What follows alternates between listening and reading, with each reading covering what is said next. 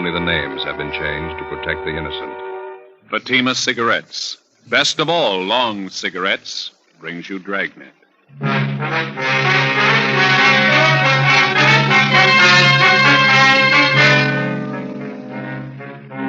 You're a detective sergeant. You're assigned a homicide detail.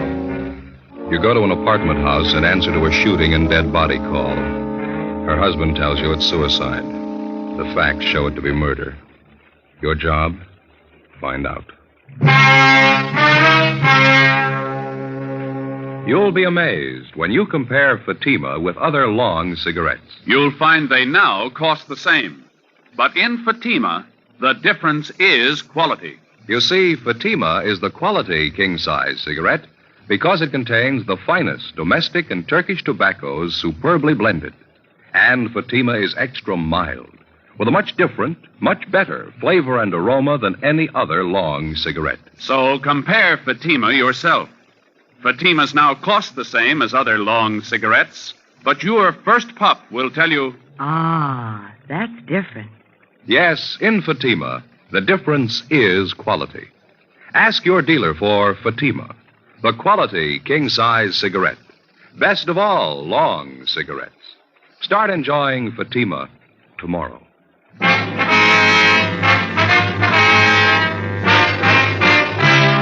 Dragnet, the documented drama of an actual crime. For the next 30 minutes, in cooperation with the Los Angeles Police Department, you will travel step by step on the side of the law through an actual case transcribed from official police files. From beginning to end, from crime to punishment, Dragnet is the story of your police force in action.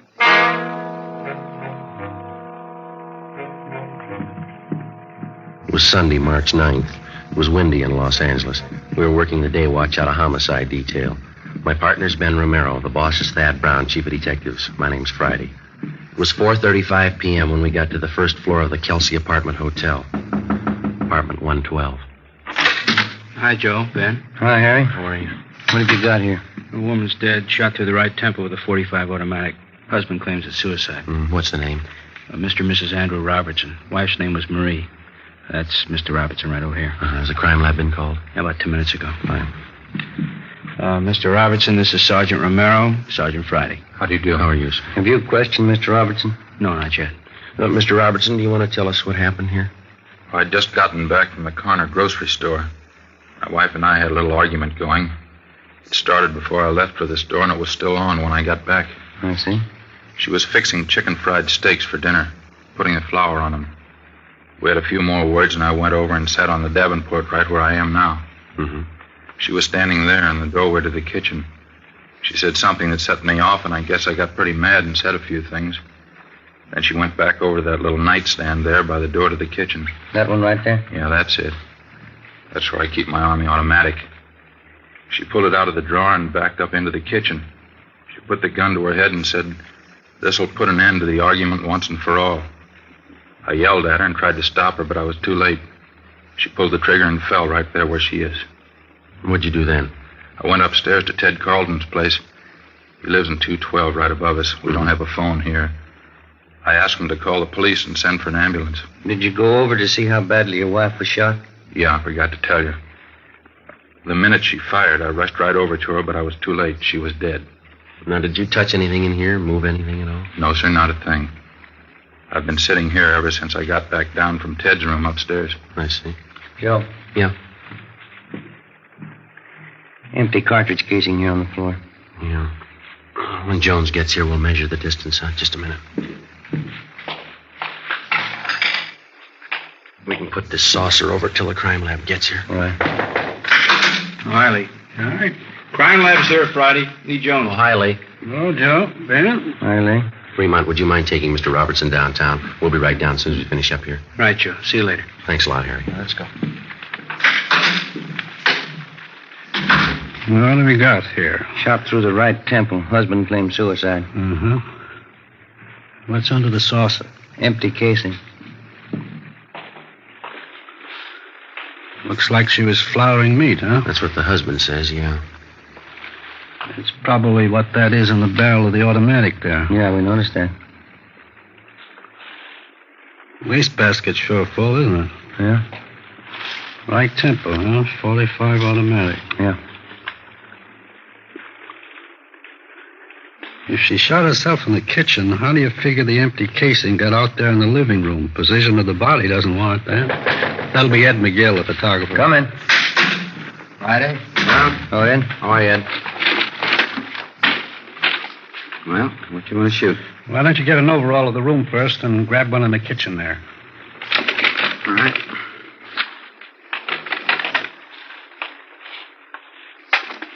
You want to wait till I get that saucer off the casing, Ed? Mm-hmm. Okay. All right. Mary, you want to move over there, love? Oh, yeah. Thanks. All right.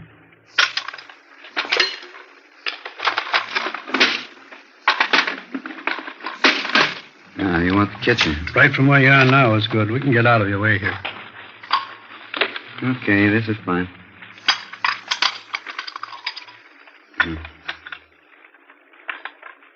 Mm-hmm. Now, right over the body. Better get that chair to stand up. Oh, yeah, here you are.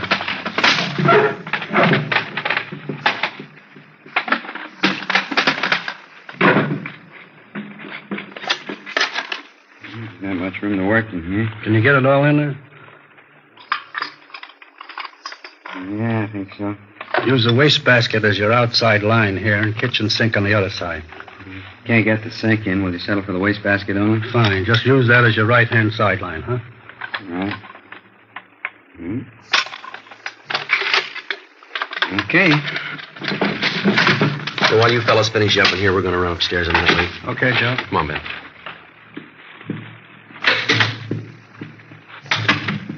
Where do you want to go first? 212? Well, that's this Ted Carlton Robertson mentioned in it. Yeah, the fellow who's supposed to have called in for him. All right, yeah. Here it is, right at the head of the stairs. Yes? Police officers. You're Mr. Carlton? Yes, that's right. Come in. Thank you very much. This is an awful thing, isn't it? Yes, sir. We understand that you're a friend of the Robertsons. Yes, I am. Have you found out anything yet? You think Andy killed her? We don't know. We haven't completed our investigation. Oh, I see. I'll bet that's the way it was. I hate to say that, but from all indications, it certainly looks that way. Mm-hmm. How do you mean? The argument, the shouting, and then that single shot. I don't know, but it sure struck me that Andy did it. When did the argument start? Was it prolonged, do you know? What do you mean? When did it start? What time, do you know? This one today started about 3:30 when Andy got back from the store, but they've been arguing ever since I've known them. And how long have you known them? About 2 years. Those two never should have gotten married to begin with, if I'm any judge. Are you married? No, sir, I'm not. I wonder if you could tell us. Did Mrs. Robertson ever say anything that would lead you to believe that she was in fear of her life? Well, yes, she did. One time Andy stalked out of the apartment down there, and Marie came up here to see me. She was in tears, all broken up about it, as usual during these spats. Oh, I see. She said, I'll try to remember exactly how she put it. She said, Andy gets so mad sometimes I think he's going to kill me. What did they usually argue about, do you know?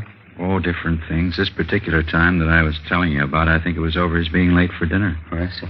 Now, aside from this one instance, is there anything else that you can tell us? Well, Andy has a terrible temper, that I know.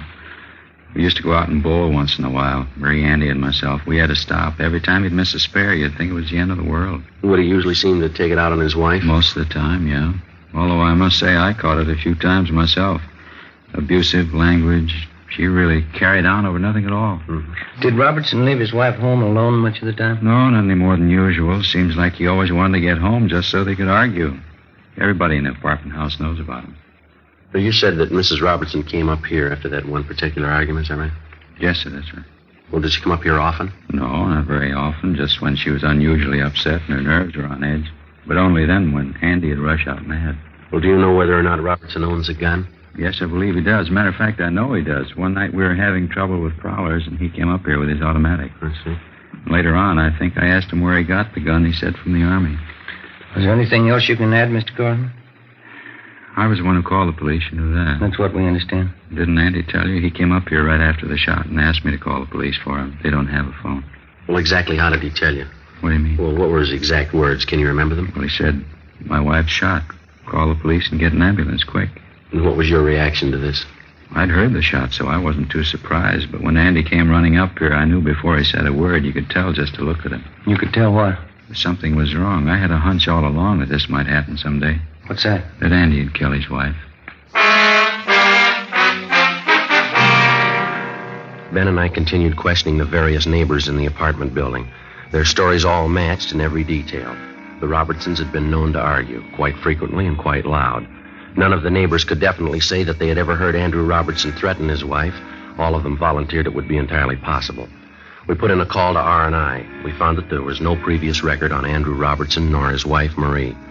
Before Lee Jones had finished his investigation, latent fingerprint men had arrived, and the men from the coroner's office were standing by for removal of the body.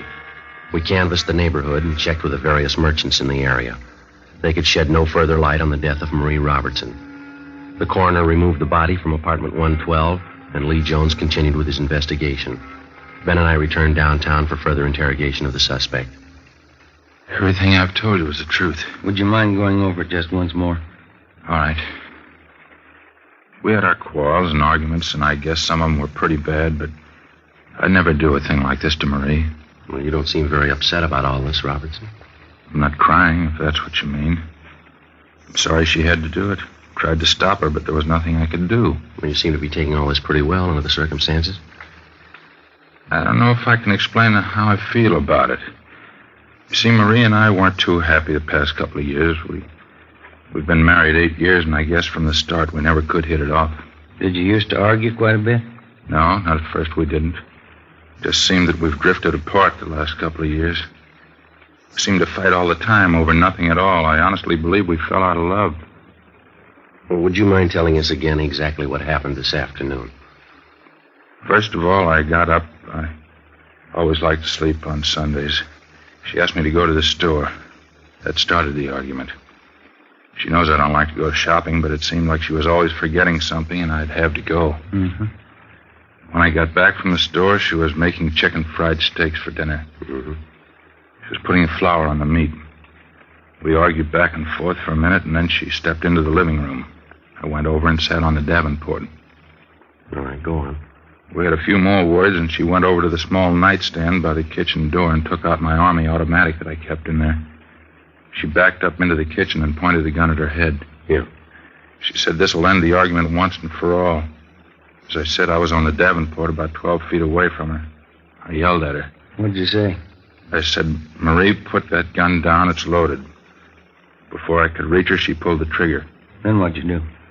I rushed over to her, but it was too late. She was dead. Mm-hmm. What happened then? We don't have a phone, so I rushed upstairs to the apartment right over us, Ted Carlton's. I asked him to phone for the police and the ambulance. Did you tell Carlton about your wife? Yes, I did. I told him she'd been shot. Then where'd you go? So, just like I told you, out of the apartment, I went back downstairs and waited in the living room for you people to get there. Did you go near your wife's body? No, I did not. Did you always keep that gun loaded? Yes, I did. I always kept it loaded and actuated. The shell in the chamber, but I kept the safety lock on. Marie knew how to operate the gun because I showed her for when I was out late. Mm-hmm. She wasn't strong enough to actuate it, but she could work the safety. Did your wife ever try to commit suicide before? Not to my knowledge. Mr. Robertson, you sure that everything you've told us is the truth? It's the absolute truth, every word of it. Well, sir, here's the way it looks to us. We think you killed your wife. I didn't. Let us lay out a few things for you. We talked to your friends and neighbors in the apartment house. We have people who will testify to the fact that your wife was afraid that you might kill her. She told one man that. It isn't true. I don't know what she may have told somebody, but I didn't kill her. It's a known fact throughout the entire apartment building that you and your wife had violent quarrels. The kind of arguments, from all reports, that could easily lead to something like this. I told you we argued, but I didn't kill Marie. I couldn't do a thing like that. Mr. Robertson, we've made a preliminary investigation of your apartment. You say your wife killed herself. Let me show you some of the flaws in your story here. All I can say is what I've told you is the truth. I didn't kill her. Now, you told us that your wife went to the nightstand and got the gun. That's right. How did she pick up the automatic?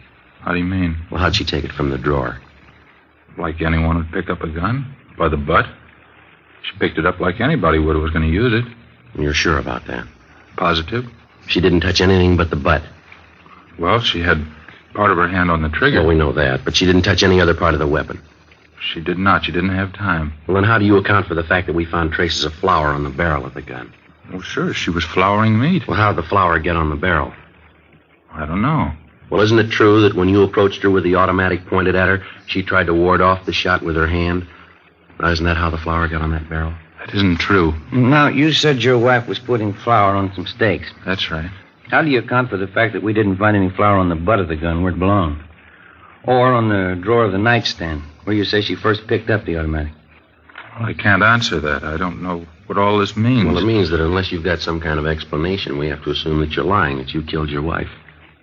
I don't know how to explain all these things, but I didn't kill her.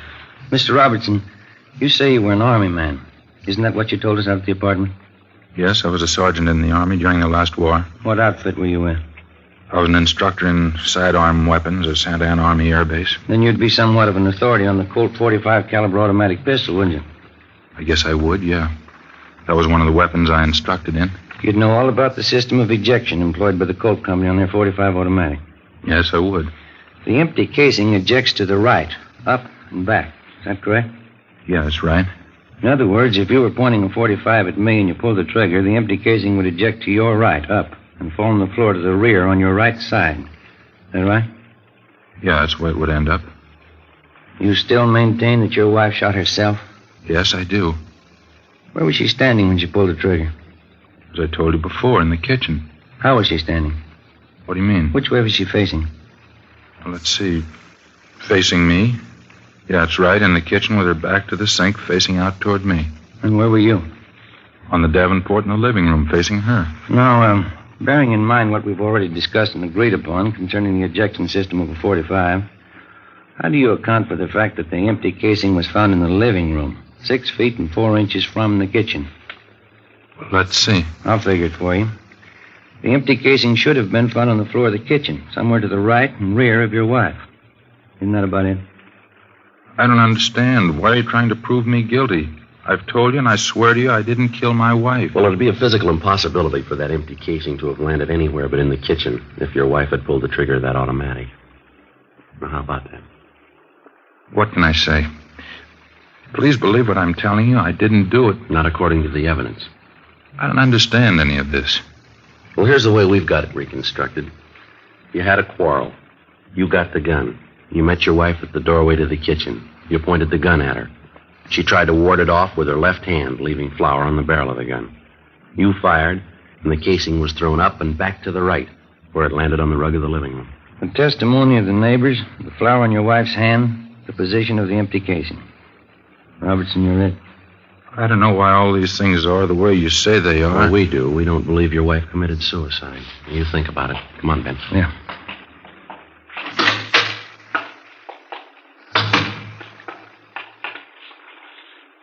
Well, what do you think? Evidence we've got so far has got him tabbed. Yeah.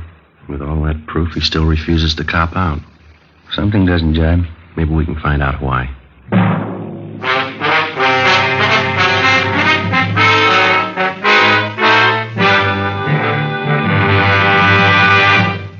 You are listening to Dragnet. From beginning to end, Dragnet is the authentic story of your police force in action. Now, from beginning to end, the Fatima story. Actual convincing proof that in Fatima, the difference is quality. Quality of tobaccos. The finest domestic and Turkish varieties, extra mild and superbly blended to give you a much different, much better flavor and aroma. Quality of manufacture. Smooth, round, perfect cigarettes, rolled in the finest paper money can buy. Manufactured in the newest and most modern of all cigarette factories. Quality, even to the appearance of the bright, clean, golden yellow package, carefully wrapped and sealed to bring you Fatima's rich, fresh, extra mild flavor. Because of its quality, its extra mildness, its better flavor and aroma, more long cigarette smokers are now insisting on Fatima than ever before. So if you smoke a long cigarette, compare Fatima. You'll find they now cost the same. But your first puff will tell you... Ah, that's different. Yes, in Fatima, the difference is quality. Insist on Fatima. Start enjoying the quality king-size cigarette. Fatima. Best of all long cigarettes. We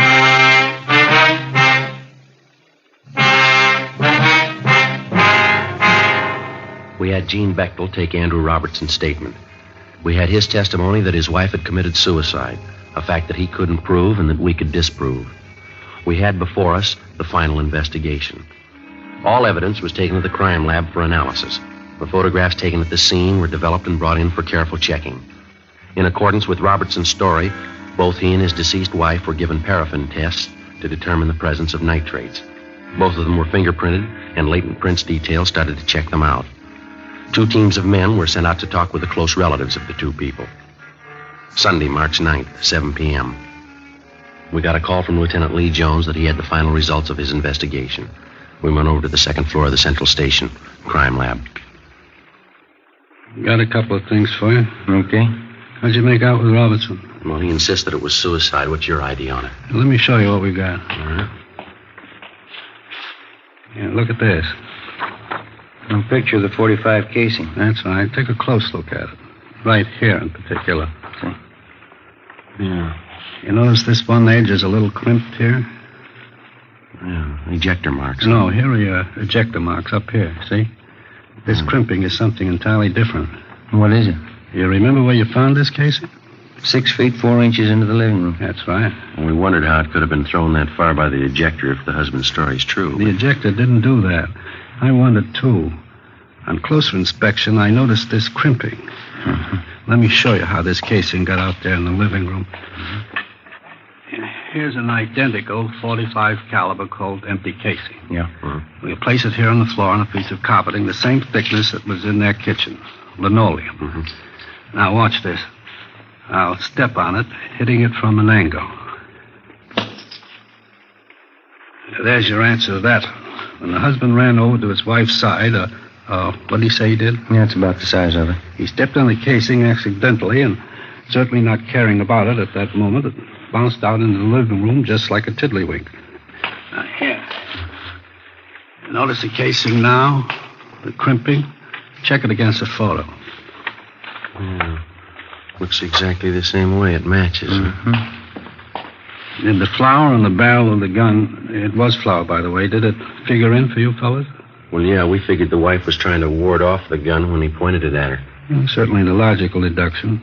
Now, let me show you how it really got on there.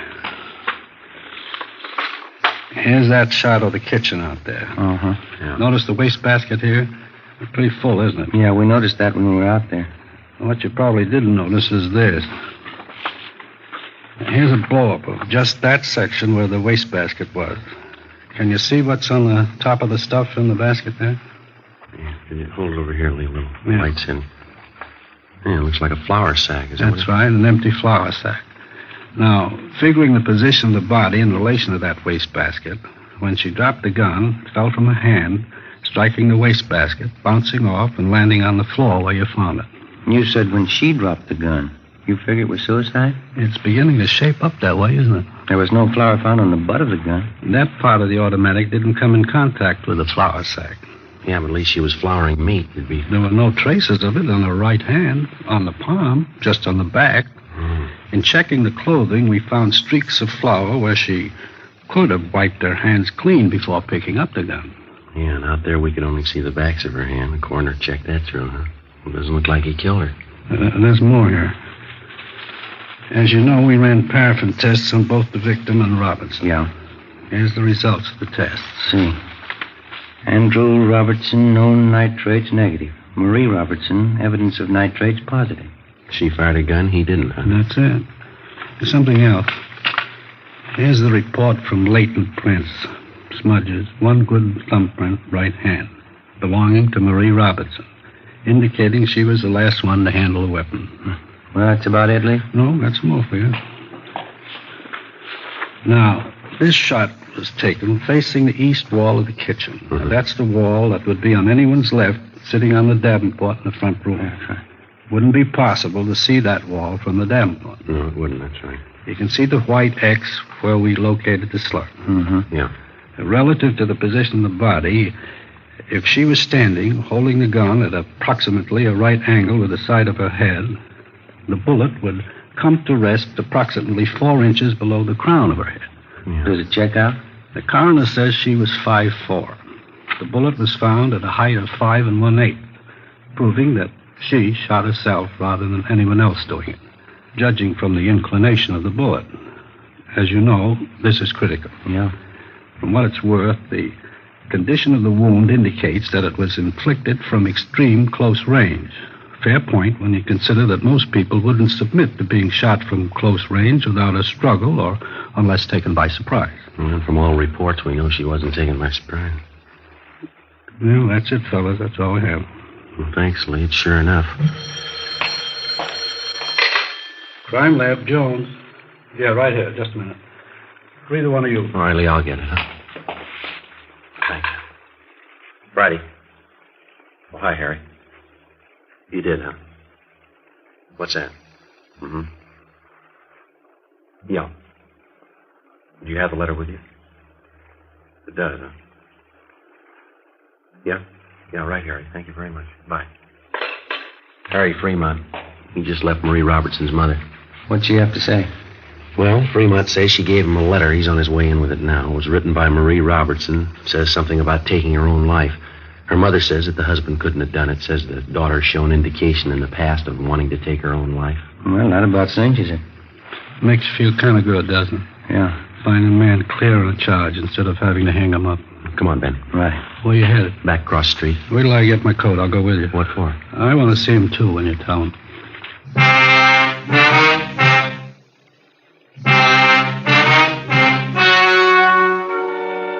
The story you've just heard was true. Only the names were changed to protect the innocent. On March 12th, the hearing was held in the office of the coroner, City and County of Los Angeles, State of California. In a moment, the results of that hearing. And now, here is our star, Jack Webb. Thank you. Friends, a great many listeners have written us saying that they first bought Fatimas because they liked our program. But they go on to say that after smoking their first pack, they agree with everything that we've said about them. That Fatimas are extra mild. That they do have a better flavor and aroma. Well, naturally, we're pleased when you get acquainted with Fatimas because all of us on Dragnet are convinced Fatima is the best of all long cigarettes. When you buy your first pack, I'm sure you'll agree. In Fatima, the difference is quality.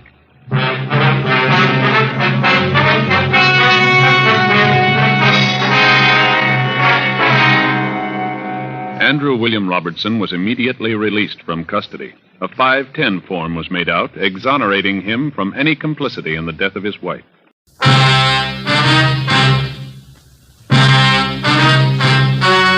The story you are about to hear is true. Only the names have been changed to protect the innocent. Fatima Cigarettes, best of all long cigarettes, brings you Dragnet.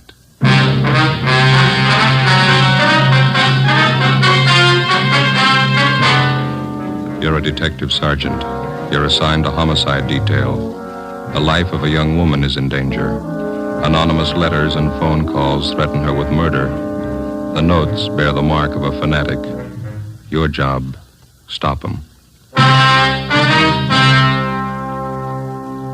You'll be amazed when you compare Fatima with other long cigarettes. Buy a pack of Fatimas. You'll find they now cost the same. Light a Fatima. Your first puff will tell you... Ah, that's different. Yes, what a difference. In Fatima, the difference is quality. You see, Fatima is the quality king-size cigarette because it contains the finest Turkish and domestic tobaccos superbly blended. And Fatima is extra mild with a much different, much better flavor and aroma than any other long cigarette. Because of its quality, its extra mildness, its better flavor and aroma, Fatima has more than doubled its smokers coast to coast. Try comparing Fatima yourself.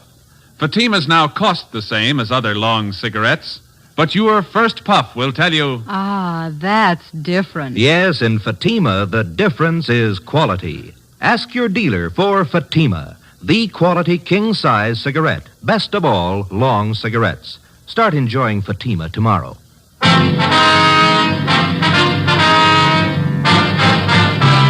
Dragnet, the documented drama of an actual crime. For the next 30 minutes, in cooperation with the Los Angeles Police Department, you will travel step by step on the side of the law through an actual case transcribed from official police files. From beginning to end, from crime to punishment, Dragnet is the story of your police force in action. It was Tuesday, March 8th. It was cold in Los Angeles. We were working the night watch out of homicide. My partner's Ben Romero. The boss is Captain Steed. My name's Friday. We were on the way out from the office, and it was 6:45 p.m. when we got to Greenwich Street. Number 318.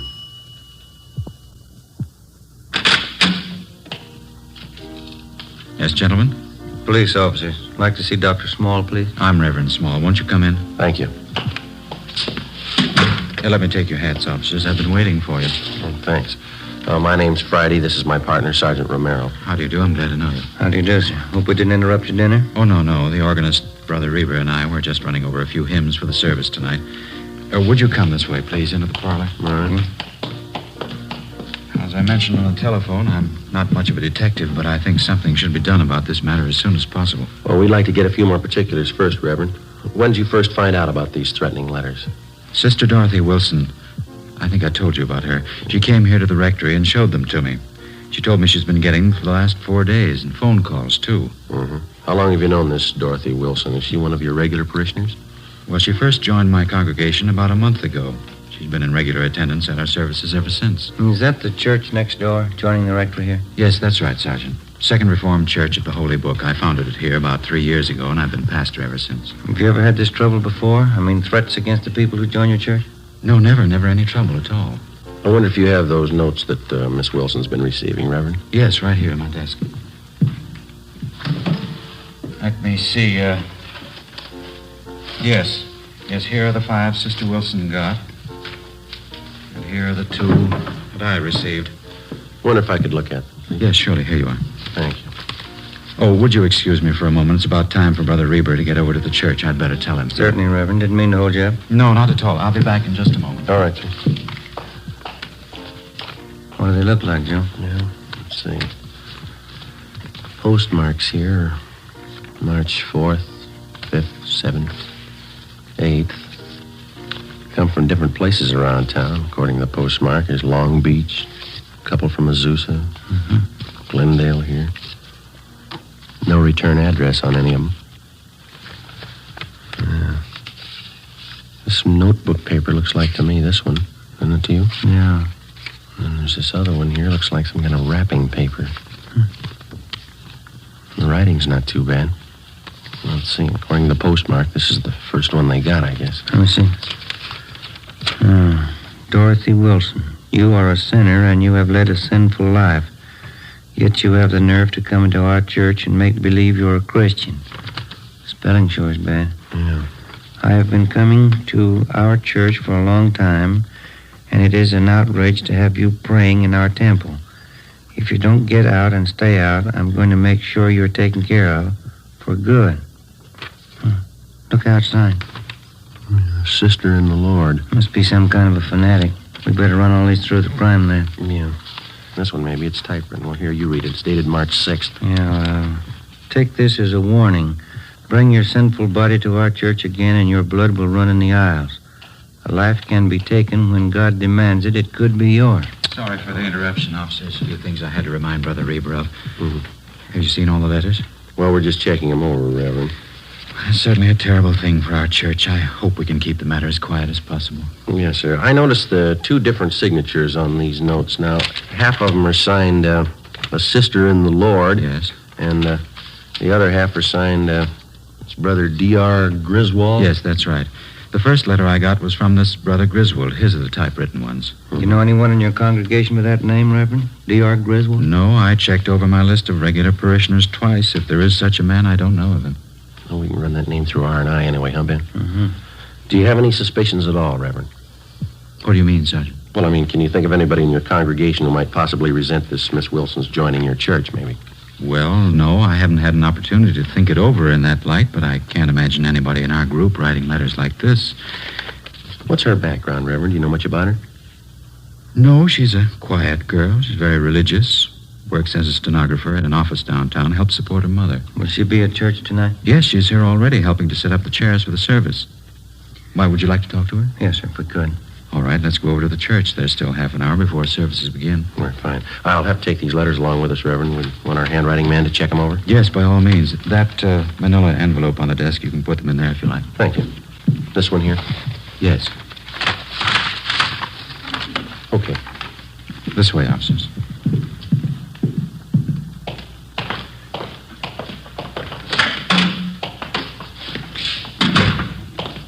How many members do you have in your church, Reverend Small? 162 regulars.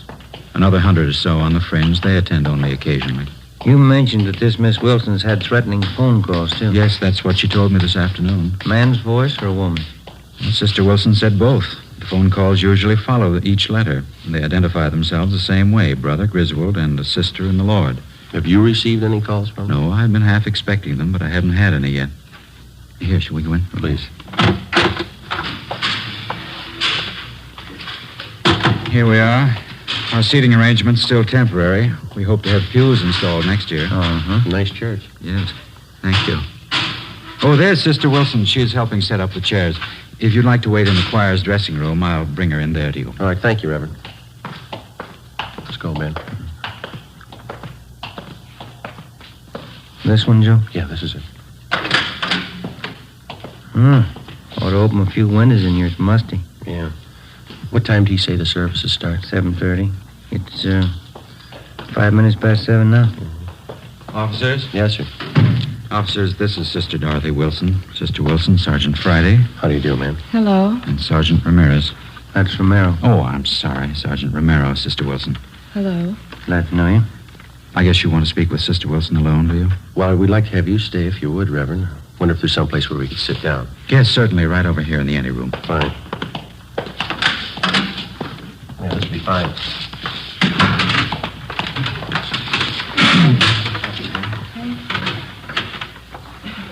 Now, Sister Wilson, there's no need to be afraid. These officers are here to help you and to protect you. See that nothing happens. Yes, Brother Small. Hold fast in the faith of the Lord, and you shall not fear. Yes, I will. You want me to tell you all about it, Sergeant, how it started? Look, if you please. Say, is it all right to smoke in here? Yes, of course. Go ahead. Anyone care for a cigarette? No, thank you. No, thanks. Ben? Not right now. Okay, I'll leave it back there if you want it. We've already looked over the letters that you received. The Reverend here told us that you got the first one last Friday. Is Yes, that's right. I've gotten one each day since then. Phone calls, too. Did you recognize the voices making the calls? No, I didn't know them at all. The woman's voice was very rough. Sounded like she might be old. Mm-hmm. She said some terrible things about me and Brother Small. She called both of us terrible names. Awful. The same with the man who called? Oh, yes, sometimes he's even worse. None of the things they say are true, Sergeant. Not one word.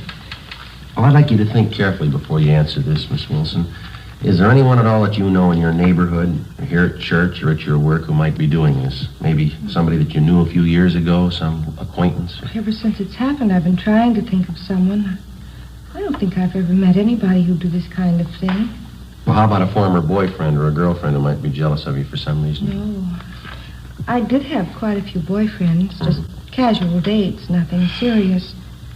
They were always taking me out, dancing and out to parties. We went everywhere, but I was never interested in any of them. Well, were any of them upset when you stopped going out with them? A few of them were angry when I wouldn't marry them, but I don't think any of them would write those kind of letters. Do you think the whole thing might be some kind of a joke someone's playing? It's a pretty grim joke to go this far. Do you live by yourself, Miss Wilson? No, with my mother, but I don't want her to know anything about this. Well, I think it'd be wiser if you told her. No, she mustn't know. Mother's been ill lately, and if she found out, it might upset her an awful lot. She's not well at all. Help yourself to some of the water there, gentlemen. Miss Wilson, like a drink? Yes, please, I would. All right. Thank you. There you are. Anybody else? Reverend? Yes, please. Ben? No, thanks. Okay. Thank you. Yourself. How about some of the church members, Miss Wilson? Have any of them been at all unfriendly to you since you started coming here? No, I don't think so. A few are pretty hard to get to know. They're shy, I guess. But none of them have been uncharitable. Then you don't think the threats are coming from anyone in the church? Well, if they are, I don't know who the person is. The way they say all those rotten things about me. They call me a sinner and a bad woman. Well, I guess I'm a sinner, like all of us are, but I'm not a bad woman. I'm going to church because I want to be born again of the light, but I've never killed anyone, and I've never been a bad woman.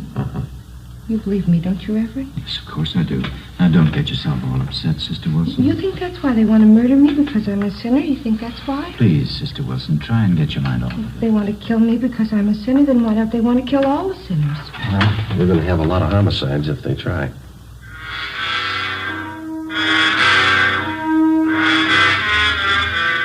"10 p.m. Together with Sergeants Raines and Bechtel, we tailed Dorothy Wilson to her home. She parked her car at the rear and went inside.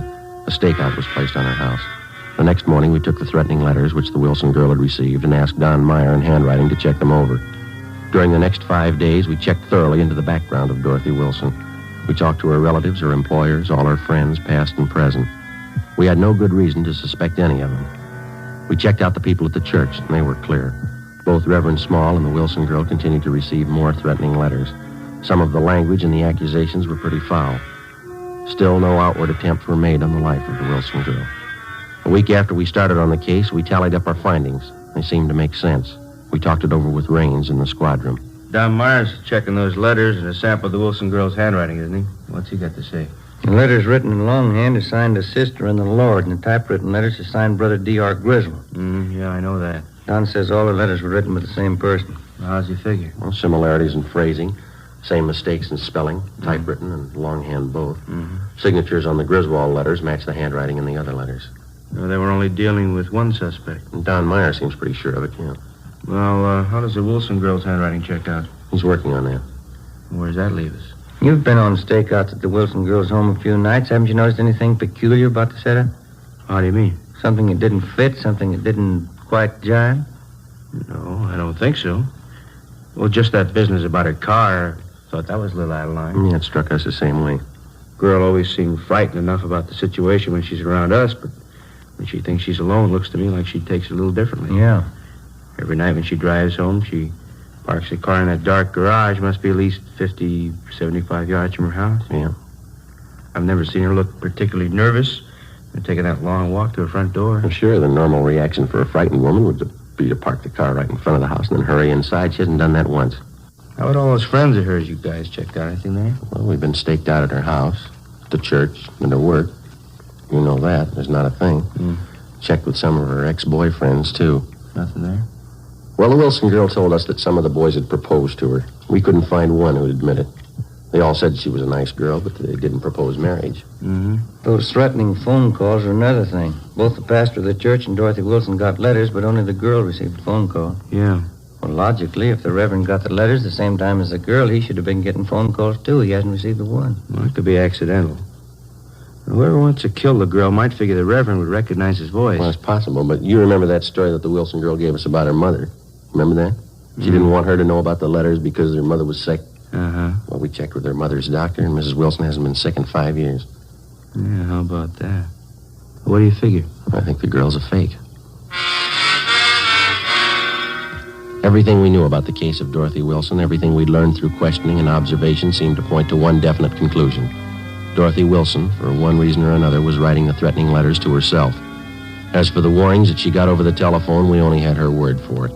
We took our findings to Captain Steed and laid out the case for him. He directed us to stay on it for a few more days until we could find enough evidence and testimony to prove out our theory. The following day, Dorothy Wilson received a letter more threatening than any of the previous ones. Reverend Small also received a copy of the same letter. Again, Don Meyer's opinion was that they were written by the same person. Hi. Raines, what's doing? I don't know. Boys got any new theories? What do you mean? On the Dorothy Wilson case. Do we need one? Well, I don't think your old one's going to hold up. Why? What's the matter? She's at Georgia Street. Yeah. Somebody tried to kill her.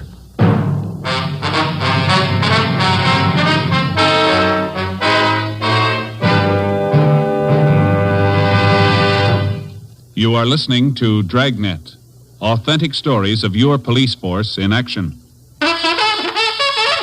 Oh, no. Ah, that's different. Yes, what a difference. There's a difference you can hear, there's a difference you can see, but the difference in Fatima is quality. Yes, friends, when you compare long cigarettes, you'll find that in Fatima, The difference is quality. Quality of tobaccos, the finest Turkish and domestic varieties, extra mild and superbly blended to give you a much different, much better flavor and aroma than any other long cigarette. Quality of manufacture. Smooth, plump cigarettes rolled in the finest paper money can buy. Quality even to the appearance of the bright, clean yellow package, carefully wrapped and sealed to bring you Fatima's rich, fresh, extra mild flavor. Fatima's now cost the same as other long cigarettes, but your first puff will tell you...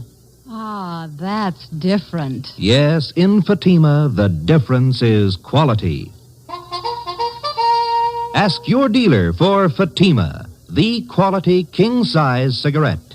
Best of all, long cigarettes. Start enjoying Fatima tomorrow.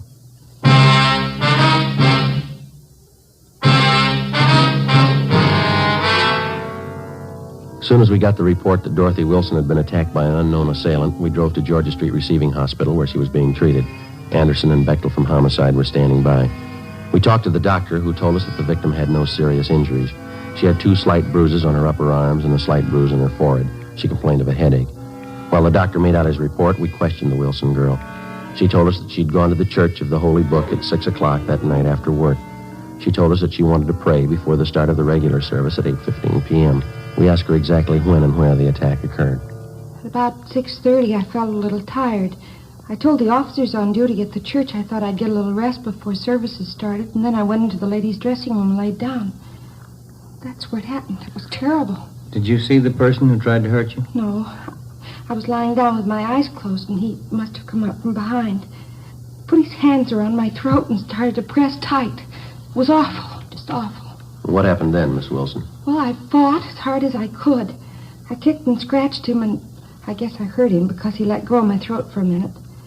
After that, he pulled me down on the floor. I remembered that. And then he put his hands around this part of my head like this. Mm-hmm.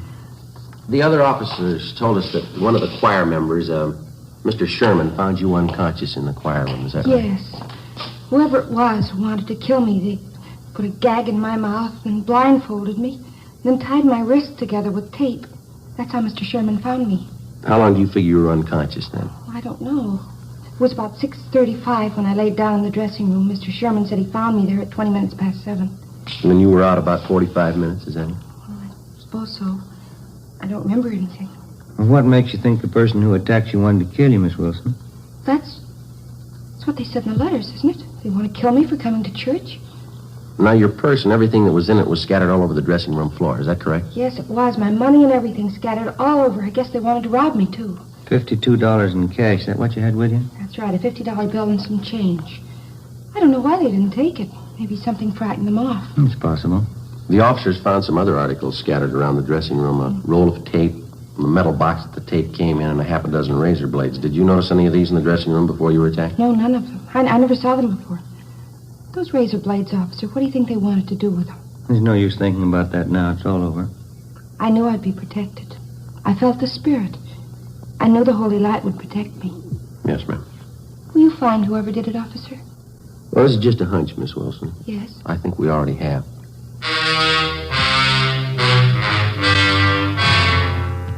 Before we left Georgia Street, we talked to the doctor in charge and got a release for the patient. Dorothy Wilson agreed to drive back with us to the office to make out a crime report. On the way, she seemed to lose most of her nervousness. She was relaxed and she talked quite a bit. Religion's a great comfort to me, Sergeant. I think it's a great comfort to anybody, don't you? Yeah, I do. Maybe I'm different from most girls, but I get an awful lot out of my church. It's like Brother Small says, you have to be born again of the holy light if you really want to live. Don't you think so? That's right. I don't know what I'd do if it wasn't for my religion. No, I used to have a lot of boyfriends. Of course, I don't care for any of them anymore, but when I was younger, they were always taking me out all the time. Yes, so? Yes, I had a good time when I was younger, going out to dinner, dancing, parties. Fellas were taking me out all the time. Of course, that was when I was younger. You're not much over 25 now, are you, Miss I'll be Wilson? 27 in August. That's pretty old for an unmarried girl, but I'm not worried. You get interested in more important things when you get older, isn't that right? Oh, yes, that's right. I remember when I was in junior college, how boy crazy I was. I remember that junior prom I went to. Seems such a long time ago. Yeah. I had the most beautiful white dress, Sergeant, with sequins. And the skirt was all white net gathered in here at the waist, and it flared out, real full. I went to the dance with one of the big football players. He looked so nice in his blue suit. His name was Stanley. I knew him for a long time. He's one of the fellows who asked me to marry him. I guess I was too particular. I just couldn't see any of them. Would you mind if I laid out a few facts for you, Miss Wilson? Well, not at all, Sergeant. Go ahead, please. Now, I'm not trying to embarrass you in any way, but since we've been on this case, we've checked with just about all the friends that you've had in the past few years, and that includes your boyfriends, of course. Oh? None of the fellows that you've mentioned say they've ever proposed marriage to you. Say they've been out with you once or twice, but that's all. Oh, well, you probably didn't talk to the right fellows. You probably got the names mixed. No, ma'am, we didn't. We talked to the right people. Well, I can't understand that. Neither can we, Miss Wilson. Well, what difference does it make anyway? I wasn't interested in them. I wouldn't have married them anyway. Going out and dancing parties, that's all they were interested in. What reason did you have for lying to us? Parking in a car, necking with girls, trying to take advantage of them. That's all those fellas wanted. Some of the silly girls they married. Well, I don't... You discover a lot more important things when you get older, Sergeant. No, I don't think that's the point. Why did you lie to us about it? I don't know, really. Maybe I didn't have a reason. I just didn't remember right, I guess. Well, you're sure you remember right about what happened tonight? What do you mean? It just happened. Of course I'm sure about it. Someone tried to kill me. Might as well park on Spring Street, Ben. It's pretty clear this time of night. Yeah, okay. Sergeant, I wish you'd tell me what you're getting at. What are you thinking? Well, there's still a few things that we're not too sure of, Miss Wilson. We'd like to clear them up. What aren't you too sure of? I told you everything I knew. I was lying down in the dressing room and somebody tried to kill me. I told you all about it. Well, you told us you were unconscious about 45 minutes, didn't you? Well, yeah, 40 or 45. No, we talked to the doctor at Georgia Street, and from the way you described the attack, it would have been just about impossible for anybody to make you unconscious that long by pressing his hands against your head. Oh, like but he you hit said. me on the head, too. You can see the bruise here. Well, yes, ma'am, I know, but that's very slight. The doctor says that couldn't have done it either. In just a minute, I'll get the door here. Help you out, Miss Wilson? What else aren't you sure of? Well, your wrists were taped individually. Now, if somebody wanted to restrain you, they probably would have taped them together, wouldn't they? Well, I don't know what they would have done. All I know is they wanted to kill me. They said so in those letters. We're not too sure of those letters either, Miss Wilson. What? What aren't you sure of? Where they're coming from and who's sending them? We do know they were all written with the same person. How do you know that? They're signed by two different people. Our handwriting man checked them over. He says you're written with the same person. You might as well have it straight, Miss If Wilson. we're going to talk, can't we do it inside someplace? Please, I'm tired. Oh, I'm sorry. All right.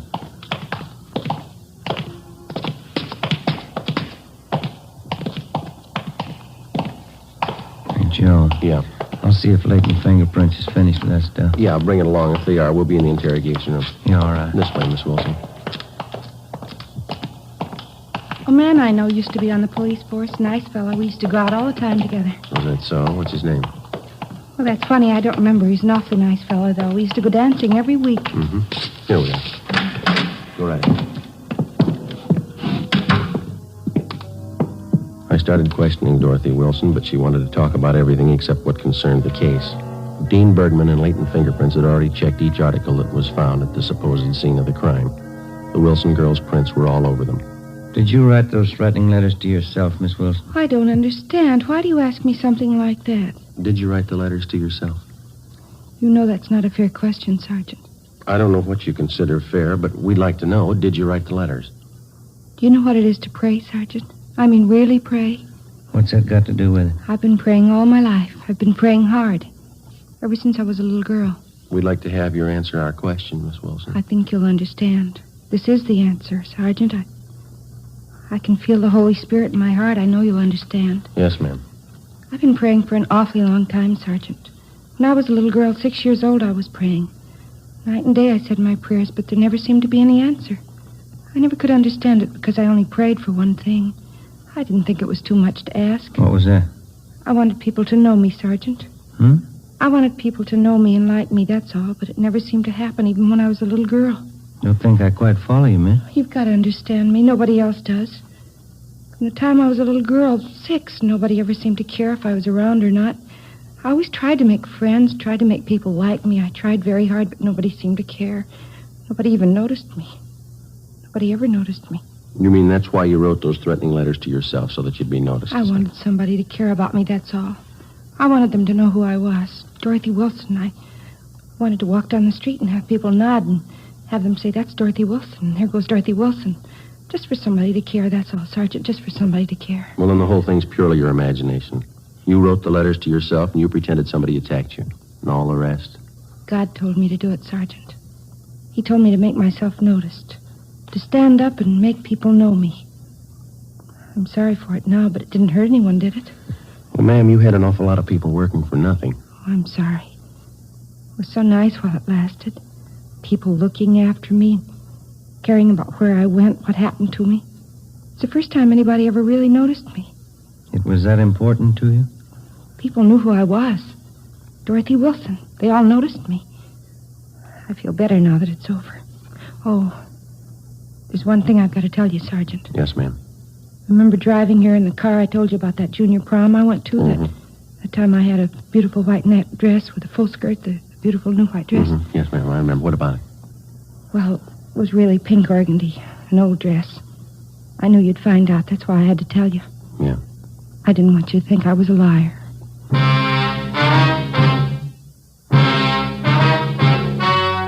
story you've just heard was true. Only the names were changed to protect the innocent. In a moment, the results of the trial. Now, here is our star, Jack Webb. Thank you. Dragnet's mail this week has included cards from some of you listeners saying that your dealer is out of Fatima's. Thank you. We've done something about that. Now, if any more of you find a dealer fresh out of Fatima's, send me his name and address, and we'll do something about that, too. Write me, Jack Webb, Post Office Box 951, Hollywood. And, Mr. Dealer, don't wait a day. Step up your orders for Fatima. Get in on this ever-increasing demand for the quality long cigarette.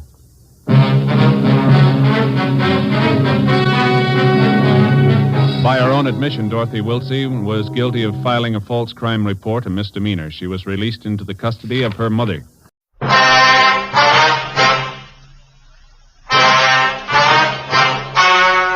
story you're about to hear is true. Only the names have been changed to protect the innocent.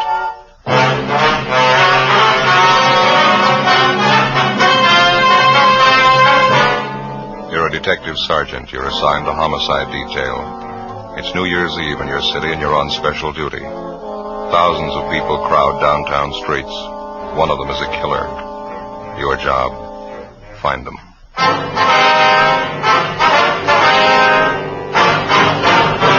Dragnet, the documented drama of an actual crime. For the next 30 minutes, in cooperation with the Los Angeles Police Department, you will travel step by step on the side of the law through an actual case transcribed from official police files. From beginning to end, from crime to punishment, Dragnet is the story of your police force in action. It was New Year's Eve. It was cold in Los Angeles. We were working the night watch out of homicide, special duty. My partner's Ben Romero. The boss is Thad Brown, chief of detectives. My name's Friday. I was on the way back from dinner, and it was 8:35 p.m. when I got to room 42. Homicide. Joe? Hi, Barney. How is it outside? It's cold. Not keeping people at home, though. Did you check the crowds? Yeah, been watching it from the window here. Seems bigger than last New Year's. Crazy. You're on with Ben and me tonight, is that right? Uh-huh. Thought I was going to have it off. Wife had a little house party planned and everything. Well, that's too bad. Maybe next time, huh? Yeah, that's what I said last New Year's. Nah, guess we better start moving. Yeah, where's Ben? He went down the hall a minute, said he'd be right back. I better take my top coat, huh? Yeah, I would if I were you. Nothing for us in the book, is there, Barney? I almost forgot Jack Conley called, having a little party out at his house. Wants you, Romero, to drop around when you get off. Said he'd call back. Oh. Hi, Joe. Hi. You about ready? Yeah, let me grab my overcoat. All right. I just tagged back communications. Switchboard's lit up like a Christmas tree, doing a millimeter bid. And just like last year, they're starting off strong. 415s, 507, calls coming in with a dozen. I'd like to see it just once. People celebrating New Year's without tearing up half the town. I get it. Homicide Friday. Oh, yeah, Jack. Yeah, well, Barney just mentioned it. Well, we'll try and make it. You know how things are tonight. Yeah, we'll try, sure. Thanks a lot. There's Jack Conley, Ben, on his way home. He wants us to drop by his place if we get off early tonight. Not much chance of that. You ready? Yeah, I am. You, Barney? Let's go.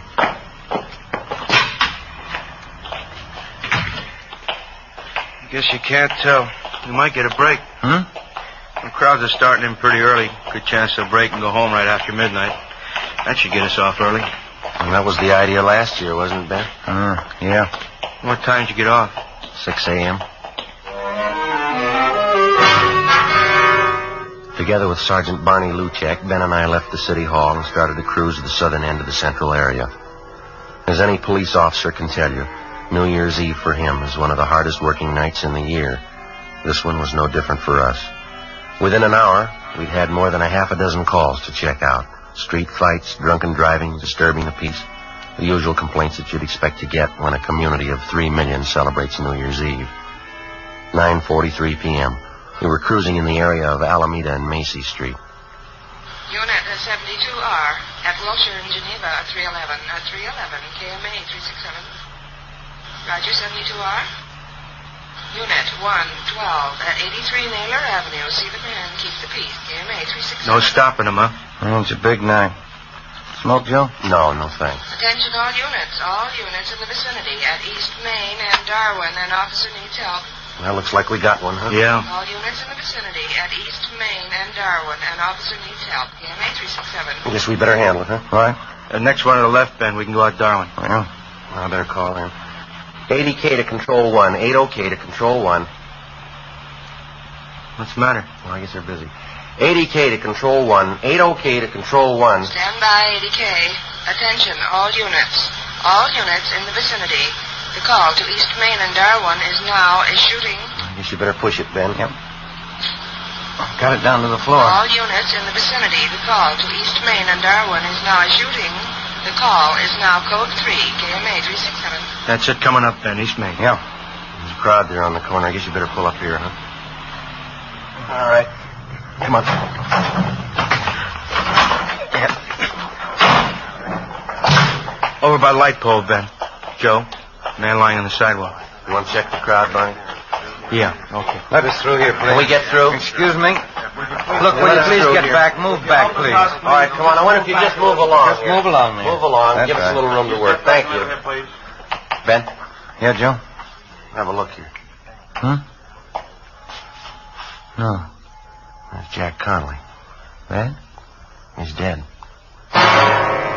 His full name was John Patrick Conley, serial number 367. He was one of the veteran officers in Central Homicide. He lay face down on the pavement, one of his legs straddling the curbstone. He'd been shot twice at the base of his skull. There were 4 more bullet wounds in his back. Ben got to a phone, called Homicide, and told them what had happened. 24 cruiser cars and more than 100 men were immediately dispatched to the scene of the killing. They circled the area for a dozen blocks around and started a door-to-door search for the killer. Suspicious-looking pedestrians were stopped at every street corner and questioned. 10:30 p.m. The ambulance arrived and Jack Conley's body was taken to the morgue. Along with Thaxter and Bryan from Homicide, Barney Luchek, Ben, and I continued checking in the immediate vicinity of the killing. We found no one who'd admit that they actually saw the shooting. Half a dozen people in the crowd told us that they heard the shots and they saw Conley fall to the pavement. They'd also seen a man standing behind Conley turn and run down the street right after the shooting. No one had followed him. The man was described as medium build, wearing a dark suit and a dark hat. That's all they could tell us. 11:25 p.m. Ben and I met Barney Luchek back at the car. Morning. Did you get anything?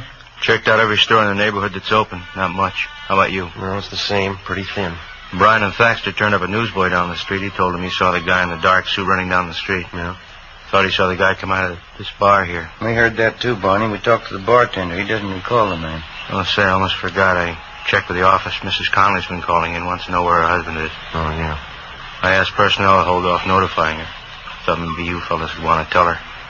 You knew Conley pretty well, didn't you? Yeah, long time. Family man? 3 kids. If you fellas don't want to tell her, I'll call personnel back. They can do it. No, it's all right. We'll tell her.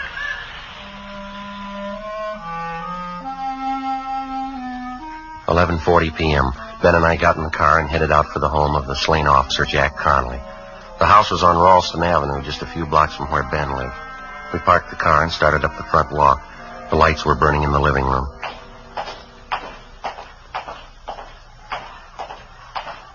A lousy job. What? I said it's a lousy job. Yeah.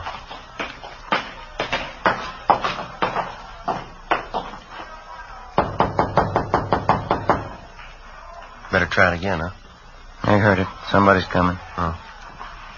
Hi, Joe, Ben. Hello, Betty. Hi, Betty. I'm sure glad you can make it. Everybody's here. Come in, come in. Okay. Thank you. I'm still waiting for that wandering husband of mine. If he's not here by midnight, he's going to be in the doghouse for sure. Here, let me take your coat. No, Betty, that's all right. I wonder if we could go back into the kitchen. We'd like to talk to you. What's the matter? Can't you stay long? Well, no, not too long. Oh, that's too bad. Well, come on back in the kitchen. I'll get you something. Maybe you can drop back later on. Jack should be here by then. He'd better be. Come on in. Either one of you seen Jack? That's what we wanted to talk to you about, Betty. What? You want to sit down, Betty? What is it, Joe? Tell me. Well, he had an accident. Where is he? I want to go see him. How bad an accident? Pretty bad. I want to go see him, Joe. If he's hurt, I want to see him. Couldn't be that bad, could it? Yeah. Oh, please, Joe. Please, not dead. Tell me, Joe, please. I'm sorry, Betty. Dear God. Oh, God. Want to give me a hand here, Joe? Yeah. She's white as a sheet. Be worse when she comes to. We better get a hold of the family doctor. No, we're going to have to wait. We'll never get through now. Huh? Phone lines are probably jammed. It's midnight. Oh, yeah.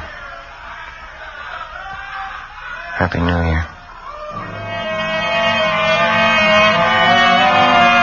12:30 a.m. We finally got a hold of the Conley's family doctor, and he told us that he'd be over as quickly as possible. Some of Betty Conley's relatives at the party said that they'd look after things until the doctor arrived. Ben and I left the house and drove back to the scene of the murder. The house-to-house check of the entire area was still going on. There was no trace of the killer. 1:30 a.m. A low fog moved in over the city. Traffic began to thin out a little.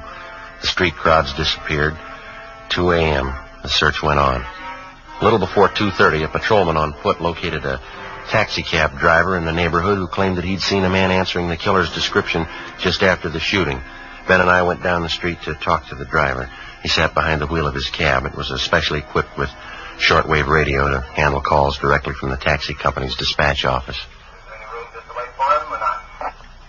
Glad to pass it on for whatever it's worth, officer. It happened just a minute or two before I picked up my last fare. What time was that? Do you remember? Oh, remembering, too, and I got it right here on the waybill. Yeah, here we go. 9:48 p.m. I was parked just where I am now. Same old stand. I picked up a fare, drove him to North Main and Sotelo, and I came back here. My cab broke down. Lousy distributor. I've been waiting for the repair truck ever since. Well, just what was it that happened before you picked up that fare here? That was at 9:48, is that right? Yeah, 9:48, yeah. Well, I was going to say, it was just a minute or two before that. I was parked right here. This guy comes running down the street through the crowd. He was really running, too. Yeah, go ahead.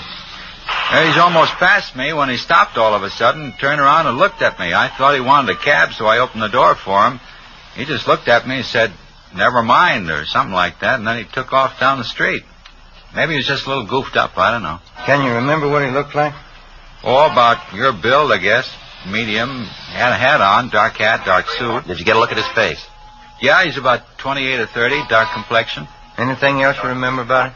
No, not for sure. He looked like 100 other mooches down around this neighborhood. Just listen to those calls come in, huh? New Year's Eve, and I draw a lame cab. Well, there's nothing else that you remember about this man that you think might help us, huh? No, you got it all, Sergeant. Just acted a little queer, that's all. Goofed up, probably. Did you see which way he went when he took off? Right down the street. That way. Mm-hmm. Lost himself in the crowd. I couldn't be bothered. Mm-hmm. How about when he came running down the street towards you? You happen to notice where he was coming from? Matter of fact, yeah, that was just after I heard those gunshots. Of course, I didn't know there were gunshots then. Yeah? Looked to me like he came out of that joint up there, right near where the cop was shot. Which joint was that? The 228, that bar up there. Well, it wasn't much, but it was the only lead we had to go on. 7 persons in the vicinity at the time of the shooting had volunteered the information that the killer had been a recent customer at the 228 Club, the neighborhood tavern. The owner and bartender of the club, a Ralph Stevens, had been questioned twice that night by different officers, and he twice denied that there was any possibility that the killer could have been a patron at his bar. Stevens' denial didn't make any more sense than the killing itself. We made arrangements to have the cab driver we interviewed come down to the city hall to check through our mug books for the suspect. By 10 a.m. the next morning, the body of the slain homicide officer, Jack Conley, had been posted. 4 bullets were taken from his back, 2 from the base of his skull. Russ Camp ran the slugs through ballistics, where they were identified as having been fired from a .38 caliber Colt Special revolver. 11 a.m. We drove back to the 228 Club, where we talked to some of the customers who'd been there the night before. 3 of them told us that they'd seen a man answering the general description of the killer in the bar shortly before the shooting.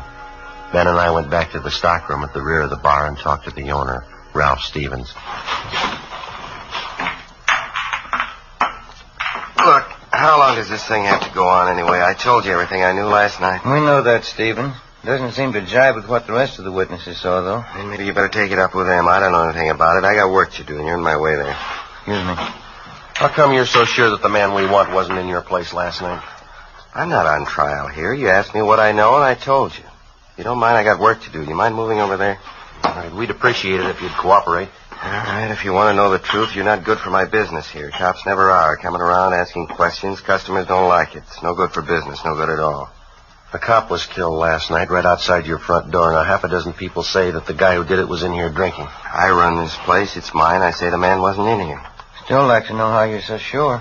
I'm getting a little tired of this. I don't have an office down at the City Hall to lounge around in. I got work to do. How about leaving, huh? You want to get your coat? We can talk to you downtown. Come on. Not before I call my lawyer. Go ahead and call him. Where's your coat?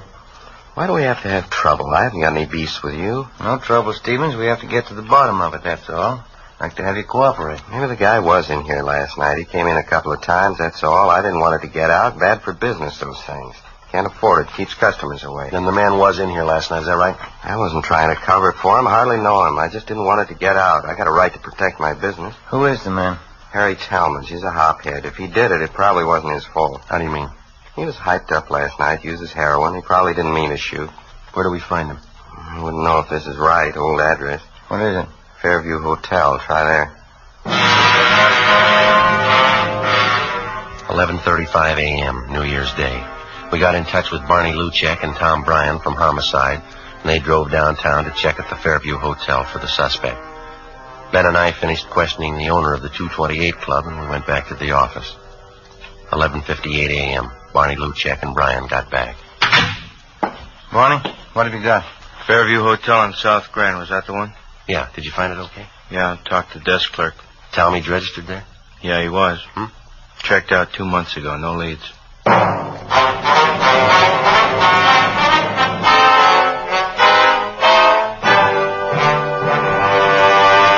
You are listening to Dragnet, a series of authentic case histories documented from official files.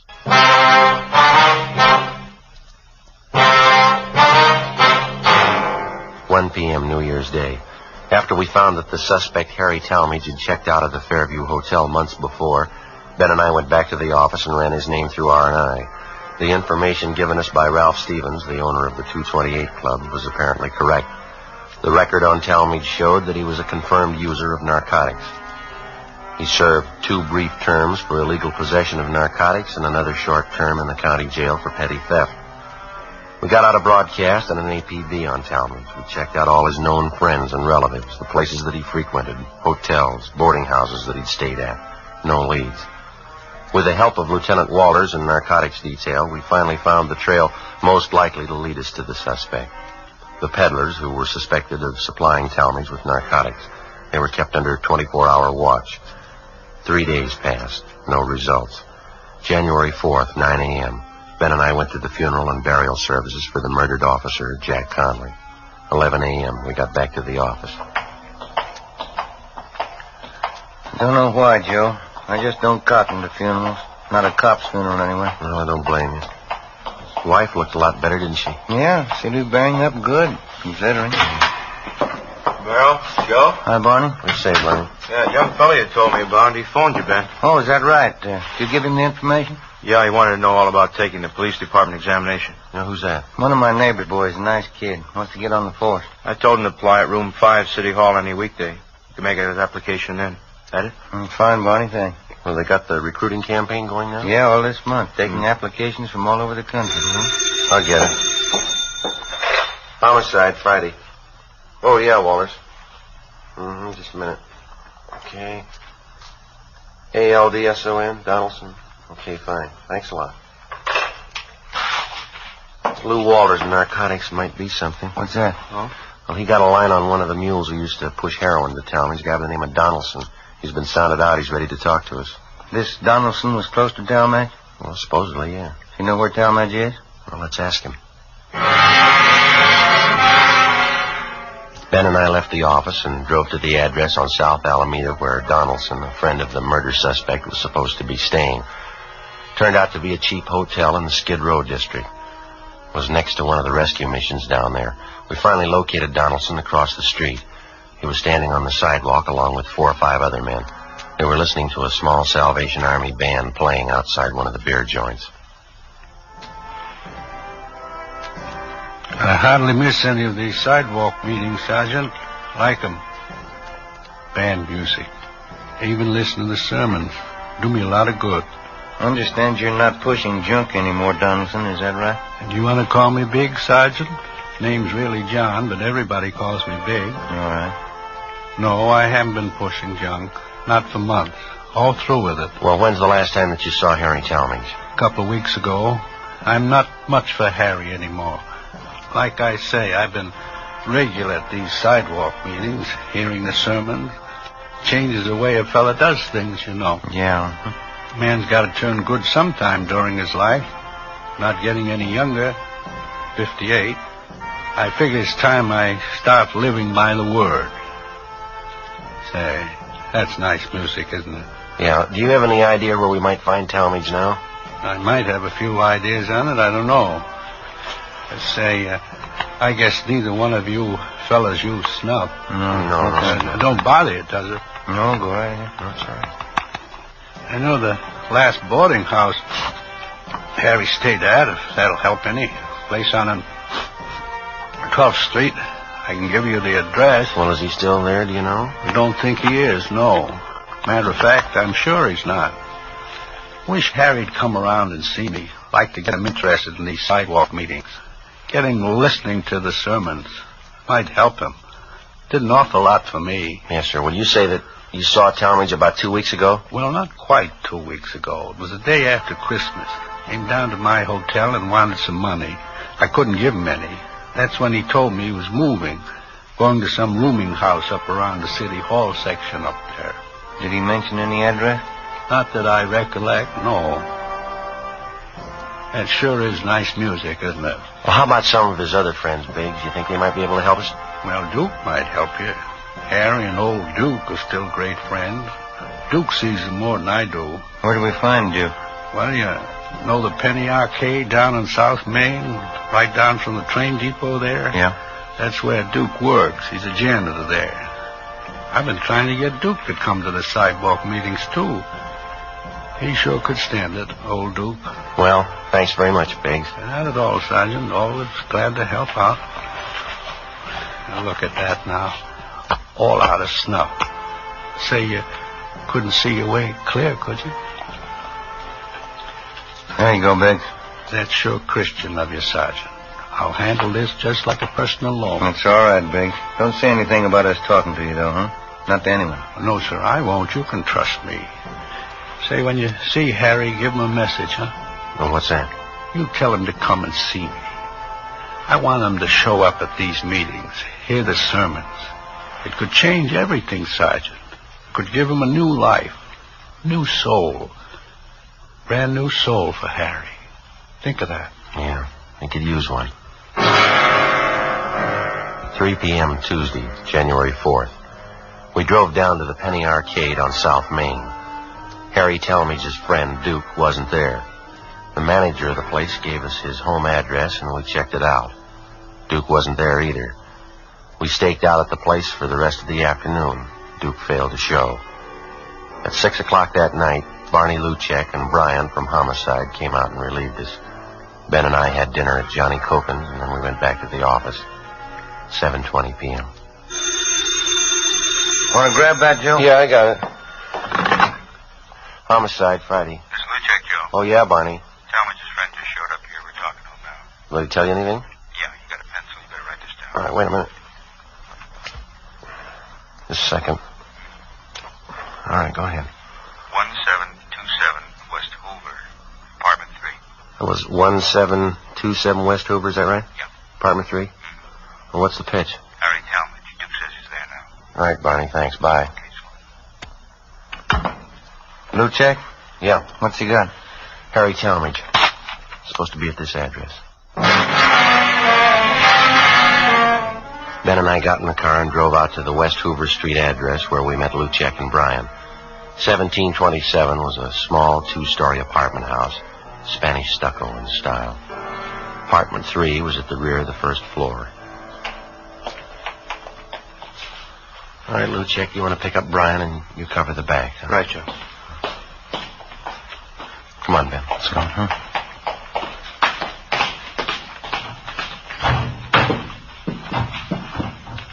Get us up the stairs, huh? Mm-hmm.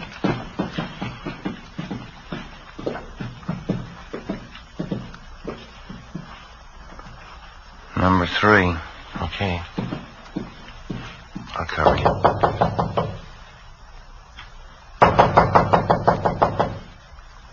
No sound inside.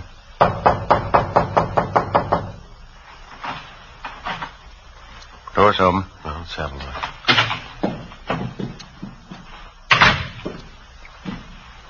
No, it's empty. You want to try the bedroom? I'll check the kitchen. Joe,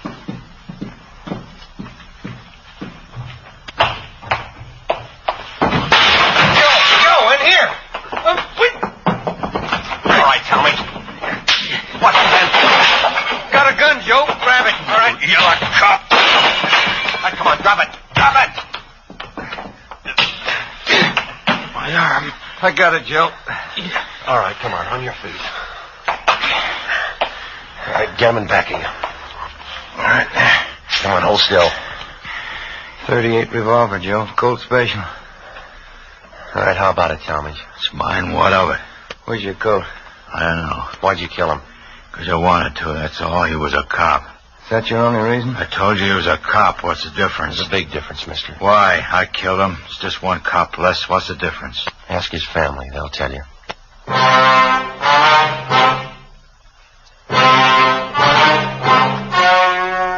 story you have just heard was true.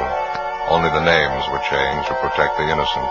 On March 26th, trial was held in Superior Court, Department 86, City and County of Los Angeles, State of California. In a moment, the results of that trial.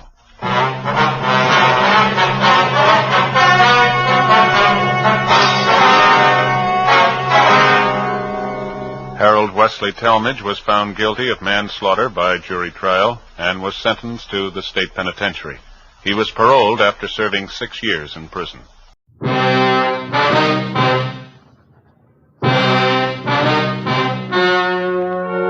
story you are about to hear is true. Only the names have been changed to protect the innocent. Fatima Cigarettes, best of all long cigarettes, brings you Dragnet.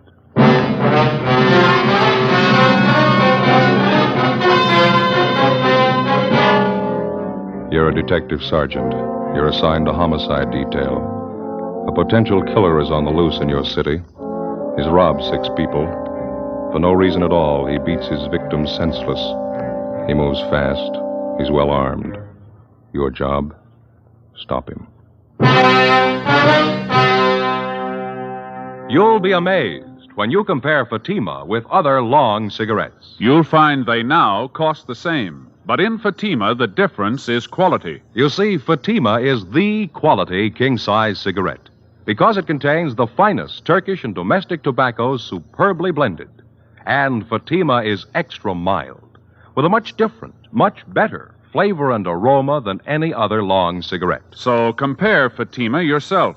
Fatimas now cost the same as other long cigarettes, but your first puff will tell you... Ah, that's different. Yes, in Fatima, the difference is quality. Ask your dealer for Fatima, the quality king-size cigarette. Best of all long cigarettes. Start enjoying Fatima for a new year of greater smoking enjoyment.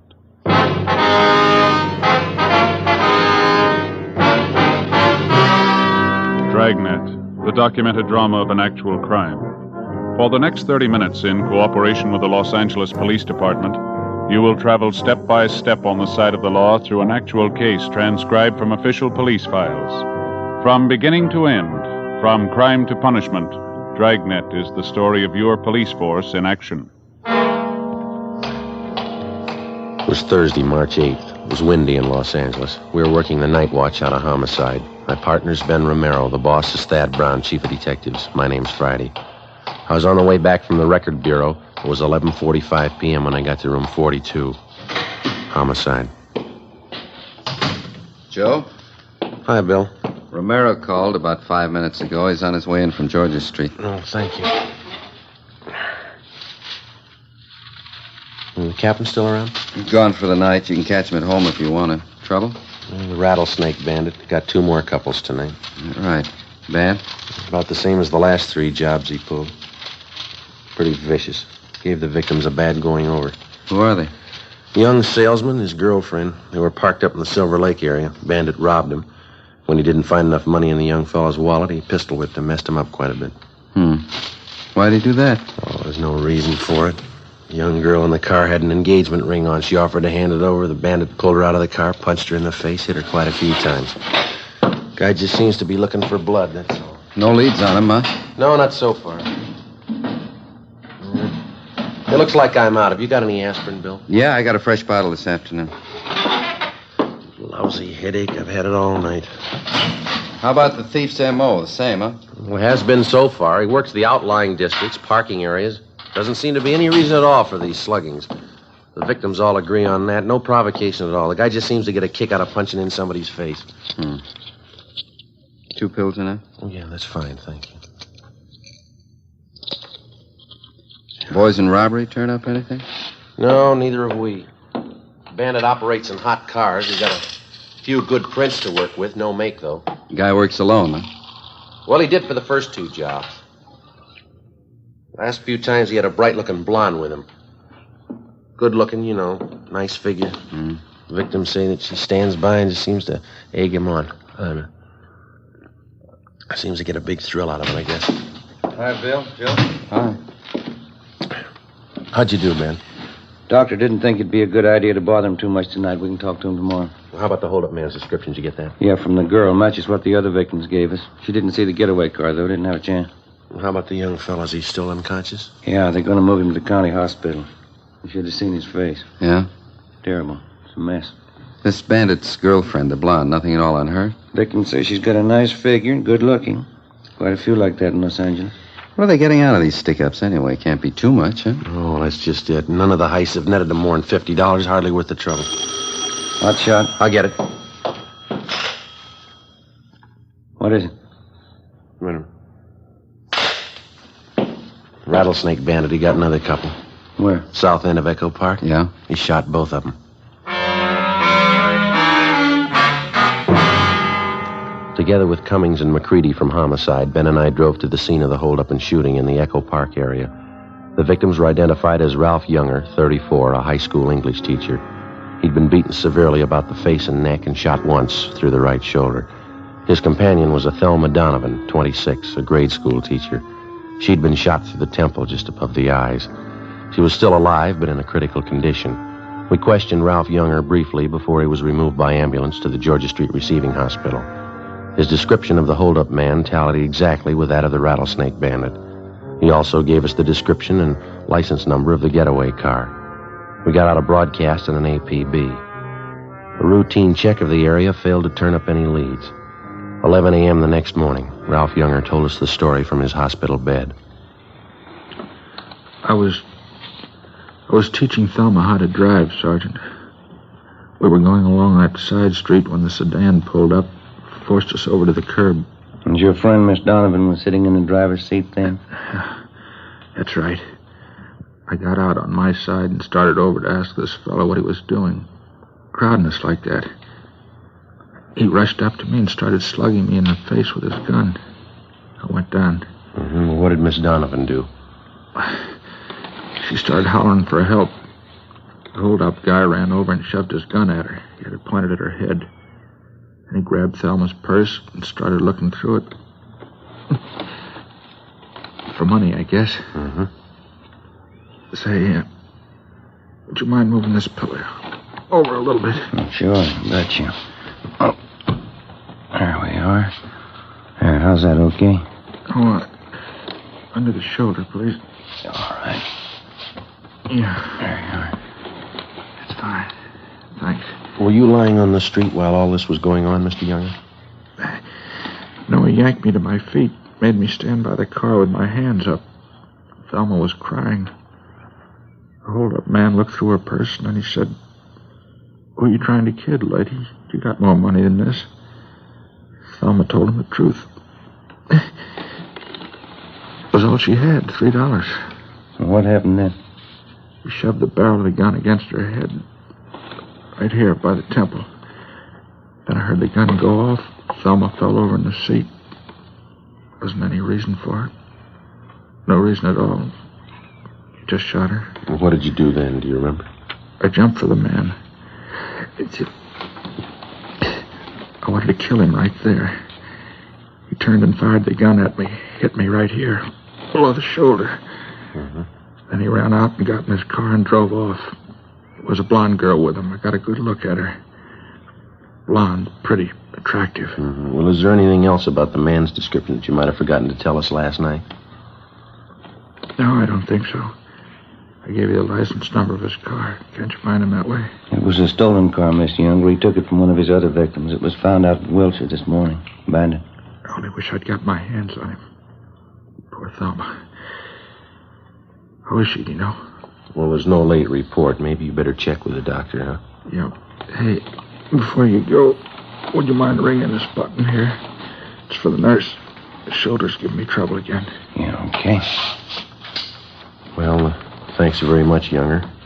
Sure hope that shoulder of yours gets better. I hope so. Goodbye. We'll be checking with you later on. Yeah, okay. Come on, then.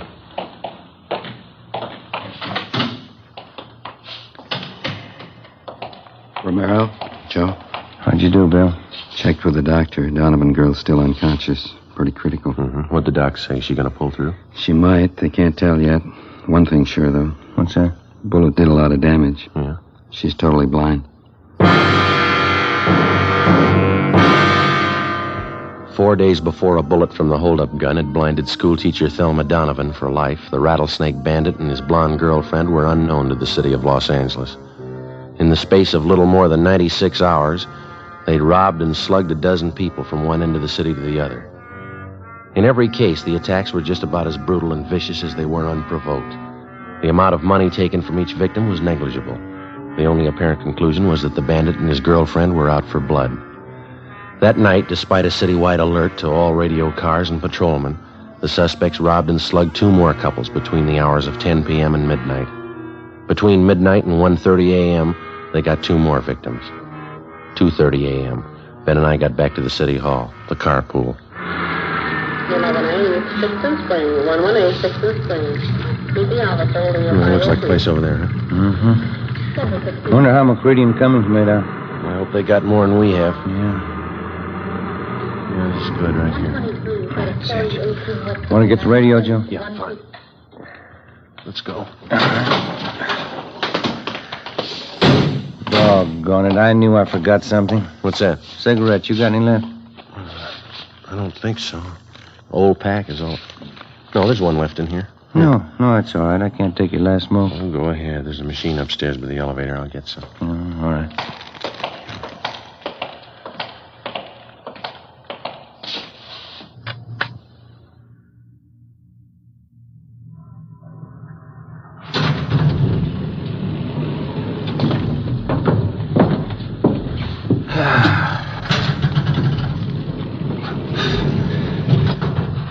I sure better get these shoes half soled. I'll be walking around in my stocking feet pretty soon.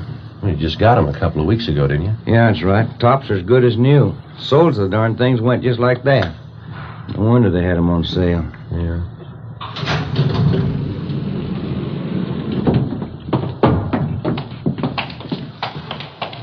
In just a minute, I want to get those smokes. Oh, yeah.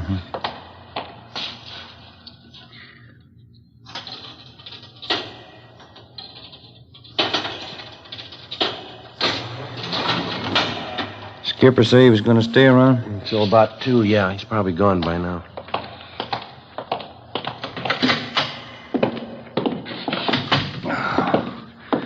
Yeah, it's a long day.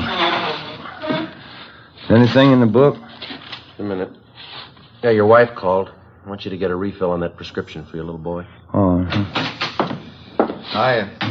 How'd you two do? Nothing. How about you? Chandler called from robbery a minute ago. Thinks they may have something. Yeah? At 211, big service station out on Pico. Hold-up man had a blonde in the car with him. What about descriptions? Jibes pretty well with the guy we're after. Well, the M.O. doesn't. That thief and his girl haven't tried anything but car hold-up since they started. How'd they manage the job? Well, you know how they've been operating for transportation. They rob the people, steal their car. When they reach another victim, they transfer to his car. First time they switched that system was tonight. Hold up on South Hoover, the man and his wife. Instead of changing over, they stayed in the blue Chevy coupe. The same one they took in the job before that. Up to now, they've used the same hot car in the last 3 jobs. Sure gonna help if they stick with it. What about the gas station attendant? Well, excuse me, Crowley Chandler. Homicide Cummings. Yeah, Glenn. 5 Paul, 389. Right, thanks. They dug up a witness to the gas station job. Suspects drove off in a blue Chevy coupe. License 5 Paul 389. Same car, huh? It stops me. What was the take? $23. Slugged the attendant, took off. The broadcast's out. Area's been alerted. Nothing yet. Okay, Ben. Yep. Sure is growing into a long night. Yeah, you gonna cover, huh, Bill? Yeah, till Fergie gets back. Right. Well, we'll be checking with you. Got it? Homicide Romero. Yeah. How's that? Yeah, right, thanks. Drugstore in South Fig, 211, slugging. Blonde girl drove the escape car. Yeah? 5 Paul, 389. In the next 3 hours before dawn, the Rattlesnake Bandit and his blonde girlfriend held up and robbed a restaurant and 2 more service stations and made good their escape. For some unknown reason, they continued to use the same stolen car, the blue Chevrolet coupe. By noontime the following day, composite pictures of the hold-up couple were drawn up by the crime lab artist from the descriptions given by the victims. The pictures were printed up and given wide distribution throughout the city. The description and license number of the escape car was in the hands of every radio car and patrolman in all divisions. The search was intensified. It got us nothing. The following night and early morning, without even slowing their pace, the suspects added 4 more holdups and sluggings to their credit. One of the victims was Fred Lerner, proprietor of a small lunch counter near 18th and Olive. I've been held up before, officer, 6 times. Never saw a punk as hard-looking as this guy, though. You're sure about the description, Mr. Lerner? Well, he stood just as close as you're standing to me now. Wild look in his eye, waving that gun around. I wasn't taking any chances. I gave him everything. Well, how much was that? $18.50. Well, how about the getaway car? You're pretty sure of the make and the color? Well, I ran to the door there as soon as they left. Saw him drive off. There's the license, just as I wrote it down. It's 5P389. I saw the whole thing. Sure surprised Lois would tie up with a punk like him. Lois? Who's that? Well, you know, the blonde who drives the car for him, Lois Hagen. Well, how do you know that's her name? She used to be a waitress, worked for my brother. Lois Hagen, blonde. I spotted her right away in that car. Yeah? Yeah, sure, Lois. Didn't you know it was her? 7:30 a.m. We put in a call to the record bureau and had them check on the name and description of Lois Hagen. No make, no previous record. With the help of Fred Lerner and his brother, we traced the Hagen girl to a drive-in where she used to work. There, we checked the employment records and got an address on her. 1800 Norwich Drive. Turned out to be a small apartment house in West Hollywood. Ben checked with the landlady while I waited in the car. Transfer point 2. 1 KB, transfer point 2, unit 135. Well, that's it. What'd you get? Talked to the landlady. She's managed the apartment for 16 years. Yeah? She never heard of Lois Hagen.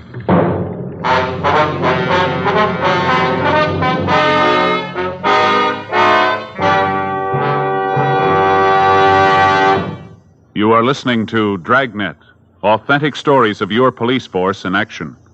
And now, here's an authentic report from Fatima Cigarettes. 1949. Fatima more than doubled its smokers coast to coast. 1950. Another record-breaking year, with more long cigarette smokers insisting on Fatima quality than ever before. In 1951, enjoy Fatima quality yourself. Yes, friends, in Fatima, the difference is quality.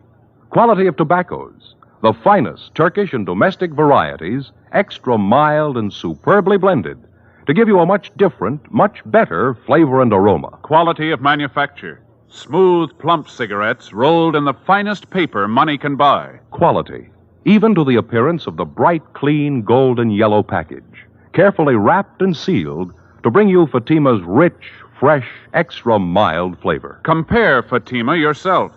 Fatimas now cost the same as other long cigarettes, but your first puff will tell you... Ah, that's different. Yes, in Fatima, the difference is quality.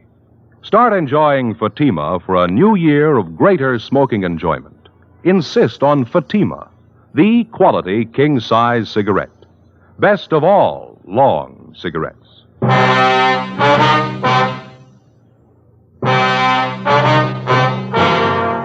Tuesday, March 13th. That night and the one following, the Rattlesnake Bandit and his blonde girlfriend, supposedly Lois Hagen, continued their campaign of holdups and sluggings. They robbed 2 liquor stores, an all-night cafe, a cigar shop, and 2 more service stations. In each case, the descriptions of the suspects and their getaway car was the same. Routine investigations got nowhere. Ben and I went to work checking out the thin lead that we had on the girl known as Lois Hagen. After 3 days of pounding the pavement and asking questions, we found 2 former waitresses at drive-in restaurants who had worked with Lois Hagen. Both of them gave us addresses where they thought the Hagen girl had lived at one time. One of them was a phony. It was a vacant lot. The other panned out. It was a rooming house out in the Boyle Heights district. The manager told us that the Hagen girl lived there 2 years before. She told us that as far as she knew, the girl's mother, a Mrs. Ernestine Hagen, still ran a small French laundry on South Hobart Boulevard. We found Mrs. Hagen working in her shop. She was a small, thin woman with gray hair. Yes, I have a daughter, Lois. What's the matter? I'd like to talk to her, Miss Hagen. Do you know where we can locate her? Probably sounds funny to you. I haven't seen my daughter in 2 years. Well, do you have any idea where she's living, ma'am? No, she's not much of a daughter. We didn't get along. As I say, 2 years ago we had an argument. She left me. Never wrote a letter. I just don't know. I see. I heard she was living in Detroit for a while. I guess she's back here now. One of my lady friends, Mrs. McCormick, saw Lois shopping out in Hollywood. That was about a month ago. Mm-hmm. How old is your daughter, Miss Hagen? She'll be 20 next month. She looks older than she really is. Would you excuse me, please? My flat iron back here. I have it heating. Certainly, ma'am. Do you have a copy of the composite picture of the girl? Yeah. Yeah, it's right here. Okay. I didn't realize it was getting so late. I have this rush order to get ready by 4 o'clock, officers. If you want, you can come back here. We can talk while I get it out. All right, ma'am. Thank you. Come on. There's a chair there, if you like. Oh, thank you. Seems I'm always so busy lately. I used to have some fine help. It's not so easy to find anymore. This iron seems awful hot. It's all right. I wonder if you'd mind looking at this picture, ma'am, this one here. Yeah, all right. Looks something like Lois. You're looking for her, is that it? She done something again? Well, we're not sure, ma'am. Has she been in trouble before? I can't be more ashamed of her than I already am. Yeah, she's been in trouble before. She was nothing but trouble. My only child. Her father died when she was a baby, but I guess she needed a father. I couldn't do anything with her. Was your daughter ever in any serious trouble?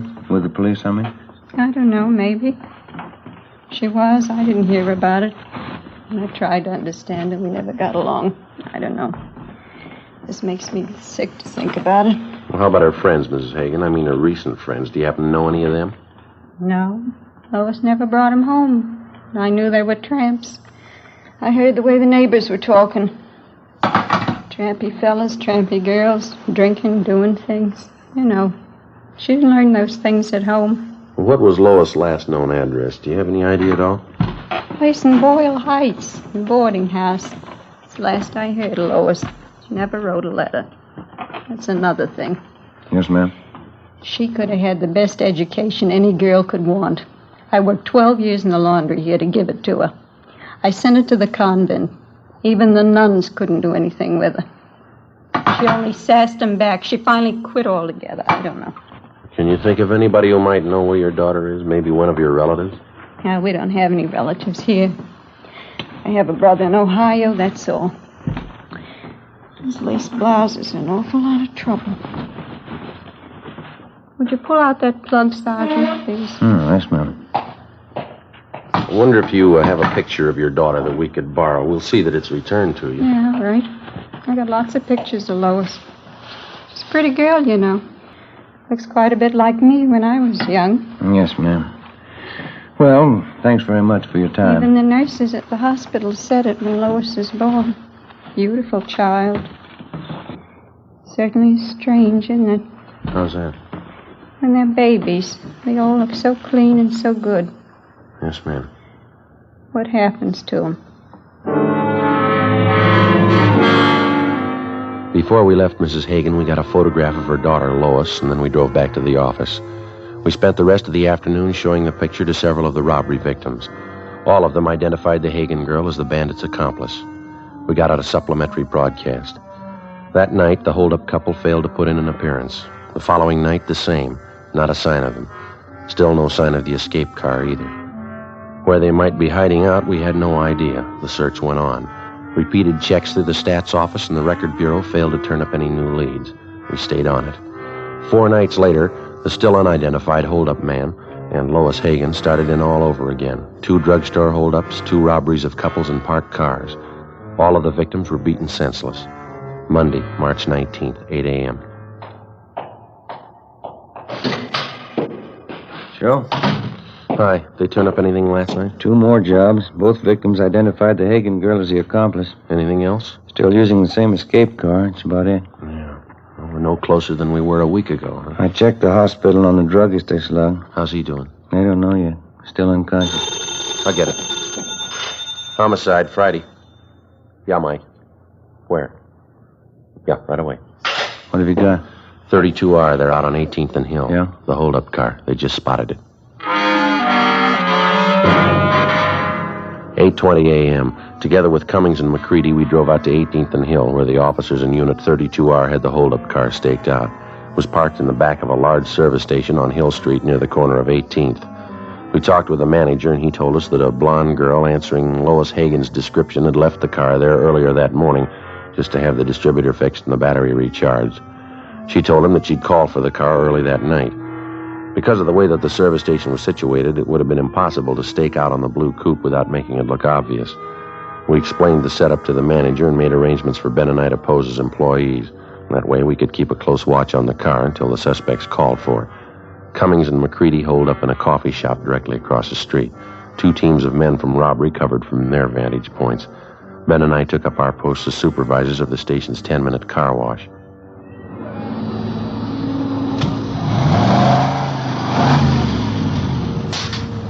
They sure do a great business here, huh? Yeah.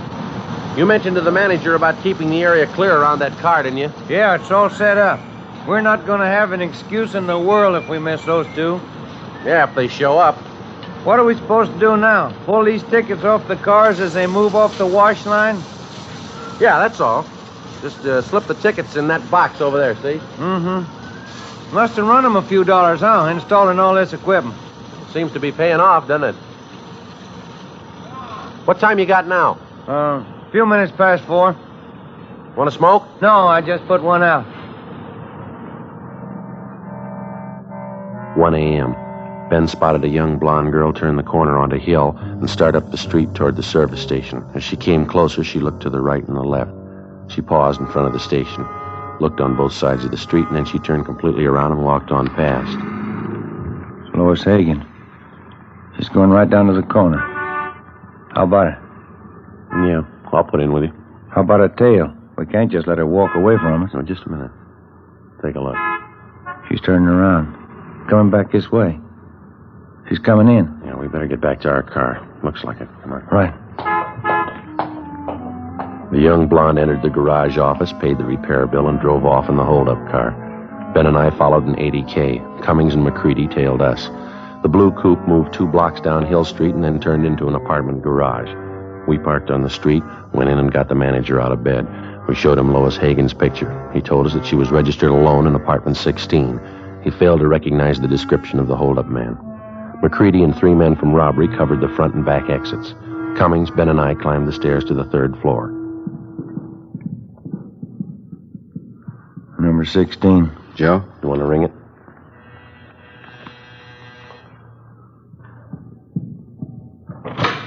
Yeah? Sorry, ma'am. Bedroom, Bill. Right, I'll take the kitchen. Wait a minute, what is this? Police officers, you Lois Hagen? You get out of here, let me in. Bedroom's empty. Nothing back here. All right, where is he? Come on, let's have it. Frank, get out! Cops, Frank, get out! Upstairs, Joe. Watch her, Bill. I got it. Come on, Ben. Yep. Stairs, Joe. Watching? Yeah, hold it. Frank, get out! The cops! Come on down, coppers. Give me room. Give it up, mister. You haven't got a chance. Give me room. I'm coming down. We got the building covered, mister. Give it up. Look out, Joe.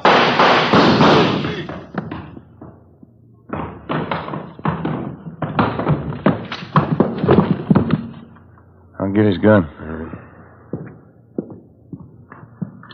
How is he? Dead. Joe, Ben, you all right? Yeah, Bill.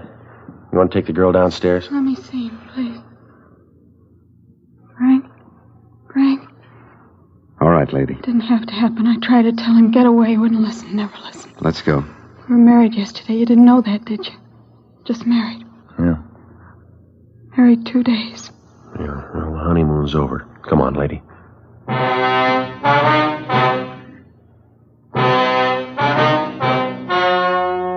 story you have just heard was true. Only the names were changed to protect the innocent. On August 5th, trial was held in Superior Court, Department 87, City and County of Los Angeles, State of California. In a moment, the results of that trial. Now, here's our star, Jack Webb. Thank you.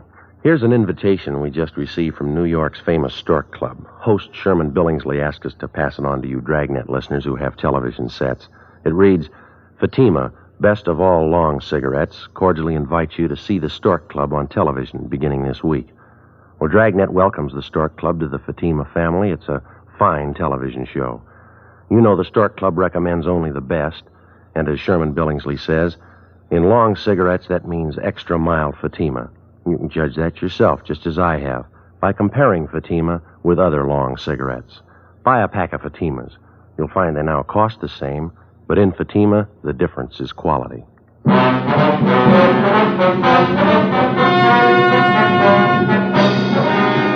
The body of the dead hold-up man was identified as that of Frank Ralston Kilbride. His accomplice, Lois Hagen, was tried and convicted on 6 counts of armed robbery and assault with a deadly weapon. She received sentences as prescribed by law and is now serving her term in the state penitentiary for women.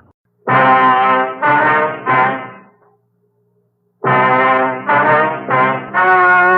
story you are about to hear is true. Only the names have been changed to protect the innocent. Fatima Cigarettes, best of all long cigarettes, brings you Dragnet.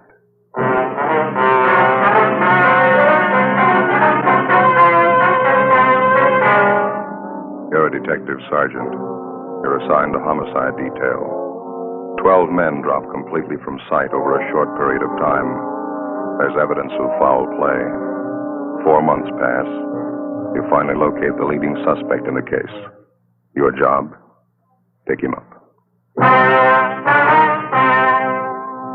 You'll be amazed when you compare Fatima with other long cigarettes. You'll find they now cost the same. But in Fatima, the difference is quality. You see, Fatima is the quality king-size cigarette because it contains the finest Turkish and domestic tobaccos superbly blended. And Fatima is extra mild with a much different, much better flavor and aroma than any other long cigarette. So compare Fatima yourself. Fatimas now cost the same as other long cigarettes, but your first puff will tell you... Ah, that's different. Yes, in Fatima, the difference is quality. Ask your dealer for Fatima, the quality king-size cigarette.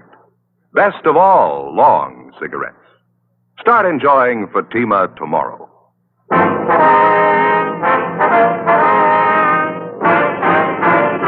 Dragnet, the documented drama of an actual crime. For the next 30 minutes, in cooperation with the Los Angeles Police Department, you will travel step by step on the side of the law through an actual case transcribed from official police files. From beginning to end, from crime to punishment, Dragnet is the story of your police force in action. It was Wednesday, October the 6th. It was sultry in Los Angeles. We were working the day watch out of homicide. My partner's Ben Romero. The boss is Thad Brown, chief of detectives. My name's Friday. We were on the way out from the office, and it was 10:45 a.m. when we got to Ortega Street, number 1285. Second floor? Yeah, room 14.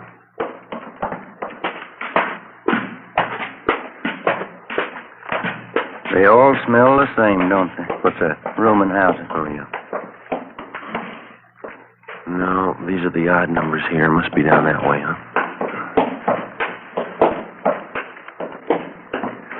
Yeah, here it is. 14.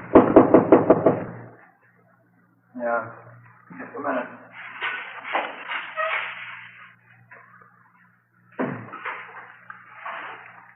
Taking his time. Try it again, huh? Yeah, all right.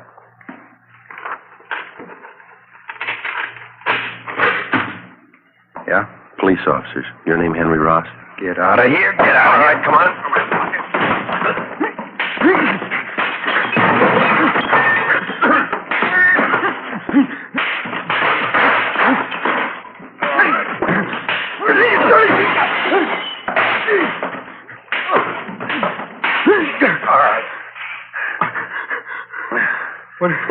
What is this?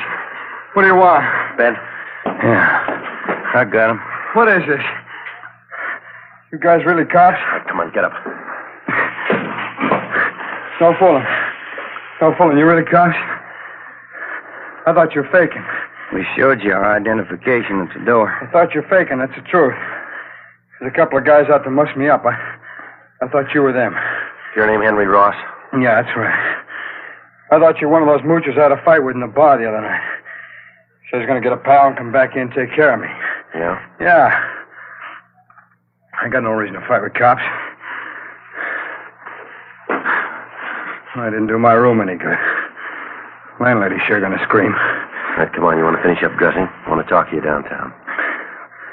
What's it about, officer? Missing person. We'll brief you when we get downtown. Well, it's all right with me. Could you take these handcuffs off, please? It's kind of hard dressing with them. All you have to do is put your shoes on. You can make out. All right. I don't know why you had to slap handcuffs on me. I didn't know you were cops. You mind if we check through your things, Rolf? Huh? Why? You mind? Oh, go ahead if you want. I got a night. You know, if you'd spoke up at the door, there wouldn't have been a fight. I thought you were that mooch in a bar and his friend. I thought you were looking for trouble. You about ready to go? Yeah, I'd like to brush my teeth off, you don't mind. I got a real mouthful of cotton this morning. All right, where do you keep your toothbrush? It's over here. I'll get it. No, I'll get it. Never mind.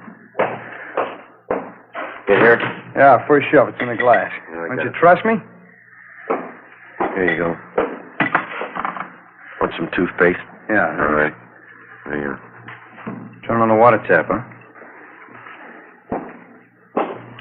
Hey. Nothing, Joe. It's pretty clean. Of course I'm clean. What'd you expect? Anybody could have made the mistake. I didn't know you were cops. Henry Ellsworth Ross. Is that your full name? Yeah, that's right. I hardly ever use the Ellsworth, though. It's a real lousy name, huh? Well, what's the fetch on all this, officer? We told you, missing person. Want to talk to you about it. I don't think I can help you. Nobody I know is missing. How about Paul Davis? Davis? Yeah, I know Davis. I don't know if his name is Paul, though. Been gone a long time, huh, Miss Davis? Yeah, that's right. Something wrong, you think? We figure murder. After going over his room thoroughly, we took Henry Ellsworth Ross back to the city hall to the interrogation room. He was a slightly built man, dark hair, brown eyes, swarthy complexion. He was a longshoreman by trade. Among his friends and acquaintances, he was known as a heavy drinker and a man with a violent temper. Ben and I questioned him for a half an hour and got nowhere. He sat across the table, relaxed, scraping at a thick callus on his hand with his fingernail. I'll tell you the truth. I just don't know what you're getting at. I think I know a guy named Davis, and that's about as far as it goes. Sure that's all you got to tell us? Of course I'm sure. Now, look, I got a right to call a lawyer if you're going to sit there and throw a lot of charges at me. We're not throwing charges at you, Henry. We've got a missing persons case. We'd like to have you cooperate. That's about it. Well, maybe I'd like to, but I can't. Paul Davis is just a name to me. Maybe I know him. I don't know. You got that report there, Ben? Yeah, just a minute. Here you go. Thanks. Well, here's the way it goes, Henry. Yeah? According to his wife, Paul Davis left Los Angeles by auto a little over 4 months ago.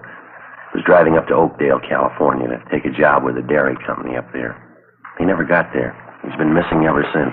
So? What's the pitch? All we've been able to find is Davis's car, the 36 Ford Coupe, 7 Tom 792. It was sold a month ago up in Lodi, California. But Davis didn't sell it. A man by the name of Carter signed the pink slip at the time of the sale. Henry Carter. Sorry. Don't mean anything to me. Well, this Carter made it look like Paul Davis had signed the Ford over to him. We checked it out. Davis's signature was Ford's. That's so? It's supposed to have something to do with me? Did you ever use the name Henry Carter? Of course not. Ross. That's the only name I go by. Never had your name changed? No. Never used an alias? I told you, no. I wonder if you'd mind taking a look at this. Here you go, this here. What's this got to do with me? The pink slip to Paul Davis' car. See these signatures on the back here? Transfer of ownership. You recognize either one of them? Paul Davis. Henry H. Carter. No. Doesn't mean anything to me. Is it supposed to? It should, yeah. Why? The signatures are both in your handwriting. How about it, Henry? How about what? I don't even know what you're talking about. You're trying to give me the treatment? What's this all about? We're trying to locate Paul Davis. I'm not even sure I know the guy. I think you better level, Henry. Our handwriting man checked both the signatures. It's your writing. Well, then maybe you better get a new handwriting man. I never saw that slip. I never wrote those signatures. Anybody can copy handwriting. Well, I've got something else for you, Ross. I'd like to have you check it over, see if you can identify it. What is it? It's a letter. Want to take a look here? That mean anything to you? No, nothing. I hope you're not going to tell me this is my handwriting. That's what the report said. Oh, it's crazy. I never wrote like that in my life. All the writing characteristics match up, same as the signatures on the pink slip. All right, maybe they are the same. I didn't write either one. I never wrote like that in my life. Here, let me show you how I No, write. that's all right, Henry. Ben, you want to pull the package tomorrow night? Yeah, okay. I don't savvy one bit of this, Sergeant. How about laying it out for me? You can see the name at the bottom of the letter. It's signed Henry Carter, same as the pink slip. Well, that doesn't mean anything to me. Well, this letter was sent to the wife of Paul Davis about 9 weeks ago, and it says here that Davis supposedly was too busy to write his wife, so he had this Henry Carter send a letter. He also writes in here that Davis sold his car to Carter. Somebody trying to cover up, huh? Yeah, we think so. We think it's Henry Carter. This Davis guy, he's been gone about 4 months? That's right. You said you thought Davis was murdered. How come? Just an idea. Oh. 8 men had disappeared from around here in the last 14 months, just like Davis. 6 more up in the San Joaquin Valley the same way. They took off alone on auto trips. Never seen again. Not a trace. Pretty funny. Here you go, Joe. Thank you. You've got your record here, Henry, from Baton Rouge. Sent to Sheriff Clemens for it. Huh? Look, do we have to drag all out again? It's past. Just one thing we had to check, Henry. You told us that you never use an alias, is that right? All right, I have. I didn't know what you're getting at. I didn't figure there's any use dragging out dirty laundry again. I asked you if you ever used the name Henry Carter. Okay, I've used it. It's a common name. There's a lot of Henry Carters around. We only know one who fits your description. I'm clean. You know that. Want to smoke, Henry? No. Joe? Yeah, thanks. Well, let me have one, will you? Sure. Here you go. Thanks. You got a match here. You know, we rode this thing for 4 months.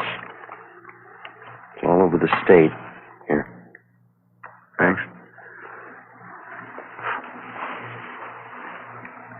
I'll tell you what we got, Henry. We'll let you make up your own mind. It's not my writing. On June 4th, Paul Davis left Los Angeles in his car headed for Oakdale. Late in the afternoon, he stopped for gas at a service station just beyond San Fernando. The attendant says a man was with Davis. You fit that man's description, Henry. Yeah? Well, I've seen monks like that in court. They get on the stand and can't even remember their own name. A couple others. You and Davis stopped for a hamburger just outside of Gorman. There's a man there. He remembers you, too. You stopped again in Bakersfield. Picked up a quart of oil for the car. You and Davis had a Coke. The last time he was seen alive. That makes me a killer, huh? A month after that, the pink slip to Davis's car came through DMV up in Sacramento. That was for the transfer of ownership from Davis to Henry Carter, both in your handwriting. A couple of weeks later, Mrs. Davis got that letter. A month ago, Davis's car was sold to a dealer in Lodi. Yeah. We found the dealer, Ross. Showed him your mugshot. He says you sold him the car. That all? It's just the main part. There's more. We've been on the road a lot. We followed you from here to Sacramento and back, Henry. Every stop, every detour. It took us a long time. Yeah, I guess it did. What do you say, Ross? Nothing. Any way you want it, Henry. You got another smoke? Yeah? Yeah, here you are. Thanks. Here.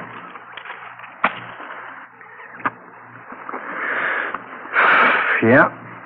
I guess you worked hard on it, huh? All over the state. That's right. Must be pretty hot up in the valley summertime. Dusty, huh? We made out. I've never been up in the valley in summer. It's too hot for me. We got people who saw you there. What's it prove? 10 people and some writing samples. You can't build a case on that. You know it, don't you? We're going to try. You think I murdered Davis? You, Sergeant? Yeah?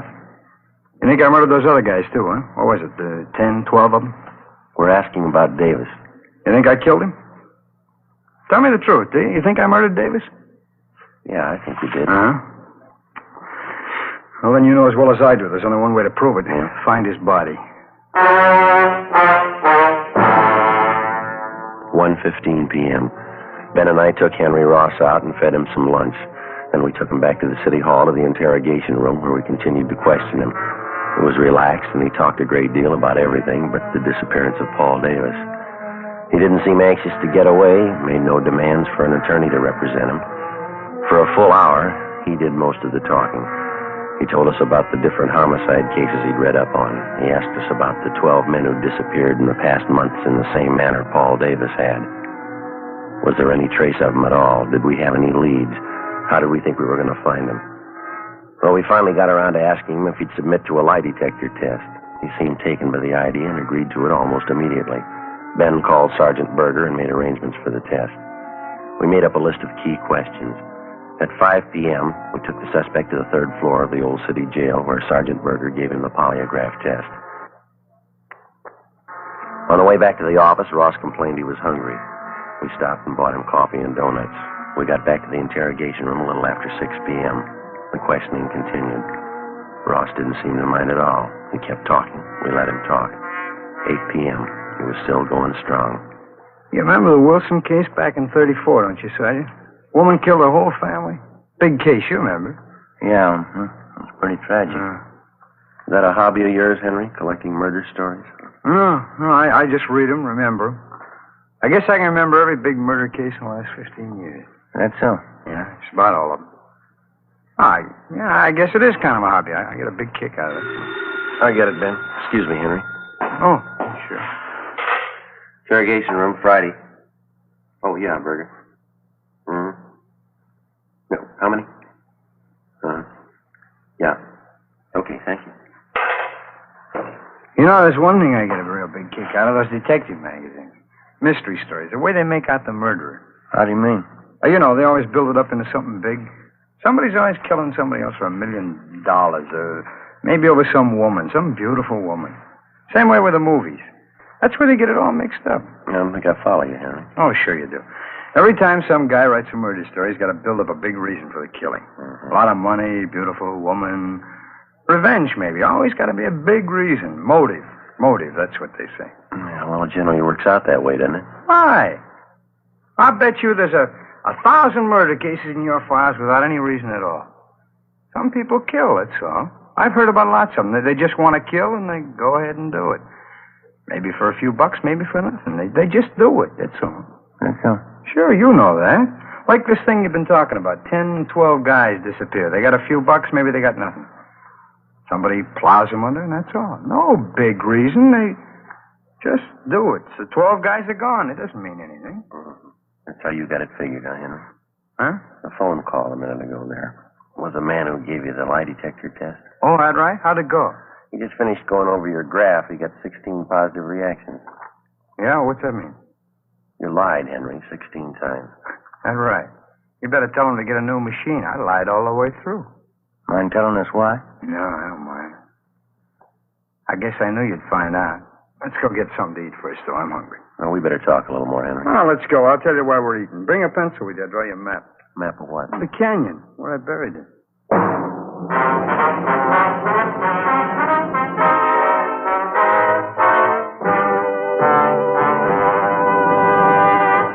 You are listening to Dragnet for the step-by-step solution to tonight's authentic case history. Here, step by step, are the actual reasons why Fatima is the quality king-size cigarette. Why in Fatima the difference is quality. Quality of tobaccos.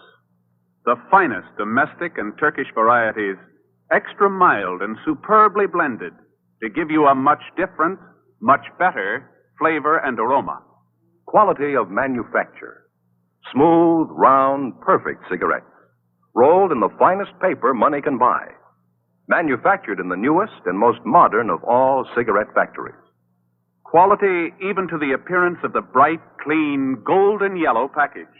Carefully wrapped and sealed to bring you Fatima's rich, fresh, extra mild flavor. Compare Fatima yourself.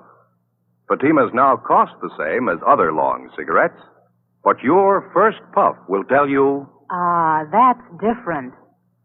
yes, in Fatima, the difference is quality. Insist on Fatima. Start enjoying the quality king-size cigarette. Fatima, best of all long cigarettes.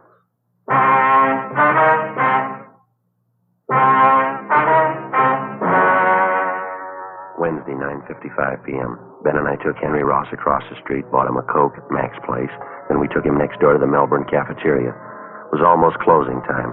Ross got himself a cottage cheese and pineapple salad, bacon and liver with onions, rye bread, banana pie, and coffee.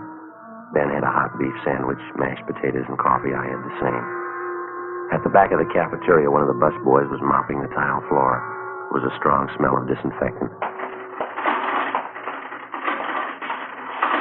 How about that table over there, Sergeant? That all right with you? Yeah, it's okay. Doesn't make any difference. It's fine. Yeah.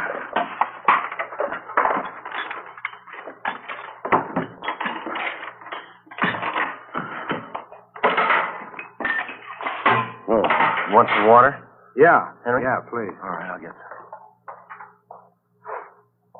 Oh, boy, living onions. That sure smells great, huh? Yeah. I can't take those onions so well. They repeat on me. Not me. I can eat anything. Salt and pepper? Yeah, thanks. Boy, I'm sure hungry. I haven't eaten much today. Did you get a sandwich made with rye bread? Graham bread. Oh, you should have gotten the rye. Real German rye bread. Here. Smell that. Real nice and fresh. Here you go, Ben. Oh, thanks. Oh, thank you. You know, all that talk really sharpened up my appetite. Boy, this food tastes good. Mm-hmm. Sugar, Joe? No, thanks. We brought a pencil along, Henry. You want us to start taking notes? As good as time as any, I guess. You know, the whole thing just comes right back to what I was trying to tell you there in the office. Yeah, what's that? Well, you know, all about those phony mystery stories. Oh, yeah. Every time there's trouble, there's a big reason behind it. It's phony, that's all. Yeah? Sure, this Paul Davis, for instance. I guess I knew you'd find me out. I knew this morning when you picked me up, you had it figured. Must have been a big job, huh? Finding me? Mm-hmm. Pretty big, Henry, yeah. A lot of mileage. How'd it happen? Well, there again. It's just like I was saying. There's no big reason behind it. I needed a few bucks, and this Davis came along. I guess he was it. Hey, pass me a ketchup, will you? Oh, yeah. Here you are. Get the lid off there. There you go. Thanks.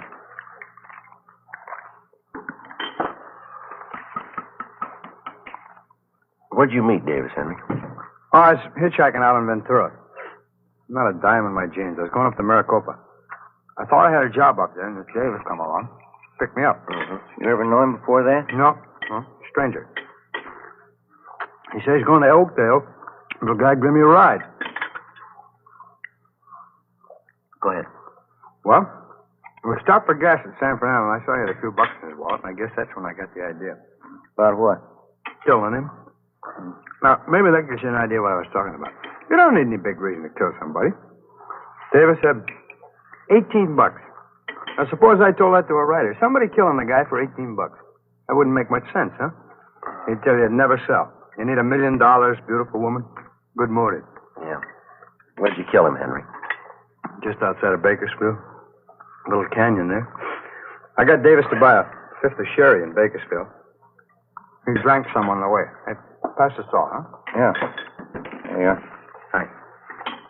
Liver's no good without plenty of salt. How'd you kill Davis, Henry? Well, that's a funny thing. He drank some of the wine, got a little sleepy. I was just outside of Bakersfield. Dark by that time. I spotted this little canyon. I figured it's as good a place as any. Well, so I get him, pulled off to a side road and had a few more drinks. I spotted this little shack out there in the middle of nowhere. Exactly where was this, Henry? Well, I can show you. It's maybe 2 miles north of Bakersfield. We got to the shack, finished the wine, went to sleep. Both of you? Mm-hmm. And that's where the funny part comes in. I guess I killed Davis, all right. But I didn't mean it. Oh, brother, get a whiff of that, huh? Why do these monks have to mop up while people are eating? They'll be through in a minute, Henry. Fine. How'd you mean, Henry, you didn't mean to kill him? You already told us you had the idea. Well, sure I had the idea. Let me explain, huh? We both went to sleep in the shack, Davis and me. Guess that must have been, about 9 o'clock at night. I don't know what it was. Maybe the wine, I guess, but I started having nightmares. Yeah, now maybe this part sounds like a story, but it's the truth. I had all these dreams. I woke up, but they're still there. What was that? Faces. Faces. That's all I could see. Hair is full of faces. I guess I was really still asleep. Yeah, go ahead. Oh, I picked up a 2x4 and started swinging at them. Their faces. Funny thing, too. I knew every one of these faces. How do you mean? People I killed. There are only a dozen of them, really, but it seemed like there were 100 of them all around in the air. Well, I grabbed that 2x4 and I started swinging. I was cold and sweating all at the same time, and I kept on swinging. And I saw Davis's face, and I swung hard, kept swinging. Didn't even make a sound. His eyes closed, kept on swinging at his head. Well, I come to, there he was, lying on the floor. Seemed to take those other faces away. They didn't bother me after I killed Davis. What'd you do with him, Henry? Oh, pulled him outside the shack, dug a hole and buried him. Burned his clothes, took his car and money, and drove off. I'll show you if you like where I buried him, I mean. How about these other men, Ross? These faces you saw. Oh. What if I get a little more coffee? Huh? It's all gone. I'll get it. Joe? No, thanks. None for me. What about it, Ross? The other men? Well, I don't recall them too well. It's what you said in the office. 10 or 12 of them. A couple in Sacramento, the others down through the valley. Like I say, there was no big reason for killing them. It just happened that way. What'd you do with them, you remember? Generally, yeah. There's one of them that stands out. Guy by the name of Slattery, some kind of salesman, a real crybaby. Where'd this happen? Oh, he picked me up in his car outside of Chowchilla. It's nighttime. He must have been feeling pretty good. I made him stop on a side road. I hit him with a piece of angle iron. He cried like a baby. Buried him in a field there. He was one of the faces that I saw. That's funny, huh? It shows you how psychology works, huh? Yeah, what'd you do with his car? Slattery's, I mean. Drove it down to Mexico and sold it there. Guess that's what I should have done with Davis's car. Oh, here you go. Oh, thanks. These killings of yours, you got any more you want to tell us about? Well, I told you already. 10 or 12 of them. They're pretty much the same. When was the first one? Oh, maybe 18 months, 2 years ago. The first one wasn't any harder than the last. It's just like I was telling you before. Yeah. Everybody builds up murder. It's supposed to be a big thing, hard to do, all those phony stories. I'd just hit a guy a couple of times or something, that'd be it. A real small thing. Didn't change me any. That's why I say it's all built up. You ever been treated for any mental sickness, Ross? No, why? You ever been examined by a psychiatrist? No. After you killed these men, did it bother you at all? I just had one dream. Time I was with Davis. That's about it. Sure, good meal, Sergeant. Thanks. Yeah, okay. You ready, Ben? Let's go. All right. We go back upstairs, huh? Yeah. You want to give us a statement? All right. I had an idea you'd find me. I guess I always knew that you'd find me. Well, let's go, Henry. Guess I proved my point anyway, huh? It's all built up. Huh? Murder. Killing somebody. Those phony stories. It's all built up. It's cheap. No, you got it wrong, Henry. Huh? Wait till they read you the bill.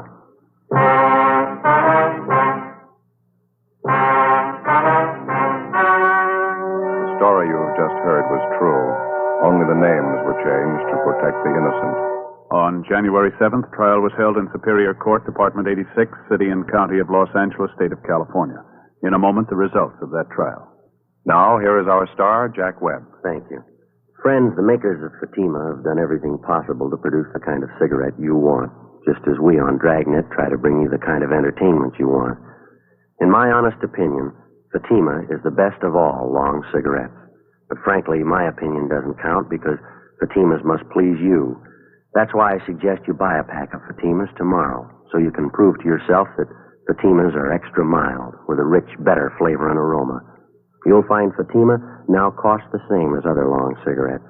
And I'm convinced that you'll discover what I did. In Fatima, the difference is quality.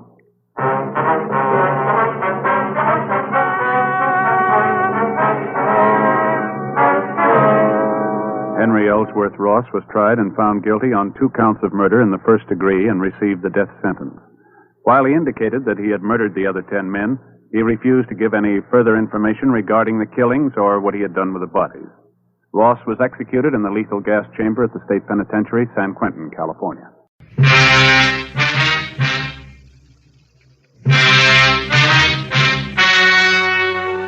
The story you are about to hear is true. Only the names have been changed to protect the innocent. Fatima Cigarettes, best of all long cigarettes, brings you Dragnet.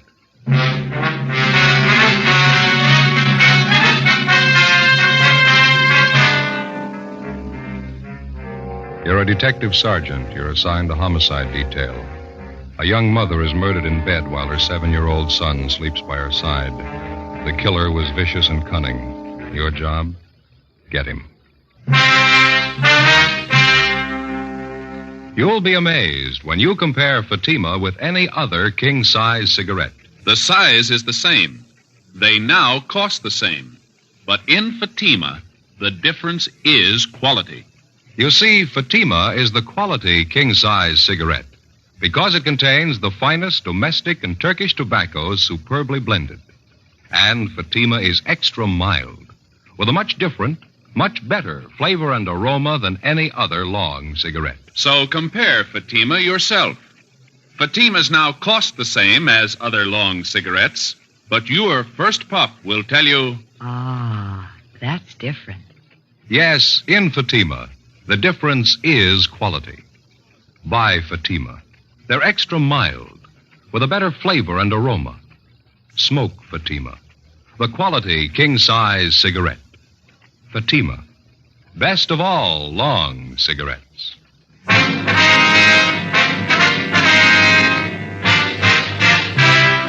Dragnet, the documented drama of an actual crime. For the next 30 minutes, in cooperation with the Los Angeles Police Department, you will travel step by step on the side of the law through an actual case transcribed from official police files. From beginning to end, from crime to punishment, Dragnet is the story of your police force in action.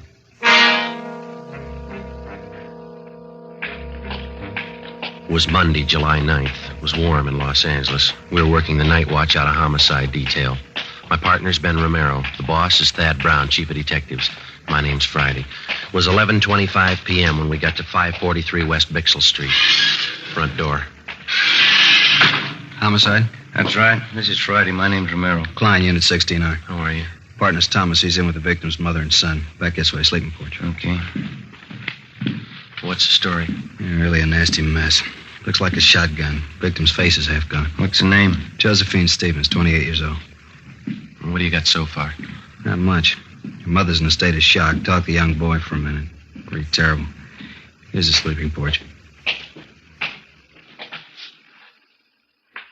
Dear God. Yeah. They got a little kid by her side who knocks the props out from under you. What do you got on it? Seems as Josephine Stevens and her 7-year-old boy was sleeping in the bed when it happened. Haven't been able to fill it all out yet, but from what the youngster told us, it happened about 30 minutes ago. I'd say it was a shotgun, too, wouldn't you, Joe? Yeah, looks like it. You can see by the head of the bed here, it looks like shotgun pellets. Yeah. The screen in the door here looks like it was recently torn. Yeah, Thomas and I noticed that, too. We made an immediate search of the area. Didn't turn up anybody. Backyard, round the side, shrubbery, didn't find anything. Yeah? We're careful not to step off onto the soft earth anywhere around. Didn't want a chance destroying any prints or anything. That's fine. Did you talk to the girl's mother at all, Klein? Very little. She's still hysterical. Doesn't seem to know what she's saying. Couldn't tell us very much. Yeah, well, let's step into the next room, huh? Room's just the way we found it. Nothing out of order. Dresser drawers are all closed. Room hadn't been prowled. No, it doesn't look like the work of a burglar or a prowler. Well, a burglar or a prowler wouldn't be carrying a shotgun either, would he? The only thing Thomas and I found were cutting the screen, the gate around the side of the house there. It was open. Crime lab been called? Haven't had time to do it right now. No, never mind. I'll take care of it. I want to call in anyway. Do they have a phone here? Right in the kitchen there on that table. Okay, thank you. I figure we could use some help, don't you? Yeah. Right there to your left. Yeah, I see it. Thank you.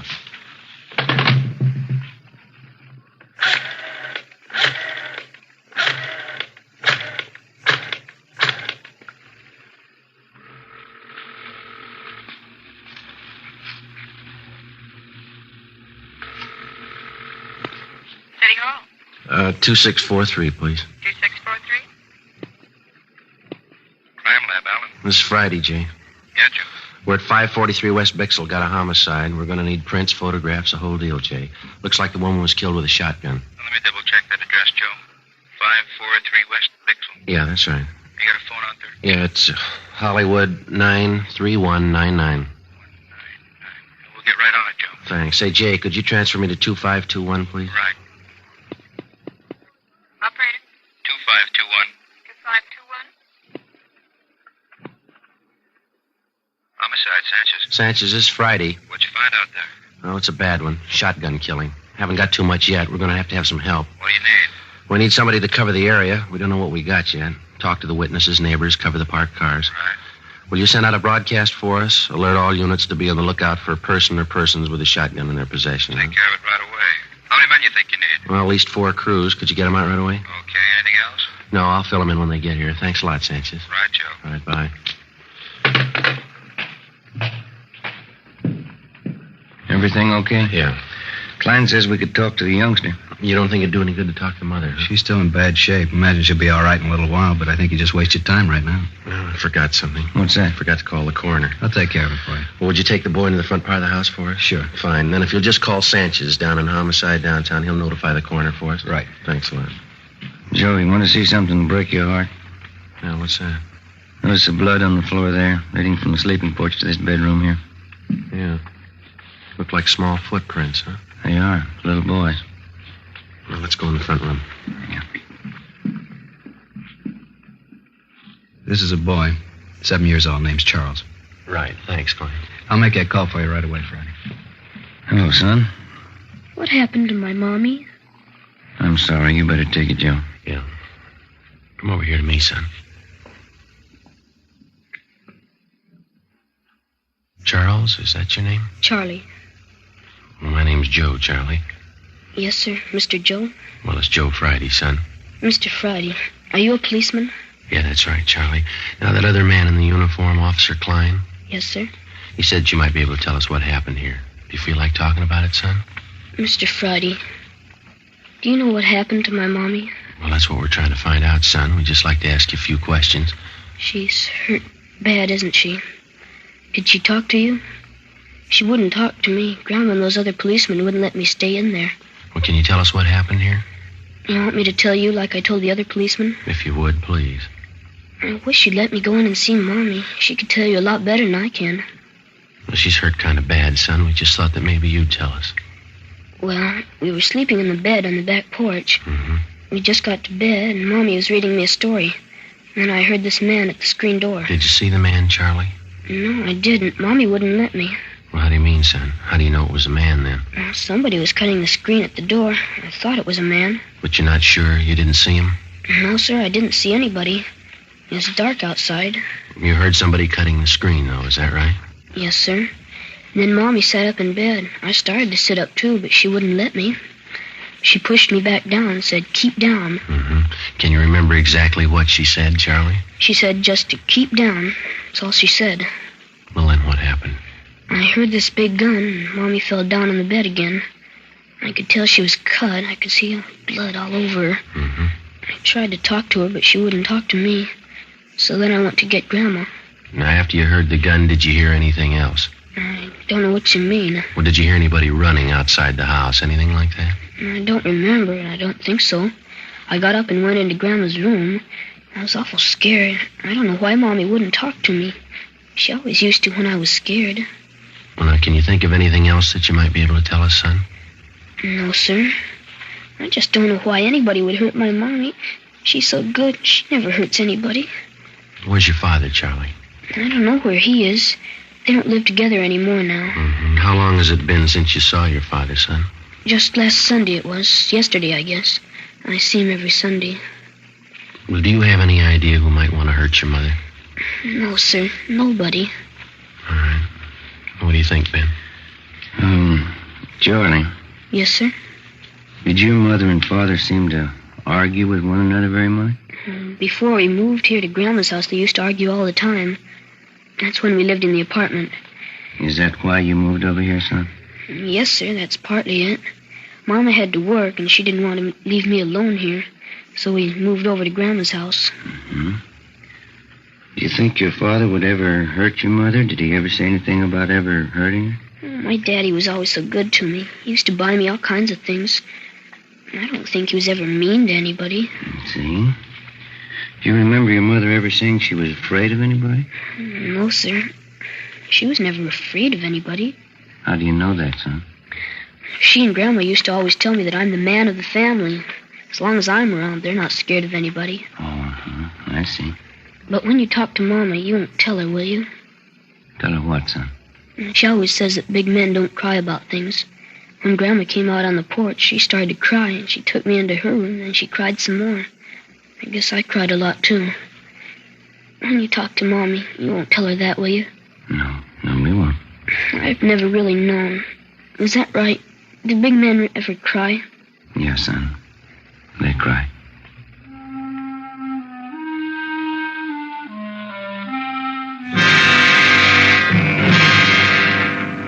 "11:45 p.m.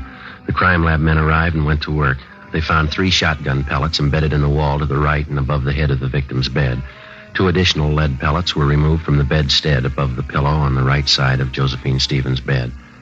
This fact, in conjunction with the position of the hole ripped in the screen door, proved that the victim was sitting up in bed at the time of the shooting.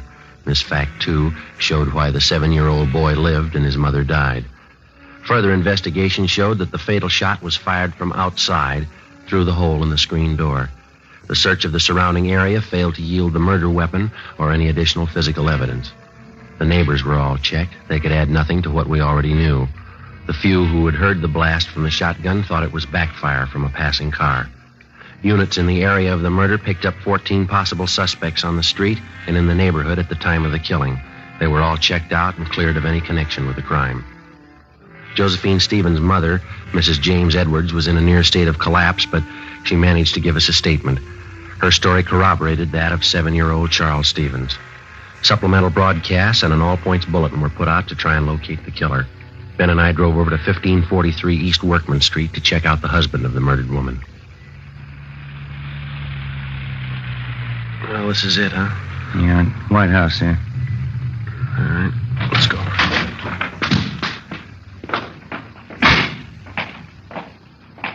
Car parked in the driveway. Yeah.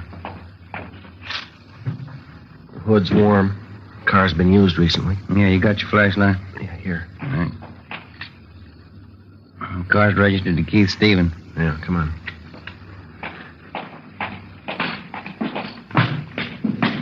Lights are on inside, huh? Yeah.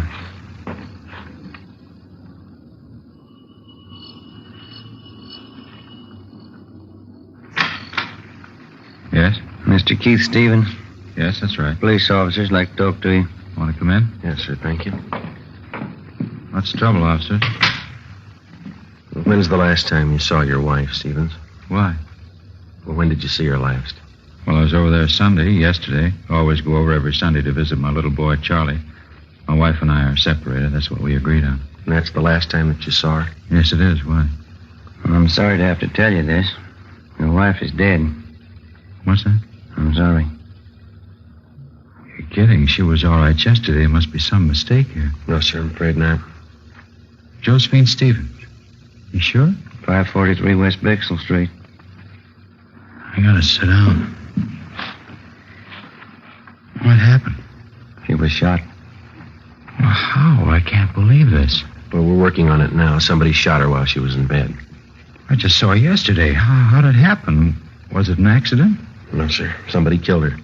How about little Charlie? He sleeps with his mother. Is Charlie all right? Yes, sir. He's fine. He wasn't hurt at all. It was a small miracle how he came out of it, but apparently his safety was the last thing your wife thought of before she was killed. It's just terrible. I still can't believe what you're saying is true.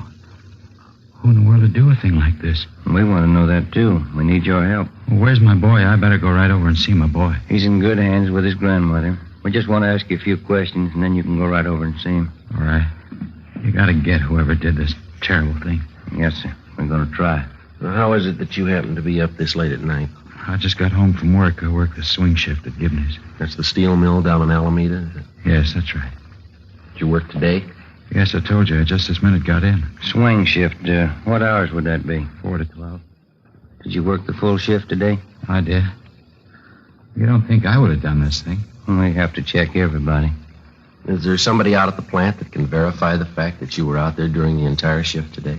Yes, my lead man and I always punch my time card in and out. How do you get to work? I drive. My car's right outside there, blue Chevy. Do you own any firearms? No, I don't. You ever owned any? No, never have. Didn't want a gun around with a boy. Let's see. You live here alone?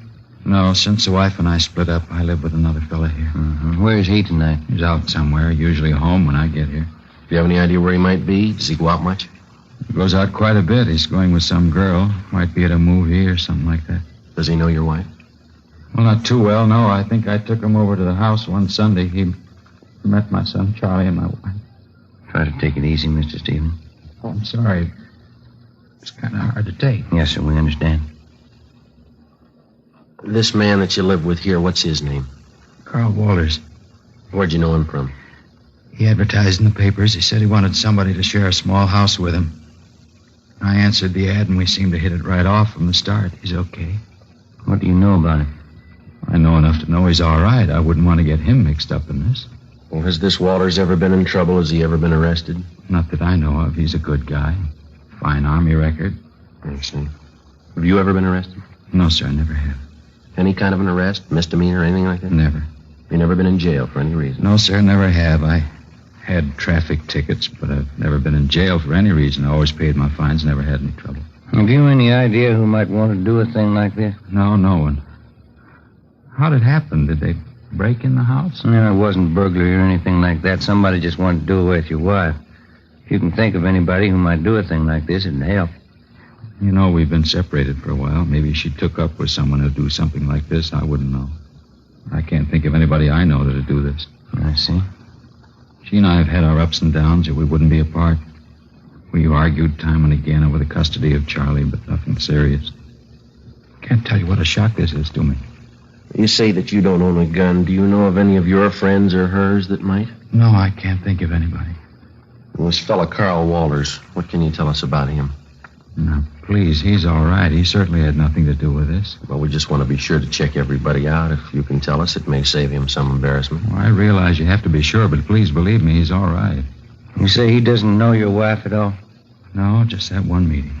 You're sure he couldn't have had any part in it? Absolutely sure. Mm-hmm. What kind of a fella is he? Oh, average guy, I guess. Likes to swim, plays a little golf. Always wants me to go out camping or hunting with him. You ever go with him? No, I haven't so far. He wants to go on weekends, and I like to see my son on Sundays, like I said. What does he hunt, do you know? He's not much of a hunter, really. He just likes to go out for ducks once in a while. Does he keep his equipment here? No, he doesn't, over at his father's house. Does he ever hunt for anything besides ducks? No, I'm positive about that. He's always saying how he never could shoot a deer. Says he gets buck fever. Can't say I blame him. He ever tell you what kind of a gun he had? No, not that I recall. Still think he had a part in this? We didn't say that. What's his duck hunting got to do with it? Well, when you hunt ducks, you use a shotgun.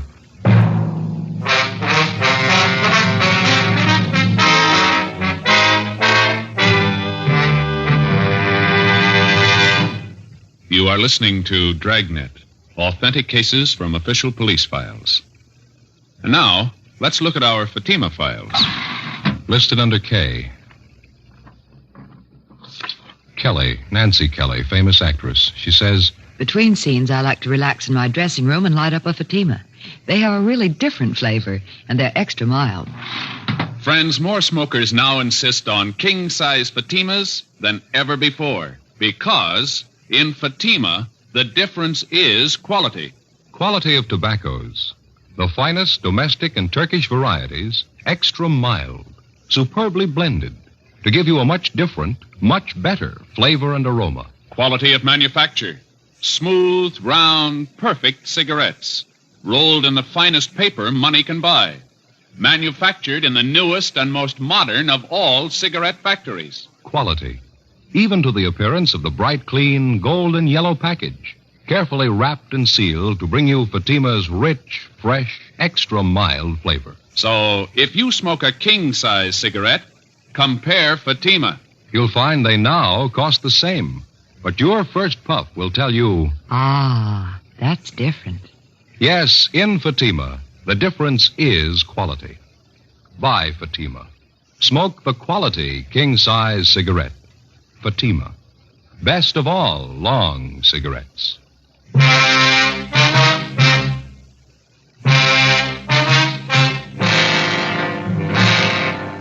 Tuesday morning, July 10th, 1 a.m. We continued to question Keith Stevens about the murder of his wife. He could add very little to what he had already told us. We made a thorough search of his house and garage. We searched his car. We found nothing that would incriminate him in any way. 1:37 a.m. Carl Walters, the man who Keith Stevens lived with, returned home. We retraced his steps for the night of July 9th. All his time was accurately accounted for. We talked with his father. We were told that the shotgun had not been used for about 10 months, since last duck season. We looked at the gun and noticed that it was covered with lint and had not been recently fired. We talked to the plant foreman at Gibney Steel Mill. He verified the fact that Keith Stevens worked his full shift on July 9th and did not leave his job until 12 midnight. At this point, both men were clear of any complicity in the murder of Josephine Stevens. Tuesday, July 10th, 8 a.m. We made the usual routine check of R&I of the 4 people involved in the case so far. Josephine Stevens, the murdered woman, her mother, Mrs. James Edwards, the husband, Keith Stevens, and his friend, Carl Walters. Here it is, Joe. One package. Nothing on Josephine Stevens or Miss Edwards. That's right. And Carl Walters is clean. He kind of makes a liar out of the husband, Keith Stevens. It's his package. Yeah, or he forgot. Well, let's see. Keith Stevens. Here's the arrest report, one only. Let's see. It's 4127A. Yeah, picked up on drunk charge. He didn't forget, Joe. This was on June 7th, last. Yeah, let me look at that officer statement, huh? Mm-hmm. Let's see. Above suspect was picked up in the company of co-defendant Michael Duff, booking number 8023. Both suspects were drunk and disorderly at time of arrest. Their condition was such they were unable to care for themselves. No, he didn't forget. Hey, Mary. Yes, sir? Pull this package for us, will you, please? Booking number 8023. Give us a mug if he's got one, huh? What was that arrest date? June 7th, 51. Thank you. Well, it's an outside chance. Huh? He lied once. Maybe he'll lie again. What do you suppose he was trying to prove by not telling us about this? Oh. Here you are. Oh, thank you, Mary. It's a little bigger package, huh? Yeah. Look, his R card. He's done time in Quentin. Yeah. 1933, grand theft auto. Did 4.5 years, paroled out in 37. There he is, back in again on suspicion of robbery. 1946, charge released. Picked up again, suspicion of robbery, released again. Michael Lewis Duff, alias Mickey Duff. Stevens is moving in pretty fast company. Yeah. Look here, this is the guy, all right. Here's that last drunk arrest. See on that we saw on Stevens, June 7th? Yeah, Is there a mug there, Joe? Let's see. Well, there's this one on that 211 arrest in 47. Yeah, I see that one. It's pretty old, though. It's a little worn. Kind of hard to see. So check that last arrest report on the drunk charge. Maybe we got one of those auto photo strips. That ought to do it. I hope so. Yeah, here we are. Let's see. Yeah, those auto photos are good mugs, aren't they? Yeah. What address did he give on that last arrest? 5234 West Main. No, all these other addresses are just transient hotels. That Main Street address, the most recent, looks like the best bet. This is probably why Stevens lied about being arrested. Yeah, let's see if he lied about anything else. We drove over to 5234 West Main Street. It was a small 2-story rooming house. We checked with the landlady, and she told us that she had a man registered under the name of Michael Duff in room 20. She told us that he had just walked out a few minutes before we arrived, saying he was going down to the corner to buy a newspaper. We identified ourselves and stated that we'd wait in his room for him. We asked her not to tell him. She went upstairs with us and unlocked the door to room 20. We made a thorough search of his place. It was a 2-room apartment. I searched the living room, and Ben went over the kitchen. Joe, come here. Yeah. Look here. Look, I'm up under the sink here, cradled in the gooseneck of the drain. Yeah, shotgun. Yep. Just a minute.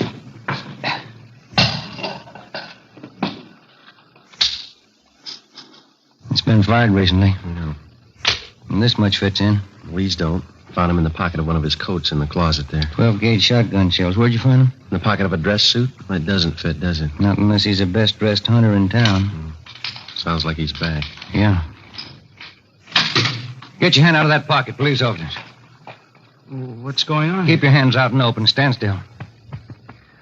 Here, Joe. You want to take this? Yeah. What are you doing carrying a gun, Duff? Anything wrong? You know better than that. What'd they tell you when they paroled you? That was a long time ago. They haven't changed the rules. I don't know what you're doing here in the first place. Go on over there and sit down. All right, if that's what you want. That's what we want. Move. Right now, do you want to tell us about it? About the gun? About both of them. The shotgun here on the table and this one I got in my hand. Well, you found that old shotgun, huh? We found it. I haven't used that old thing for years. Just kept it as a keepsake. Haven't fired it for a long time. Don't even have any shells for it anymore. Except these two, huh? I don't know where those came from. Look, Duff, you're an ex-convict. We find 2 guns in your possession. Now, let's don't play games.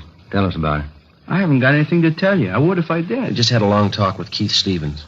What'd he have to say? Never mind what he had to say. Let's hear your side of it. You wouldn't try to kid me, would you? Now, you listen, fella. We just came from a house over on Bixel Street. There's a woman lying in bed over there that took a blast from a sawed-off shotgun. You own a shotgun. It's been recently fired. You lied. You said you hadn't fired it. You said you didn't have any shells for it.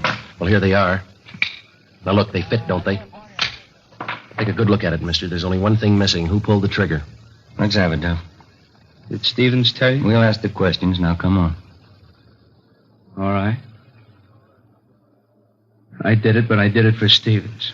Told me he'd give me $1,000 if I kill his wife for him. I haven't been paid yet. I'm still waiting to get paid off. You won't have to wait any longer. We took Michael Duff downtown together with a murder weapon. He gave us a full confession stating that Keith Stevens had offered to pay him $1,000 for the murder of his wife. He said that he and Stevens had planned it together. 1:30 p.m., Tuesday, July 10th. We drove out to pick up Keith Stevens. What else could I do? Is that how you justify the murder of your wife? It was her fault. She'd have just tried to be reasonable. This never would have happened. People settle these kind of problems every day, and they don't use a shotgun. You wouldn't understand. Unless you got a son, you'd never really understand why I did it. I've got a son. I don't understand. And you don't love him like I do. Couldn't stand the thought of never seeing him, having her take him away from me. And that's the way you want us to put it down. That you didn't want your child taken away from you, so you killed his mother. Not exactly. She was going to take him away. She wanted him to forget all about me. She wanted him off for herself. Did your wife tell you all this? No, of course not. Any fool could see that's what she had in mind. You mean just because of some argument that you and your wife had, you just assumed all this to be so? Sure. I knew she'd never give me a break with Charlie. Isn't that what always happens? And you never asked her how she felt? Never thought that you could stand on your legal rights? Never knew that what you're trying to make us believe seldom happens unless there's a good reason for it? Wasn't going to let her take my son away from me. Nobody could do that. Yes, sir, you're right. You lost him yourself.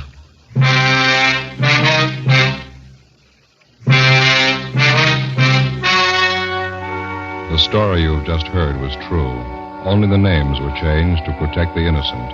On October 15th, trial was held in Superior Court, Department 84, City and County of Los Angeles, State of California. In a moment, the results of that trial. And now here's our star, Jack Webb. Thank you. Friends, I'd like you to be the judge while I present our case for Fatima. Now, you've heard me say that Fatima is the best of all long cigarettes. Get a pack of Fatimas and compare them with any other long cigarette. Side by side, I'll admit a Fatima looks the same as any other king-size cigarette.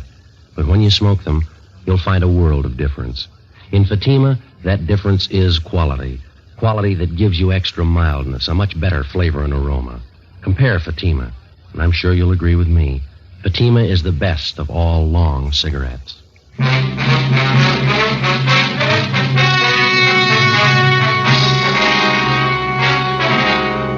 Keith Edward Stevens was convicted of murder in the first degree and received a life sentence. He is now serving his time in the state penitentiary.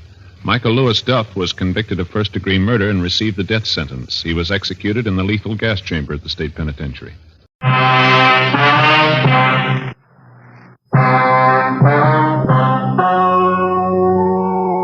story you are about to hear is true. Only the names have been changed to protect the innocent. Fatima Cigarettes, best of all long cigarettes, brings you Dragnet.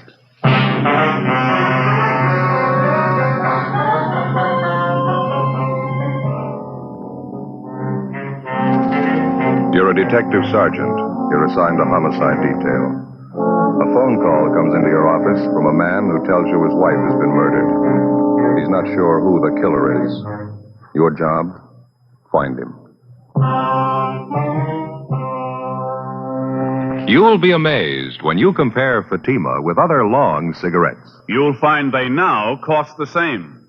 But in Fatima, the difference is quality. You see, Fatima is the quality king-size cigarette because it contains the finest domestic and Turkish tobaccos superbly blended. And Fatima is extra mild, with a much different, much better flavor and aroma than any other long cigarette. So compare Fatima yourself. Fatimas now cost the same as other long cigarettes, but your first puff will tell you... Ah, that's different. Yes, in Fatima, the difference is quality. Ask your dealer for Fatima, the quality king-size cigarette. Best of all long cigarettes. Start enjoying Fatima tomorrow.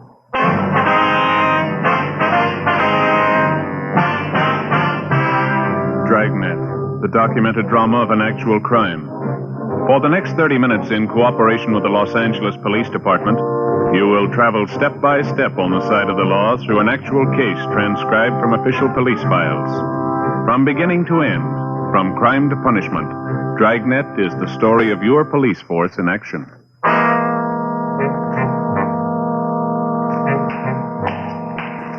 It was Tuesday, January 9th. It was rainy and windy in Los Angeles. We were working the night watch out of homicide detail. My partner's Ben Romero. The boss is Thad Brown, chief of detectives. My name's Friday. It was 9:27 p.m. when I got to room 42. Homicide detail. Hi, Joe. Great night, huh? Yeah, terrible weather. Just look out there on Spring Street. Yeah, I know. I just came in out of it. Really coming down. Yeah. Just like I told you on the phone this afternoon. What's that? Every time those seagulls fly in from the coast, it means rain. Yeah. Sure is a fine coat. I've never been sorry I bought this. Let me take another look at that, Joe. Yeah, sure. Oh, yeah. Yeah, that's a good one. English coat, huh? Yeah, they make them a little heavier over there than we do here. Seem to be kind of good in our business. You remember that Henderson stakeout last month? Oh, yeah. Really poured down that day. Mm-hmm. This coat kept me dry as a bone. Water just seems to roll off of it. Yeah, that's a good one. Here you go. Thank you. I have to hang it up. Mm-hmm. Supposed to keep a good coat on a hanger, you know, especially when they're wet. Betcha. Trouble with mine is it leaks right up here over the shoulders. Must be through the seams, huh? Yeah, I guess so. Same one I've been wearing. I told you about it before. You said you're going to get a new one, didn't you? Yeah, but it's such a good coat otherwise. I hate to throw it away. It's no good if it leaks. Oh, I guess you're right at that. Maybe I can get those seams fixed, do you think? Well, I don't know. How long you had it? 7 years. I'll get it. Homicide, Friday. This is 14 on the complaint board. Take this call. Right. Hello? Hello. My name's Leonard Gray. Yes, sir? My wife's dead. She's been killed. I just went down to the garage, and when I came back, she was dead. Could you send somebody out here right away? Yes, sir. What's that address? 1627 Oxford Place. 27 Oxford Place. Yes, sir, that's right. Can't understand that she was all right when I left, and then when I came back, she was dead. I can't understand that. We'll be right there, Mr. Gray. My best friend lives right next door. Yes, sir? He says I did it. 1627 Oxford Place was on the east side of the street. It was an average one-story stucco home. All the homes on the street were about the same general style and size.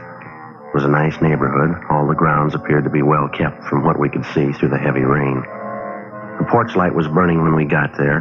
Inside the house, we were met by the two officers from Unit 37R who filled us in on the results of their preliminary investigation. We asked them to stand by in front of the house. Then we asked the husband of the murdered woman, Leonard Gray, to show us where the body was. Back this way, in the dining room. Everything just the way you found it, Mr. Gray? You didn't touch anything? No, sir, haven't touched anything. Right there on the floor. That's where I found it.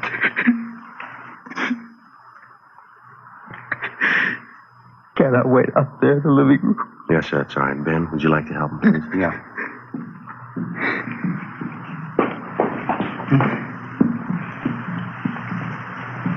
Just sit right there. I'll be right with you. Thank you. You and your wife live here alone, do you? Yes. It's just two of us, no children. Ben. Yeah?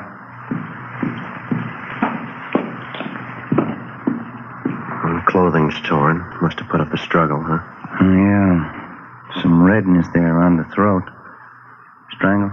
Yeah, could be. Deep gash there on the forehead. Broken vase there on the floor. You want to call the crime lab? Yeah, okay.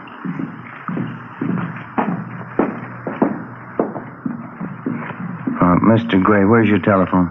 Right in the hall out there by the bedroom. Thank you. You think you could tell us about it now, Mr. Gray? Yes, I think so.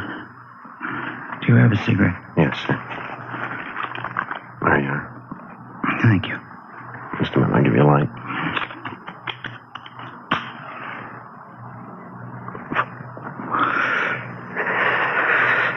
Thanks.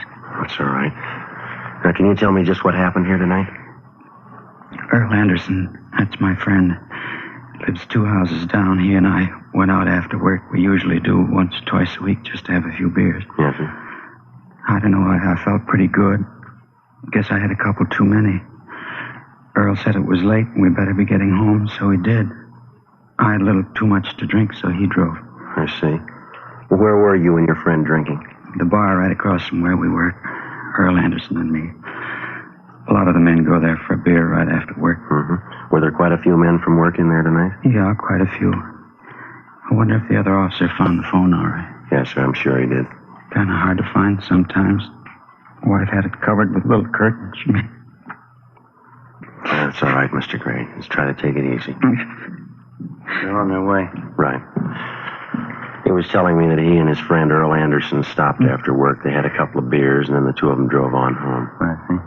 Is that right, sir? Yeah, that's right. Well, we got home, and I was feeling pretty good, so I asked Earl to come on in and have a little nightcap. Mm-hmm. What time was that when you got home? About 6:30. Earl didn't want to come in because he said Hazel would be upset with me because we were a little late. Anyway, I finally talked him into coming in with me. Was your wife upset? A little bit, yeah. She used to be unhappy when I was late because of dinner, but she was never unreasonable. I didn't make it a habit to stay out unusually late anyhow. I see. I feel terrible. Just terrible. When we got in the house, the first thing Hazel asked me was if I'd looked at the car. Whose car was that? It's our car, Dodge Sedan 42. It's parked across the street now. I wonder if we might check back here a little. Yeah. I thought I understood you to say that you felt that you'd had a little too much to drink, so your friend drove this Earl Anderson? Yes, but it was his car. I guess I should have made that a little clearer. You see, we take turns driving home, either his or my car. We trade off to fight the traffic, no matter whose car. I see. Wonder if you'd go on, please. I didn't know what she meant by asking if I'd seen the car. She said someone had let all the air out of the back tires. Do you know why anybody'd want to do a thing like that? No, I had no idea who'd do that to us. Hazel said she wanted to use the car tonight. She had to go to a friend's house to help her do some remodeling or something. Mm-hmm. She didn't say a word about my being late. I thought the car had kind of taken her mind off it. Told her I'd go out and look and see if I couldn't fix it. Well, did it strike you as being important that you fix the car right away?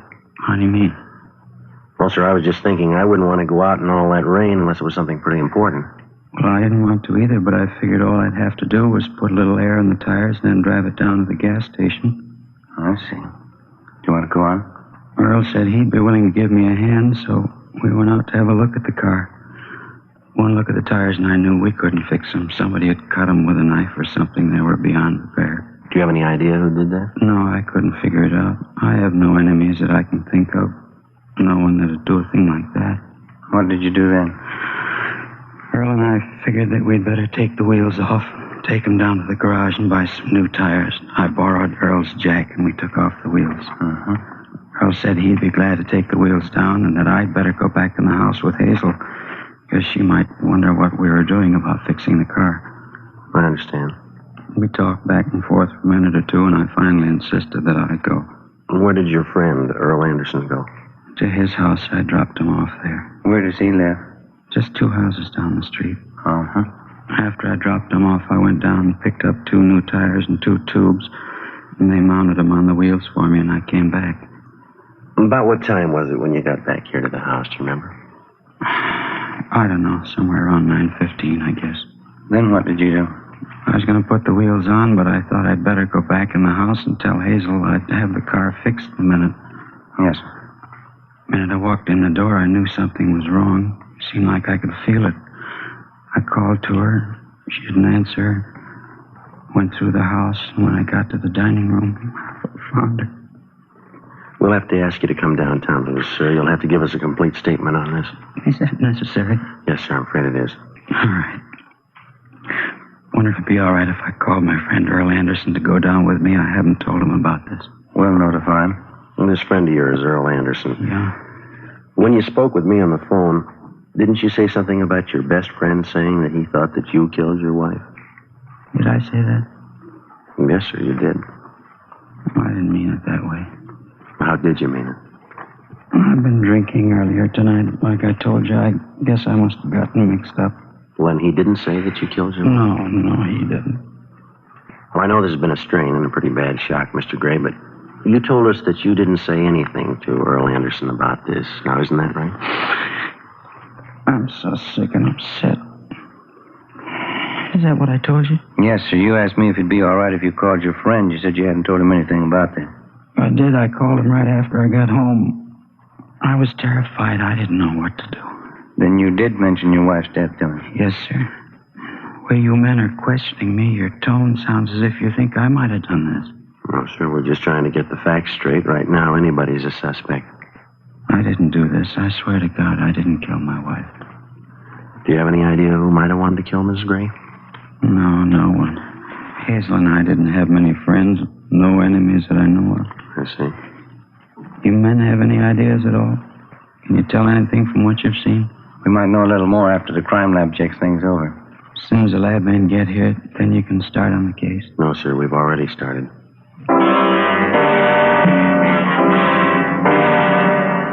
10:15 p.m. We continued to question Leonard Gray, the husband of the dead woman, Hazel Gray. His answers seemed to follow the same general pattern of hazy confusion. Ben and I weighed the possibilities and cause for his evident confusion. He admitted that he'd been drinking earlier that evening, the tremendous shock of the death of his wife, the complete interrogation necessary in the investigation. All these things could prove to be reason enough for Leonard Gray's apparent confusion. They could all be possibilities of pretense as well. We had to be sure. We asked him about relatives and in-laws. He told us that his parents were not living, that his wife's mother and father resided in Los Angeles in the southwest section of the city. He gave us the address. He furnished us with a list of his friends and his acquaintances. He was feeling quite badly, but seemed to want us to continue with the questioning. From time to time, he would add unimportant bits of his story which he had omitted the first time through. 10:17 p.m. The crime lab crew arrived and went to work. Gray's friend, Earl Anderson, was picked up and brought to the murder house. Any idea who did this thing? We're working on it. There's just one thing I want to make sure of. Yeah? You don't suspect Len, do you? Why do you ask that? Well, I know how something like this can be. Len and Hazel are wonderful people, very good friends of mine. Just wanted to go on record as being able to vouch for Len. He wouldn't do a thing like that. Is that what you wanted to tell her? Well, yes, sir. I've known Len for about 5 years now, going on 6. We work at the same place. Just want to vouch for him, that's all. Would you know of anyone who might have a reason to kill Mrs. Gray? Not a soul in the world. Hazel was wonderful to everybody. She didn't have any enemies that I know of. Such a pretty girl. We know that you're a close friend of Gray's. Maybe you'd be able to answer a couple of questions for us. Any way I can be of help to you. How did Mr. and Miss Gray seem to get along? I mean, did they have any arguments that you know of? Well, I really don't think I should go into their personal life in this thing. You mean you don't want to answer? No, sir, didn't that. It just seems that it's really not my place to go into it. We're going to have to question everybody that the Grays knew, all their friends and acquaintances. Appreciate any help you could give us. Well, it isn't that I don't want to help. I know that if I answer, it's going to make Len look bad at the moment. Well, we'll have to get all the facts from one source or another. Well, they used to have some arguments. Guess you'd find it out from the neighbors anyway. Were the arguments that bad? Pretty loud, yes, sir. Oh, I don't mean to imply that Len ever struck Hazel, but she used to get quite put out with him sometimes. Why? How do you know? Len likes to go out with the boys.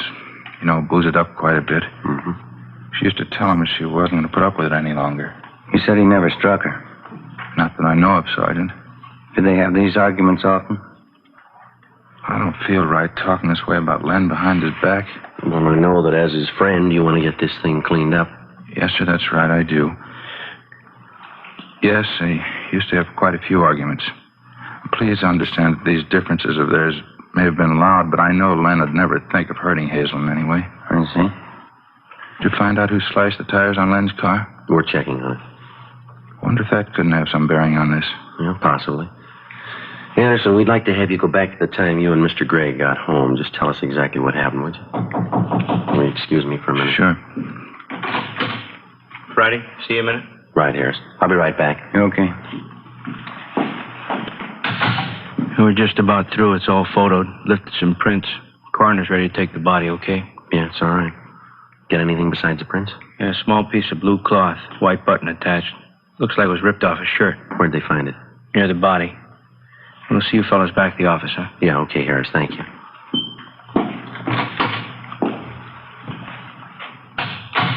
I was just telling your partner, Sergeant, while you were out of the room. Yes, sir. In this kind of a case, if it turns out to be murder, you have to know the whereabouts of everyone concerned, don't you? Yeah, we do. I suppose Len told you about his going down to get the tires fixed on his car. Yeah, he did. Did he tell you that I was at home during that time? Were you? Yeah, I was. I don't mean to try to tell you your business or anything like that, but isn't that the sort of information you have to have? Yeah, that's right. Is there anything else you'd like to know? Yes, sir. Who killed Hazel Gray?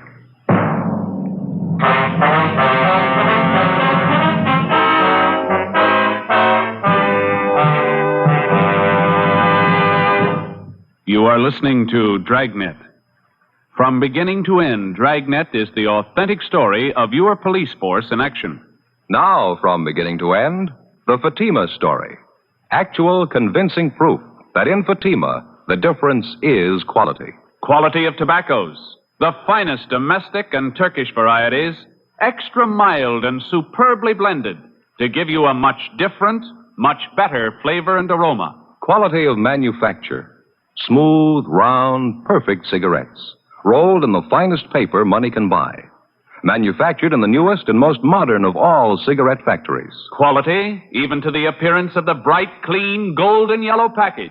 Carefully wrapped and sealed to bring you Fatima's rich, fresh, extra mild flavor.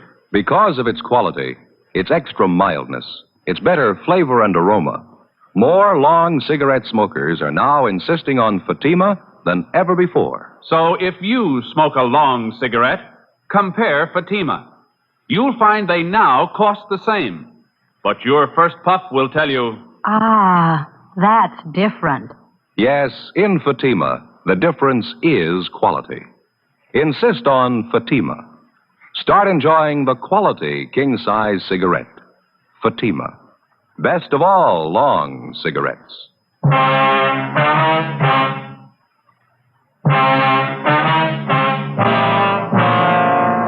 10:30 p.m. Tuesday, January 9th. Leonard Gray, the husband of the murdered woman, and Earl Anderson, his friend, were taken downtown to homicide for further investigation.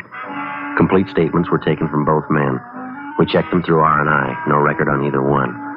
We had all prowlers and burglary calls in the vicinity of the murder house rechecked. Units working the area where the murder had occurred had picked up 2 possible suspects loitering in the neighborhood, but they were eliminated almost immediately. All of the neighbors, friends, and relatives of Mr. and Ms. Gray were contacted and questioned. No leads. All their stories tallied almost exactly with that of Earl Anderson. The Grays had been known to argue, quite frequently. The arguments were loud, but no one could say that they ever showed any physical violence toward one another. It was the opinion of the relatives and in-laws that Leonard Gray drank too much. Earl Anderson, his friend, was checked and found to be a completely reliable man.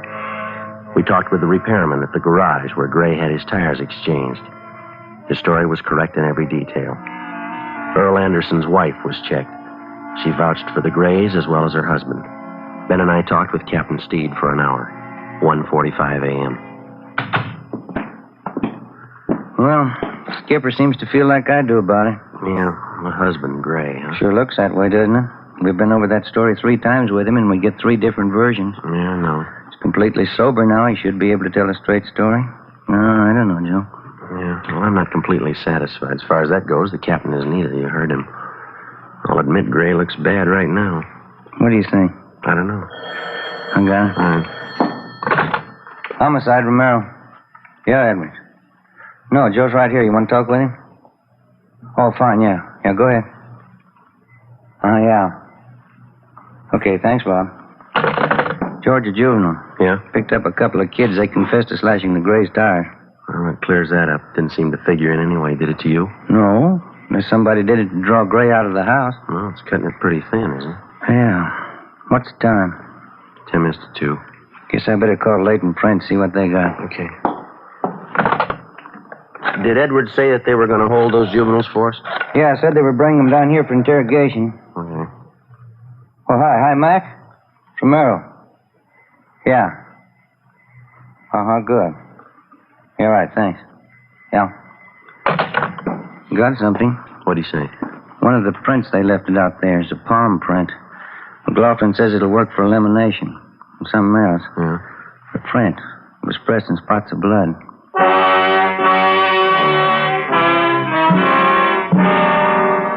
The killer of Hazel Gray had left behind him a clue to his identity about which there could be no mistake. His palm print. The prints of the dead woman, Hazel Gray, were checked and eliminated. They weren't hers. 2:40 a.m. Leonard Gray and his friend Earl Anderson were taken down and fingerprinted. Their palm prints were also taken. Both men were returned to the interrogation room. Sergeant, why'd we have to be fingerprinted? Just routine. It's just like I was telling you, Sergeant Friday. What's that? Len and I have been suspects all along, haven't we? Well, it's just a matter of elimination. Anybody involved in any way has to be checked out. Didn't the fellow down at the garage verify Len's story? Yes, sir, he did. It's the truth. I wouldn't lie at a time like this. I don't believe that anybody thinks you're lying, Len. It's just they have to be sure. That's right. Again. Interrogation room. This is Romero. Oh, yeah, right. Okay, right away. Crime lab, Joe. Pinker says he and Jones would like to see one of us right away. All right, you want to go? Yeah, I'll be right back. Okay. Sergeant, was there really any specific reason for us being fingerprinted? Well, we already told you. It's just routine. Wouldn't it be perfectly in line to find Len's fingerprints around his own house? Well, yes, it would. Yours could be there, too, Earl. Yeah, I was going to say that. I'm over at their house a great deal of the time. Yeah, we know. You mentioned that.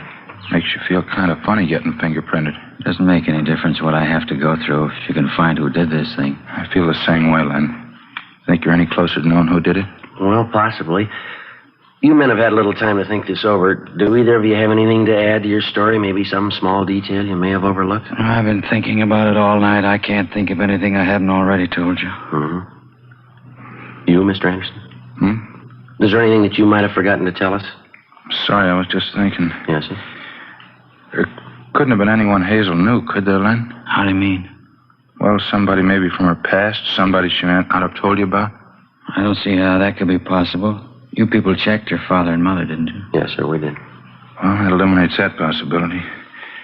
Haven't you found any way at all of telling who it was that killed Hazel? Yeah, we have. Well, I think that Len here's entitled to know. I'd be glad to leave the room if you want to talk to him alone. No, sir, that's not necessary. When we work it out, you'll both be told about it. If there's something definite, you'd tell me, wouldn't you? I think Earl's right. I'm entitled to know. Well, sir, we're assigned to the investigation, Mr. Gray, and we're doing everything that we can to get to the bottom of it. Sergeant Len and I think you men know a great deal more than you've been telling them. His wife was a victim. It's his right to know how the investigation's going, isn't it? Well, I told you before, whatever he should know, we'll tell him. Anything that we withhold from him is done for a good reason. Joe, want to take a look at this? Yeah, thanks. Okay. Here's a report on it. Oh, thank you.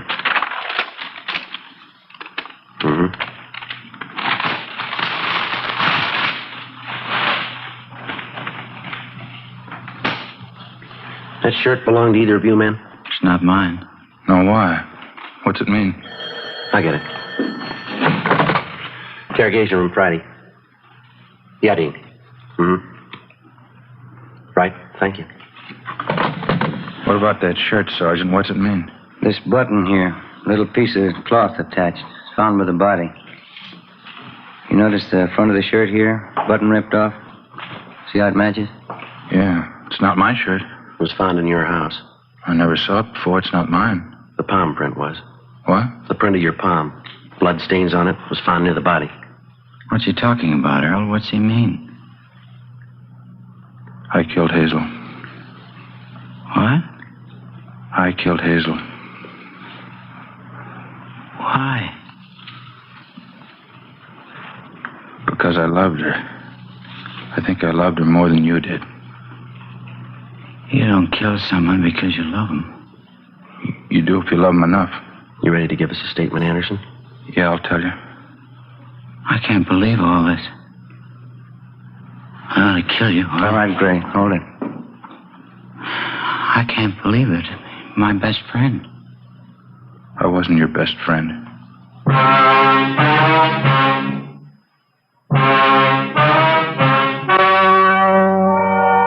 The story you have just heard was true. Only the names were changed to protect the innocent. On April 4th, trial was held in Superior Court, Department 89, City and County of Los Angeles, State of California. In a moment, the results of that trial.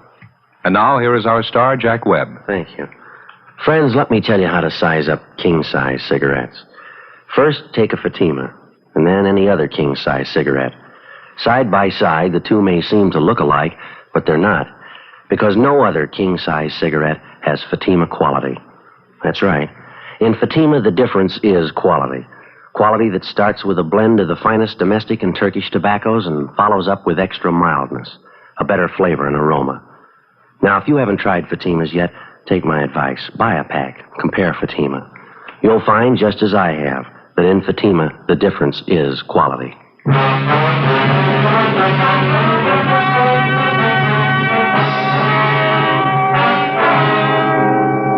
Earl Taylor Anderson was tried and convicted of murder in the first degree. He was executed in the lethal gas chamber at the state penitentiary, San Quentin, California.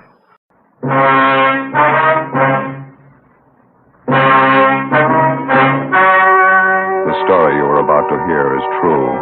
Only the names have been changed to protect the innocent. Fatima Cigarettes, best of all long cigarettes, brings you Dragnet.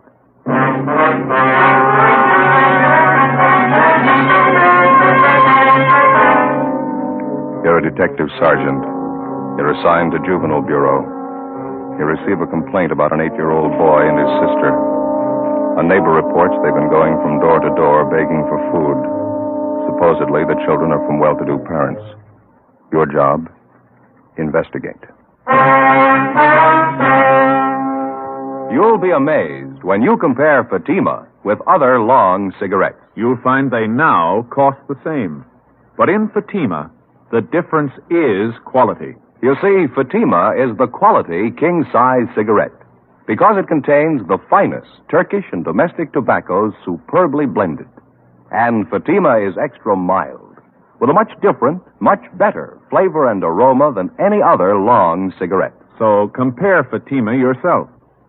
Fatimas now cost the same as other long cigarettes, but your first puff will tell you... Ah, that's different. Yes, in Fatima, the difference is quality. Ask your dealer for Fatima, the quality king-size cigarette. Best of all long cigarettes. Start enjoying Fatima tomorrow.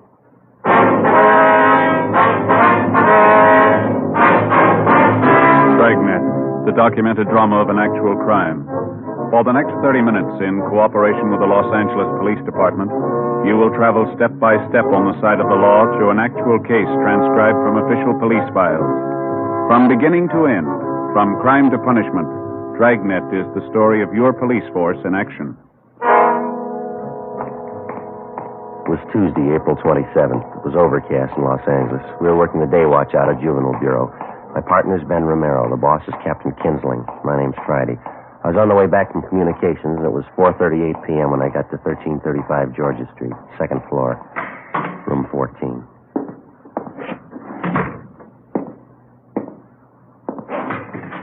Hi, Joe. Been waiting long? I was just checking the record. No, I just got here. What's this thing all about? Well, just what I told you on the phone. 7-year-old boy and his sister covering the neighborhood begging food. You ready to go? Yeah, let me put this away first. All right. Kid's supposed to be from a wealthy family, huh? Well, wealthy enough to live in the best part of Bel Air, yeah. Doesn't make much sense. Must be some kind of a gag, huh? No, not according to the neighbor who called in. Yeah? She says the kids are half-starved. Ben and I got in the car and drove out Sunset Boulevard to the Bel Air district. We pulled up in front of a large 2-story home near the corner of Brookline Avenue and Knightsbridge Drive. It was a white frame colonial mansion set back in the middle of well-landscaped lawns and gardens. The other homes in the neighborhood were just as large, $50,000 and up. It was the last place in the city that you'd expect to find neighborhood children begging food. 5:20 p.m. We went around to the rear entrance of the colonial mansion as we'd been instructed on the phone. We located the woman who'd called in the complaint, a Miss Jeanette Bejan. She was employed as laundress and cook by the owners of the house. She was busy fixing dinner.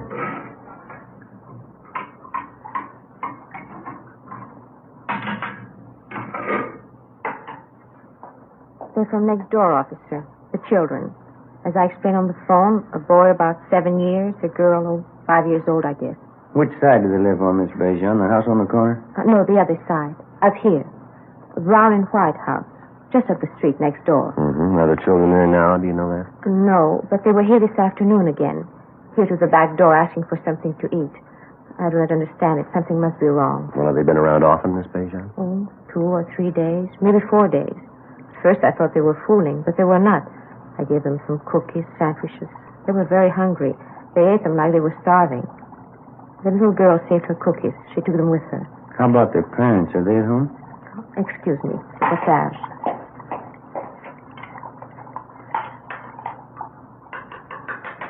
There. That's better. No, I haven't seen the mother the last few days. I understand they are divorced. The mother, she lives there with the children. The father, I don't know. Well, what's their name, do you know? Kessler. Madame, the woman I work for, she says there are 3 children in the Kessler family. But I don't know. I have only seen the 2, the boy and the girl. I would go over and see what is wrong, but I do not know the Kessler. It is not my place. That's why I called you, officer. All right, Miss Bejan. Well, thank you very much. Oh, not at all, officer. You understand, I do not mind giving the children food. Well, I think only something is wrong if they do not get it at home. Well, thank you very much for notifying us. We're going to check into it. I'm just a little curious, Miss Bejan. What's that you're making? This? Napoleon. How's that? Napoleon. You know, Napoleon pastry. Oh, yeah. Sure smells good. Well, thanks again. Oh, certainly, officer. If there is anything I can do, you will let me know? Yes, ma'am, we will. Goodbye. Goodbye. Thank you very much.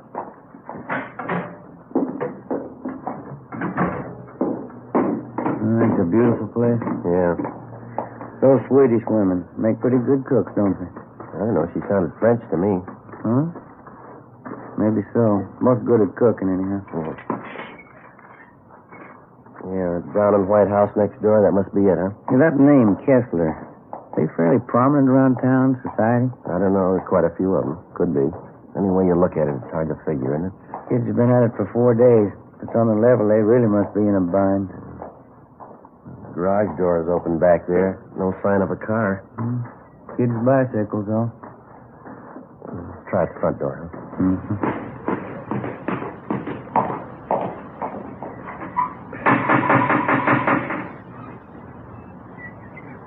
You better try it again, huh? Yeah.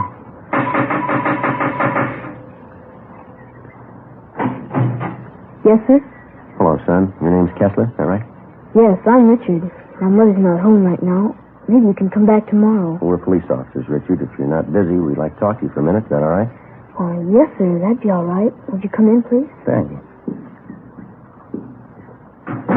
Richard Kessler was a blonde-haired, wiry boy, polite, well-mannered. He told us that he was 8 years old and that he attended the neighborhood grammar school. He showed us back to the kitchen where he was warming a can of soup that he borrowed from a neighbor. It was a large house, richly furnished, but it hadn't been cleaned for weeks. Dust was piled up thick on the furniture, and children's books and toys were scattered around the rooms along with scraps of dried bread, half-eaten. The house was cold and musty. On a small bar in the dining room, there were 3 half-filled cocktail glasses, a plate full of cigarette butts. Evidently, they'd been standing there for days. On the sink in the kitchen, there were a few pieces of stale bread and an open bottle of milk that had turned sour. Next to it were a half a dozen empty whiskey bottles. The Kessler boy was well-dressed, except for the shirt that he had on. It looked as if he'd been wearing it for a week. What did you want to talk to me about, officer? I haven't done anything wrong. Oh, we know that, son. We'd just like to find out how you've been getting along. I've been getting along all right. 2 A's and 4 B's on my report card last month. Mm-hmm. Where's your sister, Dick? Judy, she's down the street. She'll be back in a minute. How about your mother? Where's she? She's out, too. She'll be back. When do you expect her, son? Pretty soon. He's coming back pretty soon. Well, your sister, Judy, she's younger than you are, isn't she, Dick? Yes. Judy's only 6. I'm 8. Any other grown-ups live here with you besides your mother? No. Mom takes care of us. She'll be back pretty soon. We'd like to have you tell us the truth now, Dick. How long's she been gone? I don't know. Probably important. Taking her a long time. You can come back tomorrow. She'll probably be here then. When was the last time you saw her, son? Son, how about that? A couple of days ago. And this is Tuesday. You mean she left the house Sunday? No, before that. Last Friday night she went out. Said she'd be back. I don't know. Did your mother say where she was going, Dick? No, her boyfriend was here. Larry, I don't know his last name. Mom went out with him to a party, I think. I don't know where. She'll be back all right. Did you leave anyone to take care of? No, we can take care of ourselves. Nobody's fixed the cooking, though. I don't know how yet. I'd better look at the soup on the stove. I'll take care of it, son. You go ahead. Sit down. Has your mother ever left you like this before, son? Maybe once or twice. She never stayed away this long, though. I don't know. What's the matter, Dick? Well, Johnny, officer, my little brother. He hasn't eaten much for a while. Must be hungry by now. I was fixing the soup for him. Yeah, well, where's Johnny? He's upstairs in the nursery. He's been sick with a bad cold. Mom knew Johnny was sick. That's why I wondered. She hasn't come back yet. I don't think Johnny's feeling good. Do you want to take steps for him, son? Yeah, all right, if you want. Ben, you want to come on? Yeah. How long has Johnny had this cold, Dick? A couple of days before Friday, before Mom left. Mm-hmm. How old is he? Johnny's just a little kid. He won't be 2 years old until July. Been wondering about him. Coughed a lot at first. Been giving him milk and cookies. That's what Judy and I had. I don't know. Has the doctor been to see Johnny? Oh, no, I thought of calling him. I didn't know the doctor's name. I was waiting until Mom got home. This is Johnny's room here. Mm-hmm. In the crib, officer. That's my brother Johnny. Pretty cold in here. Yeah, let's have a look. Hey there, young fella. Hi, Johnny. You hungry now? Sure. Look at his eyes. Yeah, I want to get to a phone, doctor, and ambulance. Tell him to hurry. Right. Oh, what's the matter, officer? What about Johnny's eyes? He'll be all right, Dick. Oh, he's been acting awful quiet, though. Hardly moved around at all. Most of the time he's jumping up and down in his crib like anything. Has anyone at all been in here to see him since Friday? Yes, sir. My sister Judy and I. We change his diapers and give him something to eat. I see. Gee, I sure wish Mom would get home. I'd like to talk to her. Yeah, so would I. 5:48 p.m. We put in a call to the office for a policewoman, then we got in touch with Lieutenant Lee Jones at the crime lab, and he sent out a man to photograph the condition of the Kessler home and the children. The doctor and the ambulance arrived, and little Johnny Kessler was taken to the general hospital in critical condition. The 22-month-old boy was in a coma. Richard Kessler and his sister Judy were taken to Georgia Street Juvenile Bureau and then transferred to Juvenile Hall and placed under protective custody, Section 700 Sub B, Welfare and Institution Code. The two of them were given a bath and something to eat. Judy Kessler was interrogated separately by a policewoman. Ben and I talked to the boy, Richard. After a few minutes, he broke down and admitted that his mother had gone off and left the 3 children alone on at least a half a dozen occasions. He told us his parents were divorced. He rarely saw his father, but his mother had had 2 or 3 boyfriends at the house during the past year. He also told us his mother drank quite a bit. But she's never been gone this long before, Sergeant. Maybe she's out somewhere and has no way to get home. We'll find her all right, son. Don't you worry about it. Well, this boyfriend of your mother's, Dick, his first name was Larry. Is that all you can tell us? Yes, sir. I don't know his last name. Are you going to keep us here all night, Judy and me? Just for a day or so. They'll take good care of you, son. Where'd you take Judy? Well, she's just next door, Dick. You can see her in just a minute now. And how about Johnny? I always take care of him. Pretty fussy around strangers. Well, they've got him over at the hospital, Dick. They're going to take good care of him now. You can count on that. I don't know, officer. I better see him. He might get awful fussy. All right. We'll fix that up for you. Do you have any relatives in Los Angeles, son? Aunts, uncles, anyone like that? No, just my father, but I don't know where he lives. We had a nurse who used to take care of us, Mrs. McIntosh. She was swell.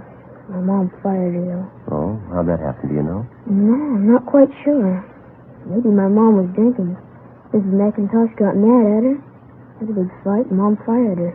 Oh, now, this Mrs. McIntosh, you know where we can find her? No, sir, I don't. How about some of the other boyfriends that your mother had, Dick? Do you remember any of their names? No, one of them was George something. I don't remember the other one. Joe, see you a minute? Yeah, Mac. You want to stay with the boy, huh, Dick? Yeah. Hospital call. It's a lousy thing. Well, what's that? The Kessler boy, little Johnny. Yeah? He just died.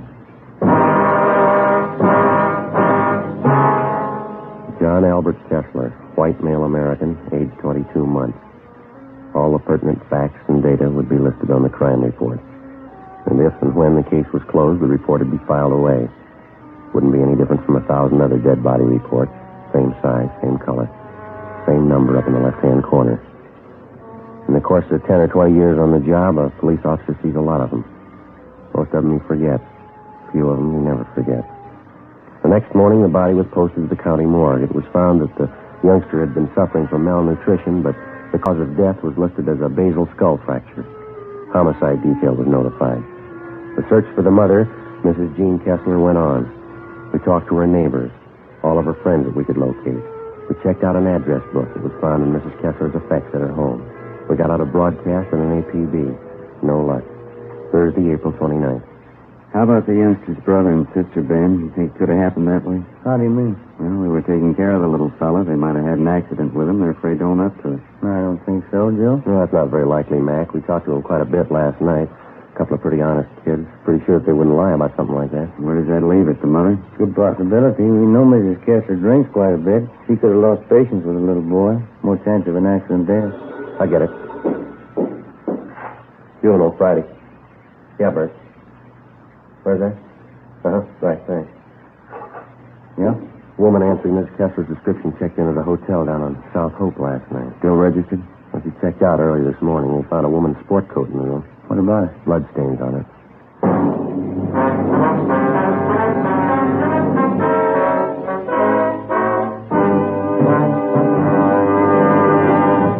You are listening to Dragnet for the step-by-step solution to tonight's authentic case history. Here, step-by-step, are the actual reasons why Fatima is the quality king-size cigarette. Why in Fatima, the difference is quality. Quality of tobaccos. The finest domestic and Turkish varieties. Extra mild and superbly blended to give you a much different, much better flavor and aroma. Quality of manufacture. Smooth, round, perfect cigarettes. Rolled in the finest paper money can buy. Manufactured in the newest and most modern of all cigarette factories. Quality even to the appearance of the bright, clean, golden yellow package.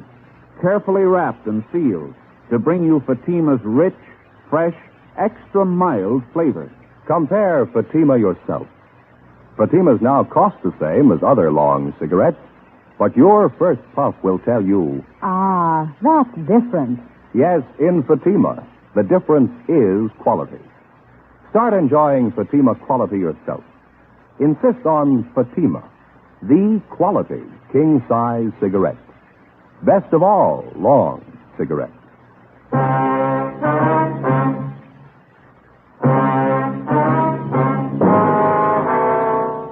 Friday, April 30th. We were still without a lead as to the whereabouts of the missing mother, Mrs. Jean Kessler. The blood-stained coat, which had been found in the South Hope Street Hotel, was shown to Mrs. Kessler's friends and to her children, Richard and Judy. They identified it as belonging to the missing woman. Routine investigation of the hotel room failed to uncover any further leads. We got out a supplementary APB, and then we started rechecking with the Kessler woman's friends and acquaintances. Nothing. We rechecked a dozen taverns and cocktail lounges that she'd been known to frequent. No sign of her, no sign of her boyfriend. In rechecking her personal effects, we found a canceled check payable to their former nurse, Mrs. McIntyre. The endorsement carried her address. We checked it out. She'd moved. We traced her to the forwarding address. There we were told that she had a new job as a nursemaid with a wealthy family living in the Los Feliz district. We called there and talked to Mrs. McIntyre, and she told us that she was just leaving the house with the 3 children for an outing at the park and the zoo. We made arrangements to meet with her out there, 1:30 p.m. Ben and I located her at the head of the path leading through the main part of the Griffith Park Zoo. I read about it in the paper, Sergeant, about Johnny. I didn't know you wanted to talk to me. I would have called in if I did. We're still trying to locate the mother, Mrs. McIntyre. Can you help us out there at all? No, I don't know. Have you asked at those places she used to go to all the time, where she used to drink? Yes, ma'am, we have. They couldn't help us. Did you know any of Miss Kessler's boyfriends, the ones that had come to the house? Yes, I knew all of them. Donald, don't you wander off now. Same for you, Patsy. You stay close. The boy, Richard, he was telling us about one of the boyfriends, ma'am, a fellow named Larry. Oh, yes. Donald, you heard what I said. You stay close. Yes, I knew Larry. You remember what his last name was, ma'am? Yes, Bartell. Some kind of an actor in the movies, I think. Larry Bartell. You know where he lives? No, I think he had an apartment in Hollywood. I wouldn't know the address. What kind of a man was this Bartell? I mean his temperament and things like that. Well, I think he was kind of lazy. I think Mrs. Kessler was giving him money. Mm-hmm. Did the two of them ever argue or have any fights? All the time. He had a terrible temper. Did you ever strike Miss Kessler? Yes, I saw it happen several times. Not too close to the cage, Donald. Back a little. How did this Bartell act toward the children, Mrs. McIntyre? Indifferent, I guess. They annoyed him sometimes. Well, that was after that you had the argument with Miss Kessler? Yes. It was about her drinking and the boyfriend and all the rest. I just got sick of it, and I told her what I thought. She didn't want to admit she was getting old, not caring for the children, pretending she was still in her 20s. Well, do you have any idea where we might locate the father? Well, they're divorced, you know. He's the head salesman for a lumber concern downtown. He inherited most of his money. I have the name of the company at home. You can have it if you like. Yes, ma'am. We'd appreciate that. You know, it's the children I feel sorry for. Yes, ma'am. 3 beautiful children. And that poor little Johnny, I just can't understand it. What's that? How could anyone desert a helpless baby like that? We'll ask his mother. Friday, 5 p.m. Mrs. McIntyre called us at the office and gave us the business address of the missing woman's ex-husband, Richard Lane Kessler. We called there, but they told us Kessler was away on a week's vacation. They had no idea where to contact him, but he was expected back in a few days. We called Central Casting and asked them to check their talent list for a bit player by the name of Larry Bartell. They had no such name listed. Saturday, 8 a.m. The Kessler children, Richard and Judy, remained in the custody of juvenile authorities. The search for their mother continued. All day Saturday, Ben and I ran down what few leads we had. They went nowhere. Checks to the morgue, the city hospitals, and the drunk tank at the main jail still failed to turn up the missing woman. We checked again at the different drinking places she used to patronize. No one had seen her. 5:30 p.m., we went back to the office. A lot of mileage today. Yeah, there's not much to show for it. Not going to be much fun for those Kessler kids this Sunday. Why? What do you mean? First Sunday in May. Huh? Mother's Day. Oh, yeah. Hi, Mac. Hi. Got a piece of news for you. Yep. The Kessler woman's boyfriend, Larry Bartell. What about him? He's been located. When he'd seen his name mentioned the previous night in the newspaper stories concerning the case, Larry Bartell had contacted the office to let us know that he didn't consider himself a fugitive. At least that was his story. He'd called just a few minutes before we got back to the office. He left word that he could be found at a Wilshire address all day Sunday. In the meantime, he'd be at the Spotlight Club, the club for theatrical people located in West Hollywood. 6:25 p.m. Ben and I located him at the club back in the billiards room. He was tall, dark-haired, dressed expensively. I told the cop when I called in you weren't supposed to contact me here. It was important. That little Kessler boy's dead, Bartell. We think that's pretty important. Well, I didn't know anything about that. You didn't have to interrupt me. That's an important man I was playing with. Now, what do you want to know? Where's Miss Kessler? Well, why ask me? I don't know. You're a pretty good friend of hers. You were the last person seen with her. Oh, it was a week ago. We went out to a party last Friday night. I haven't seen her since the following Monday. Last Monday. I'm through with her anyway. What do you mean? I just got sick of her, that's all. Pawing all over me, asking me to marry her. I just got sick of it. It wasn't worth it. You accepted money from her? Just to tide me over. She had plenty of it. Why not? Where'd you last see her? Keep your voices down. I wouldn't like this stuff to get around the club. There's a hotel downtown on South Flower. I can give you the address. Were you at another hotel with Miss Kessler last week? Yeah, on South Hope, around 9th Street, I think. Oh, that's where you found a coat, huh? You've got an explanation for that? Blood stain? Sure. Crazy day. So I saw her, then she tried to hit me with a bottle. Cut herself. Boy, I tell you, this wasn't worth it, that's all. I guess you can prove everything you're telling us, huh? Of course I can prove it. It's the truth. And what about the little boy? How'd that happen? I didn't have anything to do with it. It wasn't my fault. Well, how'd it happen? No, that Friday night just before we left the house. The old lady and I were downstairs having a few drinks. She put the little kid to bed, but he wouldn't stay there. He kept getting up out of bed and running downstairs crying. Yeah, go on. She finally took the kid, gave him a good spanking, threw him back in bed. I think he hit his head in one of the posts of the creek. Why didn't you do something about it? Well, I told her, but she said it was nothing. Didn't matter. Got a coat from us, that's all. Kids are all right when we left.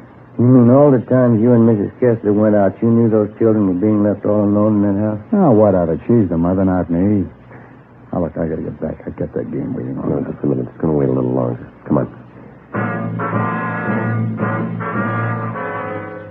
Larry Bartell was taken downtown and held for questioning on suspicion of 702 WIC, contributing to negligence of minors.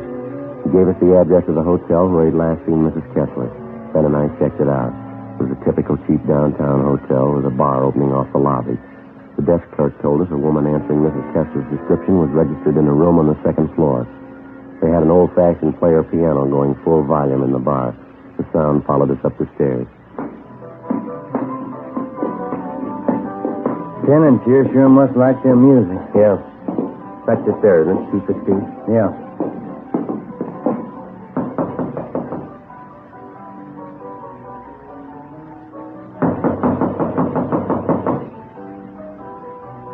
We better try it. Yeah.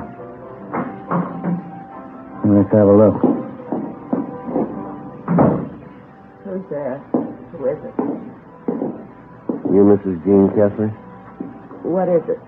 Who are you? Police officers would like to talk to you. I haven't done anything. What do you want with me? I want to talk to you about your children, Miss Kessler. But I didn't do anything. Johnny was sick, that's all. I didn't do anything. That's not what Bartell says. Larry, have you seen him? Is he coming back to me? You better get up, lady. Get your coat. I gotta have Larry back. He's everything to me. I love him. Is he coming back? You've been gone over a week. Aren't you a little worried about your children? They're all right. I'm too young to spend my life on children. I need Larry. Where is he? See if you can find a coat, will you, Ben? Yeah, all right.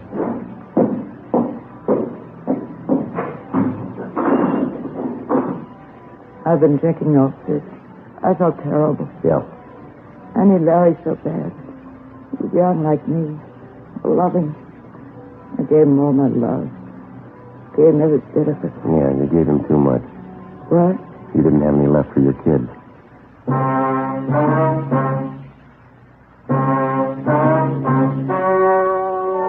story you've just heard was true. Only the names were changed to protect the innocent. On July 2nd, trial was held in Superior Court, Department 87, City and County of Los Angeles, State of California. In a moment, the results of that trial. Now, here is our star, Jack Webb. Thanks, sir. Friends, if you're with us week to week, you've heard me say, in Fatima, the difference is quality. It's a difference that you can prove just by buying a pack and smoking them. You'll find Fatima's extra mild, with a rich, better flavor and aroma. Stop in at the store in the corner and buy a pack of Fatimas the first chance you get. You'll find in Fatimas, the difference is quality. Ladies and gentlemen, I'd like to take a moment to thank all of you for your very fine response to our program, Dragnet. Since the first show went on the air about a year and a half ago, your cards and letters have been a constant source of encouragement and guidance. In the field of radio presentations, We felt that we were attempting something a little different, and we were not altogether sure that it would meet with your approval. Possibly we were sure that our approach to this type of presentation was a sound one, but the final approval had to rest with you. If we may judge by your response, you've placed Dragnet high among the programs that you enjoy most, and for this we're indeed grateful. We've tried to bring you, first of all, an adult program worthy of the 30 minutes that you spend with us each week. We've tried to bring you an honest and authoritative report on the work of your police force. We've tried to bring before you documented police cases that were informative as well as entertaining. In forthcoming weeks, we sincerely hope that Dragnet remains one of your favorite shows. Your letters have been read by all members of the Dragnet production staff. So if you like to listen to Dragnet, it's because you, our listeners, have helped to guide us in presenting the kind of entertainment that you want.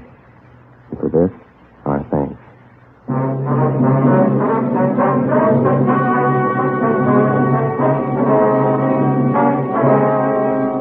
Mrs. Jean Kessler was filed on and found guilty in Superior Court, charge of manslaughter. She was sentenced to 1 year in the county jail and deprived of the custody of her children. The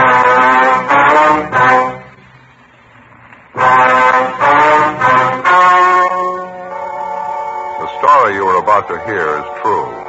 The names have been changed to protect the innocent. Fatima Cigarettes. Best of all, king-size cigarettes brings you Dragnet.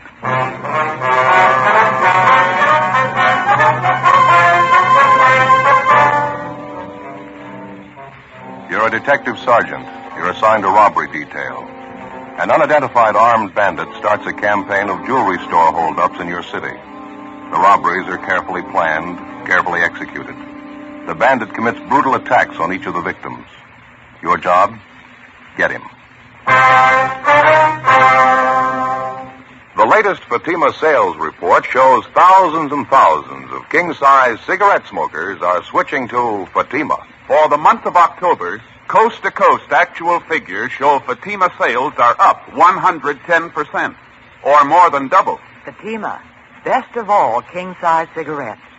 Definitely the best quality in its class, but the same price as the cigarette you're now smoking. Remember, thousands of Americans are switching to extra mild Fatima.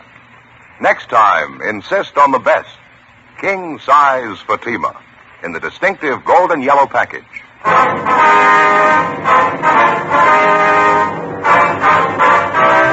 Dragnet, the documented drama of an actual crime. For the next 30 minutes, in cooperation with the Los Angeles Police Department, you will travel step by step on the side of the law through an actual case transcribed from official police files. From beginning to end, from crime to punishment, Dragnet is the story of your police force in action. It was Wednesday, March 10th. It was cold in Los Angeles. We were working the day watch out of robbery detail. My partner's Ben Romero. The boss is Captain Didion. My name's Friday. It was 3:28 p.m. when I got to room 27A. Robbery detail. Joe? Yeah, Ben. You know, this is Mitch and Mrs. Gordon. Folks would like to have you meet my partner, Sergeant Friday. How do you do? Glad to know you. How are you, Sergeant? Mrs. Gordon, are you feeling any better now? Qu'est-ce qu'il a dit, Robert? Il veut savoir comment tu te sens. Raconte-leur ce que tu sais de base. She's a lot better now, Sergeant, thank you. My French isn't very good, but it's a lot better than her English. Cecile's only been over here a couple of weeks. I met her when I was on occupation duty over there. Army, you know. Yeah, I see. Well, we'll try not to keep you long, sir. We got a few questions about the robbery. We think your wife might be able to help us. Well, we'll sure try, Sergeant. Like to help you any way we can. Your wife was the only one in the store besides the clerk at the time of the hold-up. Like to have her tell us everything that happened, if she would, please. Okay. Qu'est-ce qui est arrivé à la bijouterie? Oh oui, je peux leur dire, j'ai tout vu. She says she saw everything that happened, Sergeant. What would you like to know first? Well, how about the hold-up man, Mr. Gordon? Did your wife get a good look at him? Can she describe him for us? Peut-il décrire le voleur? Oh, il portait un veston bleu. C'était un homme aux cheveux bruns, pas trop grands. Says the fellow was wearing a blue coat. He had dark hair. Wasn't a very big man. Mm-hmm. Does she have any idea about how tall he was? Cécile, de quelle taille? C'est-à-dire... costaud. Comme ça. Il viendrait jusqu'à ton épaule. Il pesait environ 80 kilos. She can't say exactly how tall, Sergeant. Said he'd come up to about here on my shoulder, about 5'8", I guess. She thinks maybe he weighed about 170 pounds. She's not sure. Would you ask her exactly what happened at the store? That is, as much as she can remember. Sure. Cécile, dis-leur exactement ce qui s'est passé. Eh bien, j'étais au comptoir quand l'homme est entré. Il est allé directement au vendeur, celui qui me servait. Et il avait un revolver dans la main. Well, she says she was standing by the counter, Sergeant, when the hold-up man came in. Says the fellow went over to the clerk, the man who was waiting on her. Says the fellow had a gun in his hand. Would you ask her to go on, please? Et après, Cécile? Il a forcé le vendeur à lui donner tous les bijoux et les a mis dans un sac de papier.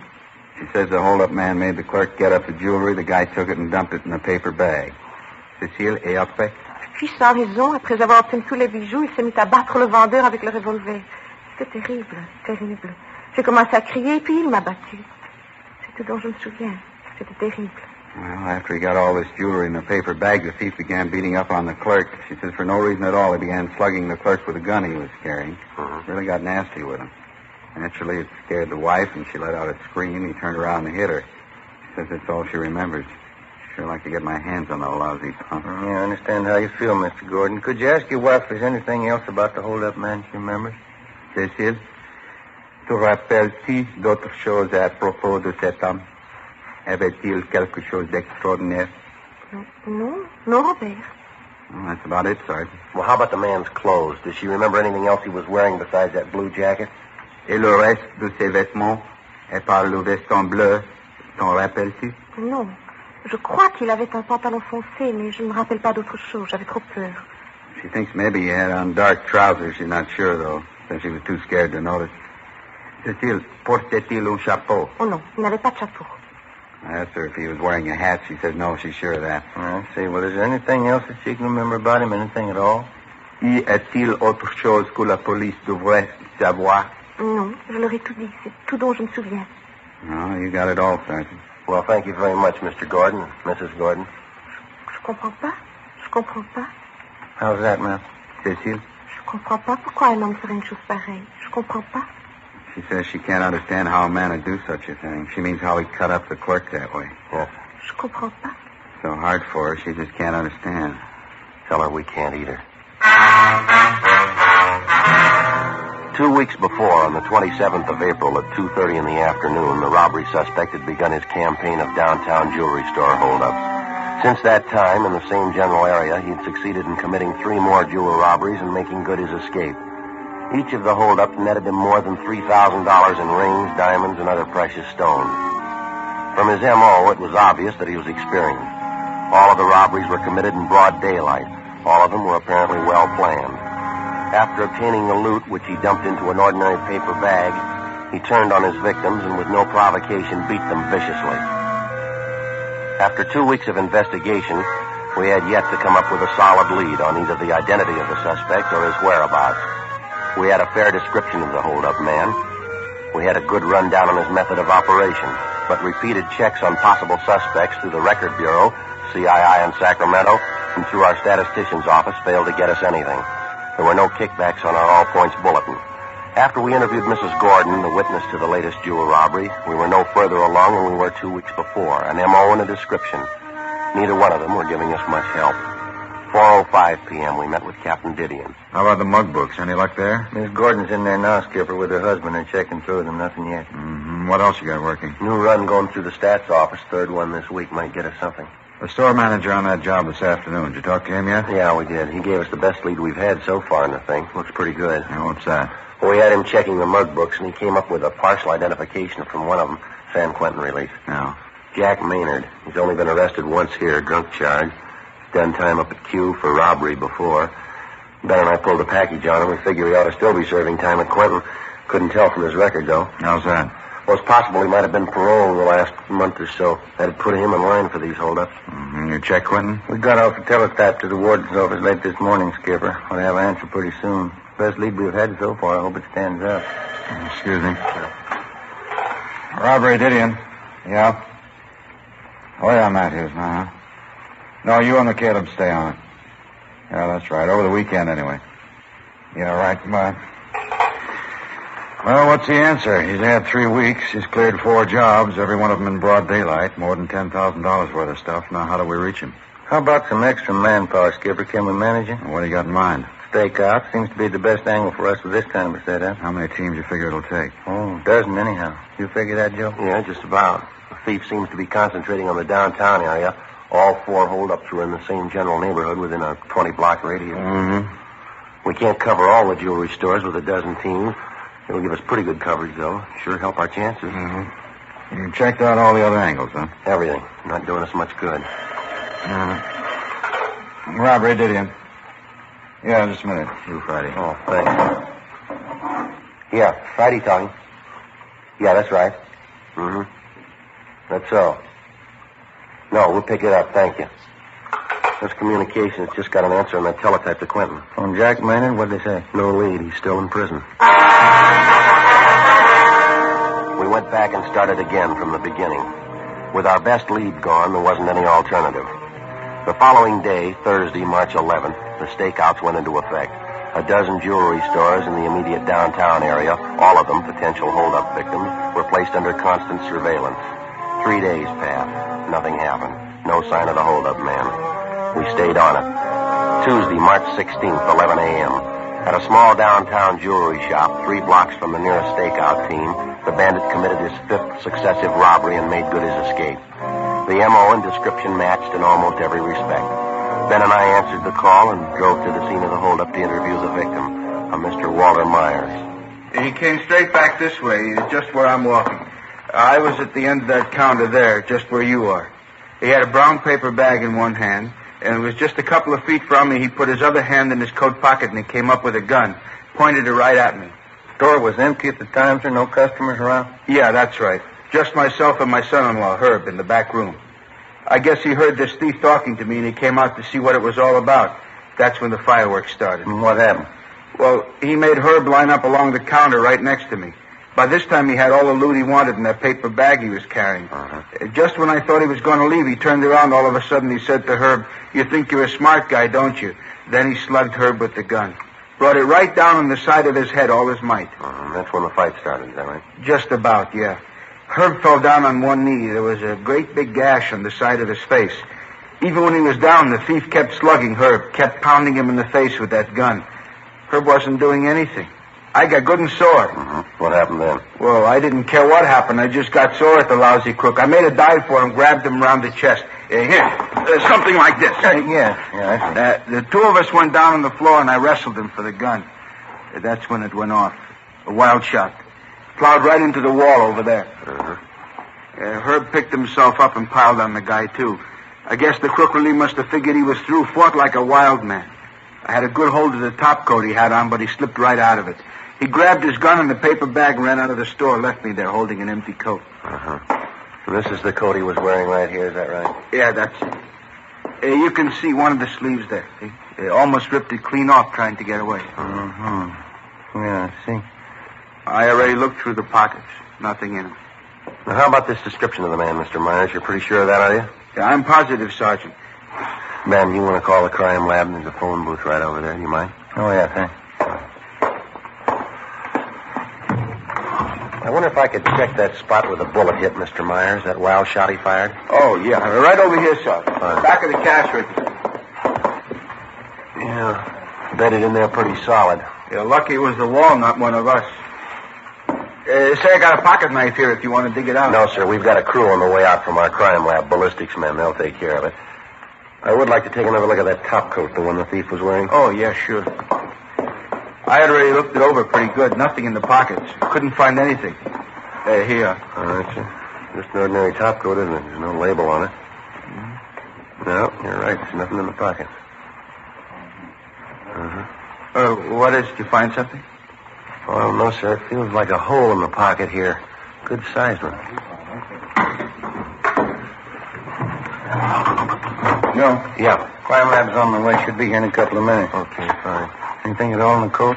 Oh, I don't know. Here. Seems to be a hole in this pocket here. It's possible something might have dropped down into the lining of the coat, maybe. Here, let me hold out that end for you. All right, thank you.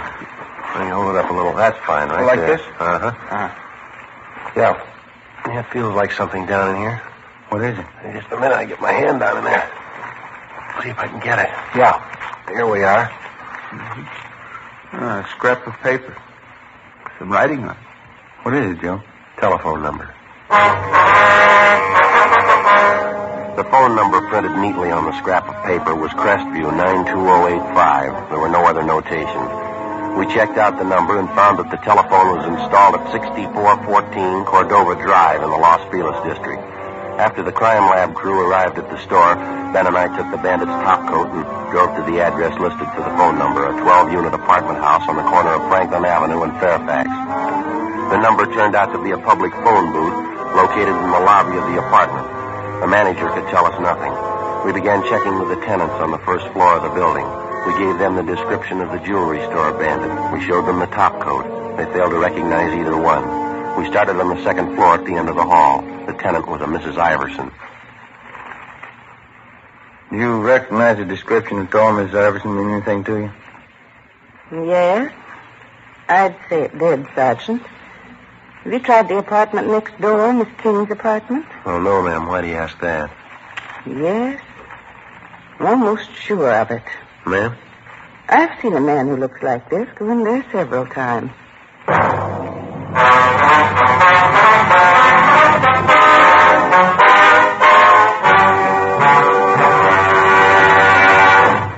You are listening to Dragnet, authentic stories of your police force in action. Millions heard it, yet only 52 have written. Starting on Dragnet over 2 months ago, on September 20th to be exact, Fatima made a special money-back offer to more than 10 million listeners.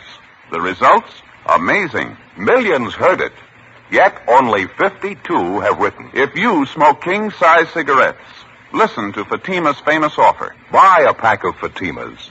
Enjoy their extra mildness and superbly blended tobaccos.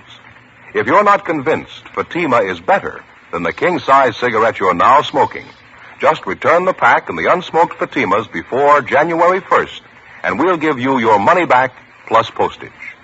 Fatima, Box 37, New York 1.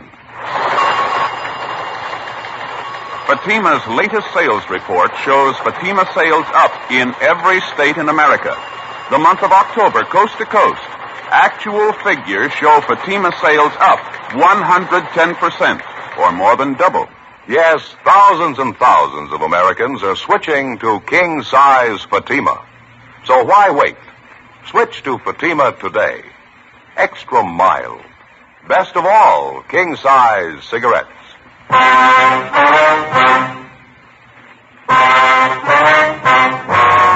March 16th, Tuesday, 2:48 p.m. Ben and I went next door to the apartment where a man answering the description of the jewelry store bandit reportedly had been seen several times. We rang, but there was no answer. We went back and checked with the manager of the building, who told us that the apartment was registered to a Miss Lenora King. He told us that as far as he knew, Miss King worked during the day and that she usually returned to her apartment between 7 and 8 o'clock at night. The manager gave us the address of the place she worked, and we checked it out. It was an exclusive gift shop on La Cienega Boulevard in West Hollywood. We located Lenore King back at the main packing desk where she was employed as a gift wrapper. When we put the question to her that a man answering the description of the jewelry store bandit had been seen visiting her, she readily admitted it. Yes, that's right. I'd say he looks just like that. He drops by my apartment 4 or 5 times a month. His name's Marty. What's his last name, Miss King? Where can we find him? I'm sorry, I never did know his last name. I'm afraid I don't know where you can find him either. Well, how's that, Miss King? He visits you quite a bit. He's a friend of yours, isn't he? Not exactly. I know him. That's about all. He's a friend of a friend. It's more like that. Uh-huh. Excuse me. Sure. I'm sorry. This package has a rush on it. I'll have to wrap it now. Do you mind? No, ma'am. You go right ahead. About this man, Marty, Miss King, you mind explaining a little more? If you don't know him well, why should he visit you so often? Well, to tell you the truth, it's more of a favor than anything. It's for Virginia. She's my girlfriend. Uh-huh. And I wish I never got mixed up in it to begin with. Well, how do you mean, mixed up in what? Well, it's confidential, Sergeant. I'd just as soon not mention it if you don't mind. Well, I'd like to have you tell us everything you know about it. It's a pretty important matter, ma'am. Well, I don't know really how it started. I mean, how the two of them got together, Marty and Virginia. They just met, I suppose. Virginia fell in love with him. She had to find some way out. How's that? Virginia, she was crazy about Marty. I guess she still is. They didn't want to get all involved, though, neither one of them. It's romantic in a way. Could I have the scissors there, Sergeant? Yes, here you go. Well, what two of them want is to see each other once a week. It's enough for Virginia, she says. She loves him, that's all that counts. She doesn't want to know where Marty lives, what he does, anything about him, or I guess the same goes for Marty. I see. So the two of them get in touch with each other through you, is that it? That's right. Usually once a week, maybe once every 2 weeks.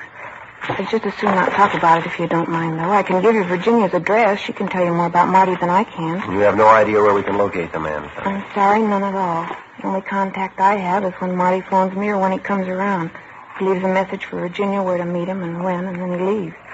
I really think you ought to talk to Virginia about it. Here we are.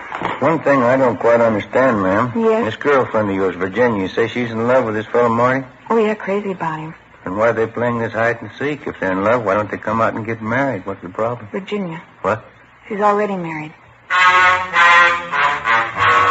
Before we left Lenore King, we advised her what the situation was. In the event the suspect, Marty, contacted her, she was to get in touch with us immediately. She gave us her promise that she wouldn't disclose our conversation with her. We left her our card, and she gave us the address of her girlfriend, Virginia Brewer. It was a South Argyle Street address, but Mrs. Brewer wasn't at home. 8:15 p.m. We drove to her place of employment, a Valley nightclub out along Ventura Boulevard, where she was appearing in the floor show. She was a dancer. We located her backstage, waiting to go on. You must have some other girl in mind, officer. I don't know anyone by the name of Marty. You sure about that, Miss Brewer? We got it from a pretty good source. Well, I'm sure I don't know where you got it, but it's wrong. The name isn't familiar at all. Who told you this, anyway? Close friend of yours, ma'am. She seemed to know what she was talking about. Who was it? I got a right to know that. Lenore King. Lenore? Why should she tell you a story like that? We wouldn't know, ma'am, unless it's the truth. Of course it's not the truth. I don't know any Marty. I don't even know what this is all about. Well, she says you know the man, Mrs. Brewer. She says you're in love with him. She seemed to have all the details. Now, is there any good reason why she'd tell lies about you? I don't know. You believe what she told you? Yes, ma'am, we do, unless you can prove it's a lie. I'm sorry. That's my introduction. I have to go on. All right, ma'am. We'll wait.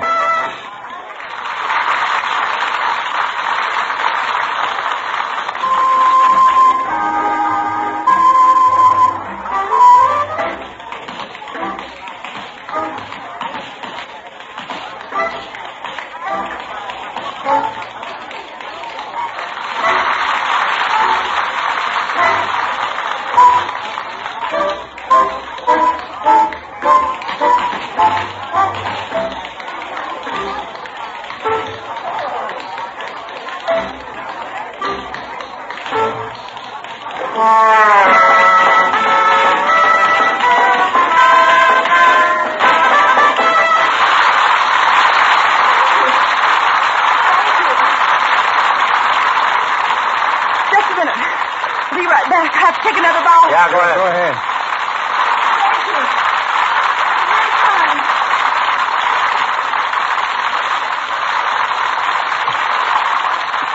You want to come back here, officers? Dressing room? We can talk there. All right, fine. In here. Thank you. Well, I suppose there isn't any point in trying to cover it over. Only one thing I'd like to ask you. Yes, ma'am? My husband doesn't have to know, does he? I mean, whatever there is to this. You don't have to tell the papers, do you? You can keep it quiet. Well, whatever you tell us will be strictly confidential, ma'am. All right. I know Marty. I've known him for 6 months. I know I wasn't lying. I'm in love with him. Well, we're not prying into your personal life, Miss Brewer. We just like to locate this man, Marty, that's all. It's pretty important to us. Why is it important? Why do you want him? Robbery investigation, ma'am. We'd like to get hold of him for an interview. Robbery? Think Marty's done something? Is that why you want him? We're not sure. Do you have any idea where we can find him? No, no more than Lenore. I guess she told you about it. I mean, Marty and I, how it's been. You have no idea where he stays, where he works? No, I don't. It's been that way from the beginning. Lenore knows as much about that as I do. Only one way I can get in touch with him, that's when he leaves a message at Lenore's, or I leave a message. When we first met, Marty and I, that's the way we both wanted it. He didn't want to get all involved. Because of my husband. I didn't either. Have you seen this Marty lately, Miss Brewer? Yes, about 10 days ago. You expect to see him again soon? I don't know, I suppose so. He'll leave a message with Lenore if he wants me. That's all I can go on. Well, could you leave a message for him with Lenore? Yes, I suppose so. Have to wait till he calls, though. Uh-huh. Can't you tell me more about it, Sergeant? Why do you want him? What's it about? We're going to have to ask your cooperation, ma'am. Your friend's a robbery suspect. We think he's a pretty good one. Marty? Yes, ma'am. And the next time he contacts you, the next time he sets up a date with you, we'd like to know where, we'd like to know when. You think he's guilty? Really think he's done something? Well, he's a suspect, ma'am. That's all we know. I guess Lenore told you. I love him. Love him more than anyone. Won't make any difference. Ma'am? Won't make any difference. I love him. Even if he is guilty, it won't make any difference. It will to him. 8:55 p.m. We continued questioning Virginia Brewer. Before we left, we got her promise that in the event the man known as Marty contacted her, she would notify us immediately. 9:20 p.m. We checked back in at the office and made arrangements to keep the home of Virginia Brewer under constant surveillance, as well as the apartment of her girlfriend, Lenore King. The following morning, we checked with the ballistics men at the crime lab who'd examined the slug which had been taken from the wall of Walter Meyer's jewelry store, the latest of the hold-up man's victims. It was identified as having been fired from a .32 caliber revolver. The slug was marked and filed as evidence. Thorough examination of the topcoat which the suspect had left behind at his last hold-up failed to yield any new leads. The jewel trays at the store which had been held up were also checked for fingerprints. A week passed. No sign of the jewel thief. Wednesday, March 24th. I'll grab it. All right. Robbery, Romero. Oh, yes, ma'am. Well, when was that? Oh, all right. Fine, yes, ma'am. Thank you. Bye. You got anything? That friend of Mrs. Brewer's, Lenore King, Yeah. says this fellow Marty called a few minutes ago. Uh-huh. Set up a date with Mrs. Brewer. We're supposed to meet at Lenore's apartment. When? 8 o'clock tonight. 4:45 p.m. We checked with Captain Didion and set up a plan to have the apartment building where Lenore King lived thoroughly covered that night. Carr and Matthews were assigned to cover outside the main entrance. McCaleb and Olson would cover the lobby. Ben and I would be in the apartment proper along with Mrs. Brewer and Lenore King. By 6 o'clock that night, we were all in position. We waited. 6:30, 7 o'clock, 7:30. We waited. Mrs. Brewer walked the floor with a drink in her hand. 7:45, 7:50. Ben watched at the window. Virginia Brewer got nervous. You can't prove it. You don't know anything for sure. How do I know you're not trying for a frame, trying to blame Marty for something he didn't do? We're not blaming him for anything, ma'am. He's a suspect. We want to talk to him, that's all. Why don't you sit down, huh, Virginia? No use getting upset. It'll be all right. Come on, honey. Got him all over the place, Lenore. Cops. Waiting for Marty. What am I supposed to think? Why don't you relax, Miss Brewer? If he's not the man, you got nothing to worry about. He's right, honey. Sit down, huh? Let me freshen up that drink. Hey, Joe. Yeah. Car pulling up outside. A sedan. Yeah, let's see. Right in front, see? Man getting out. Yeah, he's coming in here. Marty. Can't see him. He must be inside.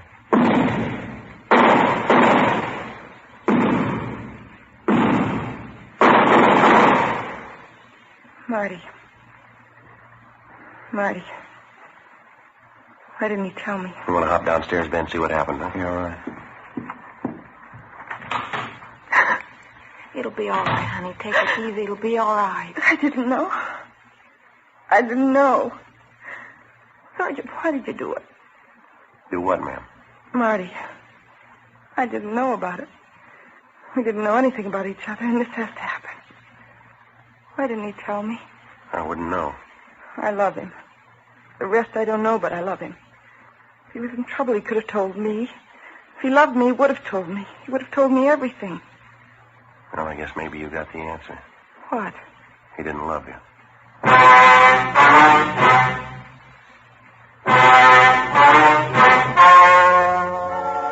The story you have just heard was true. The names were changed to protect the innocent. On June 29th, trial was held in Superior Court, Department 91, City and County of Los Angeles, State of California. In a moment, the results of that trial. Now, here is our star, Jack Webb. Thank you, George Fenneman.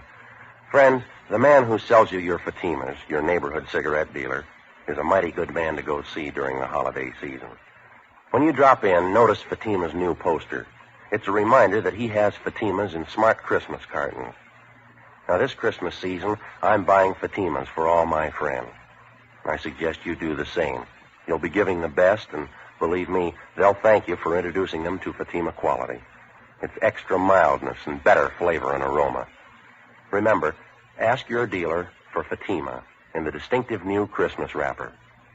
And when you see it, you'll agree it's the smartest of all Christmas cartons, just as it should be, because Fatima is the best of all king-size cigarettes.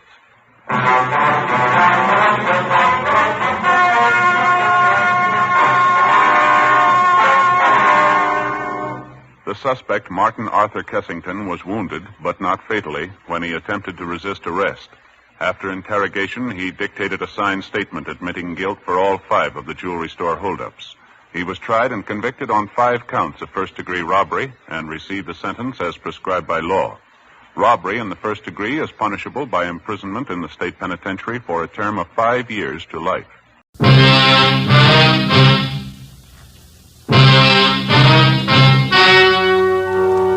The story you are about to hear is true. Only the names have been changed to protect the innocent. Fatima Cigarettes, best of all long cigarettes, brings you Dragnet.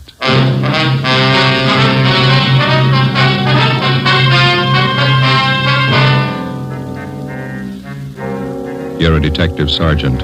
You're assigned to forgery detail. An accomplished check forger resumes operations in your city. The suspect's described as a middle-aged woman. She's written more than $20,000 in bad checks. Your job, get her. In a moment, an authentic case from official files. Oh, no. Ah, that's different. Yes, what a difference. In Fatima, the difference is quality. You see, Fatima is the quality king-size cigarette because it contains the finest Turkish and domestic tobaccos superbly blended. And Fatima is extra mild with a much different, much better flavor and aroma than any other long cigarette. Because of its quality, its extra mildness, its better flavor and aroma, Fatima has more than doubled its smokers coast to coast. Fatimas cost the same as other long cigarettes, but your first puff will tell you... Ah, that's different. Yes, in Fatima, the difference is quality. Ask your dealer for Fatima, the quality king-size cigarette. Best of all, long cigarettes. Start enjoying Fatima tomorrow.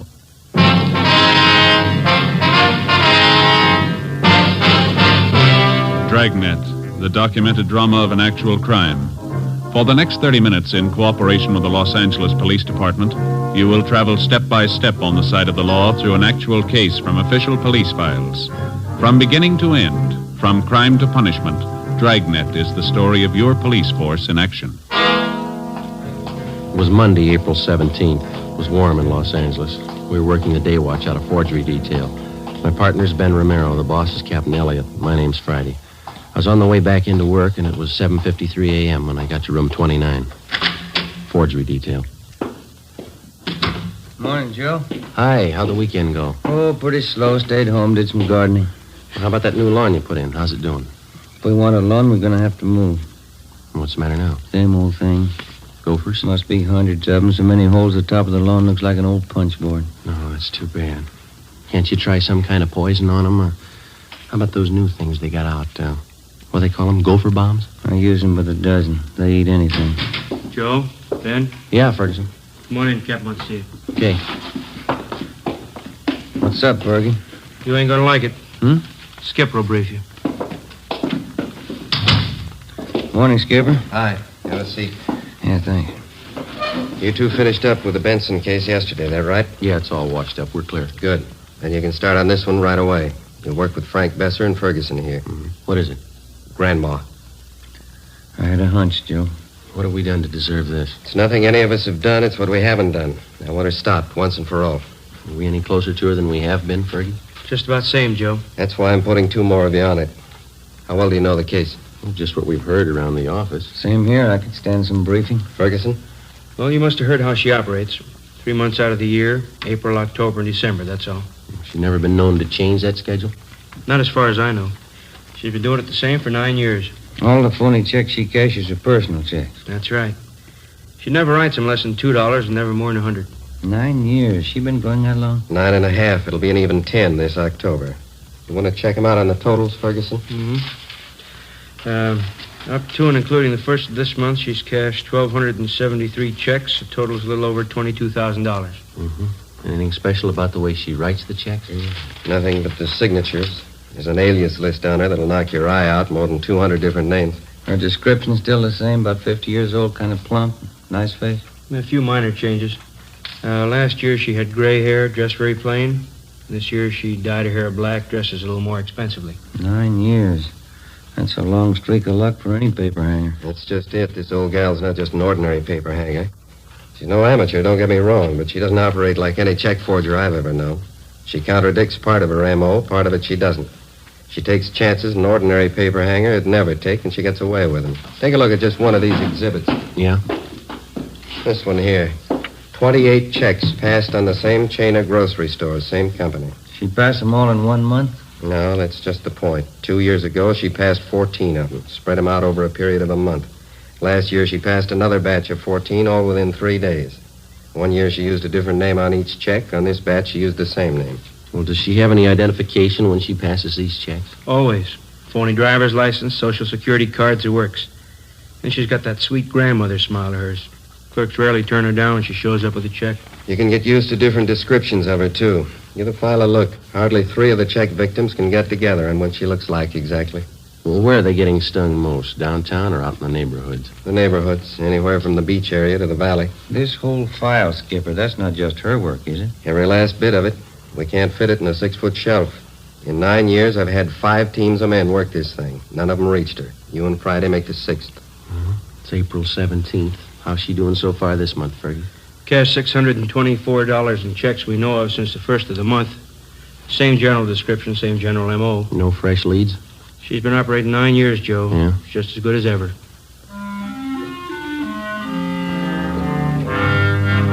To the working detective, there's no tougher job than tracking a lawbreaker who's half professional and half amateur.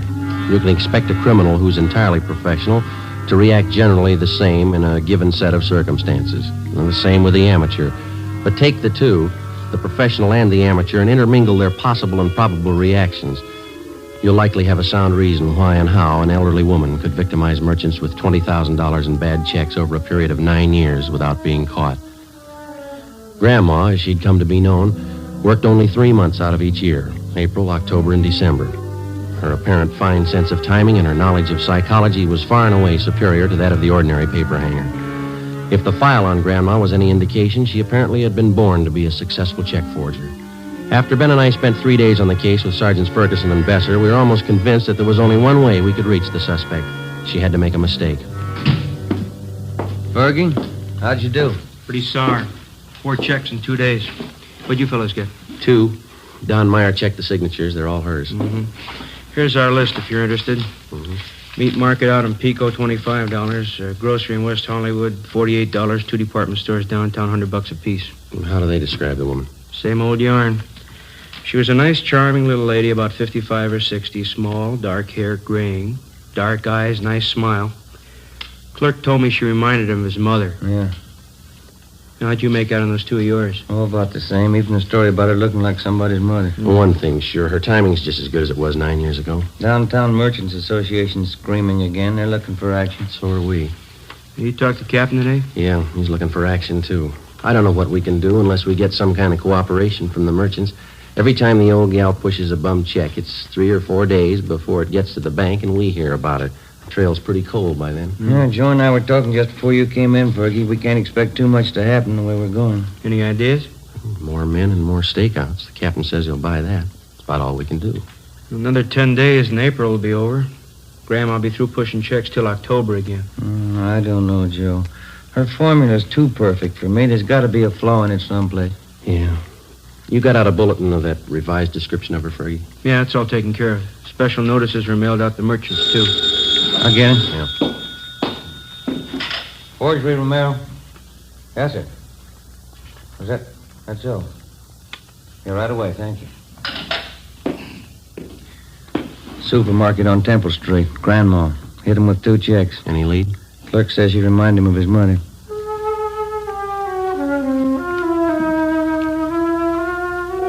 A week passed. The number of stakeouts on business places throughout the city was doubled.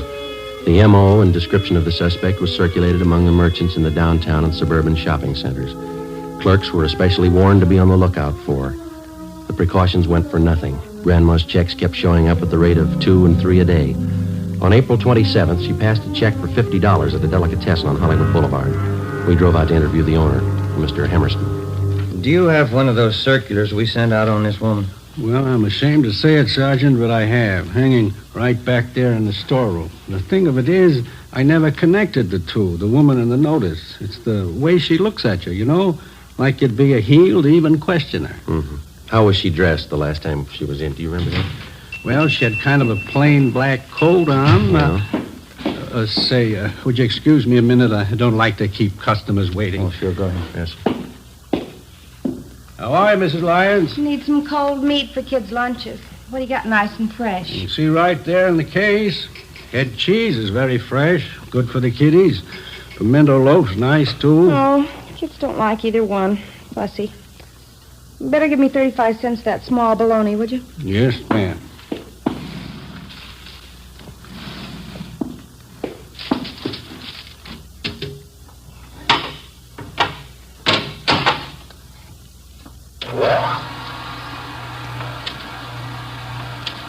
Kids are so fussy nowadays. Ought to be in Europe. That's what I tell them. They know what it is to go hungry. Oh, you better give me a couple of those large kosher pickles, too. Husband's crazy for them. Yes, ma'am. And a loaf of the rye, too, would you, no seeds? Yes, ma'am.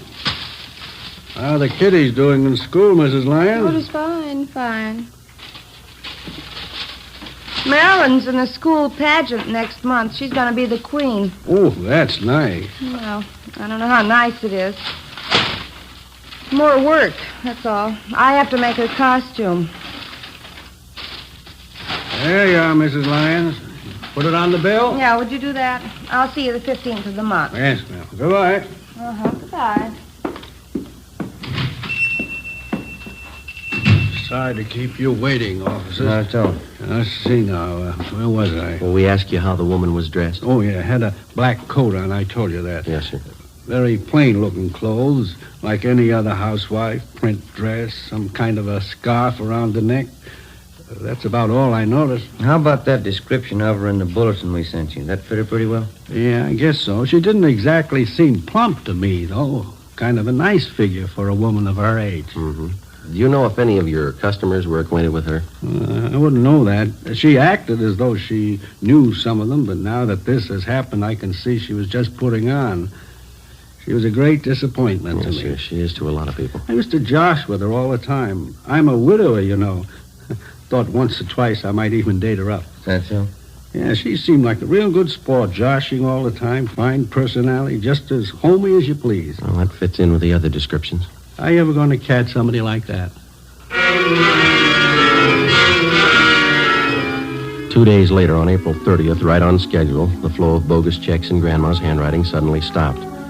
If she continued to work by the same timetable she'd been using for the last 9 years, she wouldn't start operations again until the 1st of October. During the next 5 months that followed, from May to the end of September, Besser, Ferguson, Ben, and I handled the usual run of check cases. At the same time, we used up every spare hour we had making preparations for the suspect's next appearance. Every businessman throughout the city who might be a possible victim was alerted. A revised description of the suspect, together with her M.O., was printed up and given wide distribution. Every possible precaution was taken. October came.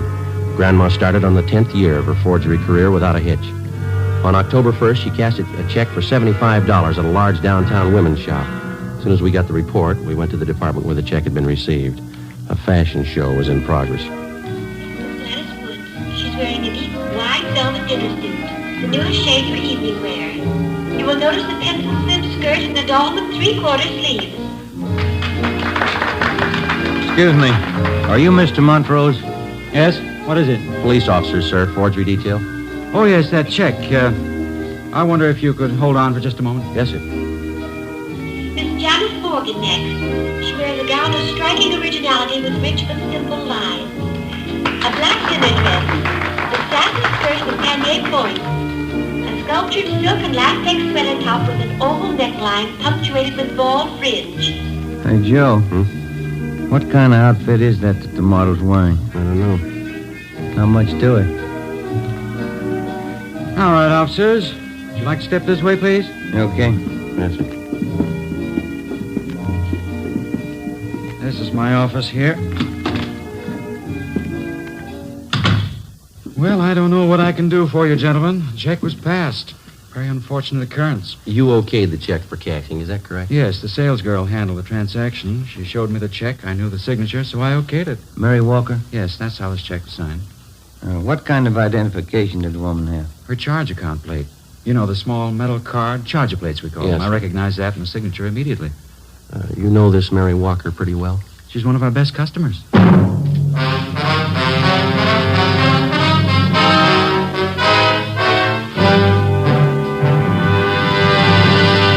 You are listening to Dragnet, authentic stories of your police force in action. Oh, no. Ah, that's different. Yes, what a difference. There's a difference you can hear, there's a difference you can see, but the difference in Fatima is quality. Yes, friends, when you compare long cigarettes, you'll find that in Fatima, the difference is quality. Quality of tobaccos. The finest Turkish and domestic varieties, extra mild and superbly blended to give you a much different, much better flavor and aroma than any other long cigarette. Quality of manufacture. Smooth, plump cigarettes rolled in the finest paper money can buy. Quality even to the appearance of the bright, clean yellow package. Carefully wrapped and sealed to bring you Fatima's rich, fresh, extra mild flavor. Fatima's cost the same as other long cigarettes, but your first puff will tell you... Ah, that's different. Yes, in Fatima, the difference is quality. Ask your dealer for Fatima, the quality king-size cigarette. Best of all, long cigarettes. Start enjoying Fatima tomorrow.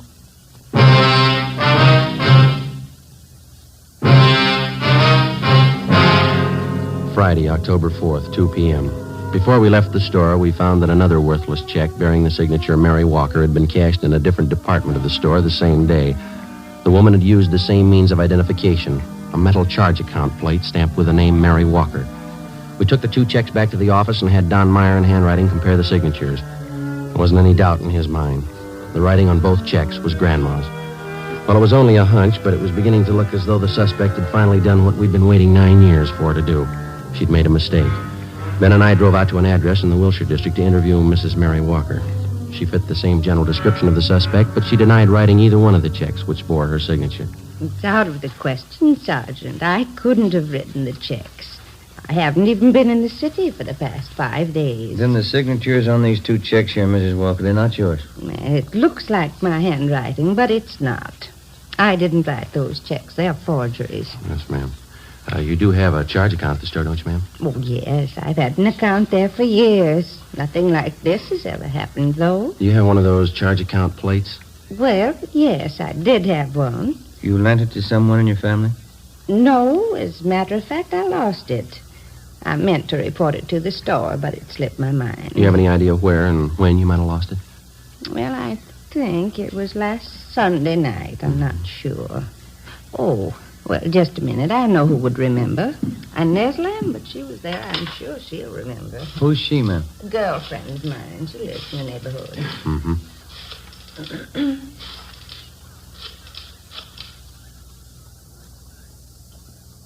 Hello, Inez. Mary Walker, Inez. Oh, just fine. And you? Oh, good. Say, Inez, which night was it we went to the Boosters Club meeting? Sunday? Yes, I thought that it was. Oh, nothing. Just some silly misunderstanding. Yeah, well, all right, Inez. Thanks for remembering for me. Yes, goodbye. It was Sunday night, Sergeant. Inez Lambert and I went to the neighborhood Boosters Club meeting. I'm sure that's where I must have lost it. Well, you think the charge account plate fell out of your purse, is that it? Well, either that or it was taken. Why do you say that, ma'am? Well, it's a serious thing. I didn't want to mention it. What's that? I left my purse on the chair next to me a part of the evening. When I got home, I thought I was missing a $5 bill from my change purse. I didn't notice at the time my charger plate was gone. Do you remember who was at that meeting, Miss Walker?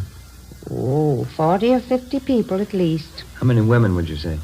Dozen or so, I suppose. I'm not accusing anybody of robbery, Sergeant. I know it's a serious charge to make. Do you know if one of the club officers might have taken a list of those present? Oh, they didn't have to. We do the same thing at every meeting. What's that mean? We all sign the attendance book when we leave. 3 p.m. Ben and I contacted the secretary of the Neighborhood Boosters Club. He gave us a list of those present at the Sunday night meeting of the club. As Mary Walker had told us, each person present had signed his or her name and address in the attendance book. We took the record downtown with us and had Don Meyer compare each signature on the list with samples of Grandma's handwriting. Number 32 on the list, fellas. That's it. Positive, Mick? No doubt in my mind. That's Grandma's handwriting. How'd she sign it? Mrs. Inez Lambert. We went down the hall to R&I and had him check the name Inez Lambert through the files. She had no criminal record. Together with Besser and Ferguson, Ben and I spent the next day and a half trailing Inez Lambert wherever she went. She fitted the description of the suspect perfectly. We questioned her friends and her neighbors. We dug back into every corner of her life for the past 10 years. The results were pretty amazing. We found that she was highly respected by everybody she knew. She was active in a dozen civic and church organizations. Her reputation was spotless. There was only one hitch. Mrs. Lambert's hobby was charities. By checking back, we found that during the past 10 years, she donated an average of $3,000 annually to various charitable organizations. Her husband's total annual income was $7,000. From her bank, we obtained specimens of Inez Lambert's handwriting. It matched almost perfectly with every signature in the Grandma file. Monday, October 7th, Ben and I called on Mrs. Lambert. Oh, yes, officers. Won't you come in? Mary Walker was telling me about you. Come in, please. Thank you, ma'am. Thank you.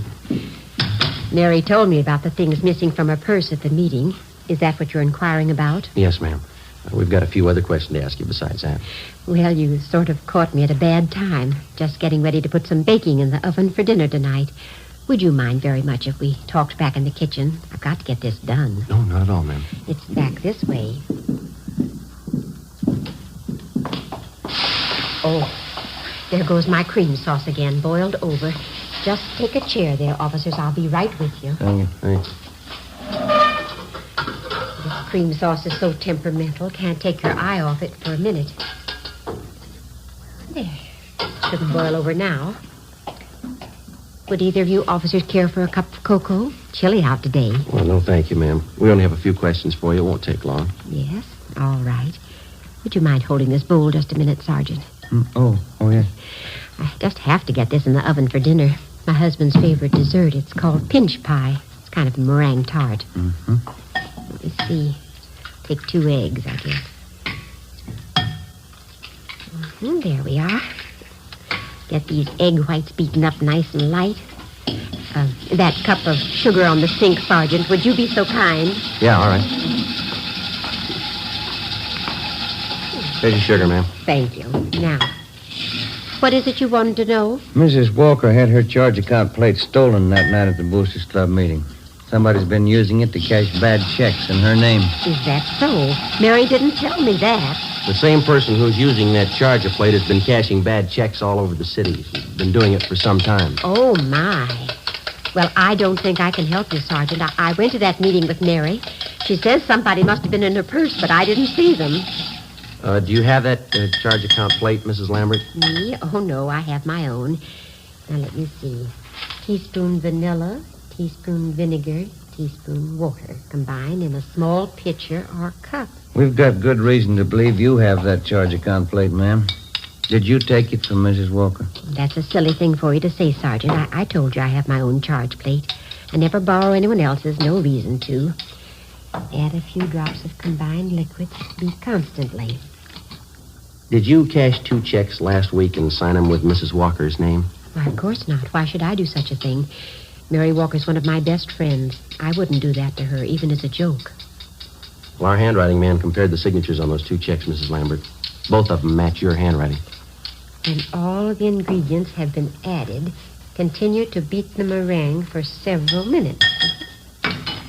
Oh, I'm sorry. What was that you said, Sergeant? I said that the signatures on those 2 forged checks, our handwriting man compared them with specimens of your signature. They both match. Well, then your handwriting man certainly made a mistake.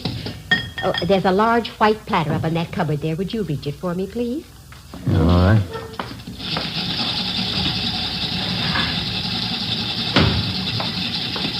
There you are, ma'am. Well, thank you.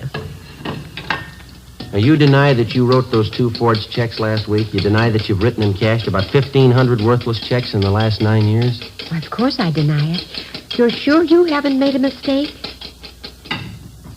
We're sure, ma'am. I'm sorry. You'll have to come downtown with us for questioning. Oh, what's that? Oh, my. It's the cream sauce again.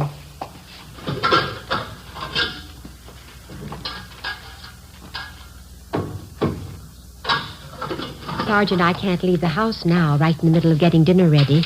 My husband would be furious. If you want to talk, couldn't we do it later on? I'm sorry, ma'am. Afraid not. But you certainly can't accuse me of doing anything wrong. The folks at the church will vouch for me. We've got just as many people who say you've cheated them. And people who cash those checks for you. Quite a few of them, ma'am. 9 years' worth. But that's silly, 9 years cashing checks. I'm sure you must mean somebody else, Sergeant. I've got to get this platter greased. Let's see. Heap meringue upon lightly greased platter. Yes.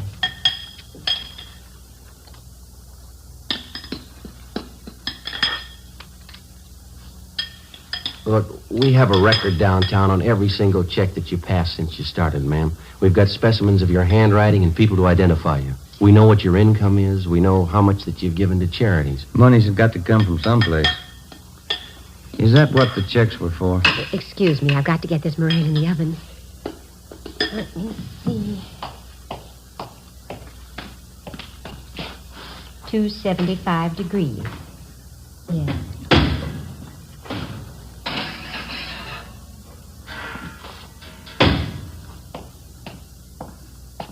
I hope I put in enough vanilla. You want to tell us about it? I never thought about anyone finding out. I guess I should have expected it, shouldn't I? Yes, ma'am. It was all for charity. There were so many of them. Orphanages, Old People's Home, Christmas Poor Fund, and then the overseas relief charities. They all need money. Somebody has to take care of them. Your husband knew nothing about this for 10 years? Nothing at all. They were my charities. I had to have money for them. I took money from people who had it and gave it to those who didn't. What do you think, Sergeant? Was I wrong? Do you think the good Lord will say I was wrong? I wouldn't know, ma'am. I only wanted to help the poor like he did. I came to help the poor. Well, there's a big difference, ma'am. Yes? He didn't use a checkbook.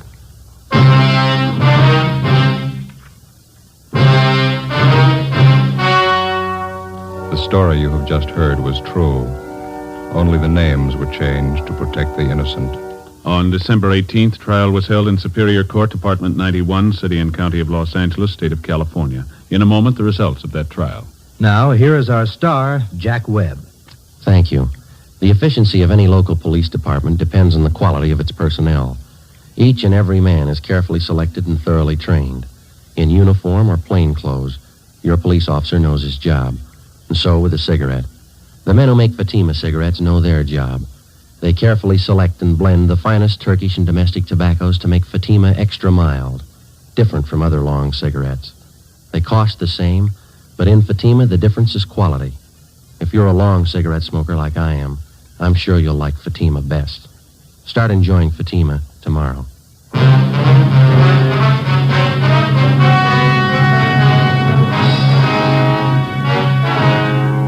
Inez Lorraine Lambert entered a plea of guilty to 2 counts of forgery, and the remaining charges were set off calendar. She was sentenced by the court for the term prescribed by law. The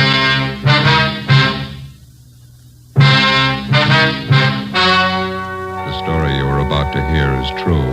Only the names have been changed to protect the innocent. Fatima Cigarettes, best of all long cigarettes, brings you Dragnet.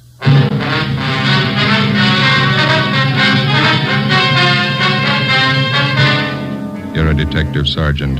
You're assigned a homicide detail. A newborn baby is taken from a hospital nursery. There's no trace of the infant. There's no trace of the abductor. Your job, find him. You'll be amazed when you compare Fatima with other long cigarettes. Buy a pack of Fatimas. You'll find they now cost the same. Light a Fatima. Your first puff will tell you... Ah, that's different. Yes, what a difference. In Fatima, the difference is quality. You see, Fatima is the quality king-size cigarette because it contains the finest Turkish and domestic tobaccos superbly blended. And Fatima is extra mild with a much different, much better flavor and aroma than any other long cigarette. Because of its quality, its extra mildness, its better flavor and aroma, Fatima has more than doubled its smokers coast to coast. Try comparing Fatima yourself. Fatimas now cost the same as other long cigarettes, but your first puff will tell you... Ah, that's different. Yes, in Fatima, the difference is quality. Ask your dealer for Fatima, the quality king-size cigarette. Best of all, long cigarettes. Start enjoying Fatima tomorrow.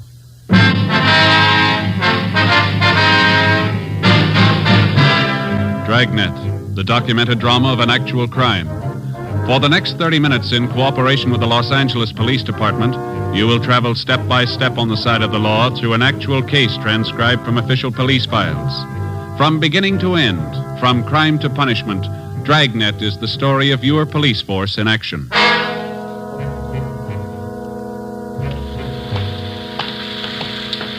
It was Thursday, January 28th. It was raining in Los Angeles. We were working the night watch out of homicide. My partner's Ben Romero. The boss is Captain Steed. My name's Friday. It was 11:35 p.m. when we got to Mercy Hospital on Norwich Avenue, the main entrance.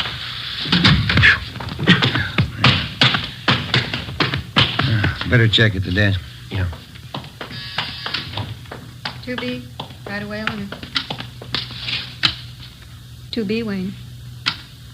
Yes, sir? Police officers, we received a call from the hospital here. Oh, yes, sir. Right this way, please. Yes, ma'am. Dr. Walsh is waiting for you. Is he the man in charge? Oh, no, Dr. Walsh is the head of the hospital. I see.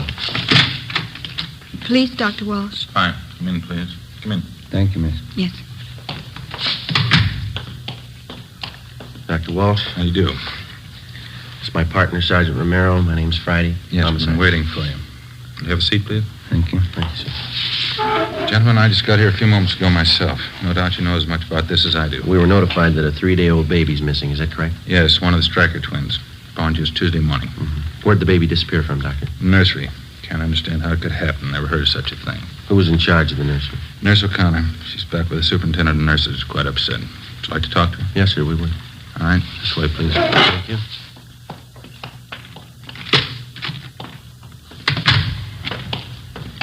Can't understand it. How could a baby disappear like that? Have the parents been notified? Father's on his way in now. We haven't told the mother yet. Mm-hmm. When did they first notice the baby was gone? I understand it was around 11 p.m. Call came into our office about 11:20. Go ahead, Sergeant.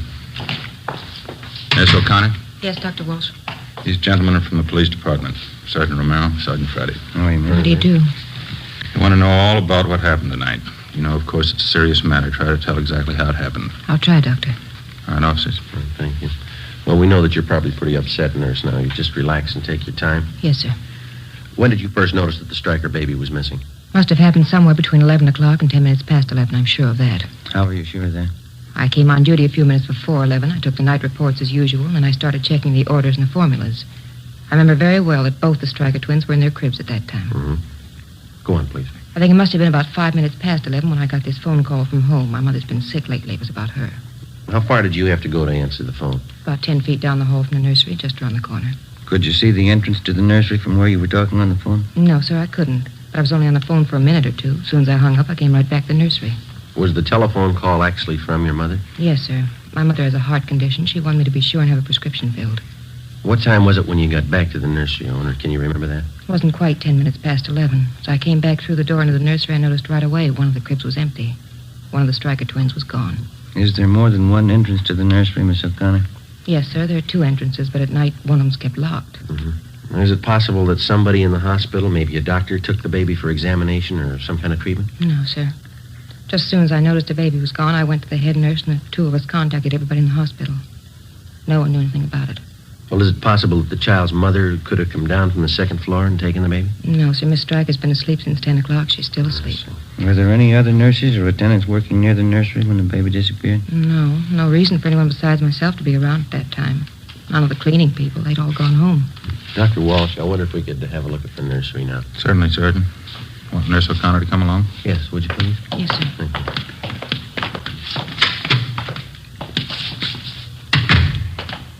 This way, gentlemen. Straight down the hall. What are the hospital visiting hours, Doctor? Usual. 2 until 4 in the afternoon, 7 to 9 in the evenings. Quite strict about that. Do you know if all the visitors had left the hospital by 9 o'clock tonight? Of course, I wasn't here, but the superintendent of nurses told me they'd all left by 9. She's compiling a list of every visitor we had this evening. Good. They'll all have to be checked. Nursery's right here, officers. This empty crib just inside the window here. Yes, sir. It's where the baby was. You can see it's right next to the door here. I noticed that there's no blanket in the crib. Is that missing, too? Yes, sir. The crib's just the way I found it when I came back from the telephone. I haven't touched it. Are there any marks of identification on the blanket or the clothing? Each one stenciled Mercy Hospital. Each baby wears an ID bracelet.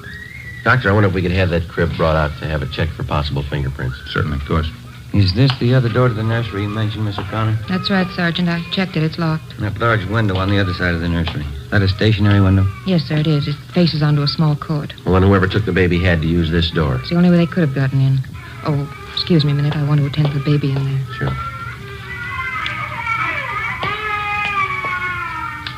Listen to that, Jim. Yeah. Doctor, are there any other entrances open at night besides the main one? Not after 10 p.m., no. Just the main entrance on Norwich Avenue. There's a nurse on duty there at all times. How about the parents? Is there anything unusual there? No. Father's a working man. Mother's a housewife. Both the babies are perfectly normal. Nothing unusual at all. 3-day-old baby. They usually take a lot of careful handling, don't they? Yes, definitely. First week's always critical. And this thing, taking a 3-day-old infant out in this weather, cold, rain. Afraid the odds are all against the child. You're sure the main entrance was the only one open after 10 o'clock? Yes. I can't understand it. How could anyone get that baby out of that hospital? How could they? We're not sure they did.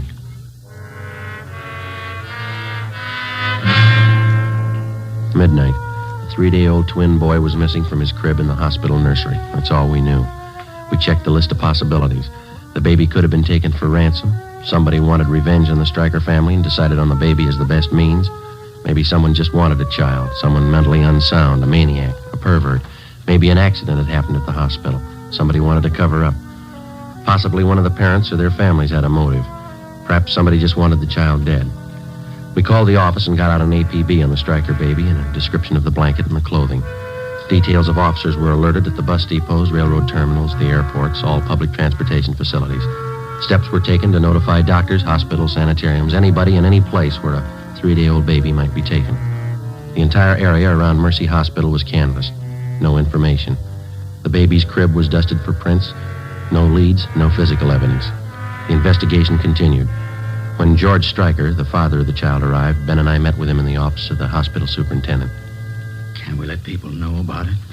Newspapers and the radio? We've already covered that. Stories and pictures have gone out to the papers. We've notified the radio stations. They're getting out broadcasts on it. How am I going to tell my wife? Well, sir, there's only one thing that we can promise you. We'll do everything we can to find your baby. Well, isn't there something I can do? Isn't there some way I can help? This is just a remote possibility, Mr. Stryker, but you ought to know about it. What's that? In case anybody contacts you regarding your baby, in case they make any demands on you for money or anything else, we want you to notify us immediately. What could they expect to get from us? We own our home. That's about all. We just want to cover all the possibilities, Mr. Stryker. In case any demand at all is made, don't try to deal with the people. All right? Yes, sir, I understand. Sergeant? Yeah? One of the men from the homicide would like to see you outside. Sergeant will leave us. Oh, thank you, Doctor. We'll have to go now, Mr. Stryker. We'll keep you informed.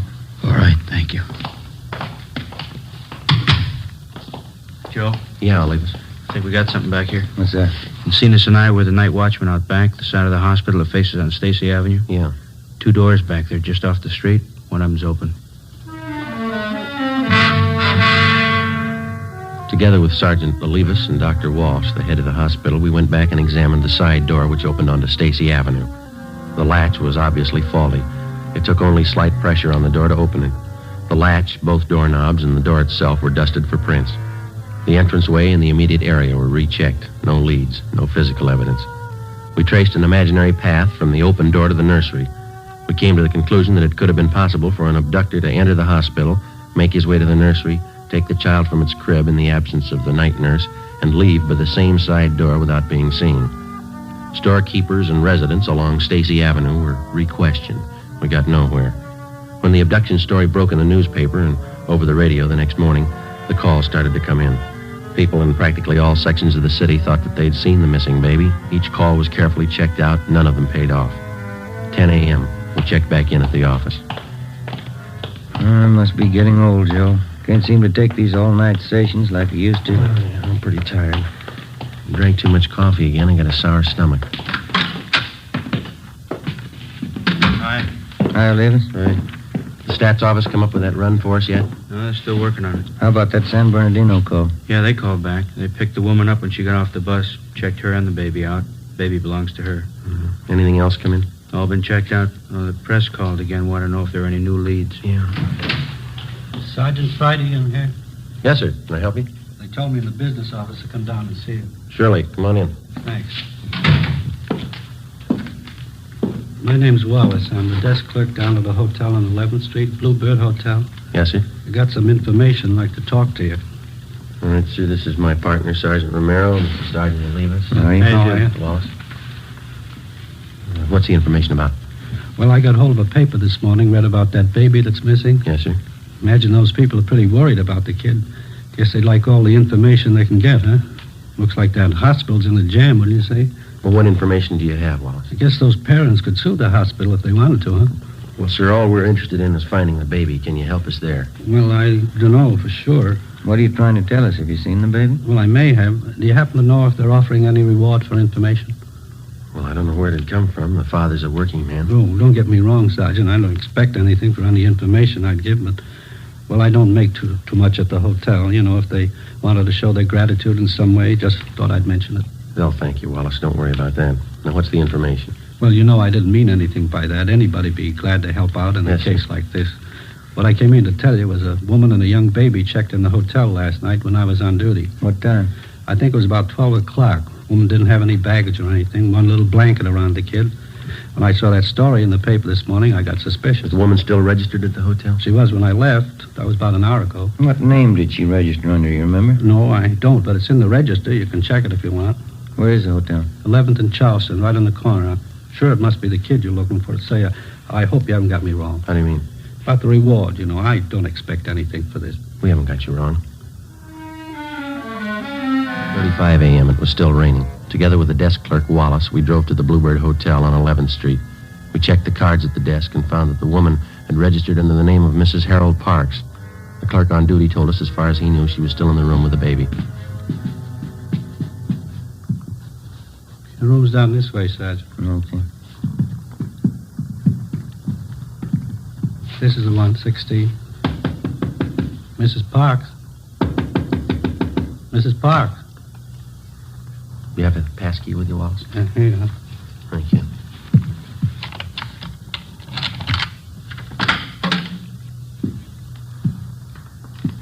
There's nobody here. Wait a minute. What have you got? A small blanket. Check the lettering. Mercy Hospital.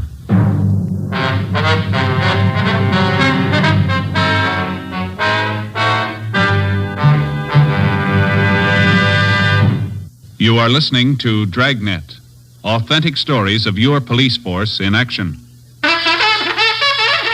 Oh, no. Ah, that's different. Yes, what a difference. There's a difference you can hear, there's a difference you can see, but the difference in Fatima is quality. Yes, friends, when you compare long cigarettes, you'll find that in Fatima, the difference is quality. Quality of tobaccos, the finest Turkish and domestic varieties, extra mild and superbly blended to give you a much different, much better flavor and aroma than any other long cigarette. Quality of manufacture. Smooth, plump cigarettes rolled in the finest paper money can buy. Quality even to the appearance of the bright, clean yellow package, carefully wrapped and sealed to bring you Fatima's rich, fresh, extra mild flavor. Fatimas now cost the same as other long cigarettes, But your first puff will tell you... Ah, that's different. Yes, in Fatima, the difference is quality. Ask your dealer for Fatima, the quality king-size cigarette. Best of all, long cigarettes. Start enjoying Fatima tomorrow.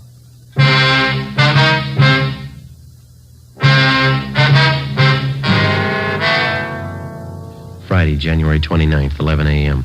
We were unable to locate the woman who had registered at the hotel under the name of Mrs. Parks. There was no sign of the baby. The blanket we found in the room was identified by hospital personnel as the same type used in the nursery. The room was checked for fingerprints and physical evidence. We found nothing. People in adjoining rooms were questioned, but they could give us no information. We got a description of the woman who used the name Mrs. Parks from the desk clerk, and we got out an all-points bulletin on her. Her hotel registration card was checked for handwriting and fingerprints. Captain Steed ordered an immediate canvass of all hotels, apartments, and rooming houses in the central area.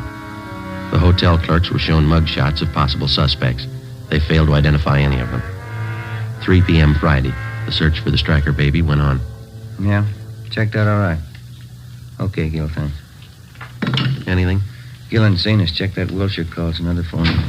Might have something, fellas. Yeah? Ruiz and I were making the rounds of hotels out along Pico. Stopped at a drugstore for a cup of coffee. Mm-hmm. We talked to druggists while we were there. Had a pretty good story for us. You got a light? Yeah. Here you go. Thanks. This drugstore is 2 blocks from the hotel where the woman stayed. It's open all night. And the druggist told us a woman answering this Mrs. Parks description came in about 1:30 a.m. Bought a whole raft of stuff. Mm-hmm. How do you mean? What kind of stuff? Well, everything for a baby. Bottles, nipples, dextrose, oil powder, all that stuff. Was he sure of the woman's description? He gave it to us before we'd even mentioned what this Mrs. Parks looked like. Right down to the color of her coat. Did she have the baby with her when she bought this stuff? The druggist said no. She even asked him if she could buy canned milk there. Where does it lead? How do you mean? Does he have any idea where the woman came from, where she went? No, but he said if she came back in again, he'd call us right away. He's going to notify the other clerks, too. They'll keep us posted if anything turns up. I get it. Homicide, Friday. My name's Mrs. Lucy. I'm calling about that missing baby in the paper. Am I talking to the right department? Yes, ma'am. Do you have any information on the case? Well, I certainly have. I know where that Stryker baby is right now. Where's that, ma'am? Right next door. The Salazars have him. What makes you so sure? It's perfectly obvious, that's all. It's not their baby. Why do you say that? That baby they have no more looks like Mr. Salazar. Mrs. Salazar and mine do. How do you mean, Mrs. Lucy? It's very simple. Mr. Salazar is dark, quite dark. Dark hair, dark eyes, dark complexion. His wife's the same way. Yes, ma'am. Baby they have is a blonde. Before I hung up, I got the woman's name and address and told her that we'd check out her neighbors, Mr. and Mrs. Salazar. We weren't sure what it meant. It could be the real thing. It could be like 100 other calls that we'd had in the last 12 hours. Ben and I got in the car and drove out to the Salazar home on Wonderland Avenue. We noticed several cars parked in the driveway and in front of the house. We went up the front stairs and rang the doorbell.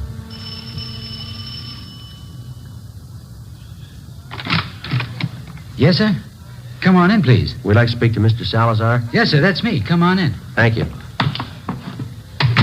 Come inside. Let me fix you a drink.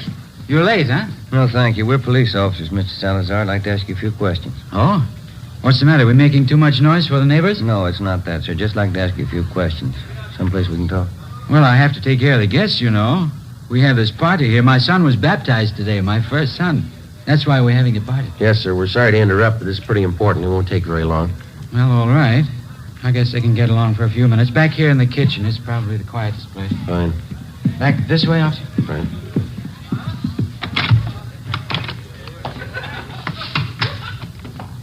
Over there. Pull up a couple of chairs. Oh, thank you. Miss Salazar, this is my partner, Sergeant Romero. My name's Friday. Homicide. Yes, sir. What's the matter? What do you want to ask me? We're investigating a case that involves a missing baby, sir. Well, the one in the paper this morning. I read about that. It's a terrible thing, isn't it? Yes, sir, it is. We've had a report that the missing baby was seen in this neighborhood. We don't know how true it is, but we have orders to check it out. Well, sure, anything I can do. I don't know how much I can help, but I can understand how that mama and papa feel. My brand new son, I know how I'd feel. How old is your son, Mr. Salazar? He's just 1 week old this afternoon. Fine boy. Was the baby born here in Los Angeles? No, I sent my wife Roberta to Phoenix to have the baby. We thought it'd be a lot healthier for her down there. She has a good friend of hers in Phoenix. Oh, I see. Your wife had the baby in Phoenix, and then she brought him back here. Yes, that's right. Roberta came in early this morning. Big surprise for me. I didn't know she was coming. Right away, I called all our old friends. I called Father DeSoto for the baptism, and I got things ready for the party. Big baptism party. You say your wife got back early this morning? Yes, a few minutes after 3 o'clock. Roberta came in on the plane. She said it was late. You know, the big storm. I wonder if we could talk to your wife, Mr. Salazar. Well, Roberta's taking a little nap right now. She got in late, you know, all the excitement. Do we have to wake her up? Well, no, sir, not right away. I just wonder if we could see the baby. Well, baby's sleeping, too. Roberta said not to go in, but... Well, if you're real quiet... Yes, sir, we'll be. Okay, he's right back. Over here.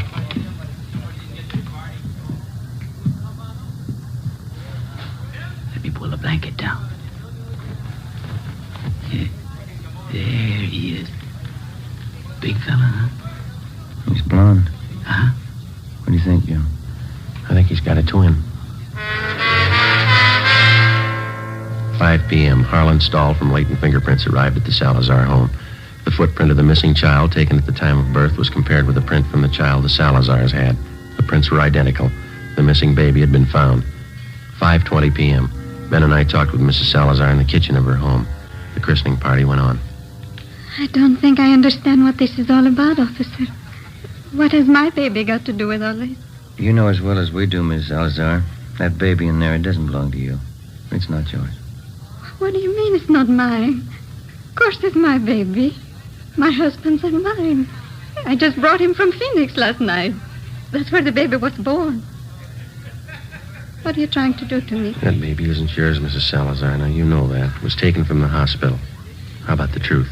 You don't know what you're saying. You don't know what you're talking about. It's my baby. He was baptized today. Juan Tomas Salazar. It's my baby. This is a pretty serious matter, ma'am. The baby's footprint has been checked out. The child belongs to a Mrs. Stryker. We want to know how you happen to have him. Because he's my baby. That's why I have him. You don't know what a mistake you're making. He's my baby. I brought him from Phoenix last night. You can ask my husband. He'll tell you. A woman checked in at the Bluebird Hotel on 11th Street about midnight last night, Mrs. Salazar. She had a young baby with her.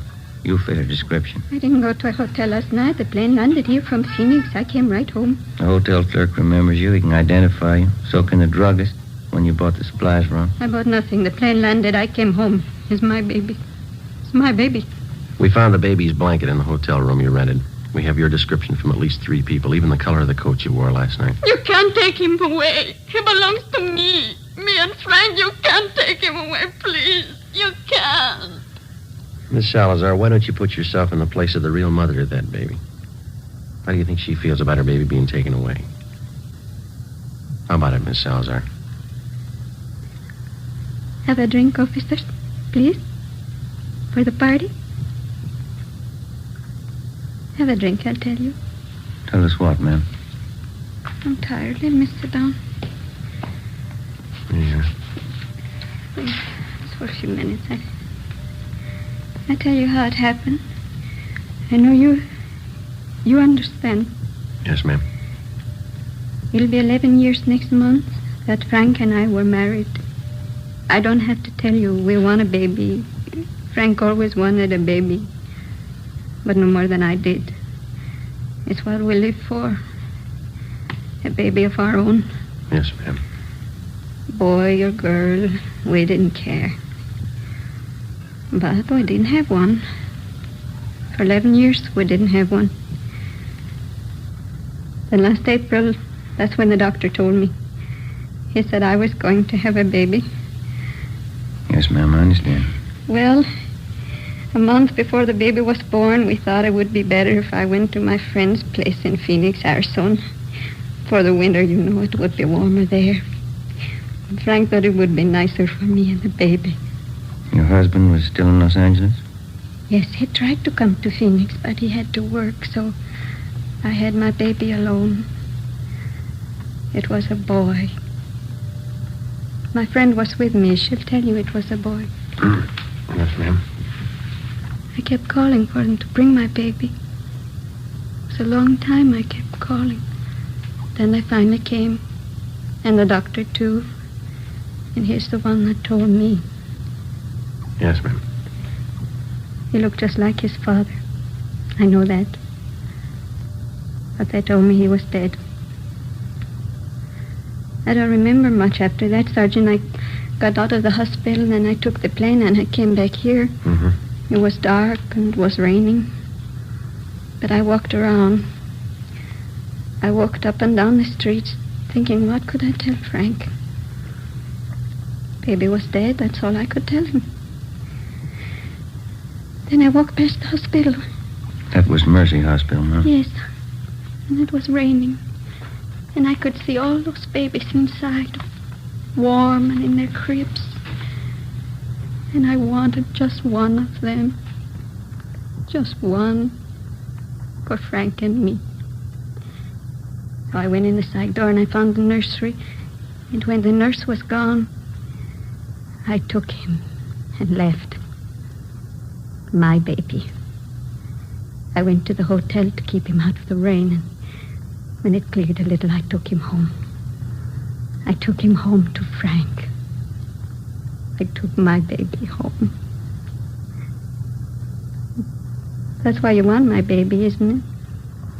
Because I took him? Because my baby died and I took him? Everything will be all right, Miss Salazar. I think we can straighten it out.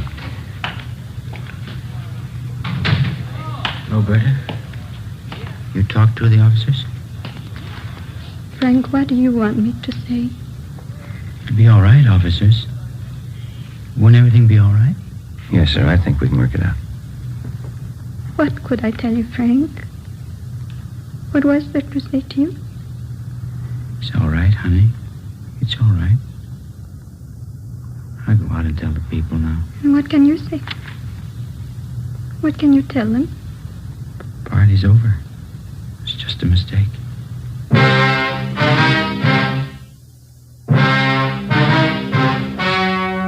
The story you've just heard was true. Only the names were changed to protect the innocent. In a moment, the results of the trial. Now, here is our star, Jack Webb. Thank you. Last week, I asked you to write me if your cigarette dealer was out of Fatima's. Well, you did, and we've done something about it. Now, if any more of you find a dealer fresh out of Fatima's, send me his name and address. We'll take care of that, too. Write me, Jack Webb, Post Office Box 951, Hollywood 28. And, Mr. Dealer, don't wait another day. Step up your Fatima order for Thanksgiving and the coming holidays. Get in on the increasing demand for Fatima, the quality long cigarette.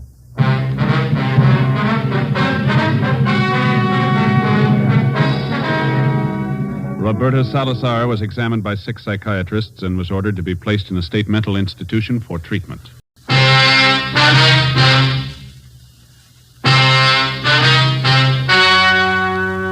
The story you are about to hear is true. Only the names have been changed to protect the innocent. Fatima Cigarettes, best of all long cigarettes, brings you Dragnet.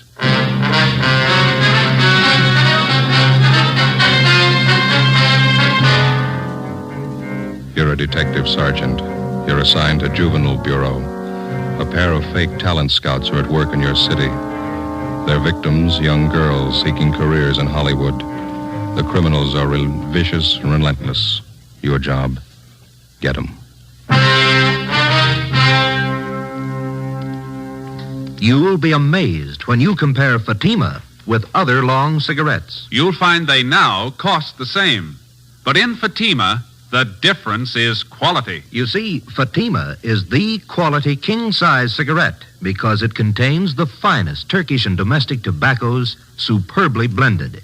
And Fatima is extra mild with a much different, much better flavor and aroma than any other long cigarette. So try comparing Fatima yourself.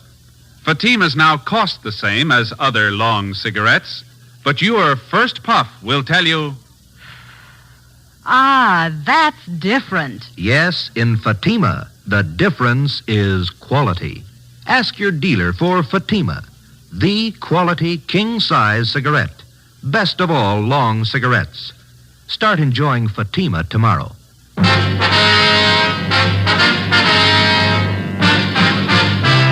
Dragnet, the documented drama of an actual crime. For the next 30 minutes, in cooperation with the Los Angeles Police Department, you will travel step by step on the side of the law through an actual case transcribed from official police files. From beginning to end, from crime to punishment, Dragnet is the story of your police force in action. It was Tuesday, May 7th. It was mild in Los Angeles. We were working the day watch out of Juvenile Bureau. My partner's Ben Romero. The boss is Inspector Bowling, Commander, Juvenile Division. My name's Friday. It was 10:13 a.m. when I got to 1335 Georgia Street, second floor. The squad room. Hi. Hi, Ben.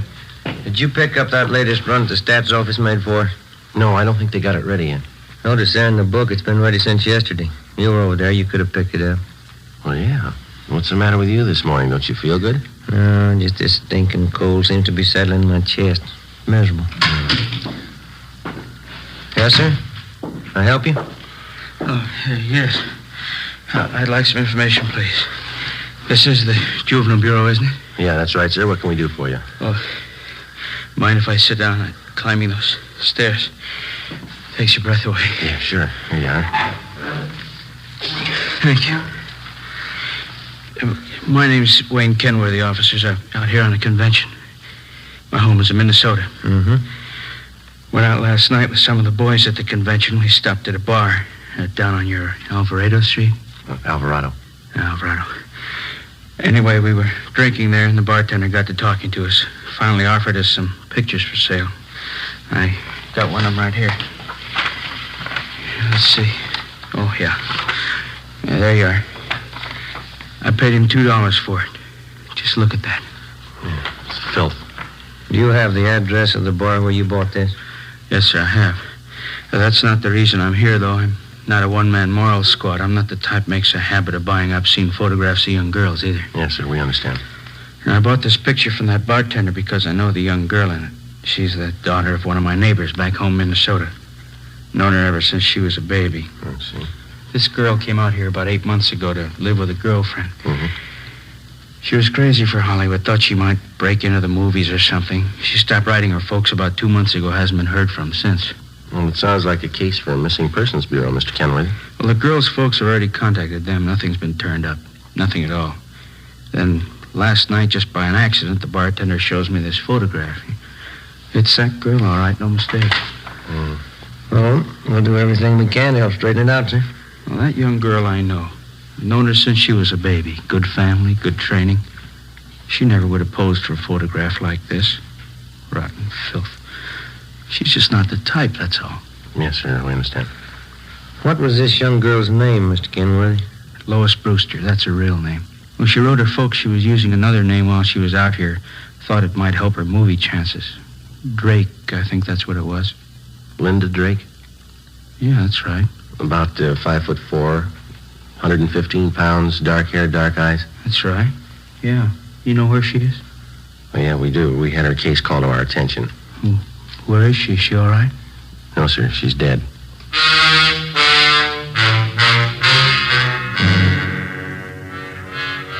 Two days before Mr. Kenworthy walked into Juvenile Bureau, the body of a young girl had been washed up on the shore just below the beach town of Venice. Apparently, she'd taken her own life. The girl was a brunette, attractive, not more than 17 years old. There was no identification on the body except for a rent receipt found in one of the pockets of a cotton jacket that the girl had been wearing. The rent receipt was made out to Linda Drake. It was signed R.L. King, 876 Peoria Avenue.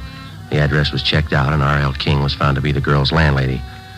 After identifying the body, she told investigating officers that Lois Brewster, alias Linda Drake, had lived at her rooming house with a girlfriend for about 6 months. The girlfriend's name was Joyce Fowler. The landlady went on to explain that the two girls had moved out about a week before without leaving a forwarding address. The Fowler girl had said that she would call back for any mail that might be delivered to the Peoria Avenue address. There had been no other leads to the dead girl's background or identity until her former neighbor from Minnesota, Mr. Wayne Kenworthy, showed up. Later that day, Ben and I met with Inspector Bowling and briefed him. Dirty, rotten business. I'll buy that. How far have you gotten with it? Check the dead girl's quints with the missing persons bulletin. It's Lois Brewster. We notified the girl's parents in Minnesota. They're coming out to claim the body. It's Pretty tragic. She's an only daughter. 17 years old. Same old story, we figure, Skipper. Some phony talent scout grabbed her and showed her the bright lights, got her to pose for those pictures one way or another. They can make a teenage girl go one of 100 directions after that. This one ended up on a beach. That's all I care about now.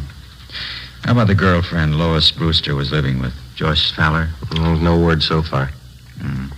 Well, what about it? Any ideas? Well, it pretty much depends on finding this Joyce Fowler. There's no background on her. We got out on all points. How about phony talent scouts? Cheap modeling schools, photographers? Check out that angle. We put 4 of them away in the past 6 months. Another half dozen are being watched. We can start double-checking them tomorrow. Now, how about that picture of that old fella Kenway they brought in? Any lead there? We gathered a dozen samples just like it. One's as bad as the other. They're all printed on the same quality photographic paper. There's no markings of any kind on them. There's a common type of paper. All right, then get on the distribution angle. Stay on it. Every rotten bum that peddles this trash. And get them. I want them right up the line. Distributors, wholesalers, guy that prints the pictures, guy who takes them, every lousy one of them. I still can't figure. What's that? Well, the Brewster girl is a good home there, good training. She knew right from wrong. Kids don't forget that in a hurry. That might have been her trouble. How do you mean? She remembered it.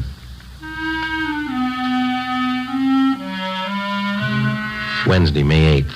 6 teams of men from Juvenile Division, working in conjunction with the Detective Bureau, started the drive against the obscene literature and photography traffic. Within 2 weeks, more than a dozen wholesalers, distributors, and small-time peddlers had been apprehended and were awaiting prosecution. But we still had failed to uncover any new leads in the Lois Brewster case. The roommate, Joyce Fowler, the all-important witness in the case, was still missing. No trace of her. The dead girl's parents arrived in the city, claimed the body, and took it back to Minnesota for burial. The drive continued. Another week passed. On May 29th, on a tip from a usually reliable informant, Ben and I checked out a small photographic studio on Sunset Boulevard, operated by an Emil Joseph Martin. He was sullen and uncooperative. We checked through his files.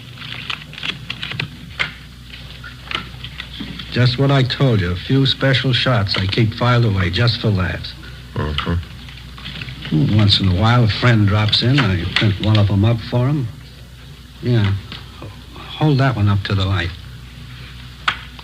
Some of them are nice-looking dolls, huh? I print one up for my friends once in a while. What kind of friends do you have? What? How about this negative here, Martin? Do you mind printing this one up for us now? Sure, officer. My compliments. How many copies you want? One's enough. If you say so. Let's see. Yeah, one of the best. I'll print it up right now. This way.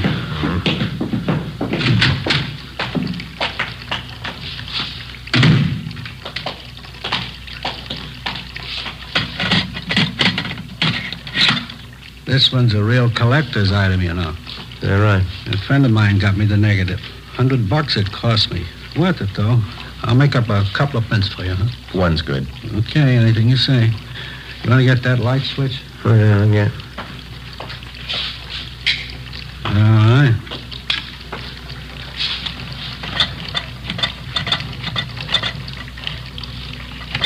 Yeah, beautiful negative. Yeah, you picked a good one, all right. Yeah, get the paper in here.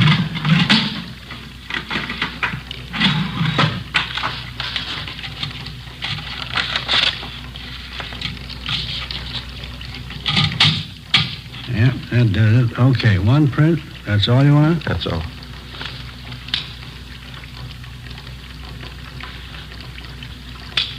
Okay, let's put it in the soup.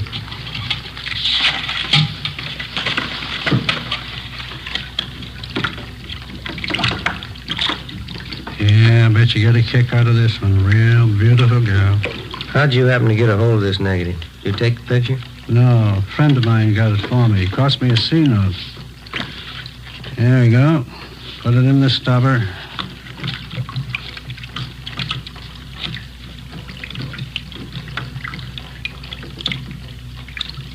There we go.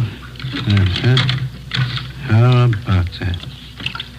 How about the guy you got this negative from? Did he take the picture? No, he bought it from somebody else. Don't know who. Cost him $350. Worth it, though, huh? Hi. Isn't that beautiful? We've seen her before. Oh, that's so, you know her? Only from her pictures. Oh.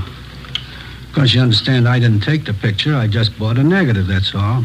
You couldn't tag me for that, could you? We're going to try, mister. Get your coat. Oh, no. Wait a minute now, officers. I'm small fry in this operation. You know that. You want the big fish, right? We want all of you. You know who they are? Well, some, maybe. Must be worth something to you. Well, you know better than that, Martin. If you cooperate, we'll mention it in our report. That's all we can do. No promises. Not a very good offer. You're not in a very good position. Yeah. How about it? All right, I'll tell you. Emil J. Martin was booked at city jail for violation of 311 PC. His file of lewd photographs and negatives were impounded and booked as evidence. With the help of information which the suspect had given us, we were able to round up 3 wholesalers and another distributor of obscene books and photographs. Each one of them was questioned thoroughly. We ran into the same old routine. They denied knowing anything about the man who was masterminding the racket or where he was operating from. The Lois Brewster case dragged on. No progress. In virtually every case of tracing the lewd pictures to the point of production, the investigating officers were able to link the small-time peddlers to their distributor and the distributor to the wholesaler. Well, that's where it stopped, a dead end. Beyond that, nobody knew anything about the operation of the racket. Stakeouts were set up at locations where sales and deliveries of obscene material were known to have been made. Nothing happened. The drive stalled. Thursday, June 11th. Romero, Joe? Yes, Gibber? First piece of news in the month. Policewoman just called it in. Yeah? Lois Brewster's girlfriend, Joyce Fowler? Yeah? She's been found.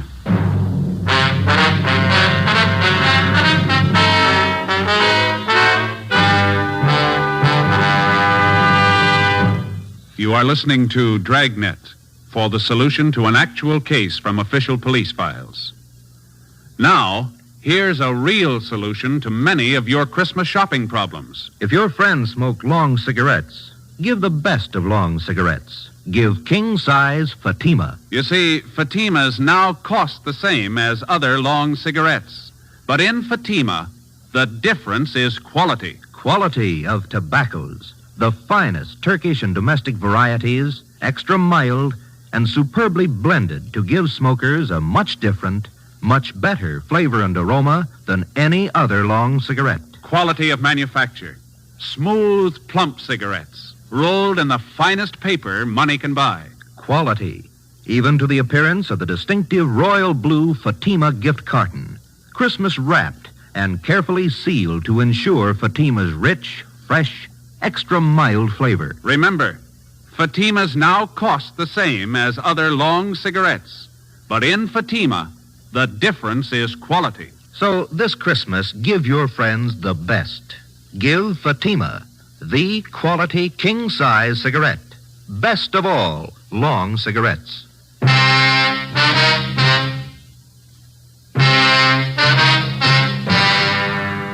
Like most organized crime, the traffic in obscene literature and photographs is a racket jealously guarded because of its heavy profit. It's nationwide, and every year it nets millions of dollars for underworld promoters and their employees. As an organized business, it's one of the most vicious and insidious rackets that exists today, despite the fact that many citizens regard it lightly.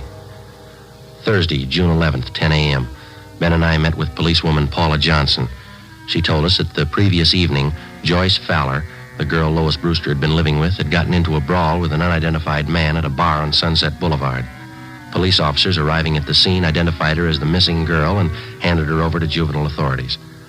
At 10:30 a.m., Joyce Fowler was brought to the interrogation room. She was a tall brunette, fairly attractive. She looked older than her age.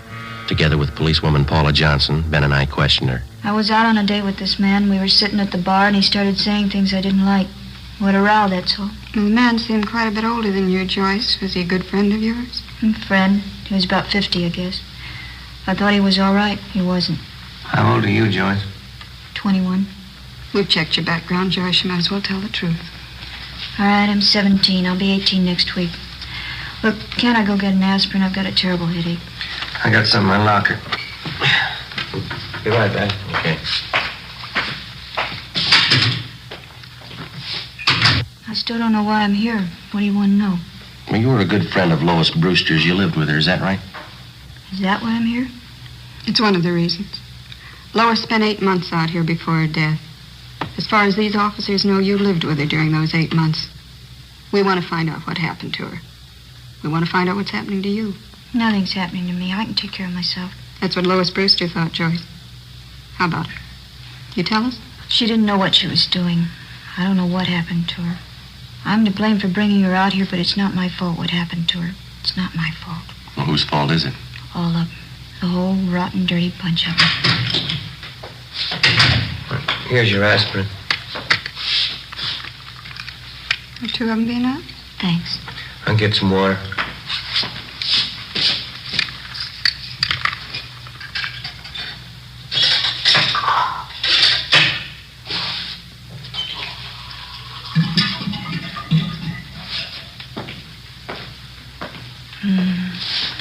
Something wrong, Joyce? Don't you feel well? I'll be all right. All right, here you are. Thanks.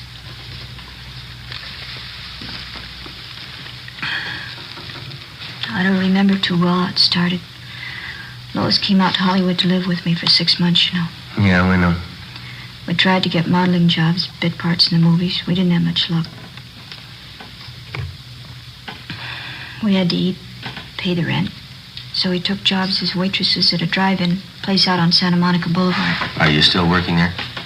No, we were only there 2 weeks, and we got this other job. That's when it started. What was that? One day, these two men drove in with a brand new Cadillac, ordered a couple of Cokes. I could tell they were watching us, Lois and me. When they were leaving, they gave me a card. They said they were talent scouts. They asked us to come to their offices for interviews. You still have the card they gave you? No, I looked for it once. Guess I lost it. Mm-hmm. Would you go on, please? The older fellow's name was Fred Ramus. Other one was Mr. Gilbert. They were both very nice. We didn't think anything was wrong. Didn't you go for the interview? Yes, Lois and I both went. They talked to us a lot, had us read out of a script and walk up and down. They said both of us showed a lot of promise. They said they wanted to be our agents, so we signed a paper. Fred Ramus told us he'd see we got a break. Mm-hmm. Did either of them ever arrange any legitimate interviews for you? I mean, with the movie studios, radio, television, anything like that? No. They took us out quite a bit, restaurants, nightclubs. Told us we had to be seen around town first. Had to show us off to the producers, all the important movie people. Both of them were very nice. Did you keep on working at the drive-in? No, they had me and Lois quit the job. They said it wouldn't look right. We still had to eat. We still had to pay our rent. That's when they brought up the idea of the pictures. What pictures do you mean, Joyce? I'm sorry. Could I have some more water, please? Oh, yeah?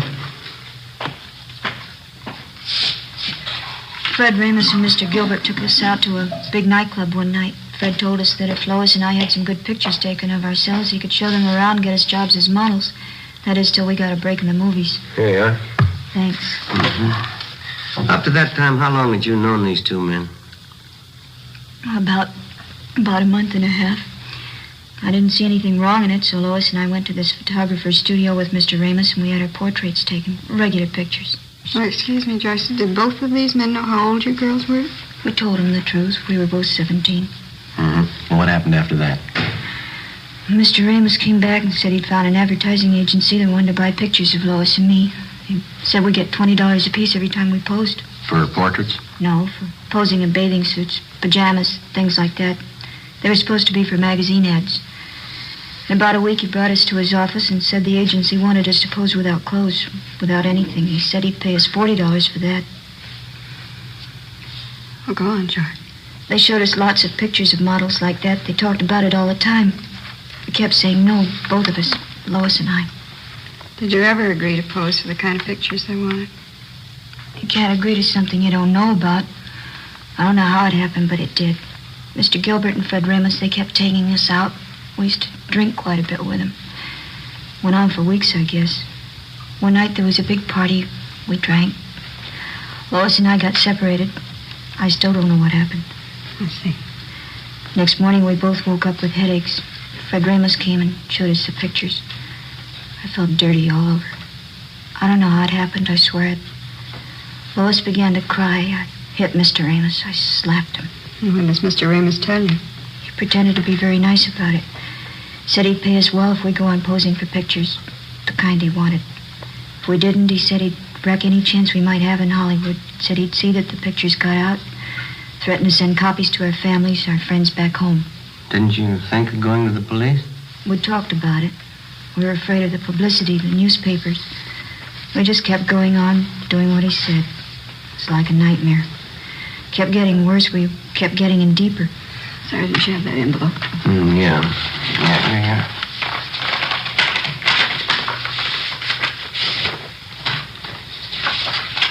You recognize these pictures, Joyce? Yes. Mr. Ramos and Mr. Gilbert, they have you posed for these? Yes, that's some of them.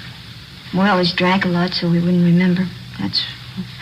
That's not why Lois is dead, though. Those pictures aren't the reason. Well, how do you mean, Joyce? Ramos and Gilbert, they'd fix up dates for us. They said the men were their friends. 3 or 4 times a week they'd call. We had to go out with them. We had to do what they said. One morning we got home about 5:30 in the morning. Lois changed, said she was going for a walk. I went to bed. She left a note. I never saw her again. I see. Romero? Oh, yeah, just a minute. It's that long-distance call we placed to your home, Joyce. Sure on. Oh, thanks. Hello? Yeah, it's me, Joyce. Yeah, it was just a mistake. Yeah. How's Uncle Henry? Swell. No, it's all right. Don't you worry. Yeah, all right. I'll write you tomorrow. Yeah, bye. Thanks for placing the call, Sergeant.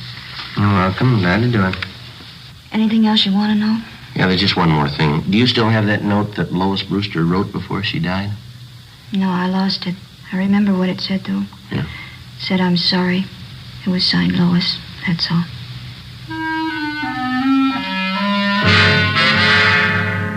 Joyce Fowler supplied us with the addresses of Fred Ramos and his partner, Gilbert. She gave us all the names and addresses of all their friends and employees that she knew of. She also pointed out their offices and base of operations. Inspector Bowling ordered an immediate investigation into the background and business activities of both men. Previously convicted wholesalers and distributors of obscene photographs were called back in and re-questioned. We finally completed the missing link in the supply line from the peddler to the producer. 5 former workers for Ramos and Gilbert fingered them as head men controlling the racket. Their offices and studios were raided and their files seized as evidence. On June 18th, Fred Ramos and his partner, Harold Gilbert, were placed under arrest. What's the pitch, Sergeant? What's this all about? I think you know Mr. Ramos. You can't tag me on those pictures. You want to get your hat? It's artwork, legitimate artwork. My lawyer can prove that. He better be good. You bet he is. You know, I'm kind of surprised at you cops taking the word of somebody like that Fowler girl. She doesn't know what she's talking about. She's a psycho. Is that right? Why, sure. I tried to do something with her and that girlfriend of hers. I even signed up as her agent. They were hopeless. You've got quite a stack of negatives here. Pictures of both of them, 17-year-olds. They're just candid shots, you know.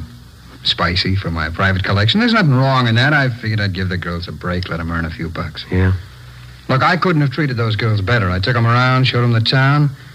Both psychos. I never did trust them. Well, that's the big difference, Ramos. Huh? They trusted you.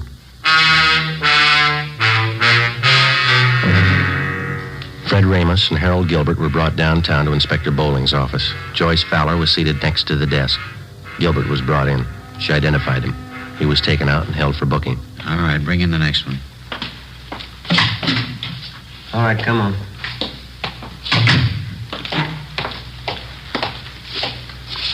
Yeah?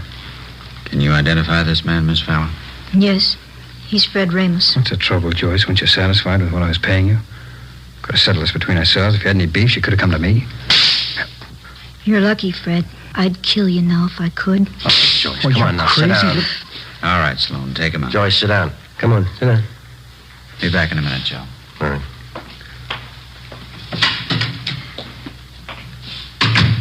I'm sorry. Doesn't do any good. Are there any more? No, that's about all. You've helped quite a lot. Yeah, I'm glad I could do it. Is that all, Sergeant? Well, for now, yeah. You'll have to testify at the trial. After that, the juvenile court's going to keep in pretty close touch with you. I see. Aren't you going back home, Joyce, to Minnesota? No, it'd be the same old thing. My aunt'd be glad to see me for the first week. Then she'd start all over again, hollering at me, picking. Wouldn't be any use. What are you going to do out here, Joyce, you know? I know a nice fella in Santa Monica. He's going to get me a job at a brand new drive-in. Cute uniforms. But I don't think juvenile court's going to let you take a job like that, Joyce. I hope so. A lot of talent scouts go there. Radio, movie producers. They might notice me. Yeah? Never can tell. Might lead to something.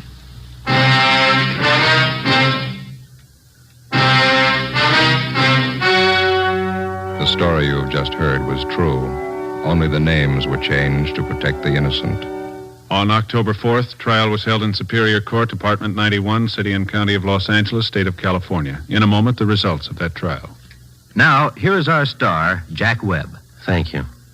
To get year-round thanks for the gift that you give this Christmas, why not give Fatimas to every long cigarette smoker on your list? Their first pack of extra mild Fatimas will have them convinced, like I am, that in Fatima, the difference is quality. And Christmas Fatimas come in a distinctive royal blue slip-over jacket that makes a perfect gift just as is. Remember, Fatimas now cost the same as other long cigarettes, but in Fatima, the difference is quality. Give Fatimas, the quality king-size cigarette, to every long cigarette smoker.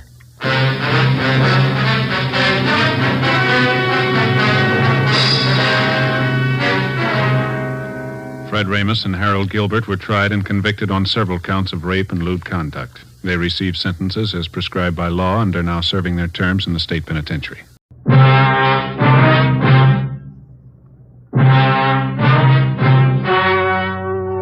The story you are about to hear is true. Only the names have been changed to protect the innocent. Fatima Cigarettes, best of all long cigarettes, brings you Dragnet.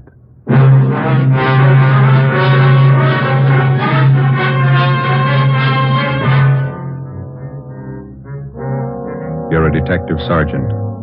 You're assigned to burglary detail. A man posing as a doctor is burglarizing homes in your city. You have his description. Your job, find him.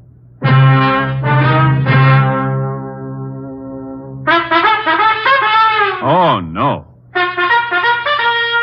Ah, that's different. Yes, what a difference. In Fatima, the difference is quality. You see, Fatima is the quality king-size cigarette because it contains the finest Turkish and domestic tobaccos superbly blended. And Fatima is extra mild with a much different, much better flavor and aroma than any other long cigarette.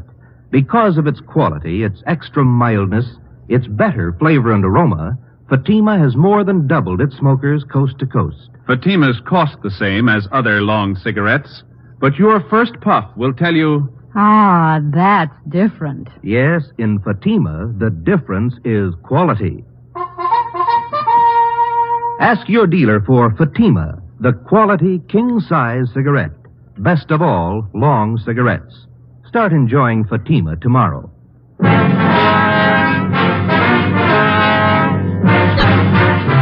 Dragnet, the documented story of an actual crime. For the next 30 minutes, in cooperation with the Los Angeles Police Department, you will travel step by step on the side of the law through an actual case from official police files. From beginning to end, from crime to punishment, Dragnet is the story of your police force in action. It was Sunday, November 22nd. It was chilly in Los Angeles. We were working the day watch out of burglary detail. My partner's Ben Romero. The boss is Thad Brown, chief of detectives. My name's Friday.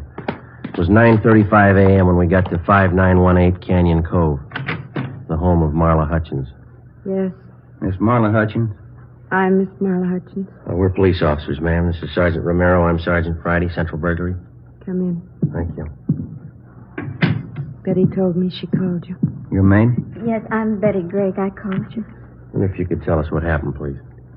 Dr. Arthur Schulte was treating me for headaches I have.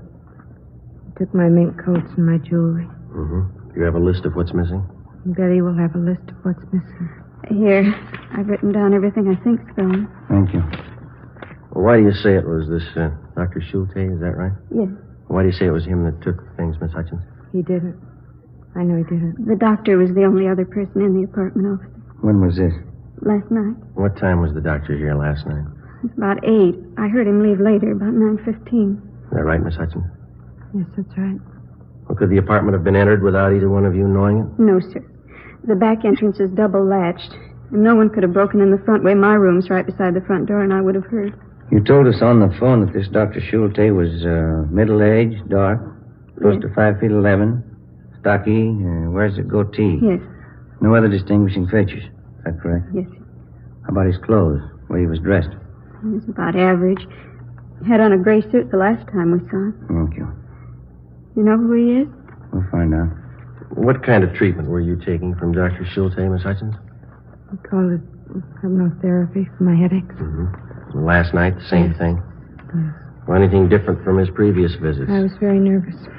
He made me take 3 sleeping capsules, and I went to sleep. And she was still sleeping this morning when I went in and found everything in the dressing table all over the floor. I see. Have you known this Dr. Schulte long, Miss Hutchins? About 4 months. Did you meet him at a party, maybe? No, I was a student of his. Where was this? A small college in Hollywood. He was the head of the school. He was a teacher, too. Do you have the name and address of the college? Betty can give it to you. It's in my desk. You still a student there? No. I don't take the course. I stopped. College was closed. That's when he came here to treat me for my headaches. How did he start giving you these treatments, Miss Hutchins? One day in his lecture, I fainted. Took me to his office and told me that pain was only a state of mind. State of mind. Yes, ma'am. My headache didn't bother me anymore. He said that relief would only be temporary if I didn't take regular treatment. What, did you see him regularly? I saw him twice a week. Twice a week. Always here? At the college, then it closed. I don't know why. He telephoned and said he would continue here. Well, where did you get in touch with him when the college closed? I never did. He always called here. Do you have any idea where he is now? No, I just know that he's a thief. Yes, ma'am. Why don't you lie down, Miss Hutchins? You look tired. All right. Thank you, Miss Hutchins. Yes, ma'am. Thank you very much. All right. Would you gentlemen like some coffee? Oh, Ben? I could sure use some. Well, it'd be very nice, miss. Thank you. Officer, Yes, ma'am.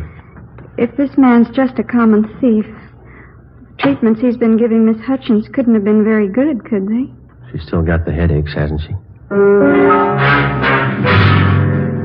11:50 a.m. We checked the apartment for physical evidence. There was nothing to indicate that the place had been broken into. We put in a call to latent fingerprints to send a man out to check the closet and dresser. We completed the crime report, and Betty Gregg, the maid, gave us the name and address of Dr. Schulte's college, the Los Angeles College of Psychotherapeutics and Psychiatry at a Franklin Street number in Hollywood. Ben and I got out a teletype to Sacramento asking information on the chartering of the school that Dr. Schulte was supposed to have headed. We checked on Betty Gregg, the maid, and found that she was a Los Angeles girl, parents still living in the city. She had a good reputation. 2:35 p.m., we went to the address where the college had been. It was a big brown clapboard house with several dormer windows facing the street. It was vacant. The front door was boarded up. A rental agency sign was stuck up on one of the pillars on the front porch. Joe. Front room there. Must have been where they had classes. Rows of chairs nailed down, you see? Yeah, let me look. Yeah. I don't see any papers inside, no mail. Hi. Yeah. My name's Tom Thompson. You interested in the place? You the agent? No, I just live next door. I'm a dry cleaner myself, but I sort of promised the real estate agent I'd keep an eye peeled, see if I could be of help if anyone came on shopping.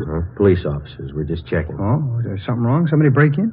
Did you live next door when this was a school here? Yeah, that psychology bunch here about, 10 months, maybe less. I always thought it was kind of a shoestring operation. How do you mean? Oh, you know, not much dough. They're just making ends meet, no clash, you know.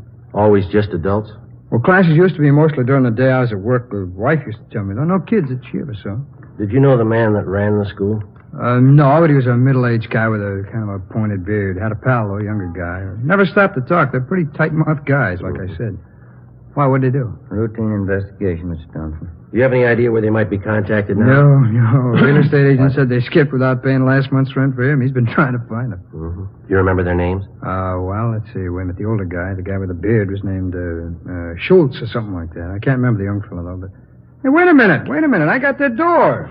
How's that? I got their door. The agent let me have the front door. I'm building a patio porch in the back of my house, and the glass that I took out of the door's got the names lettered on it. Well, that's fine. Come on. I'll see if I still got it in the garage. It's right around here. Okay. A little chilly today, huh? Yeah, a little. Want to stand back there and hit you and open Watch it? the door, Ben. Yeah. Here we go. I like to keep a nice, neat garage. Sure looks nice. Oh, thanks. Say, did these men live in the house, Mr. Thompson, or did they just use it for the school, do you know? Oh, best I know, just for classes. Like I say, they're pretty tight-lipped guys. Not very friendly. They're real quiet. Yeah, here it is. I got it. Just leave it right there. We'll come over there. You won't Okay. have to move it. Let's see.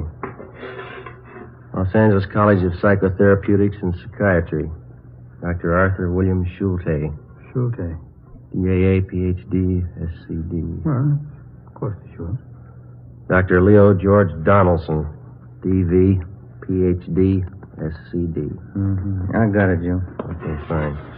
We're much obliged, Mr. Thompson. Here's our card. If you hear anything regarding these men, we'd appreciate you calling us. Oh, sure. I'd be glad to. Wait a minute. Here.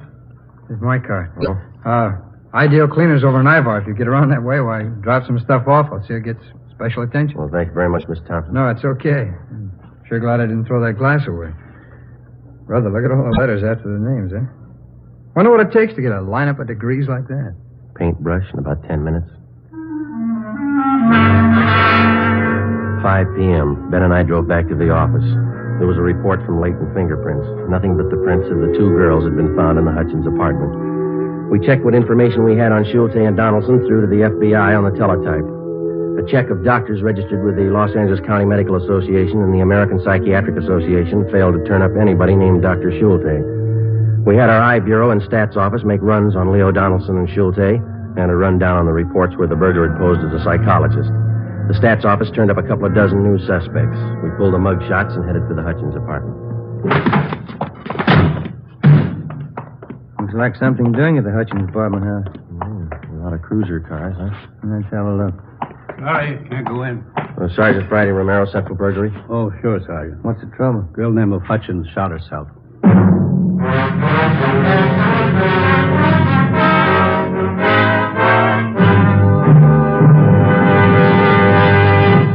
You are listening to Dragnet, authentic stories of your police force in action. Oh, no. Ah, that's different. Yes, what a difference. There's a difference you can hear, there's a difference you can see, but the difference in Fatima is quality. Yes, friends, when you compare long cigarettes, you'll find that in Fatima, the difference is quality. Quality of tobaccos. The finest Turkish and domestic varieties, extra mild and superbly blended to give you a much different, much better flavor and aroma than any other long cigarette. Quality of manufacture. Smooth, plump cigarettes rolled in the finest paper money can buy. Quality even to the appearance of the bright, clean yellow package. Carefully wrapped and sealed to bring you Fatima's rich, fresh, extra mild flavor. Fatimas cost the same as other long cigarettes, but your first puff will tell you... Ah, that's different. Yes, in Fatima, the difference is quality. Ask your dealer for Fatima, the quality king-size cigarette. Best of all, long cigarettes. Start enjoying Fatima tomorrow.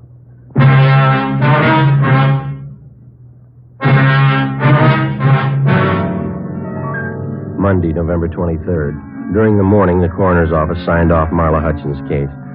The verdict was that she had taken her own life. The police psychiatrist told us that probably the hypnotic treatments by Schulte had hastened her death. The information we'd received from the Medical Association told us that they had had complaints against the operation of the Schulte school. They had pointed out to us that it takes over 12 years in recognized medical schools to become a member of the American Psychiatric Association. Schulte had been mass-producing pseudo-psychiatrists in 8 weeks. 1:40 p.m., we met with Captain Fulton. School was a phony. Degrees and diplomas sold anybody who had cash. Yeah. They're not operating anymore? We checked that out. They're gone. Well, here's the answer to your teletype to Sacramento. Thank you. Gives details on the application for the school to Schulte. He's listed as founder and dean. Donaldson is listed as staff. No addresses other than the Franklin Street number there. Mm-hmm. Anything else? A month ago, Leo Donaldson opened courses of instruction in Los Angeles under the title California Physicians College of Psychiatry, 781 South Hill Street. Schulte associated with him? No. Have any idea where Schulte is? No, we don't, but we're looking. We've got the support of the medical people to push a bunco charge for the operation of the old school. Donaldson should be able to give you a lead on Schulte. Figures they might be in contact. Looks like they actually ran the school together, even though Schulte was legally responsible. And Ben and I have an idea on how maybe we can find out. How's that? We thought one of us could make a pitch to Donaldson, see if he'd sell a degree from the new school. Get evidence to support a bunco warrant and check at the same time to see if Donaldson has contact with Schulte. Well, I'll let the bunco detail know we're trying. You think you can do it? I'd try. You know anything else about Donaldson's courses? No, but that doesn't bother me. How come? Neither does Donaldson.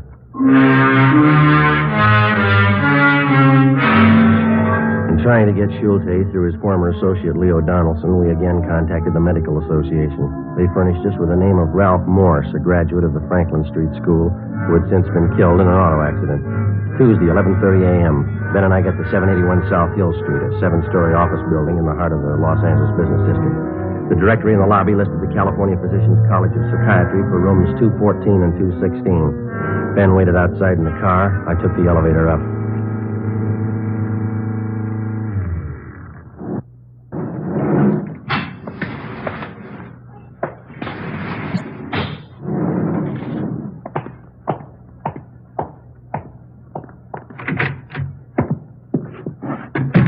Yes, may I help you? Dr. Donaldson?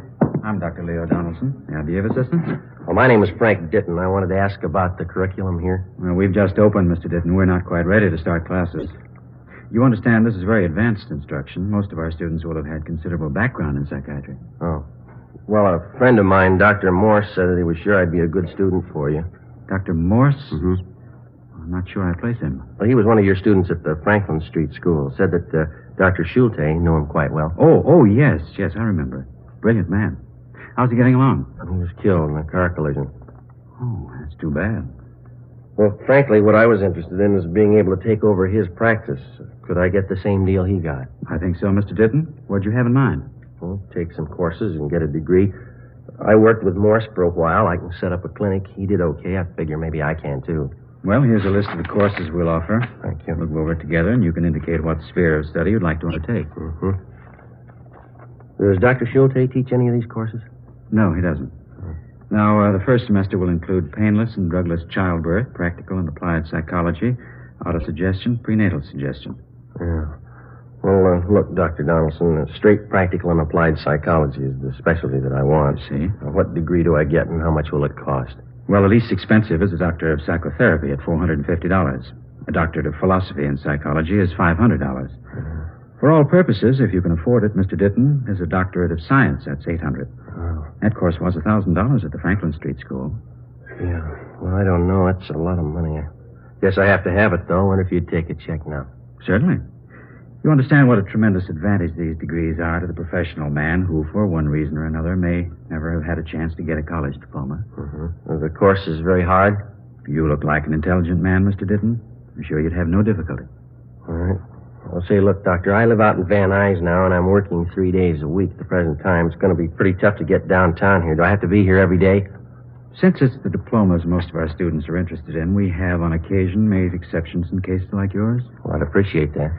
We could possibly, in the case of a doctorate of science, present you with your diploma in advance of your taking the course, and you could launch into private practice at once and take the course whenever it suited you. Well, couldn't ask for a better deal. Everything's mentioned in this catalog. The forms are in the back. Why don't you sit down right there? Oh, thank you very much. And rules and regulations. No books are required of students. Well, that's a break, huh? We lecture a little differently from some colleges, and therefore we've dispensed with texts because we feel they tend to confuse the data. Mm-hmm. When I take the course, who will be my instructor? I will. Well, Morse talked a lot about Dr. Schulte. Does he teach any of the classes? No, Dr. Schulte was associated with me in the operation of the Franklin Street School, but is not the staff member of the California Physicians College of Psychiatry. Well, I'm just wondering, if I paid extra, could I get some classes with him? Morse said that he picked up a lot of useful information from Schulte. He's a fellow with a goatee, isn't he? Yes, that's right. Well, truthfully, I have no idea where Dr. Schulte is presently located. I understand. Now, let's, one regulation here. Yes? No student will be admitted who cannot show documentary proof of the successful completion of secondary school work. High school. You can understand that, can't you, Mr. Ditton? How do you mean? Well, there are certain minimum academic standards we must observe. Yeah. In order to maintain the quality of our degree. Dr. Donaldson accepted my check to the amount of $800. I asked for a receipt, and he filled out a blank doctorate of science degree, which he carefully lettered with the name Frank Ditton, and signed himself as dean. I arrested Donaldson, and Ben and I took him in for booking. 1 p.m. We received a long teletype from Washington. Arthur Schulte had a record of arrests and convictions back east. It started with a conviction 16 years ago for the interstate transportation of pornographic motion pictures. The record gave us no known addresses, but important in the information was the fact that Schulte had originally been trained and had worked at being a projectionist in movie theaters. In the M.O. was the notation that he'd been known to take up his old occupation when sought by authorities. 1:35 p.m., we contacted the local office of the Motion Picture Projectionists Union, where they told us that they had placed an Arthur Schulte in the booth of one of the Main Street newsreel houses on Sunday. That was the day before. 2:30 p.m. The Crescent Theater was buried between two bars and advertised an hour of newsreels and short subjects for 20 cents. Where's the manager? I'm him. Can we talk to you a minute, police officers? What? I say we're police officers. We'd like to talk to you. Nobody here to take over. Why don't you come in and I can open the booth door here and talk? Okay. Right around the back, I guess, here, Ben. Yeah, thanks. Where is he? Hey, mister.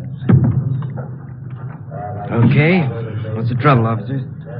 You have a man with the name of Schulte working here? That's right. Projectionist isn't working right this minute, though. Comes on duty at 4.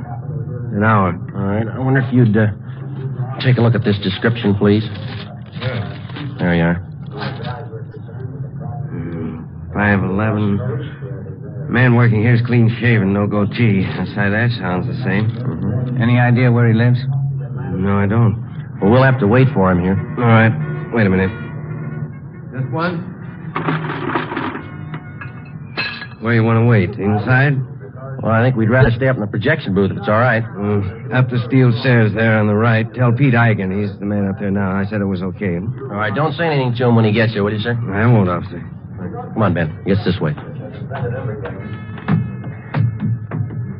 It's a long climb, huh? Yeah, it is. It's right up there. Oh, yeah.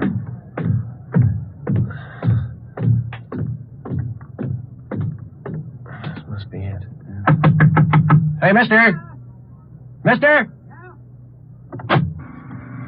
Yeah? Police officers. Anything wrong? We're going to have to wait here. The manager said it was okay. Wait for what? We want to talk to your relief man. You mean the doc? You know him? Well, just since yesterday. Why do you call him the doc? Oh, you know, speaks kind of fancy for a projectionist. What do you do? Oh, he just likes to talk to him. Okay, you know the guy doesn't come on for about an hour. Yeah, they told us. You want to look at the picture? You can both sit by the observation port on the film station there. Yeah, thanks. Yeah, sit over here, Ben. Is this all right here? Yeah, that's fine. Huh. Well, what's the matter? I've seen this newsreel. 5:45 p.m. Schulte was nearly 2 hours late. Ben and I were worrying about whether somehow he'd been tipped. Usual for a man to be this late for a shift. Not in a house like this. Bigger house would be different. Way it is with a doc being late like this just cost the boss a couple of bucks. How do you mean? I got more dough. I'm over my maximum hours. If the old guy'd stay away long enough, I'd be on Golden. Golden? What's that? Yeah, double and a half time. Boys in the business call it Golden time. Oh. Most dough you can get is double Golden. You get that working over maximum number of hours after midnight on a Sunday. Uh-huh. That's double Golden. Never happened to me, though. How do you stand it? What do you mean, the money? The noise. You get used to it. Don't pay any attention after a while. Don't you get tired of hearing the same soundtrack over and over? No, you just know it's there. It never registers. What they're saying, I mean. Just if it stops when it shouldn't. Get used to it over the years. You've been doing this long? 11. It's a long time. Excuse me. I gotta make a switch over. What'd you say? I said I gotta make a switch over. I've been watching you do that all afternoon. How do you know when to turn the other projector on? Marks on the film, up in the right corner on the screen, usually a black dot. Look through the window. Look, Ben, right here. Mm-hmm. The first dot tells me to start the other projector. When the second dot hits, I cut this one, turn on the other one. Now watch. Okay. See the first one? Uh-huh. Now the second dot, see? Uh-huh.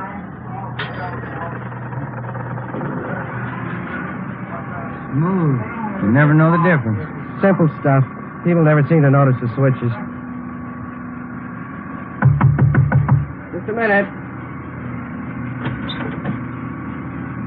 Hi, Doc. A little late. Sorry, overslept. Your name, Schulte? That's right.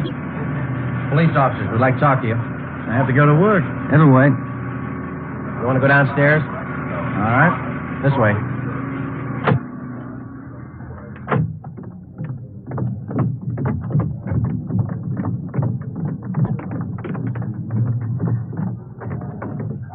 All right, this will be fine right here.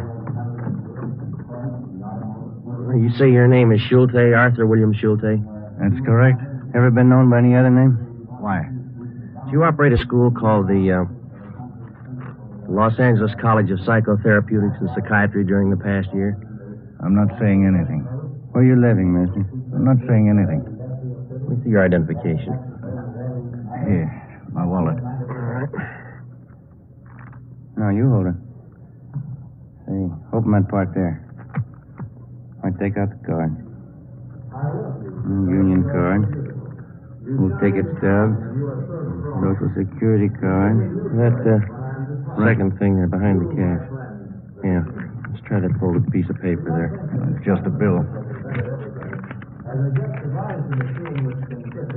Mm-hmm. What is it, Joe? It's a bill. Milliken Hotel. Let's go. We drove to the Milliken Hotel, about 6 blocks from the theater in the same Skid Row district. We got the key from the room clerk and went up to Schulte's room. It looked like any dingy hotel room. A small footlocker sat at the end of the bed on the baggage stand. 2 suitcases were over by the closet, and sitting on the floor alongside the bureau were 2 waist-high stacks of books. You got the key to the small trunk? I don't have to submit to this. Let's open it up. Open it yourself. Here's the key. All right.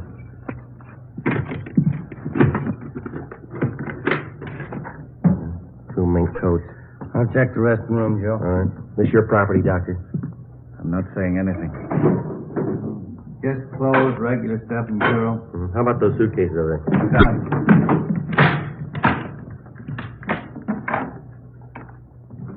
What do you got? How about this? Cigar box. It's taped shut. What's inside, Doctor? Nothing you'd be interested in. I'll open it, Joe.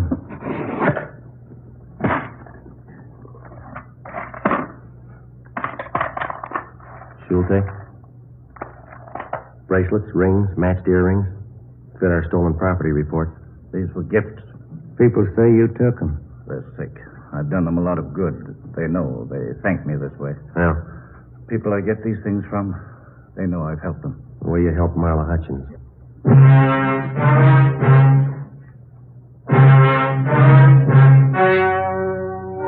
The story you have just heard was true. Only the names were changed to protect the innocent.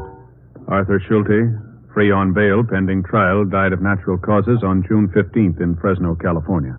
Leo Donaldson was tried and convicted of grand theft and served a term prescribed by law in the state penitentiary.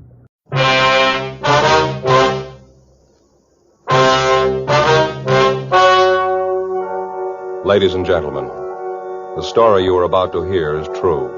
The names have been changed to protect the innocent. Fatima Cigarettes, king size, extra mild and soothing, brings you Dragnet on both radio and television.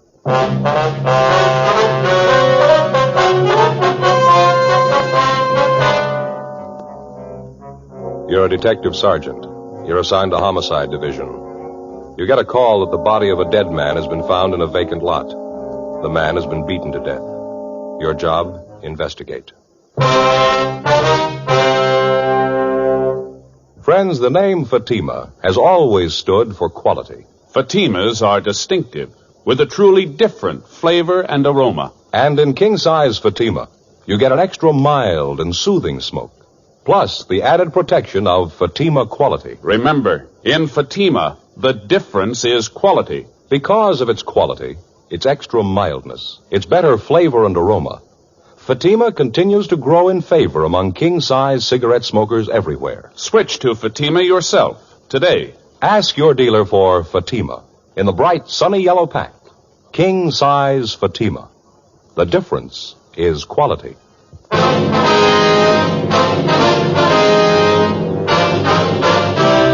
Dragnet, the documented drama of an actual crime. For the next 30 minutes, in cooperation with the Los Angeles Police Department, you will travel step by step on the side of the law through an actual case transcribed from official police files.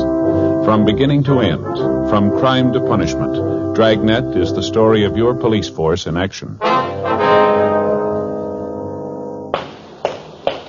It was Wednesday, February 6th. It was cold in Los Angeles. We were working the day watch out of Homicide Division. My partner's Frank Smith. The boss is Captain Lorman. My name's Friday. It was 10:14 a.m. when I got to room 42. Homicide. Frank? In here, Joe. Right. Hi. Morning, Skipper. Joe, Smith says you ran into a bad one out there in Fountain. Yeah, we did. Must have been quite a fight out there. The victim's clothes were pretty well torn up. The ground around the body was all trampled. So wonder we could tell that much. How do you mean? Well, the body was found by a couple of schoolgirls. The vacant lot out there near Fountain and Selma. Girls took a shortcut through the lot, and when they saw the body, they let out enough screams to get the whole neighborhood over there. Mother put in the call. By the time the radio unit got there, the neighbors had walked over the whole area. They got the people back right away, but most of the physical evidence, if there was any, had been trampled out. That helps. Any of those people see or hear anything? No, nothing. How was he killed? We found a big piece of concrete near the body, bloodstains on it. The crime lab's checking it now. They find anything else? No, they're still checking the scene. Lee's going to call. The crowd made such a mess out of the place. A lot of houses around there. Somebody must have heard something. Well, we talked to a young girl, lives a couple of doors down from the lot. Seems she and her boyfriend were coming home from a show. Said about 9:45, 10 o'clock, they noticed a car parked in front of the lot. Yeah. The girl said they noticed it right away. Afraid it might be some guys out to cause trouble. She told us that when she and her boyfriend walked by, they heard loud talking, men arguing. Mm-hmm. She able to describe the car? He just said it was a dark sedan, late model, 51 or 52. We checked the boyfriend. He told about the same story. He said he thought the car was a dark blue Ford. Yeah. Well, anyway, the girl said she got scared and went right into the house. A few minutes later, they heard a car tear by. They looked up the street, and the parked car was gone. This was around 10 o'clock. Yeah, that's right. That might make it about the time of the killing. Well, we'll know better when the body's posted. The girl or her boyfriend able to describe the men? No, soap, Skipper. All they could tell us was it looked like there were two men in the car. Said they couldn't get a good look at them. License number? No. Boy said he thought of taking it down, but he didn't. Tough break. Hanson and Cummings helped check the neighborhood. They didn't do any better. Seems like everybody in the vicinity was away for the evening. And the coroner, Frank? Well, Hanson just brought this in. Guy's with all the stuff in his pockets. Yeah, let's take a look. Driver's license. Name's John Allen Iverson. Address been scratched. No, here it is, on the back. Had it changed. 6295 North Serrano Avenue. Height 5'9", born October 2nd, 23. Make him 28, huh? Yeah, that's right. Weight 136, eyes hazel, brown hair. What else is in? Calendar from an oil company, blank check, a picture of a puppy, Dalmatian, huh? Yeah, looks like it, doesn't it? Picture of a woman. Let's see that. Here, wait a minute. Here's a card. Case of accident, please notify Mrs. Alfred Iverson, mother, 6295 Serrano Avenue, Hollywood 98844. Probably her picture. She been notified yet? No, not yet. Keys, comb, nail file, cigarettes, couple of slugs. Good for one play. Match folder. Let me see that, huh? George's Pool and Snooker, Burbank Boulevard. Yeah. Found $13.42 in his pocket. He was wearing a wristwatch, too. Yeah, the watch looked new. It was expensive. Money in the watch still there. Doesn't look like robbery. No, not much. Seems a thief would have taken them anyway. Any ideas on a motive? Well, it's hard to say, Skipper. Could be almost anything. Not much to go on. Lousy thing. Yeah, and it's not getting any better. Yeah? We got to tell his mother now.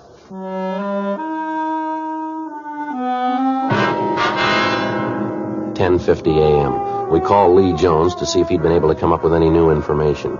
He told us that besides the piece of cement, his crew had been able to find little other physical evidence. Tests of the blood found on the concrete were not finished, but Lee said that it looked like the murder weapon. Although the ground around the body was fairly soft, the people in the neighborhood effectively obliterated any footprints that the killer might have left. We were faced with the old problem. The average citizen, in an attempt to be helpful, had unknowingly destroyed what physical evidence we might have found. We went by R&I and checked the name John Allen Iverson without result. 11:35 a.m. Frank and I signed out and drove to the address listed on Iverson's driver's license, 6295 North Serrano Avenue. It was a small frame cottage set well back on the lot. The yard was well kept, and as we climbed the front stairs, we could hear a dog barking in the rear of the house. We rang the bell, and a lady in her middle 60s answered the door. It was the woman in the picture that we'd found in Iverson's wallet. Yes? Mrs. Iverson? Yes? Police officers, ma'am. I'd like to talk to you if we could. Well, of course. Won't you come in? Thank you very much. You'll have to excuse the way I look. I was in the middle of baking. What was it you wanted, officer? Oh, I'm sorry I don't remember your name. Joe Friday, ma'am. This is my partner, Frank Smith. How do? Is it about the dog barking at night? We've tried to keep him quiet. Alarm clocks, hot water bottles, everything. He's just a puppy, though, officers. He doesn't know. No, ma'am, it's not about the dog. It's about your boy. John? What's he done? Well, he's had an accident, Miss Iverson. An accident? John? Yes, ma'am. Serious? Yes, ma'am, it's pretty serious. You're sure it's my boy? John Allen Iverson? Yes, ma'am, it's your boy. He's in a hospital. Is that it? No, ma'am, he's not in the hospital. Not in a hospital? He's dead? Yes, ma'am, I'm sorry. John Allen Iverson? You're sure? Yes, ma'am, we're sure. Oh, no. It can't be. I won't let it be. John, my baby. You've got to be wrong. No, I'm sorry, ma'am. John dead. Gone away from me for always. Why did it have to be John? Why? It's always the same question, isn't it? Yeah. How do you answer it?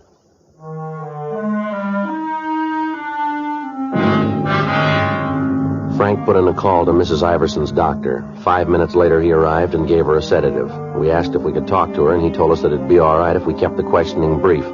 He explained that Mr. Iverson, John's father, had died 2 years before, and that his passing had hit Mrs. Iverson pretty hard. He said that it'd be a few minutes before the sedative took full effect and that we might talk to the woman until then. Frank and I walked into the bedroom. I hope you'll forgive me for crying. Yes, ma'am, we understand, Miss Iverson. There are a few questions we'd like to ask you. How did it happen? Auto accident? No, ma'am, he was murdered. Murdered? Why? Who did it? Have you caught him yet? No, not yet, ma'am. That's why we need your help. Anything I can do? Anything at all? John murdered. Doesn't seem possible. So hard to believe. Yes, ma'am. Was there anyone you might know of who didn't like your son? Someone who might have hated him enough to do this? No one. No one at all.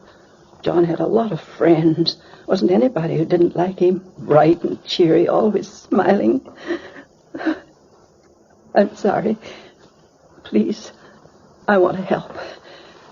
Get this over with. Go ahead with the questions. Perfectly all right, ma'am. You like my handkerchief? Oh, thank you. Now, what was it you were asking? Could you tell us where your son worked? Airplane factory out in the valley. He was an inspector. Just got a promotion and a raise. He was so proud. First rung of the ladder, he said, on his way up. Mm-hmm. What factory did he work at, ma'am? Webster's. They make parts. John worked the morning shift, midnight to 7 in the morning. Said there was a better chance for advancement on the morning shift. How about girls, ma'am? Anyone special your son saw quite a bit of? Oh, just Alice. Alice Johnston. Saw her quite a bit. He was going to see her last night. Had a date for 6:30. When did he leave the house, do you recall? Oh, 6:15 or so. Alice just lives a few doors down the street. John was going to take her to a championship match over in Burbank. Ma'am? Billiards. Oh, John loved to play billiards. Alice liked it, too. John always said that when he got married, he's going to have a table right in the house. Do you happen to remember where in Burbank this billiard match was going to be held? I'm not sure, but I think John said at George's place, right on Burbank Boulevard. Do you know if your son had a large amount of money with him when he left? Oh, he had his week's pay with him. He just cashed his check this afternoon, and then he gave me the $30 for the house. He had the rest of it. About how much would that be? Oh, maybe $45. How about jewelry, ma'am? You carry any rings, anything like that? No, John didn't believe in wearing a ring. Said he'd do that when he got married. There was his watch. He had that. Wristwatch, ma'am? Yes, he always carried. He kept perfect time. Mm-hmm. Did your son have a car, Miss Iverson? Yes, a Ford, 1951 Ford. What color, do you know? Dark blue. Pretty car. He was so proud of it. I wonder if you'd have the license number of the car, ma'am. Yes, I think you'll find it with the phone book in the bureau. He kept all his papers there. Wonder if it'd be all right if we got it, ma'am. Yes, all right. Thank you. This it, ma'am? Yes, that's it. I still can't believe it. Yes, ma'am. It's going to be a hard thing to get used to, isn't it? Ma'am? Life without a son.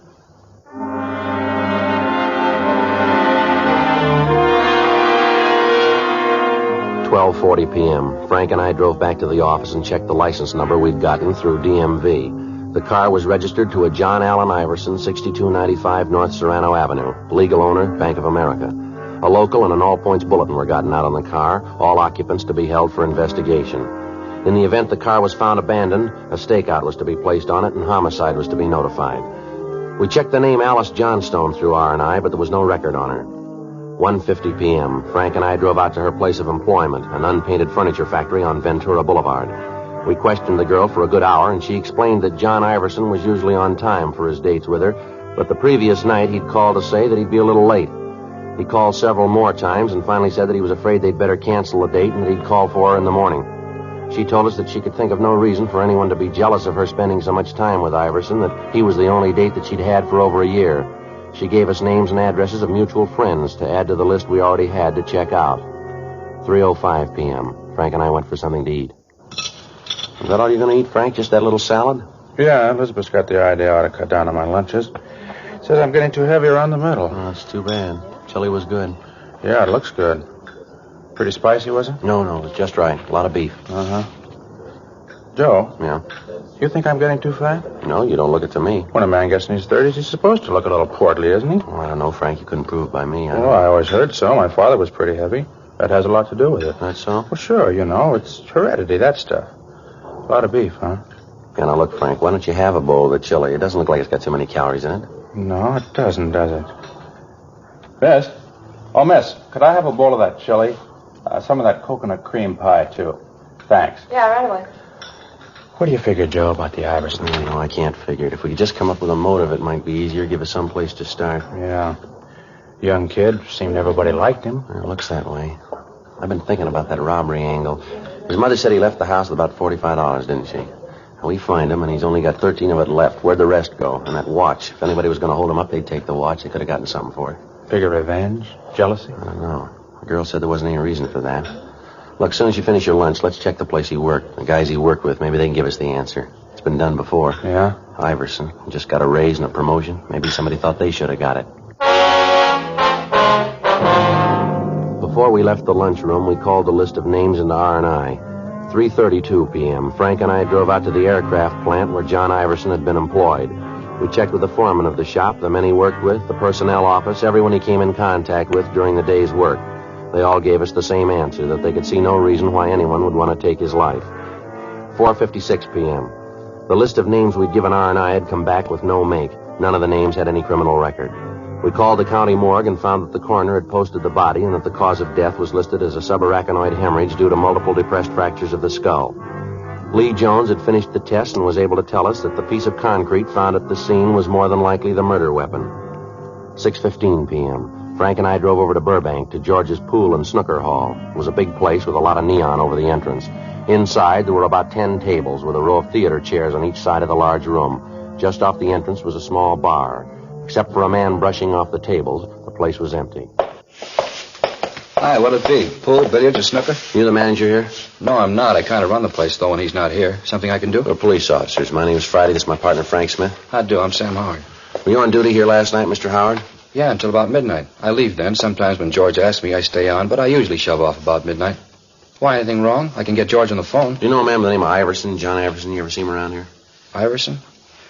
There's an awful lot of guys come in here, hard to tell. What's he look like? 5'9", about 136 pounds, brown hair. Likes to play billiards, I understand. John, Yeah, I think I know who you mean. Never knew his last name before, but he comes in here quite a bit. Always plays billiards, 3 cushion. You see him last night? Well, there were an awful lot of people here last night. Had a match, pretty crowded. Well, was he in here last night? Well, yeah. Came in, watched the match for a while, then he sat up at the bar, had a couple of beers. Was he drinking with anybody? Let me think. Yeah, he and another guy were talking it up. The other guy was popping for the drinks. You know the other man? No, sir. Don't think I ever saw him before. About what time was that? Gee, it's hard to say. I was pretty busy. It's important, Mr. Howard. Like that, huh? Well, I'd say it was 7 o'clock, maybe 7:30. Johnny came in first. He watched the matches for a while. Then when this other guy came in, they both moved to the bar. Stayed there talking till about 9:30, 9:45. Then they walked out together. They were together all evening then? Yeah, near as I can tell. What did this other man look like? Let me think. I'd say he was maybe 36, 37, had kind of dark hair. How tall would you say he was? Oh, about your height, 5'10" or 11.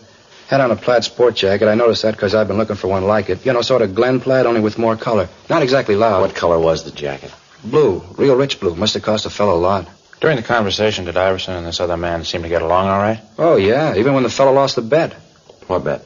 Yeah, they had a bet on a match. The other guy lost, and he had to pay Johnny $10. Didn't have the cash, had to cash a check. You cash it here? Yeah, it was a payroll check. George doesn't like it when we cash personal checks. If they bounce, we have to stand the loss. You think we could locate that check, Mr. Howard? Do you happen to remember the company name on it? No, not right off. I can get it for you. Sir? Well, George wasn't feeling too well today, so he didn't get to the bank. Check's still in the safe. The check was issued from the Kimberly Insurance Company and made out to Martin G. Weber. The endorsement was made by Weber with a notation of his address under the signature. We called the office and had the name run through R&I. There was no record on him. According to the information we'd gotten from Sam Howard, the last time the victim was seen alive at 9:45 p.m., he was in the company of Martin Weber.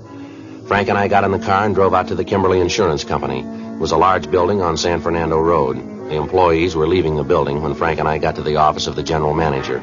We asked him about Weber, and he told us that he'd been with the firm for the past 10 years, starting as a runner on the floor and rising to the position of office manager. He told us further that in his entire 10 years of service, Weber had never been late or missed a day's work. However, on that particular morning, he hadn't shown up at all. We called our office and arranged for a stakeout on the building of the insurance company. Frank and I drove out to Weber's home, a modern apartment house in the North Hollywood area. We rang the bell, but there was no answer. We checked with the landlord, and he told us that he hadn't seen Weber the night before. In the company of the manager, we checked Weber's apartment.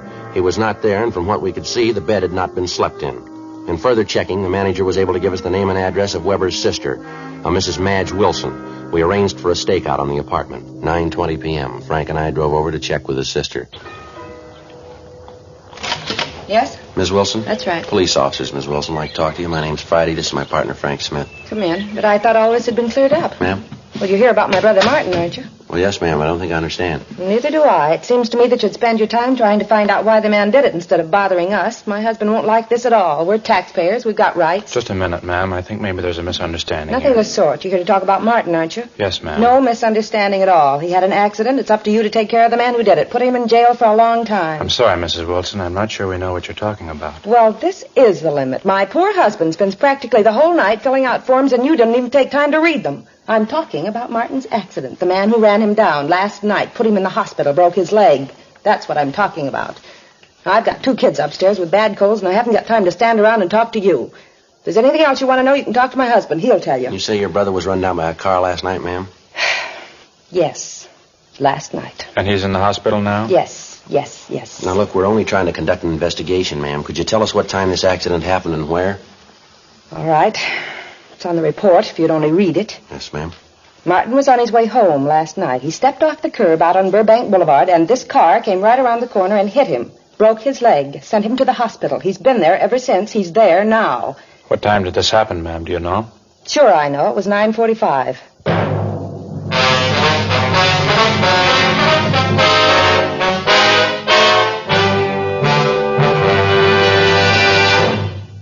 You are listening to Dragnet, authentic stories of your police force in action. Friends, the name Fatima has always stood for quality. Fatimas are distinctive, with a truly different flavor and aroma.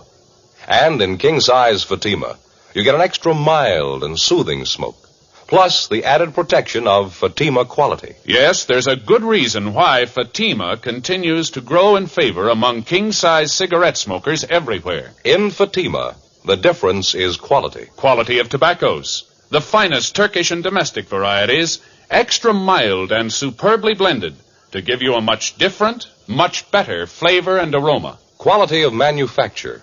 Smooth, round, perfect cigarettes. Rolled in the finest paper money can buy. Quality even to the appearance of the bright, sunny yellow pack.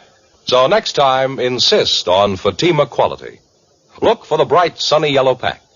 Smoke Fatima, the extra mild and soothing king-size cigarette, with the added protection of Fatima quality.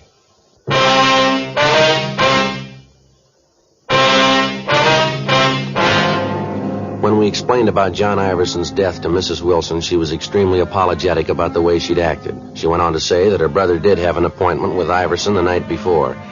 We put in a call to Sergeant Erbson of the Accident Record Bureau downtown, and he told us that there was a traffic accident report which listed the time of the accident at 9:46, corroborating the story given us by Mrs. Wilson.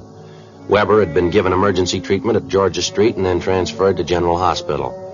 From what Sam Howard had told us, we knew that Iverson had been alive at approximately 9:45 p.m. The deputy coroners fixed the time of death at approximately 10 or 10:30 p.m. The fact that Martin Weber had been run down by a car at 9:46 p.m. seemed to absolve him of any part in the crime. The stakeouts at his place of business and his home were removed. Frank and I drove over to General Hospital to interview Martin Weber. His leg was in traction, but he seemed to be in good spirits. I was on my way home, just stepped off the curb to catch a bus. Next thing I know, I looked up right into a pair of headlights. Almost scared me to death. And then whammo, I was on the street, my leg broken. Oh, well, I'm covered. The whole thing won't cost me a cent. Yes, sir.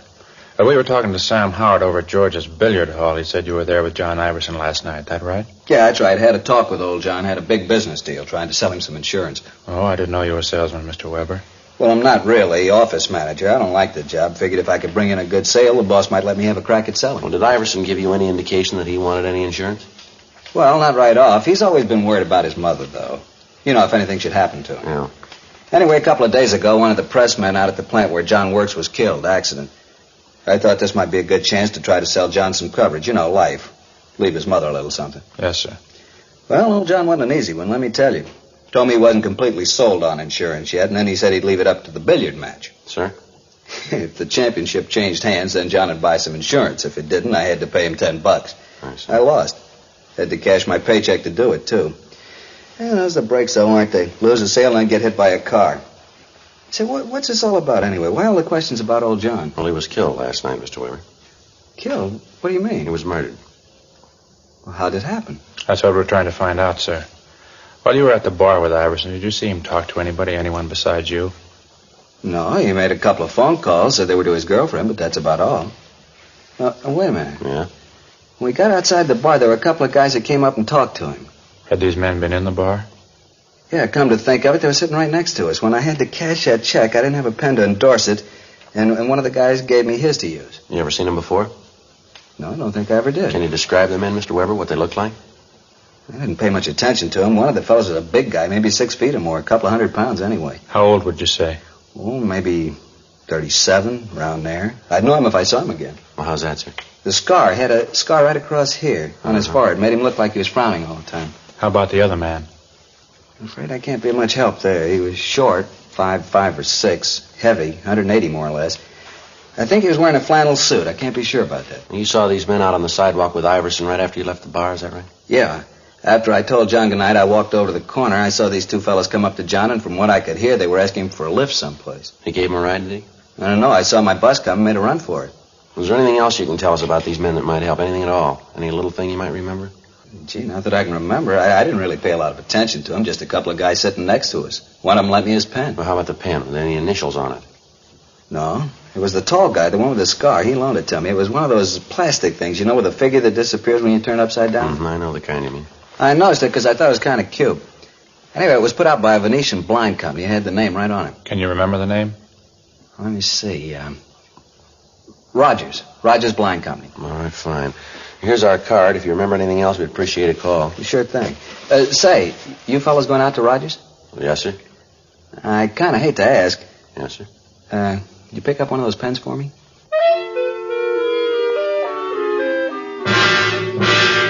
$11:35 p.m. We called the office, and they told us that Iverson's car had been found abandoned up on Wonderland Drive in Laurel Canyon. It was taken to the police garage and impounded. The crime lab had gone over the car for fingerprints, and in eliminating the prints of the people known to have been in the car and friends of Iverson, they'd come up with one unidentified print. As remote as it was, the lead about the pen had to be checked out. We called the Rogers Blind Company, and the night watchman gave us the home phone number of the personnel manager. We called him, and he agreed to meet us at the plant. We gave him the description of the man who had talked to Iverson outside of the bar, and he was able to identify him as a Peter Standish, a former salesman with the company. He recognized Standish from the description of the scar, but he was unable to tell us the name of the other man. The personnel manager furnished us with Standish's last known address, but he'd moved and left no forwarding address. Frank and I went back to the office and ran the name through R&I. Standish had a record of 2 arrests on suspicion of 211 PC, one of them only a month before. Sergeants Hanson and Cummings drove out to the General Hospital to show a mug shot of Standish to Martin Weber. He positively identified the suspect as the man he'd seen talking to Iverson on the night of the murder. We checked with Dean Bergman and Leighton Prince. The fingerprint found in the car matched perfectly with the prints of Standish. Frank and I drove out to the last address on the suspect's arrest report. The manager of the apartment told us that he'd gone out a few minutes before. She told us that there was another man living in the apartment with Standish, and that the description she gave tallied closely with the one we had of the man seen with Standish in the bar the night of the murder. She informed us that he was registered under the name of Charles Teal. In the company of the manager, we made a search of the suspect's apartment, but we found nothing. We asked the manager not to give any indication that we were in the apartment, and she agreed to cooperate. We settled down to wait.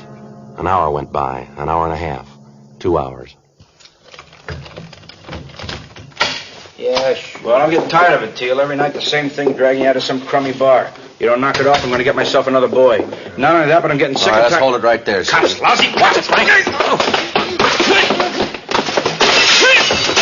All right, hold it, mister. Hold still. Fuzz, crummy fuzz. I had to walk right into it. How's the other one, Frank? He's out. Want to shake him down? Yeah. What do you want with me, cop? I done nothing. You got nothing to hold me for? He's clean, Joe. So's the other one. We got plenty, Standish. Let's go. What? What you got on me? Murder, mister. Murder me? You crazy. You're off your rocker. Yeah, sure. All right, Frank. I'm getting him up. Come on. What? I told you, Standish. I told you they'd get us. Shut up, you little... All right, let's hold it right there, mister. Don't make any more problems. It was here. him. He did it. I didn't want to. It was his idea. I'll tell you all about it. Should have known not to trust you, Teal. Look what you got me into. We only wanted his money. He wouldn't give it to us. Standish kept trying to hit him with that piece of cement. I tried to make him stop. Didn't try to stop me splitting the dough. You got more than half. Don't worry about it. What do you mean? You'll split this one even.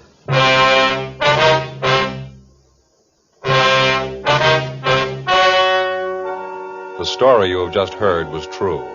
The names were changed to protect the innocent. On June 4th, trial was held in Superior Court, Department 86, City and County of Los Angeles, State of California. In a moment, the results of that trial. And now, here is our star, Jack Webb. Thank you, George Fenneman. Friends, as we told you earlier, the name Fatima has always stood for quality. That same Fatima quality is the reason why king-size Fatima continues to grow in popularity among smokers everywhere. Try 'em and see if you don't agree with me. That Fatima gives you an extra mild and soothing smoke, plus the added protection of Fatima quality. Next time you buy cigarettes, look for the bright sunny yellow pack and ask for king-size Fatima.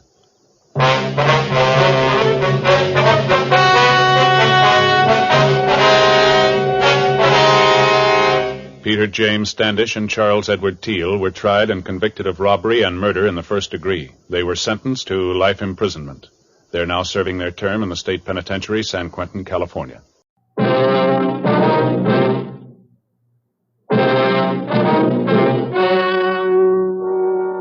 story you are about to hear is true. The names have been changed to protect the innocent. Fatima Cigarettes, best of all king-size cigarettes, brings you Dragnet on both radio and television.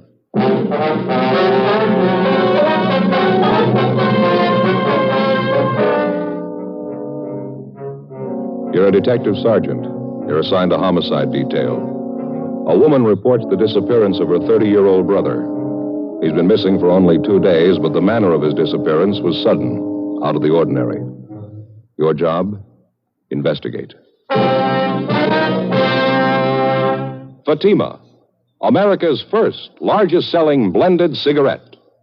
Fatima, now best of all king-size cigarettes. Prove it yourself today.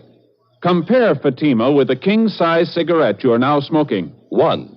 Fatima's length filters the smoke 85 millimeters for your protection. 2. Fatima's length cools the smoke for your protection. 3.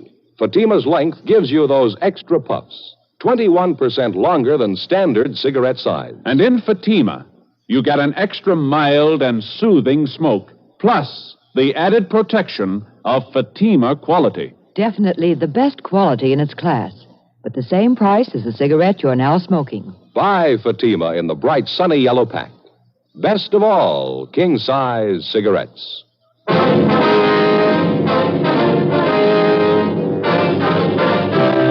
Dragnet, the documented drama of an actual crime. For the next 30 minutes, in cooperation with the Los Angeles Police Department, you will travel step by step on the side of the law through an actual case transcribed from official police files. From beginning to end, from crime to punishment, Dragnet is the story of your police force in action.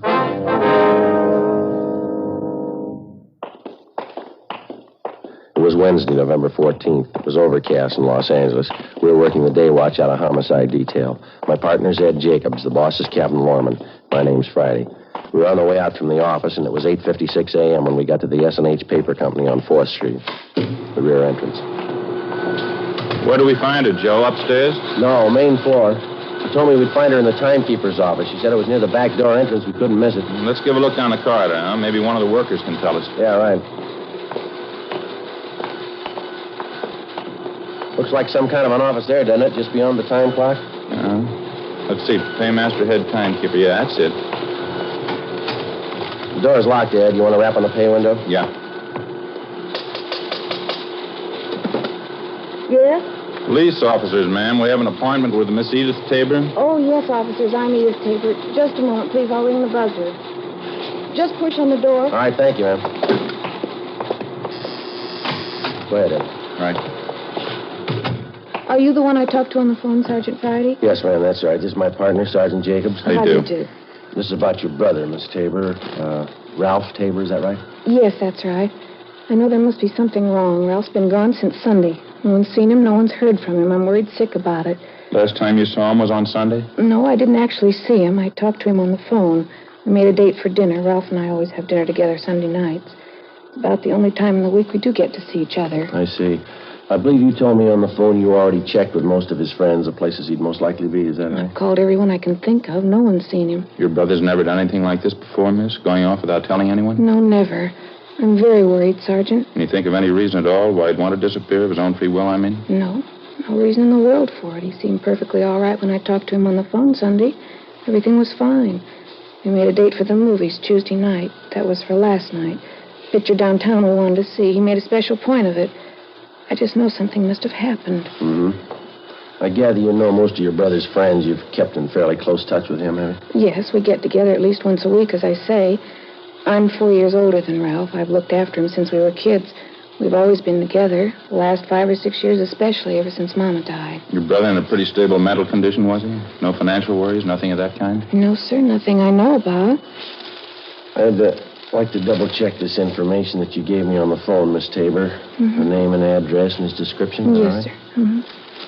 The full name, Ralph Lawrence Tabor, 14316 Almaden Street, male, white American, occupation, interior decorator. Is that it? Yes, that's right.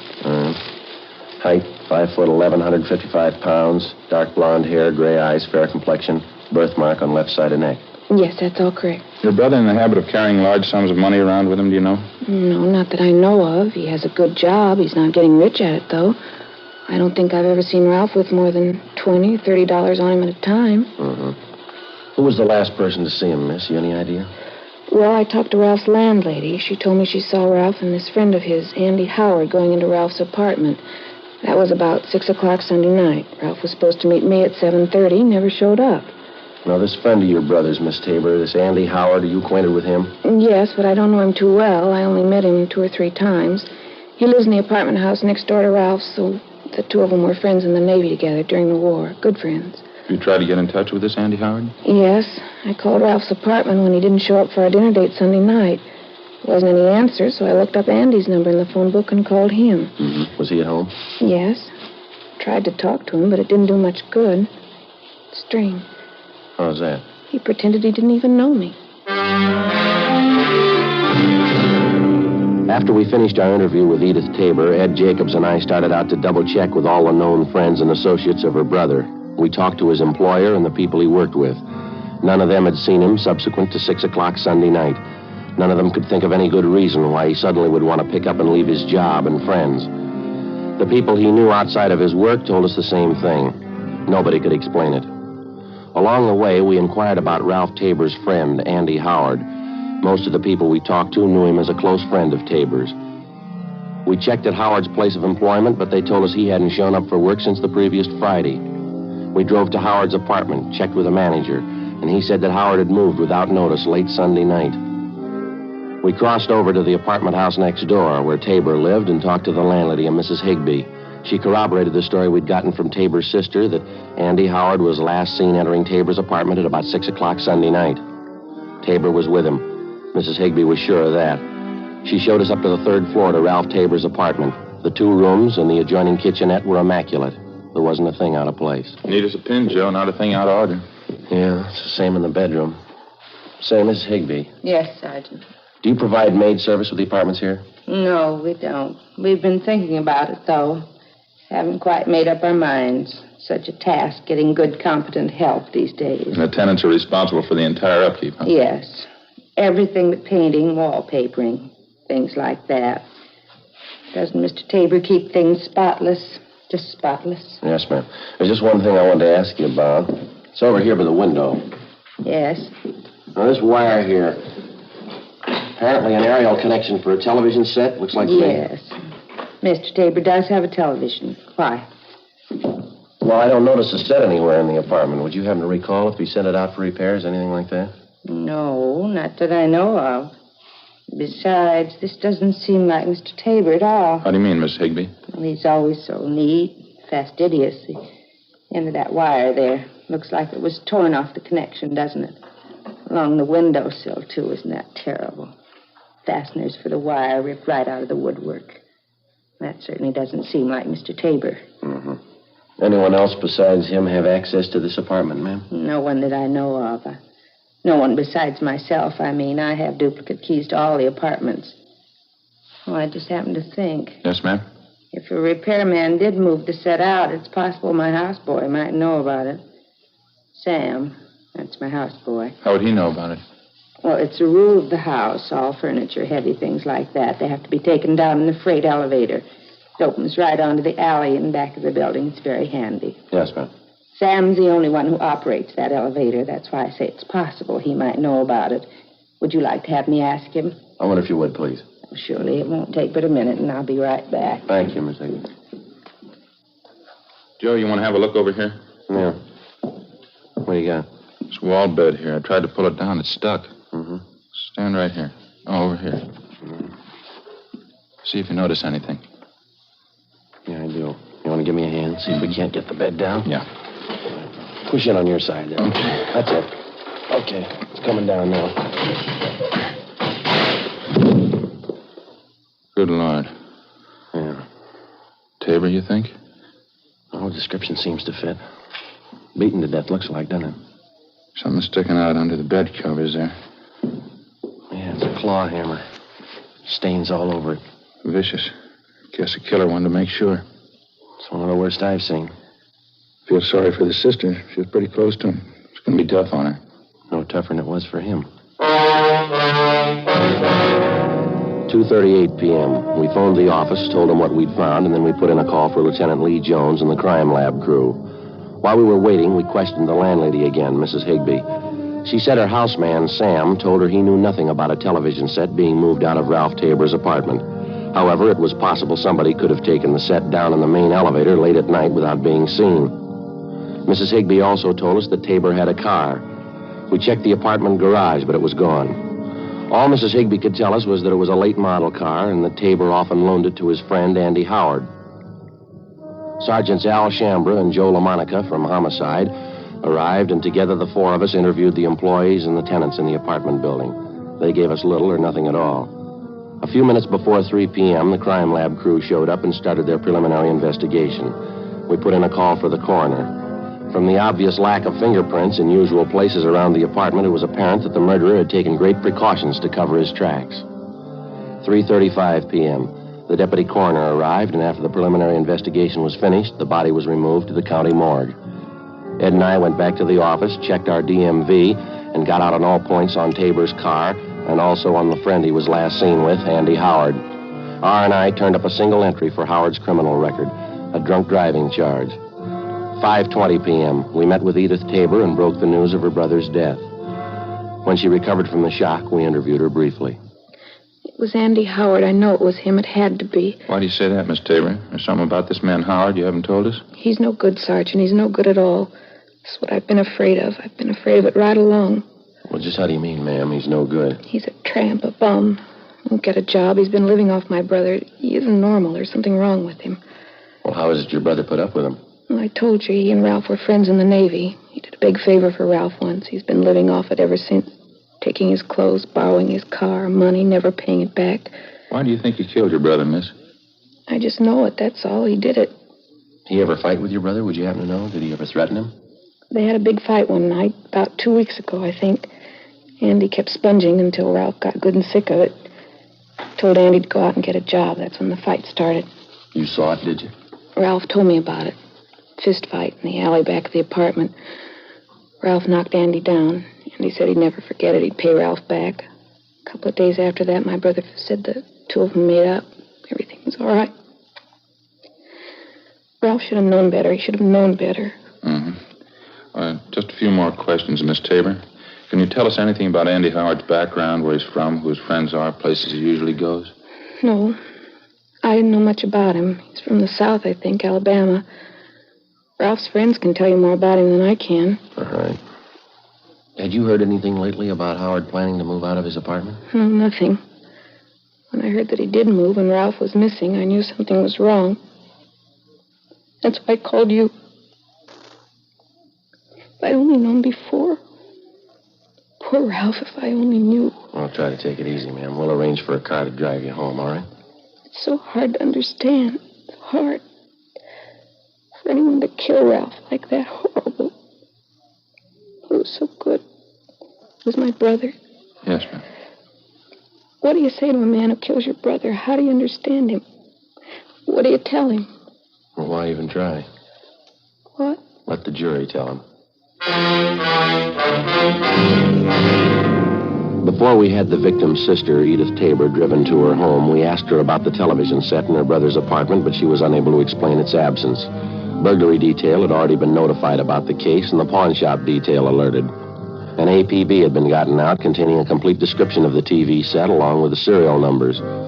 A few minutes after we got back from dinner that night, we had an answer on it.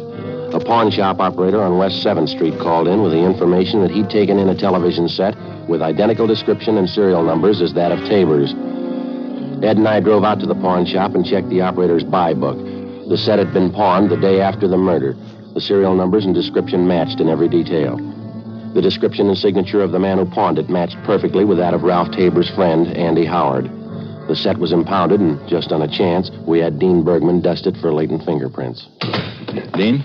Oh, hi, Ed. Friday. How you making out? Any luck? Not bad. Have a look here. Yeah. Picked up 4 sets of prints off it, all told. These here are the dead man's. Yeah? These here, they belong to the pawn shop operator. Mm-hmm. These belong to his son. Helps him in the shop. Yeah? Guess this is the one you're looking for. 2 clean index prints. Did you classify them? Checked them against prints from Andrew Howard's package. Yeah. They match. When we checked in for work the following morning, we got the coroner's report on Ralph Tabor. Cause of death was listed as cerebral hemorrhage and multiple fractures of the skull caused by blows from a heavy blunt object. The other reports from the crime lab didn't give us much help. The better part of the next 3 days, Ed and I, along with Al Shambra and Joe LaMonica, held detailed interviews with the known friends and associates of the murder victim, Ralph Tabor, and the number 1 suspect, Andy Howard. The information we picked up was incorporated in a supplementary all-points bulletin and gotten out immediately.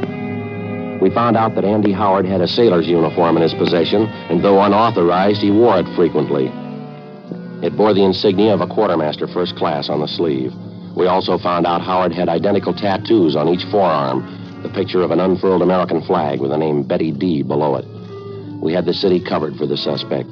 4 days passed, no trace of him. Saturday, November 24th, we got an urgent call from Homicide Commander Lieutenant Mort Gear in San Diego. On the highway? Uh-huh. When was that, Mort? I see. Well, hey, Joe, you got a pencil there? Yep, here you go. Thanks. Hey, Mort, he's pretty sure, huh? Uh-huh. Well, yeah, it seems to tie in all right. How's that? Well, I don't know for sure. We'll check with Captain Lorman right now and let you know. Yeah, thanks, Mark. Goodbye. Good break. What do you have to say? One of their traffic men down there, a fellow by the name of Jack Ladd, stopped a car on the highway going out of town speeding. Yeah? Ladd says a man answers Andy Howard's description perfectly, right down to the tattoo on the forearm. No doubt about the car the guy was driving was Tabor's description and license number. He even used Tabor's identification. When did all this happen? The day after the murder. They'd have held the man, but they didn't have the information at the time. That's a bum break. Which way was Howard going, did they tell you? Yeah, into town. They figure he's still there someplace. How do you mean? Found the car an hour ago, abandoned. 10 minutes after the phone call from San Diego, Captain Lorman checked back in at the office, and Ed and I met with him. We told him about the information San Diego had phoned in, and he gave Ed and I an immediate okay for the trip south. We went down to the garage, picked up a car, and 6 hours later, we checked in with Sergeant Russ Ormsby, San Diego Homicide. What's this, another fishing trip, or are we doing business this time? Afraid it's all business, Russ. The Andy Howard thing. Mort Gear around? No, won't be back till later. I can brief you on it, though. McGuire and I have been working it on this end. Well, how about Tabor's car? You still got it staked out? Yeah, no nibbles yet. What do you figure? If nothing happens, pull it in tomorrow, process it for prints? Yeah. We've had something warmer than that since Mort Gear called you. It looks pretty good. Yeah, what do you got? Only came up with it a couple of hours ago. Field interrogation card. Made out last night, west end of town. Beat officer by the name of Driscoll questioned a man and a girl parked in a car out that way last night. There's a description on the map. Thanks, Rob. Yeah. Mm-hmm. Fits Howard all the way, Ed, here. Mm-hmm. Couldn't get much closer. Huh? We checked out the car they were in. Belongs to the girl. Yeah. Look here, Ed. He's still using Tabor's identification. Yeah. All right, where's it go from here, Russ? You got this Andy Howard spotted? No. Beat man Driscoll, he didn't know the guy from Adam. Yeah, well, where's that leave us? The girl Howard was with. Driscoll knew her. We contacted the beat officer, Driscoll. The girl who'd been spotted sitting in a parked car the night before with murder suspect Andy Howard was identified as Helen McClung, a waitress in a downtown cocktail bar. A stakeout was placed in her apartment, and she was brought in for interrogation. Well, he's not a good friend of mine. I don't know where he lives. Don't know what he does. I hardly even know him, Sergeant. You were out for a drive with him the night before last, that right? Sure, I don't deny that. We went out for a ride. That's all there is to it. You sure you don't know where this man lives, Helen? Not exactly, no. He's staying at a hotel downtown, I think. We went for a ride, and I dropped him off at the bus line. That's all there was to it. Do you expect to see him again? You have any dates with him in the next couple of days? No. Tell you the truth, I thought I had a date. Didn't work out. Nothing ever works out. Phoned this morning, called it off. Tell you why? I gave some lame excuse. I found out the real reason, though. What's that? You mind telling us? No, I don't mind. Got a date with my girlfriend instead. Claire Peterson. Burned me up a little, but I don't mind. Well, where's your girlfriend live, Helen? You mean Claire? Out on Rose Avenue, 1500 block. I'm not sure, though. Is he going to pick her up there? I guess so. Why? When's the date for, do you know? Yeah, tomorrow night.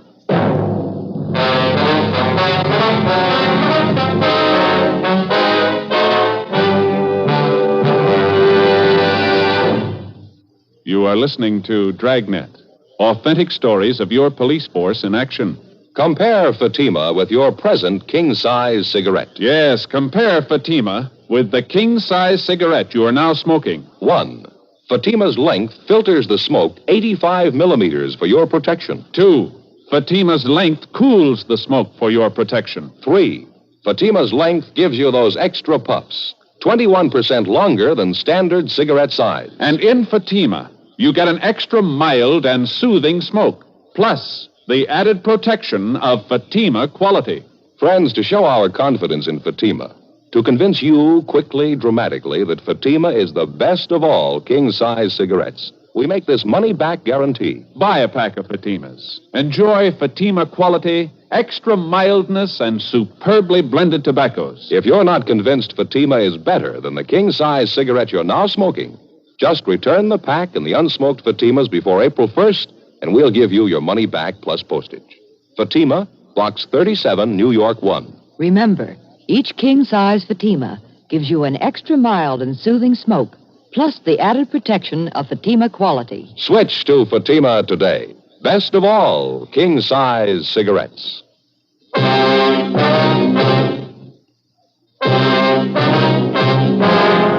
Monday, November 26th, 10 a.m. After checking her name through San Diego R&I, we finally located the address of the girl Claire Peterson, who was supposed to have a date with our murder suspect Andy Howard that night. She lived in a small apartment house in the southeast end of town. The manager told us that she'd already left for work. We ran it down. The Peterson girl was employed as a cutter in a shirt factory down in the industrial district. We questioned her at her work. A tall, attractive girl, blonde, blue eyes, a small scar on her chin. She kept working while we talked to her. Yeah, I have a date with Ralph Tabor tonight. Something the matter? Afraid so, Miss Peterson. In the first place, his name isn't Ralph Tabor. No, I'm sorry. You must be wrong, officer. I was out with him just last Monday. I know that's his name. It's on everything he has. His car, his wallet, all his business papers. Guess you must have made a mistake. No, it's no mistake, man. We checked it out pretty thoroughly. We'd like to talk to you about him if we could, please. Well, there's not too much to tell. I just met him Monday night. I was with my girlfriend, Helen. He wanted to go out with me, so I made a date. I didn't think there was anything wrong. You said he's to meet you at your apartment, Miss Peterson. Did he give any specific time when he'd be there? 8 or 8:30, he said. Hey, what's wrong? Do you know? There's something wrong with the man. I ought to know, don't you think? We want him for questioning, ma'am. You any idea where he lives? No, I haven't. One of the hotels downtown, I think. 5th Street or 6th Street. I wouldn't know for sure. Why do you want him? Can't you tell me, please? We believe he's committed a murder, Miss Peterson. Matter of fact, we're sure of it. What do you want me to do? If he calls up before your date tonight, don't do anything to discourage him. Tell him to meet you. If he wants to postpone the date, try and make him come tonight. If you can't do that, try and find out where he's staying. Don't let him know we talked to you. Well, all right, I can try. You'll be there when he comes to my apartment, I mean. Yes, ma'am, we'll be there. You'll be protected all the way. Well, what do you do? Ma'am? What do you do? You say he's a murderer. He must be desperate. What do you do? How'll you arrest him? It's his choice, ma'am, any way he wants it. As soon as we left the plant where the Peterson girl worked, we called Sergeant Tony McGuire at San Diego Homicide Detail, and he made arrangements for an immediate stakeout at the girl's apartment. At 7 p.m., Ed and I, along with Russ Ormsby and Tony McGuire, drove out to supplement the men on stakeout at the girl's apartment.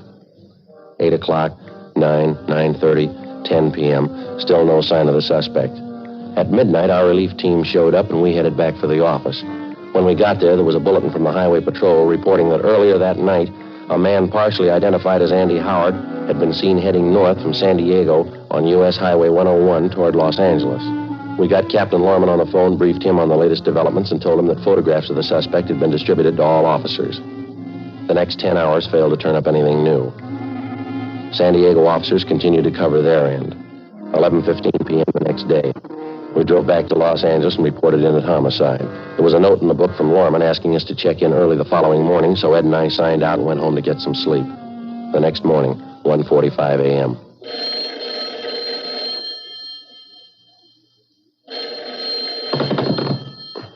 Hello, Friday talking. Sorry to wake you up, Friday. This is Hawkins down the business office. Oh, yeah, Hawkins. What do you got? Beat officer out in Wilshire called in 2 or 3 minutes ago. He figures he has your murder suspect for you, Andy Howard. Bringing him in now.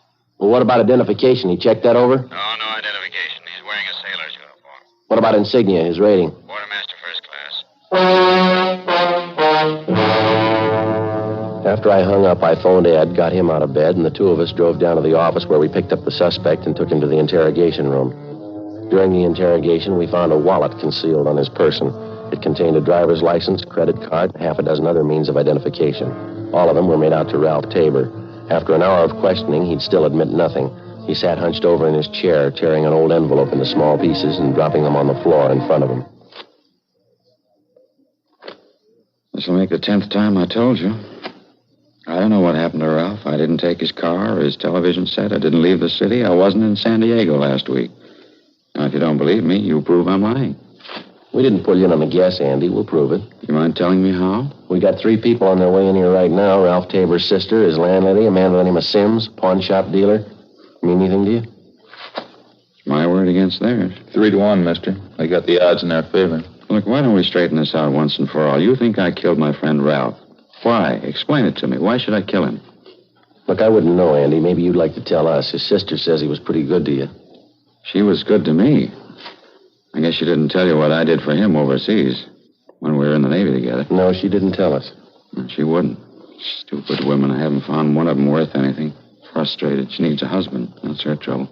She claims her brother was paying the bills for you, Andy. He gave you clothes, money, his car. She says you were living off of him. Lousy woman. That's all the thanks I get for all I did for Ralph. I borrowed a few dollars, yeah. That's all. Kept throwing it up to me, him and his sister, after all I did for him. What are you trying to say, Andy? Could have been different, Ralph and me. What do you want me to say? Did you kill him? Did you kill him, Andy?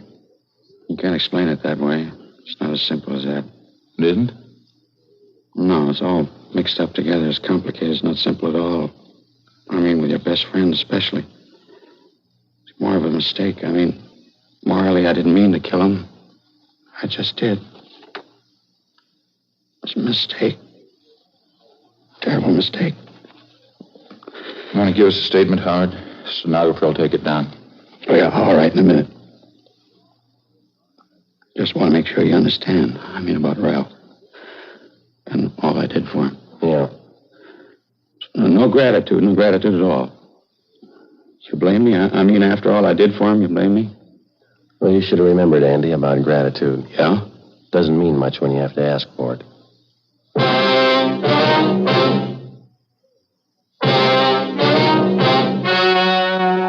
The story you have just heard was true. The names were changed to protect the innocent. On February 4th, trial was held in Superior Court, Department 89, City and County of Los Angeles, State of California. In a moment, the results of that trial. And now, here is our star, Jack Webb. Thank you, George Fenneman. Friends, you've been listening to Dragnet for the past 28 minutes. Now, it'll take you less than 28 seconds to prove that Fatima is the best of all king-size cigarettes. Just compare Fatima with the king-size cigarette you're now smoking. Fatima filters the smoke through a long distance of 85 millimeters. Fatima's length cools the smoke for your protection. Fatima's length gives you those extra puffs, 21% longer than standard cigarette size. And in Fatima, you get an extra mild and soothing smoke, plus the added protection of Fatima quality. Prove it today. Buy Fatima.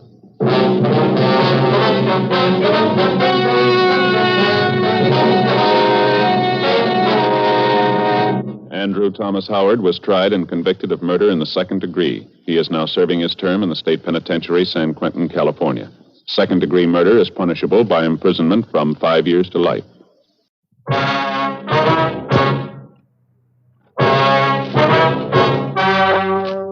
The story you are about to hear is true.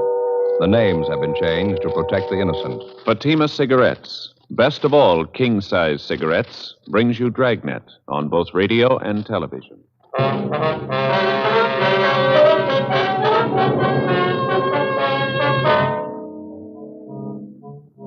You're a detective sergeant.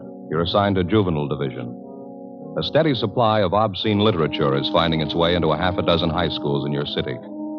You get a lead on one of the sources of supply, a 17-year-old high school senior. Your job, pick him up. Fatima, America's first largest-selling blended cigarette. Now, best of all king-size cigarettes. Prove it yourself today. Compare Fatima with any other king-size cigarette. 1. Fatima's length filters the smoke 85 millimeters for your protection. 2. Fatima's length cools the smoke for your protection. 3. Fatima's length gives you those extra puffs, 21% longer than standard cigarette size. And in Fatima, you get an extra mild and soothing smoke, plus the added protection of Fatima quality. Definitely the best quality in its class, but the same price as the cigarette you are now smoking. Buy Fatima in the bright, sunny yellow pack. Best of all king-size cigarettes.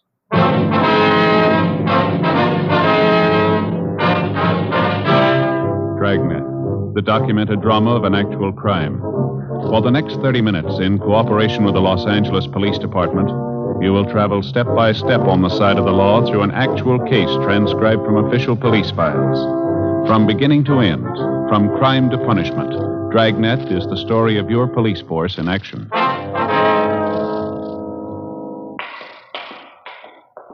It was Wednesday, November 8th. It was windy in Los Angeles. We were working the day watch out of Juvenile Division. My partner's Ed Jacobs. The boss is Captain Stein. My name's Friday. It was 11:05 a.m. when we got to the basement floor of Gorman High School. The locker room. Which way, Steve? You want to show us which locker's yours? You still haven't told me what this is all about. Routine check, son. Yeah, but why do you have to pick on me? Why do you have to see my locker? We're not picking on you, Steve. Now, how about it? Which locker's yours? Right here. This is mine, 318. Here's the key. No, you open it, Steve. Just a couple of personal things of mine, that's all. Mm-hmm. All right. I'll open it.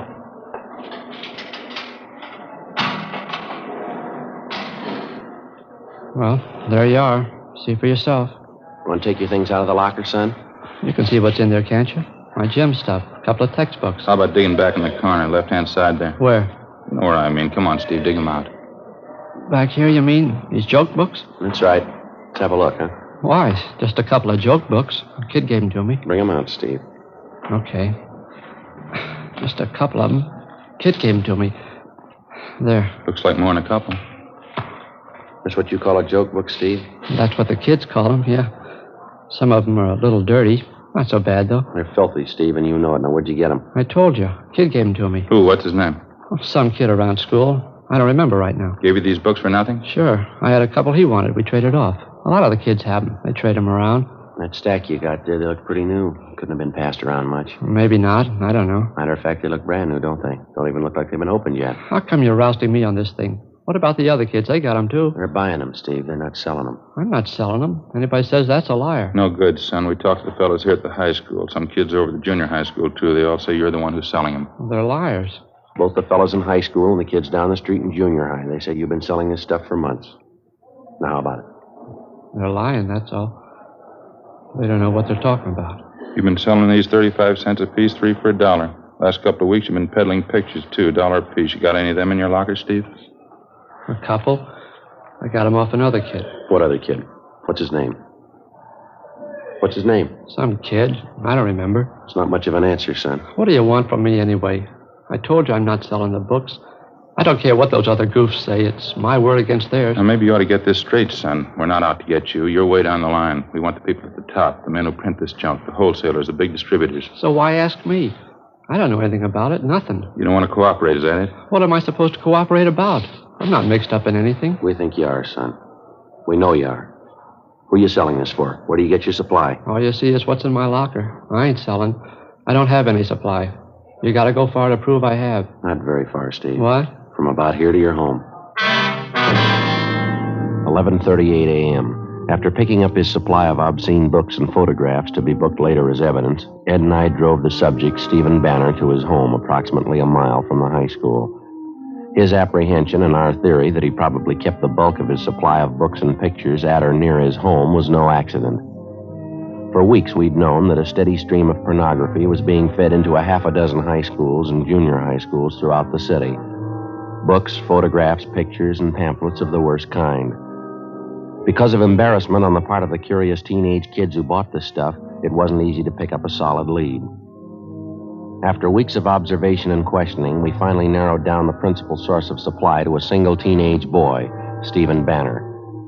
Even then, we knew he must be only one of 100 small-time distributors working for the persons directly responsible for manufacturing this sort of thing. Our only hope was that he'd be willing and able to supply us with the names of the persons responsible. When we got to Stephen Banner's home, where he lived with his sister and brother-in-law, we searched it thoroughly, but we found nothing.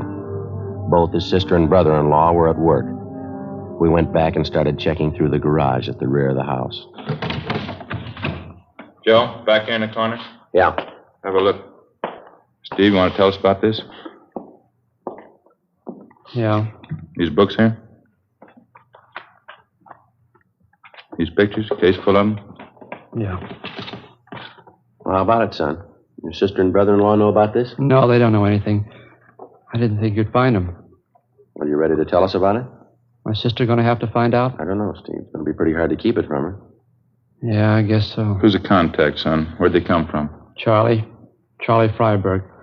Only the books, though. Pictures came from another guy. It's a long story. Well, we got the time, son. Who is this Freiberg? Met him downtown one Sunday, Penny Arcade on Broadway. Me and this other kid were in there, Bud Spencer. Freiberg came up, started to talk to us. All right, go on. He finally took a couple of these books out of his pocket, gave them to us. He wanted to know what we thought of them. Told us he had plenty of them if we knew any other kids who wanted them. You knew you and your friend Bud were in high school? Yeah, that's right. What else, Steve? Well, that's about it.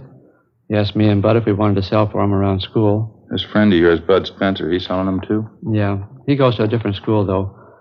Both of us did pretty good with the books. Sold real fast. The pictures are even better. That's so. You say you didn't get the pictures from Freiberg. There was somebody else? A man by the name of Jack. I don't know his last name. Freiberg put us onto him, gave us an introduction, set up the deal.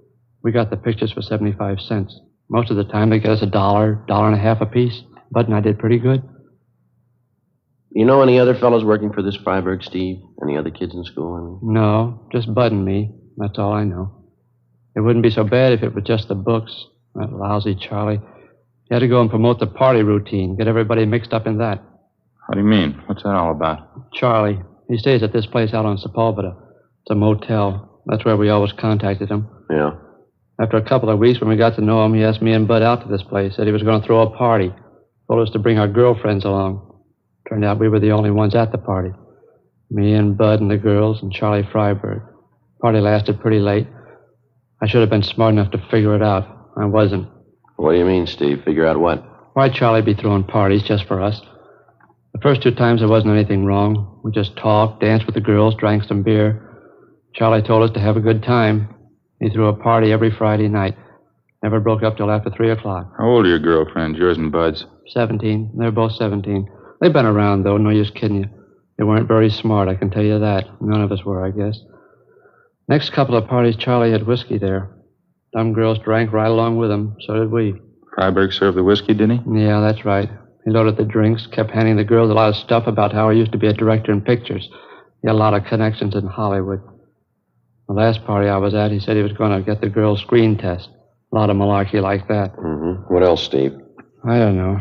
I had a beef with Charlie about it, and I walked out. I haven't been back since. Does he still throw these Friday night parties, do you know? Maybe. I don't know. There were 3 or 4 after the last one I walked out on. Dumb girls think Charlie's just great. God, so I can't stand the guy. How about the parties you didn't show up for, Steve? You get a rundown on them? Well, I heard a couple of things, yeah. Sure glad I wasn't there. How do you mean? Dumb girls never fails. The oldest line in the world. They still go for it. What's that? Tell them you're going to get them in the movies. We continued questioning the subject, 17-year-old Stephen Banner. He gave us a full description of the man who'd been selling him the books, Charles Freiberg, and also a description of the man known as Jack, the one who'd been supplying him with pictures and photographs. In addition, he gave us the addresses of the 2 men, a fair description of Freiberg's car, no license number, and the names and addresses of the 2 girls he and his friend had taken to Freiberg's parties. 1:20 p.m. Ed and I took the case of obscene books from the garage, loaded it in the back seat of our car, and Stephen Banner directed us to the high school attended by his friend Bud Spencer. We picked up the Spencer boy and drove him and Banner downtown to Georgia Street Juvenile, where we booked them in on 700B, Welfare and Institution Code, lack of supervision. We drove to the motel out on Sepulveda, but the suspect, Charles Freiberg, had moved out 5 days before, no forwarding address. It wasn't a dead end, though. From his motel registration card, we got the description and license number of his car. On the way into the office, we checked out the address of his confederate, the man known as Jack. He'd moved the same day as Freiberg, no forwarding address. Back at the office, DMV got a make on the license number for us. The car registered in Freiberg's name, 239 West 92nd Street. We went down to R&I and pulled the package on the suspect, 3:40 p.m. Last address on him was 3 years old. How's his record read? Well, he's been in the business before. A couple of ag charges, a 311 charge, too. Possession of obscene literature. Served 8 months in county jail. Mugshot there? Yeah, here. Mm-hmm. Close enough to the way the boy described him. I'd say so. His M.O., too. Huh? Same pitch the last time they got him, working the high school trade. Passed himself off as a studio man, movie director. How about the other man, Jack? You got anything there? No, not yet. I gave the information on him to the stats office. They're going to make a run for us. Well, I guess we better check on the kids' girlfriends, huh? Mm-hmm. Get their stories. Yeah, I suppose so. It sure gets me, Joe. What's that? Very young girls like that, out at motel parties till 3 a.m. drinking. Yeah. 17-year-olds, no reason for it, no reason at all. Well, I can think of one that might do. Huh? Their parents.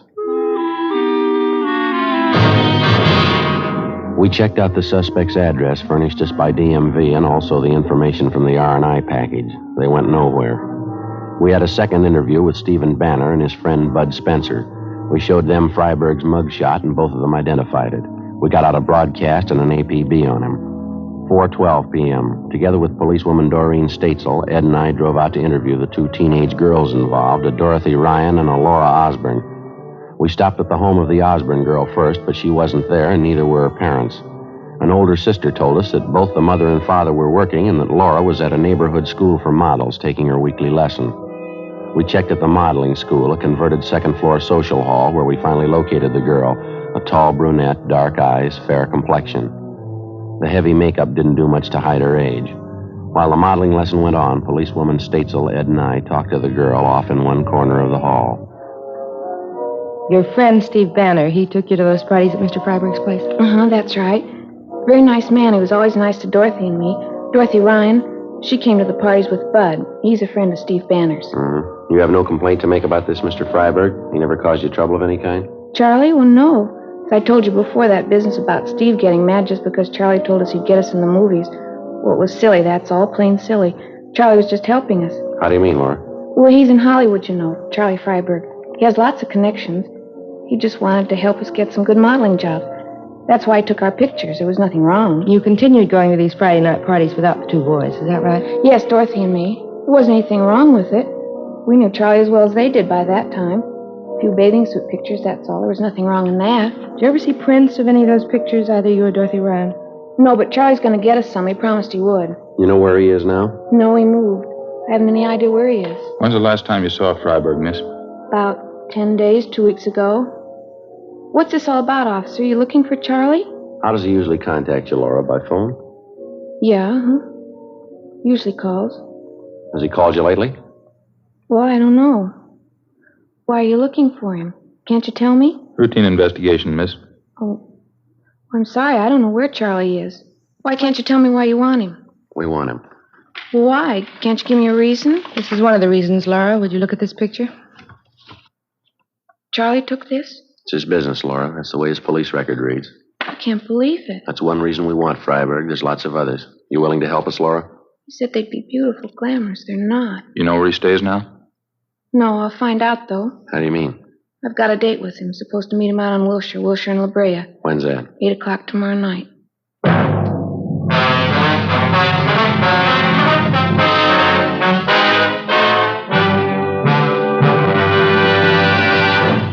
You are listening to Dragnet, authentic stories of your police force in action.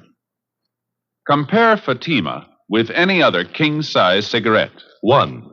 Fatima's length filters the smoke 85 millimeters for your protection. 2. Fatima's length cools the smoke for your protection. 3. Fatima's length gives you those extra puffs, 21% longer than standard cigarette size. And in Fatima, you get an extra mild and soothing smoke, plus the added protection of Fatima quality. To show our confidence in Fatima, we make this money-back guarantee to every king-size cigarette smoker. Buy a pack of Fatimas. Enjoy Fatima quality, extra mildness, and superbly blended tobaccos. If you're not convinced Fatima is better than the king-size cigarette you're now smoking, just return the pack and the unsmoked Fatimas before August 1st, 1952, and we'll give you your money back plus postage. Fatima, Box 37, New York 1. Remember, each king-size Fatima gives you an extra mild and soothing smoke, plus the added protection of Fatima quality. Switch to Fatima today. Best of all, king-size cigarettes.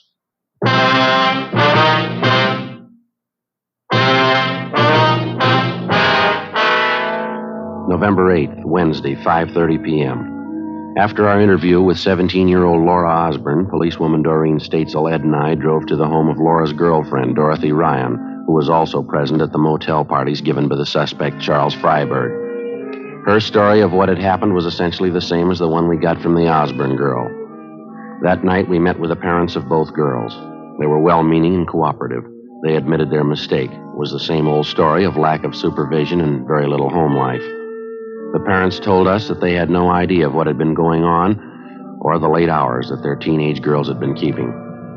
Besides promising closer supervision of the girls, they told us they would notify us immediately if the suspect Freiberg made any attempt to contact their daughters. 6:25 p.m. We got back to the office, put in a call to Stephen Banner's home, and notified his sister and brother-in-law that the boy was being held for further interrogation. We also notified the parents of Bud Spencer. The following morning, Ed and I went across the street to the district attorney's office, presented our case, and a warrant was issued on Charles Freiberg for 702 WIC, contributing to the delinquency of a minor. At 7 o'clock that night, Ed and I staked out on a cocktail lounge near the intersection of Wilshire and La Brea, the place where the suspect had told Laura Osborne to meet him. 7:30, 7:45. We waited. Think maybe we're in business, Joe. What? Down the corner there, waiting for the signal to change. Dark suit, dark hat. Yeah, could be. Crossing over now, heading for the bar. All right, let's go.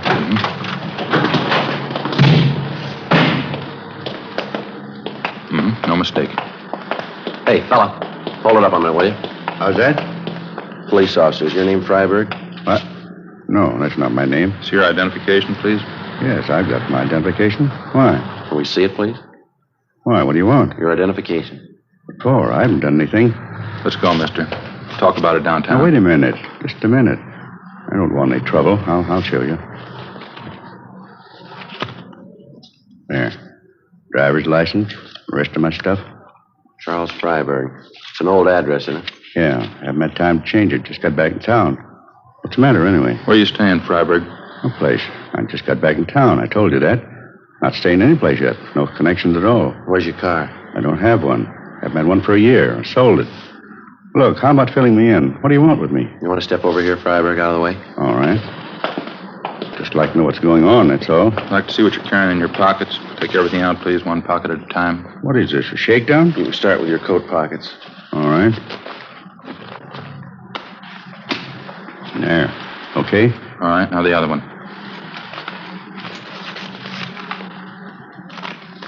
Okay. You said you don't have a car, Freiberg. No, of course not. I told you that. Well, what are you doing with that parking ticket? We walked the suspect Freiberg 2 blocks to the parking lot listed on the claim check that he had in his coat pocket. He had black hair streaked with gray, looked to be in his mid-50s. We questioned him on the way, but he'd admit nothing. We located his car in the parking lot and searched it. In the glove compartment, besides a half a dozen photographs and small books, we found a key with a metal disc attached to it. Stamped on the disc were the words West Side Studios, number 23. Freiberg refused to identify the key. He refused to admit a thing. We walked him back to our car, and together the 3 of us headed out for the old West Side Studios just off Jefferson Boulevard. On the way, we tried again to question the suspect, but we got nowhere. He refused to answer even the simplest questions. One look at the West Side Studios, and you knew right away the place had seen better days. It had been fairly prominent in the early days of motion picture making, but all that was left now was 2 square blocks of broken-down scenery, 1 dilapidated sound stage, and a row of weather-beaten cottages, the tar paper peeling off the roofs. We got out of the car and started up the walk. The faded sign over the main gate read West Side Studios, founded 1920. And down in one corner, admission by pass only. The guard shack at the gate was boarded up. No sign of a night watchman. We kept walking. How come they don't keep a watchman at the gate, Freiberg? Don't they make pictures here anymore? You bet they do. The place has been going downhill for a long time. It's coming back, though. Then you do know the place, is that right? Yeah, I know it. I should know it. What do you mean by that? Nothing. You rent an office here, is that it? Freiberg? Yeah, that's right. Straight down the way there, Cottage 23. What's your job? You in some kind of movie work? Yeah, I have been for 30 years. More than 30 years. That's so? You an actor? Freiberg. Haven't you ever heard the name? I'm a producer. Oh, I see. Why don't you tell us that to start with? Oh, I don't know. Different reasons. I don't like to throw my weight around. I have a lot of connections in Hollywood, you know. That's so? In the trade 30 years. I was one of the first. You can make a lot of friends in 30 years. Yeah, I guess so. How about those books we found in your car, those pictures? How do you explain them? This studio will be back on its feet in a year. I'll bet $1,000 on it. This whole block here, sound stages. I got the plans for them in my desk. That's so. You have an interest in this lot? Not exactly. Not right now, anyway. I did have an interest, though. I will again. I was one of the original owners, you know. Still haven't got an explanation. How about the books and pictures we found in your car? Oh, that? Nothing to explain, is there? Just a few gimmicks I picked up. You know a boy by the name of Stephen Banner? Banner? No, I don't think so. Why? How about Bud Spencer? You know him? No. I knew a George Spencer once. Actor. That was back in the old days, though. How about Laura Osborne, Dorothy Ryan? You know them? No, it's pretty hard to say. You know, Sergeant, over the years in this business, especially, you meet an awful lot of people. Well, these are fairly recent. You ought to remember them. They're just kids, 17-year-olds. No, afraid I don't recall the names. Soundstage Bell. We got a company over there doing some shooting tonight. Television films. They make them too fast. Trade's not like it used to be. Quality, that's what we went after. Gone now. It's all gone. West Side will do it again, though. You can bet on that. We're coming back. Look, how about leveling, Freiberg? You know why we picked you up. You know why we're out here. Just did. I don't know why. Oh, say, look across the road. That's set over there. The old greenhouse there, colonial mansion. Weather's faded the colors a little. Typical old southern estate now, you know. We shot some beautiful footage there. Picture's a classic in its own right. Maybe you remember it. Moonlight and Magnolias. They changed the title later. Love in the Moonlight. Beautiful thing. You ever see it? No, I don't think so. I couldn't tell you how many beauties we turned out that year. I was a young fella then. Song and strife. Moonlight and Magnolias. Little orphan girl. Sweetheart at the campus. That's your cottage there, Mr. Freiberg? What's that? Just down the way there, number 23. Oh, yeah. Completely forgot about it. I hope you'll excuse the way it looks. I haven't been able to find good accommodations in town. I've been staying at the office. We have a little couch there. I sleep on that. We have a hot plate, too. Good enough to boil a coffee in the morning. Mm-hmm. How come you couldn't find space in town? The hotels aren't that rushed, are they? Well, the ones I'm used to staying at, yes. I'd just soon camp here at the studio than stay at one of those places downtown. Say, wouldn't you like to see the rest of the lot? Pretty interesting if you've never seen a real movie lot. I mean a high-class one. We've seen them, Mr. Freiberg. We'd like to check your office. Oh, all right. This is it. Cottages need a good coat of paint, of course. It'll all be done pretty soon. West Side is going to come back strong. You can bet on that. Yeah, I guess so. Uh-oh. Watch out on that first step there. It's loose. Have to call maintenance and get that fixed. Yeah, it's all right.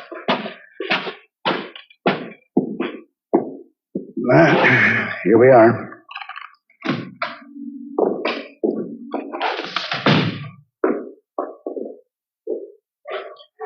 Well, as you can see, the office isn't very much. What is it you wanted, gentlemen? You want to check that cabinet there, Ed? I'll take a look through these cases over here. Okay.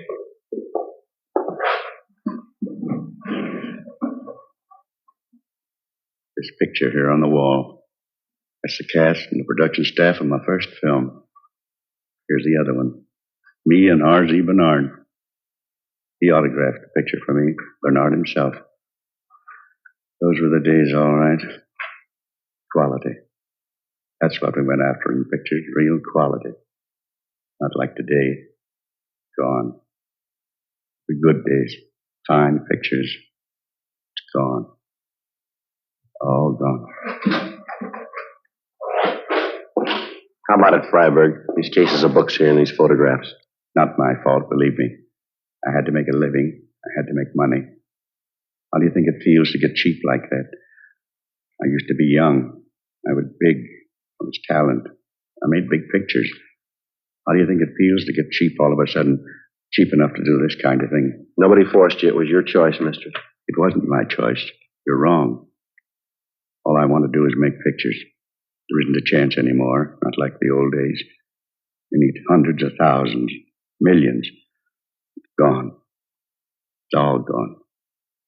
Had to eat. Had to put clothes on my back. You admit you're responsible for this? Books, pictures, working in the high school trade, kids like Steve Banner, Bud Spencer? After 1935, I couldn't get a job. I didn't want this. I had to do it. I'm ashamed. Who wouldn't be? I had to eat. It was the only way. I had to live. There's honest jobs to be had. How about this man named Jack? He was in with me. He was my cameraman back in the old days. You can't blame him either. He had to live, too. You willing to come downtown with us? Give us a statement? Yes, all right, anything. How about the party with the two girls, Laura Osborne, Dorothy Ryan? I took some pictures, that's all. I didn't harm them. Not in any way. You had it wrong, Freiberg. You know that. Yeah, I know.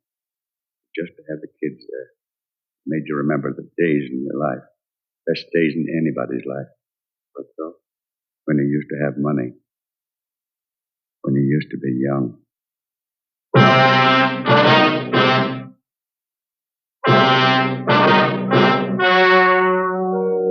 The story you have just heard was true.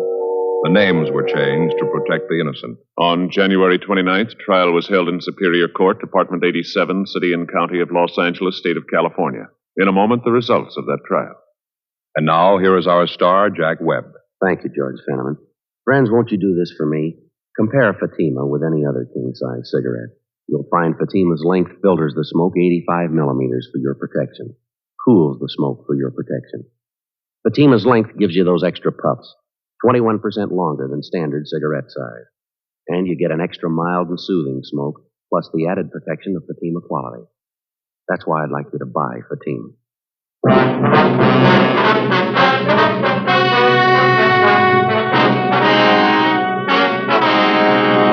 The suspects, Charles Zeman Freiberg and his accomplice, Jack L. Lavery, were tried and convicted on 4 counts of contributing to the delinquency of minors. Both of them served full terms in the county jail. Contributing to the delinquency of minors is punishable by a fine of not more than $1,000 or by imprisonment in the county jail for 1 year, or by both fine and imprisonment.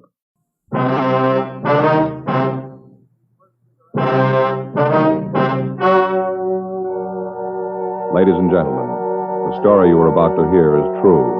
The names have been changed to protect the innocent. Fatima Cigarettes, king size, extra mild and soothing, brings you Dragnet on both radio and television.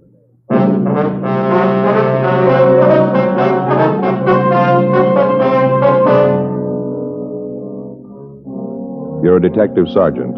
You're assigned to robbery detail. An elderly man has been beaten and robbed of a fortune in unset diamonds. The thief has made good his escape. Your job, find him. Friends, the name Fatima has always stood for quality. Fatimas are distinctive, with a truly different flavor and aroma. And in king-size Fatima, you get an extra mild and soothing smoke, plus the added protection of Fatima quality. Remember, in Fatima, the difference is quality. Because of its quality, its extra mildness, its better flavor and aroma, Fatima continues to grow in favor among king-size cigarette smokers everywhere. Switch to Fatima yourself today. Ask your dealer for Fatima in the bright, sunny yellow pack. King-size Fatima. The difference is quality.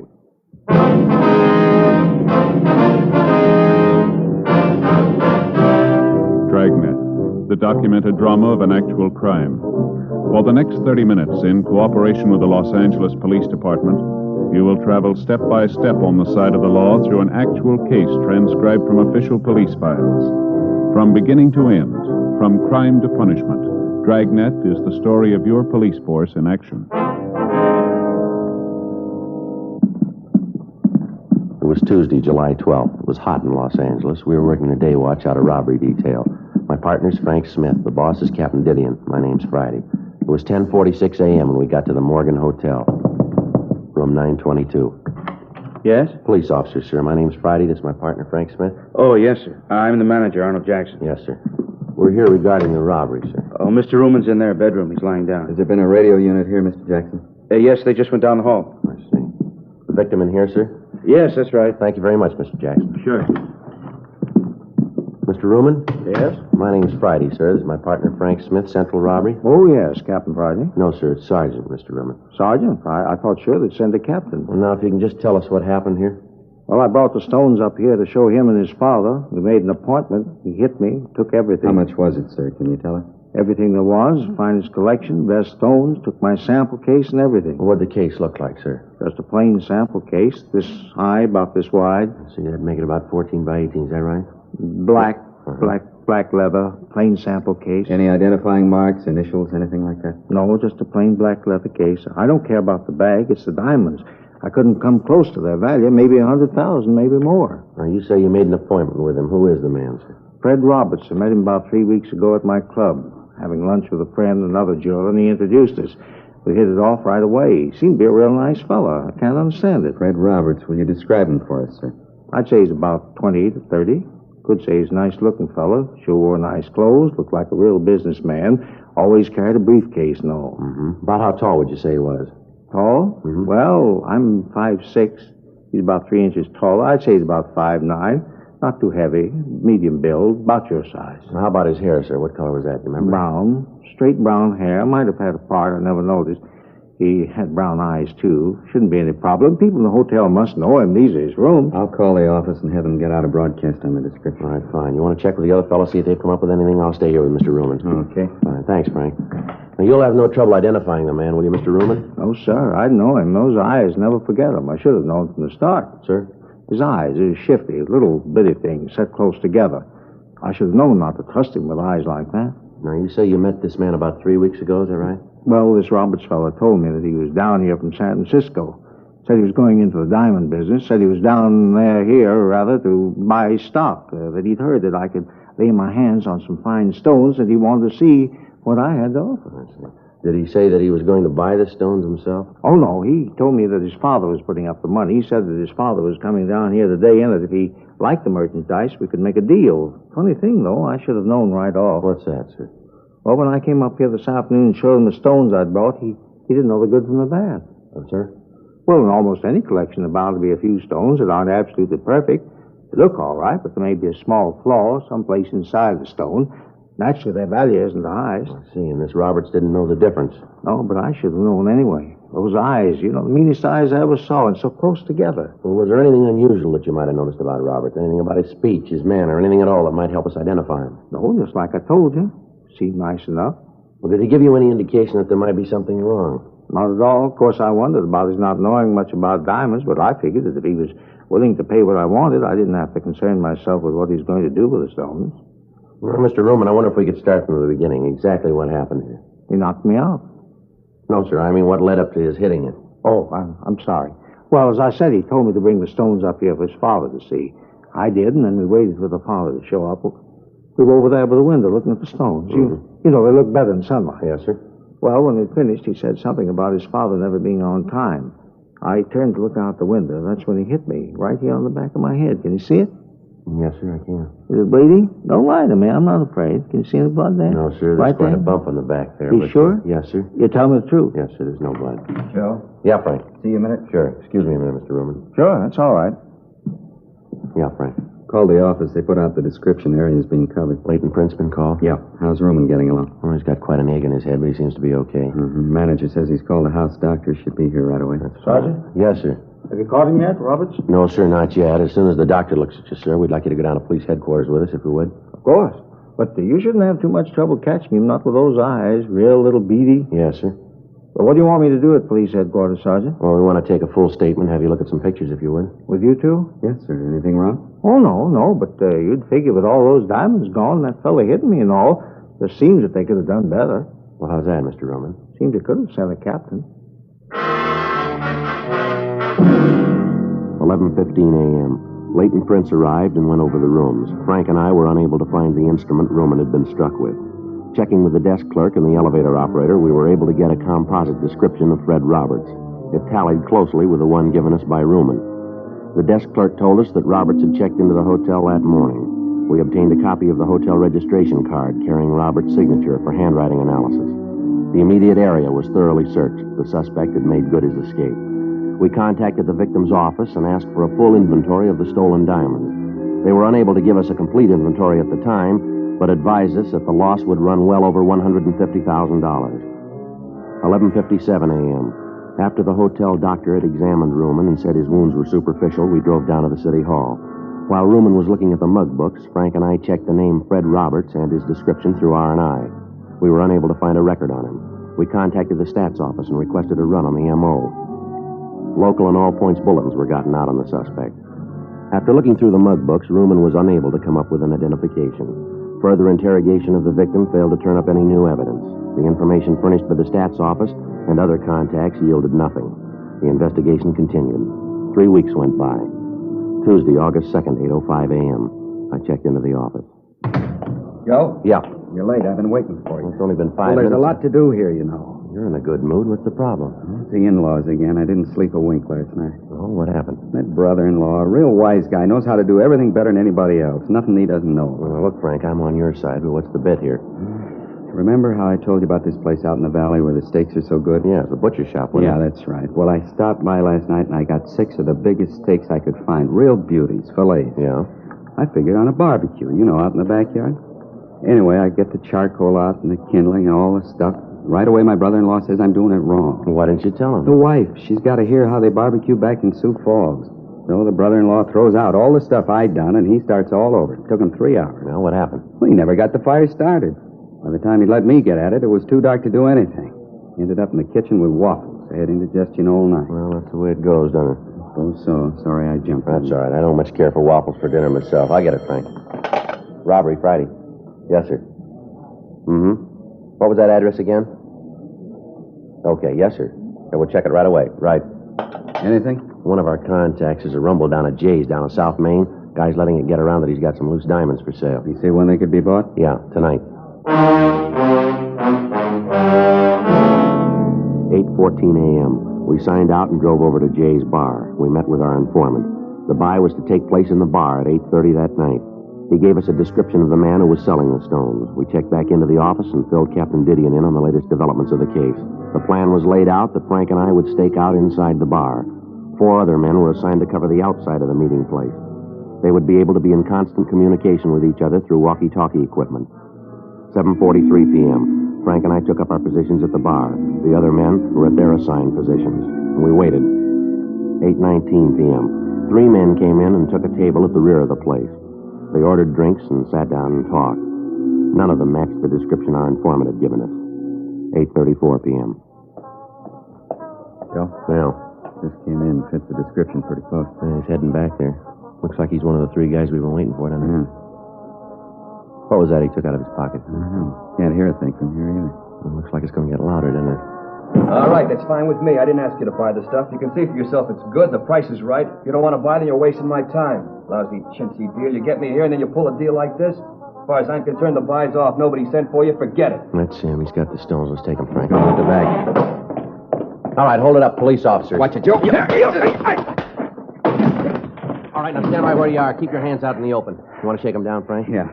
Stand still, you. What are you tagging us for? Just having a drink? What are you trying to do? They're clean, Joe. Our boy got away. They'll pick him up outside. Look, what do you want us for? Just sitting here having a drink. What are you trying to prove? Skip it, mister. You're selling us nothing here. I don't know what you're talking about. Frank? Yeah, hold still.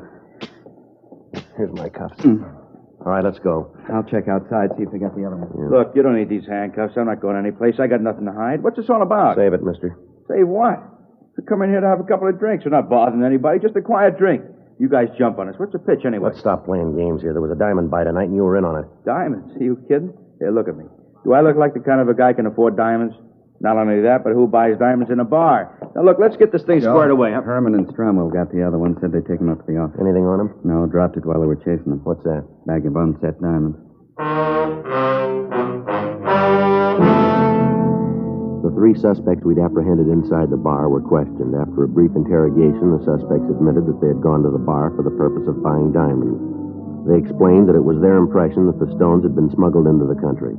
The three men were booked in on suspicion of robbery pending further investigation. The fourth man, the one who was in possession of the diamonds, was identified as Larry Fry. We checked him through R&I and found that he had a previous record of 4 arrests receiving stolen property dating back to 1946. Frank and I took the suspect to the interrogation room. He told us that he'd found the diamonds in a back alley. The interrogation continued, but we were unable to change the suspect's story. A special show-up was arranged for Mr. Ruman, the victim in the jewel robbery. After looking at the suspect closely, he stated positively that this was not the man who had held him up. However, examination showed that the stones found were part of the diamonds taken in the robbery. The suspect was booked at the city jail. A check of his residence and other leads failed to turn up any additional information. Wednesday, August 3rd, 12:40 a.m. We had Fry brought from his cell. All right, sit down, Fry. Don't you guys ever get tired of trying? What do you mean, Fry? You know what I mean. Questions. Don't you guys ever get tired? You getting tired? Yeah, a little. Then why don't you save us all a lot of trouble and tell us what you know? I don't know what you're after. Believe me, if I knew what you wanted, I'd try to help. Suppose we start again. Anything you want. I got nothing but time. Where'd you get the diamonds? I found them. Where? In an alley. What alley? I don't remember. You find 20,000 unset diamonds in an alley? You don't remember which alley? That's right. I don't remember which alley. There's a lot of alleys in L.A. Now with $20,000 in diamonds laying around. True. Then why don't you tell us where you found the diamonds? I told you, in an alley. What were you doing at Jay's place? Having a drink. That against the law? No, but trying to sell stolen diamonds is. All right, you called it. I was there to sell diamonds, but I didn't know they were stolen. I tried to sell them, just trying to make a buck. Everybody's got to live. I told you, now leave me alone, huh? I got enough trouble in this can with this lousy chow they throw at you. I don't feel so good, huh? Let me go back to my cell and lay down. Oh, kid, you guys ever eaten this jail food? It's terrible. I've eaten it. It's not too bad. You got a stomach made out of solid brass. I'd like to have the bromo concession around here. Look, I really wish I could help you guys, but honest, there's nothing to tell. I found the diamonds in an alley. Sure, I tried to sell them, but that's it.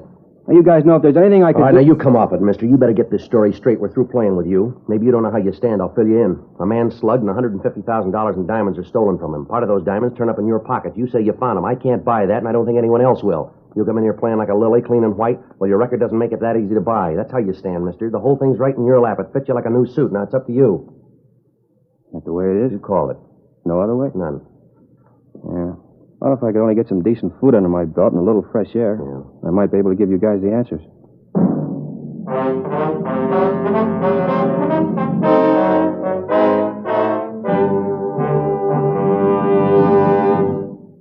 You are listening to Dragnet, authentic stories of your police force in action. Friends, the name Fatima has always stood for quality. Fatimas are distinctive, with a truly different flavor and aroma. And in king-size Fatima, you get an extra mild and soothing smoke, plus the added protection of Fatima quality. Yes, there's a good reason why Fatima continues to grow in favor among king-size cigarette smokers everywhere. In Fatima, the difference is quality. Quality of tobaccos, the finest Turkish and domestic varieties, extra mild and superbly blended to give you a much different, much better flavor and aroma. Quality of manufacture. Smooth, round, perfect cigarettes. Rolled in the finest paper money can buy. Quality, even to the appearance of the bright, sunny yellow pack. carefully wrapped and sealed to bring you Fatima's rich, fresh, extra mild flavor. So next time, insist on Fatima quality. Look for the bright, sunny yellow pack. Smoke Fatima, the extra mild and soothing king-size cigarette, with the added protection of Fatima quality.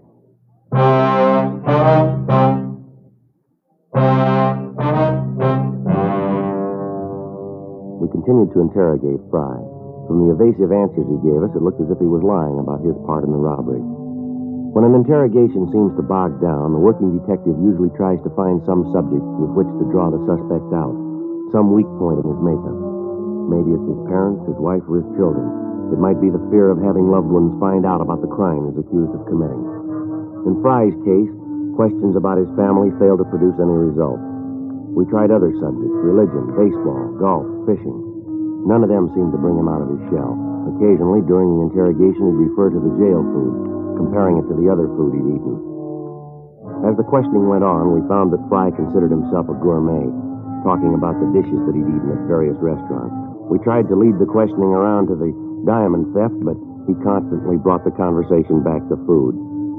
Fry had presented us with a possible wedge, and we decided to use it. We signed him out of the city jail and drove him down to Phillips' restaurant for dinner. When the waiter brought the menu, Fry didn't read it. He ordered soup, salad, and 2 French dip sandwiches. As he ate, we tried to get him to talk, but he refused, saying that he wanted to finish his dinner first. Frank and I each had a sandwich and some coffee. Fry continued to eat. He ordered 2 more sandwiches. Finally, he pushed his chair back and said that he'd had enough. Now for some dessert, huh? Dessert? Yeah, a meal's not complete without dessert. Figure I'll have some apple pie a la mode and some coffee. How is the coffee here? It's good. Now, how about the information? You know, Friday, that's why you can eat that jail food. You don't take care of your stomach. You gotta learn to relax after a meal. Relax, you'll live longer. Well, what was that song and dance you gave us about telling us all about it? Just a gimmick to get a free meal? I told you, take it easy. I'll give you the story after dessert. All right, Frank. Yeah. Get the pie and coffee. Now, the waiter seems to be busy. You wanted that a la mode, Fry? That's right, a la mode. No cream in the coffee. Nice place here. They do a good business. They've been here a long time. Best French dip sandwiches I've ever eaten. Nice and lean, aren't they? Yeah, they put out a good meal. Here's your pie and coffee. Thanks. 3 spoons of sugar? That's right. Coffee sure smells good. Hey, it tastes good, too. All right, let's get on to business, Fry. Now, what about the diamonds? Where'd you get them? From a guy named Joe. What's his last name? Never heard it. He gave you the diamonds to sell. You don't know his last name? Yeah, that's right. Where'd you pick up the diamonds? Didn't. Joe came by my house and left them. What's this Joe like? Oh, medium height, about 32, medium weight. How about his coloring? Medium. He's a real ordinary looking fellow. Where'd he say he got the diamonds? Well, he brought them out from the east with him. Didn't tell me where he got them back there. Think he'd done time someplace. Why'd you say that? I just figured it. The way he talks, the way he handles himself. Got the marks. You'd know him if you saw him again? Oh, sure. Think you could point him out to us? Have you got him? No, but if he's done time, there's a mug of him. Figures we got it. Want to look through the mug books? Sure. How did this Joe get in touch with you? Called the house, told me what time he'd be there. When do you usually call? Most any time. I know what you're figuring, but it won't work. This whole thing's been in the papers. He won't call me now. Too smart for that. He won't show. How about the diamonds? Don't you think he'll be sore about you being picked up? So he's sore. He's got no beef. He's still got 130 grand in stones. He's got no worries. Hey, how about some more No, coffee? you've had it for the night, Fry. Let's go. Oh, thanks for the meal. Sure appreciate it. Yeah. That jail food was killing me. You know, a good meal always makes me sleepy. Sure getting late. Hey, let's knock it off for tonight, huh, fellas? I'm bushed. No, let's look through the mug books, then we can call it a night. Honest, fellas, I'm so tired I can hardly see straight. Feeling like this, I couldn't be sure. All right, Fry, we'll take you back, and we'll see you the first thing in the morning so we can get started. Okay. Say, I was just wondering. Yeah? You think you could work out something for breakfast? 2:30 a.m. After returning the suspect to the city jail, Frank and I went back to the office. We were certain that Fry was in some way implicated in the diamond theft, but we didn't know just how he fit in. Frank and I signed out and went home to get some sleep. 4:45 a.m. I got a call from the business office that a man who identified himself as Joe Ashton had been picked up on a drunk charge. When arrested, he was carrying a black leather case, similar to the one taken in the robbery, containing a large quantity of unset diamonds. The man was belligerent, and other than his name, he refused to tell the arresting officers anything. I called Frank and picked him up on the way into the office. When we arrived at the city hall, the suspect had sobered up considerably, and with a little questioning, he identified himself as a jewelry salesman from Oakland, California. We contacted his employer in Oakland and received an identification on him. Further investigation showed that Ashton was in legal possession of the diamonds. During investigations, false leads are constantly turned up, and although circumstances may tend to discount them, each one has to be thoroughly checked out. 7:45 a.m. Frank and I had breakfast at Johnny Cokin's, and at 8:32 we signed Fi out of the city jail for interrogation. You had breakfast yet, Friday? Yeah, I just finished. Not too bad. How about you, Smith? Yeah. What'd you have? Waffles. Yeah, I sure like some hot waffles. I didn't eat here. Figure you guys might take me out again? What are you trying to prove, Fry? Now, let's go over and look at those mug books, huh? Okay. Hands behind you. Oh, now, look. Behind you. All right, let's go. All right, in the elevator. I'll get it, Frank. Yeah.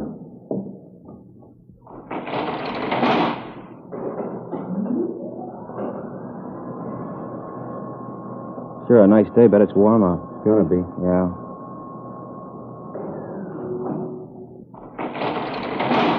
Go ahead. Sure you guys don't want a cup of coffee? No, I told you we've eaten.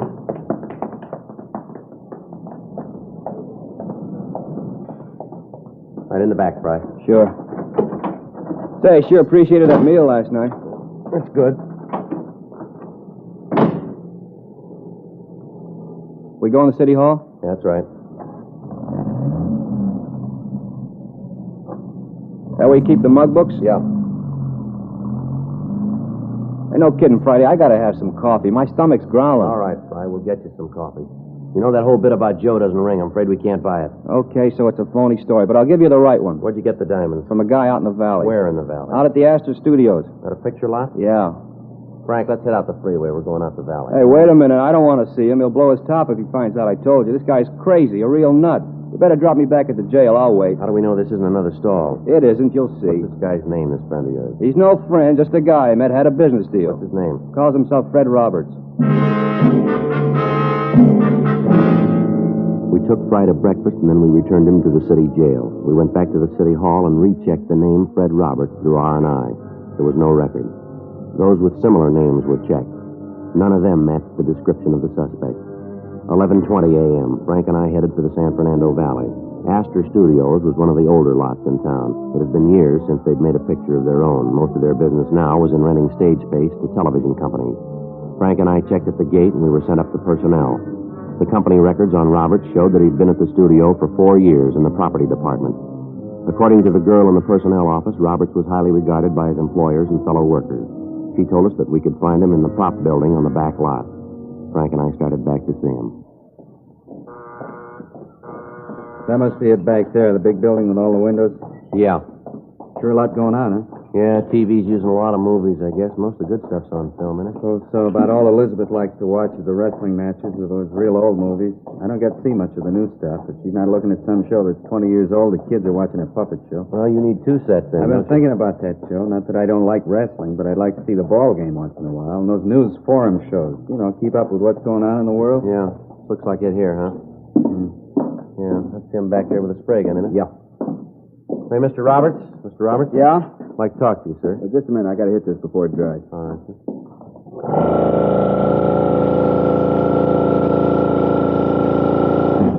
All right, now what can I do for you? Police officers, Mr. Roberts. I'd like to... What? Wait a minute. Hold still. Who'd you say you were? Police officers. Oh, I'm sorry I caused you this trouble. I thought at first you were bill collectors coming in here like you did and all. You can understand that, can't you? I've had a little trouble lately. I didn't mean to cause a fuss. Yeah, sure. We'd like to talk to you downtown. What about? Some diamonds that were stolen. Certainly, I'll go with you, but why me? What makes you think I had anything to do with it? Just routine, Mr. Roberts. Your name came up and we have to check it out. More than glad to help. I hope you don't think that I was trying to run away from you before. It was just that I thought you were someone else. All right, Mr. Roberts. You want to get your coat? Sure.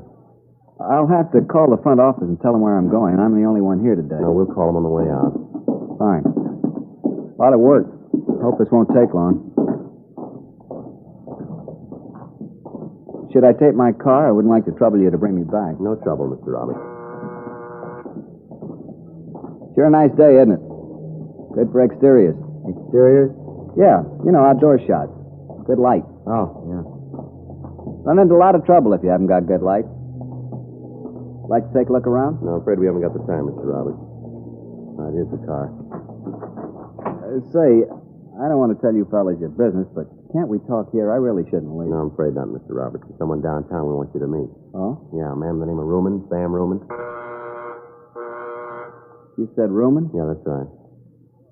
No use trying to kid you then. Sir? About the diamond. No, I'm afraid not. How'd you find them? That's not important. Do you have the rest of the stones? Most of them. Some of them are up in San Francisco. I can give you the name of the man who has them. He picked up some of them. I read about it in the paper. How about the rest of them? I buried them on a golf course south of here. I can show you the place. You want to get them now? Yeah, we'd like to, yeah. We'll go over the pass and into La Brea. Straight out La Brea. I'll tell you where to turn. All right. Fry, he the one that told you? You planned the robbery yourself, did you? Yeah, I had to raise money. Funny. What's that? You work in pictures and any job and people think you make a lot of money. It's not true. It's like any other job. Good living, but you don't make as much as people think you do. That's why I did it. Yeah. Planned the thing for a long time. Figured every angle. Be able to pay off my car, all my bills. There was no gag about me thinking you were bill collectors. I've been trying to find my car for the past month. And take it away. You know how it is. Yeah, sure. All my life I've been working to make something out of myself. Everybody in this town seems to do okay. Money, big home, a car. 12 years I've been working as a prop man. 12 years. I got tired of waiting. I wanted all those things. I figured I waited long enough, you know? Yeah. What's wrong with trying to build some kind of a future for yourself? I just wanted a future, that's all. Yeah, well, you got one.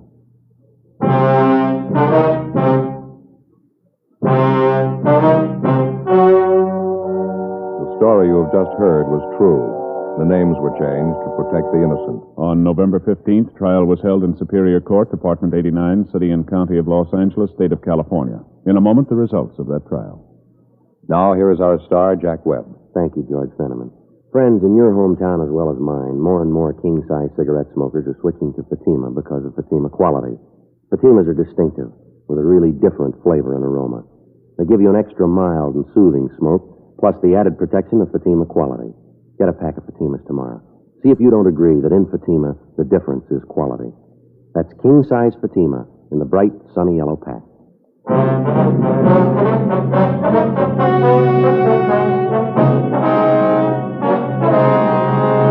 Fred Roberts was tried and convicted of robbery in the second degree. Robbery in the second degree is punishable by imprisonment in the state penitentiary or in the county jail. He is now serving his time in the county jail.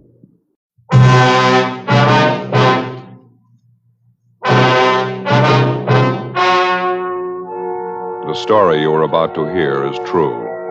The names have been changed to protect the innocent. Fatima Cigarettes, best of all king-size cigarettes, brings you Dragnet on both radio and television.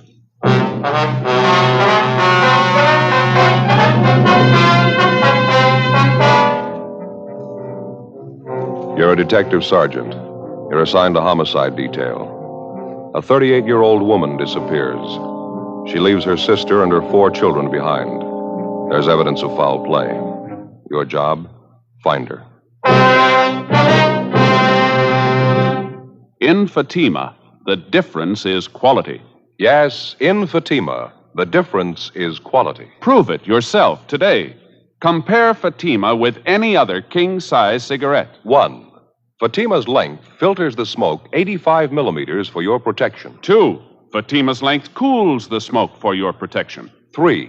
Fatima's length gives you those extra puffs, 21% longer than standard cigarette size. And in Fatima, you get an extra mild and soothing smoke, plus the added protection of Fatima quality. Definitely the best quality in its class, but the same price as the cigarette you're now smoking. Buy Fatima in the bright, sunny yellow pack. Best of all, king-size cigarettes.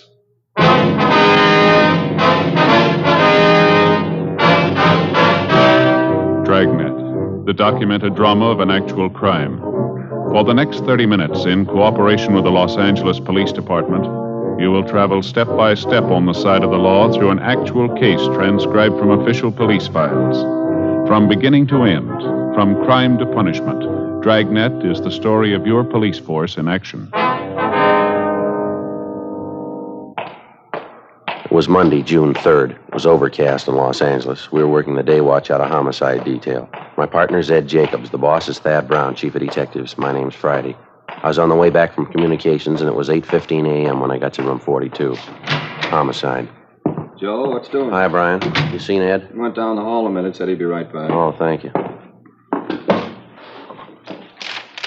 I don't see anything in the book. Nothing new, huh? Not much. Pretty slow. How's your mother, Joe? Heard she wasn't feeling too well. No, she's not, as a matter of fact. Doctor says it's anemia. It's going to take a little time to get over it, I guess. No, sorry to hear it. I got to do some checking down at the auto desk. If I get any calls, have them switch it down there, will you? Yeah, I sure will, Brian. Thanks. You betcha. Oh, excuse me, Ed. Pardon me, Tom. Hi, Ed. What'd they give you? Missing report, woman. How about the mail? No, it's nothing. That the missing report there? Yeah, it's all here. Some woman out on 64th Street, name's Rose Baker. She's been gone about a week. Mm-hmm. Last seen Tuesday, May 27th, 10 p.m. Who's this that made the report? Carl Shelton? Who's he? It's her boyfriend.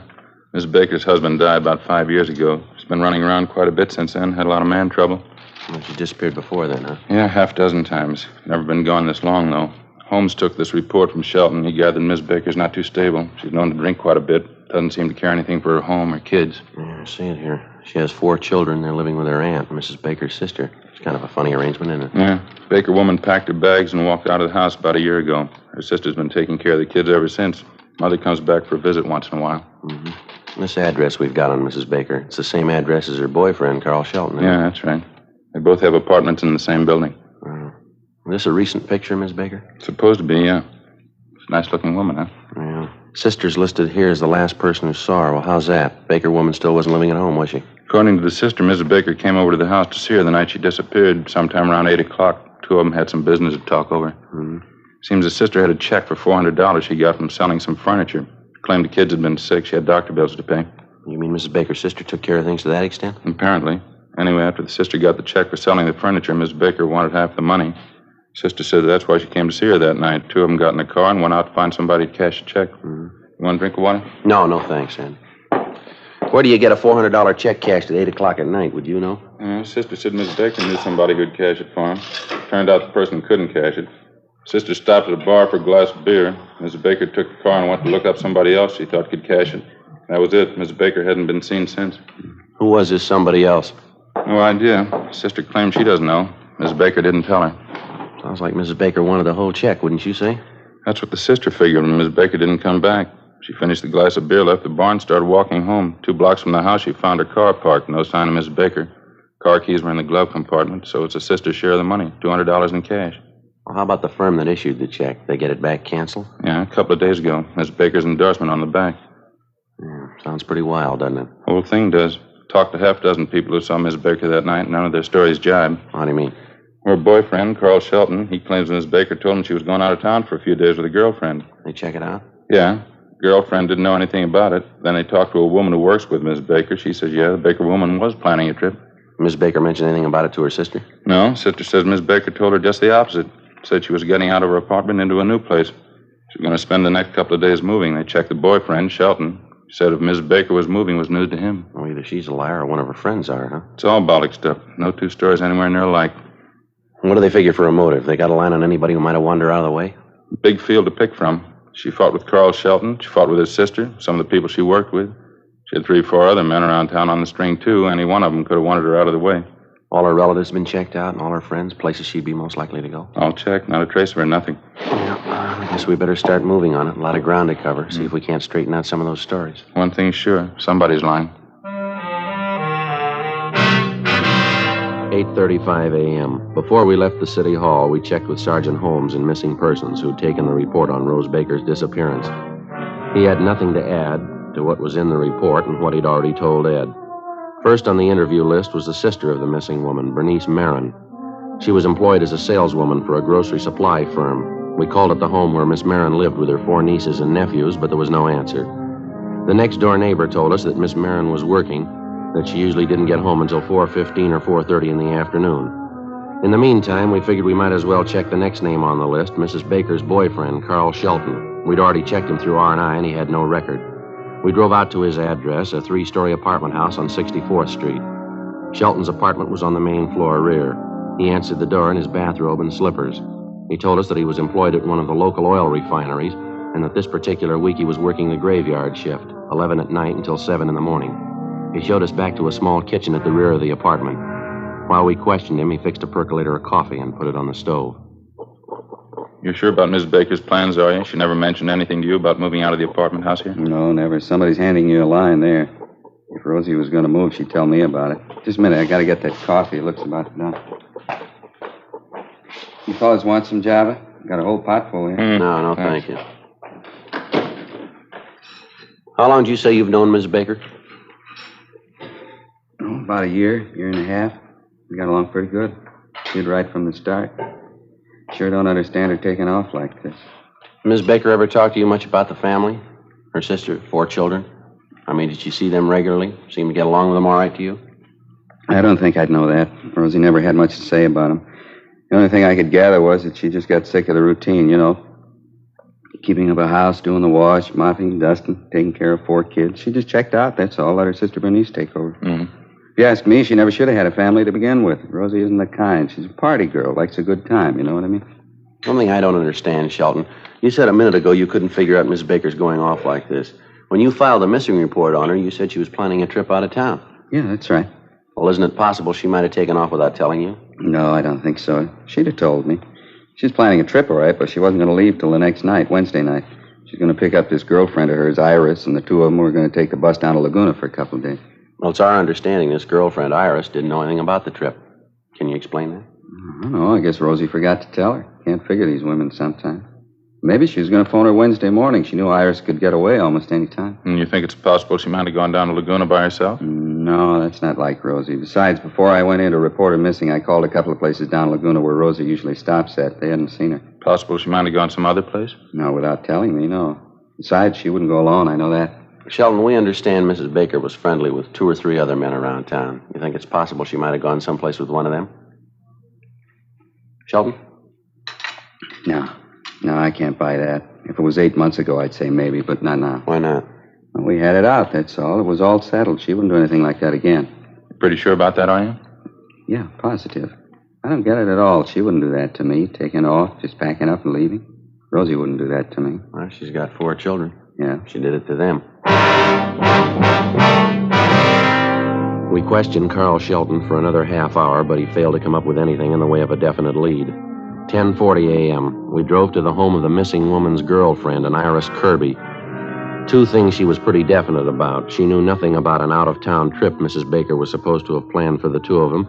And secondly, she had no use for Carl Shelton. She told us that Shelton was her ex-boyfriend and that she had introduced him to Rose Baker and that shortly after that he dropped her.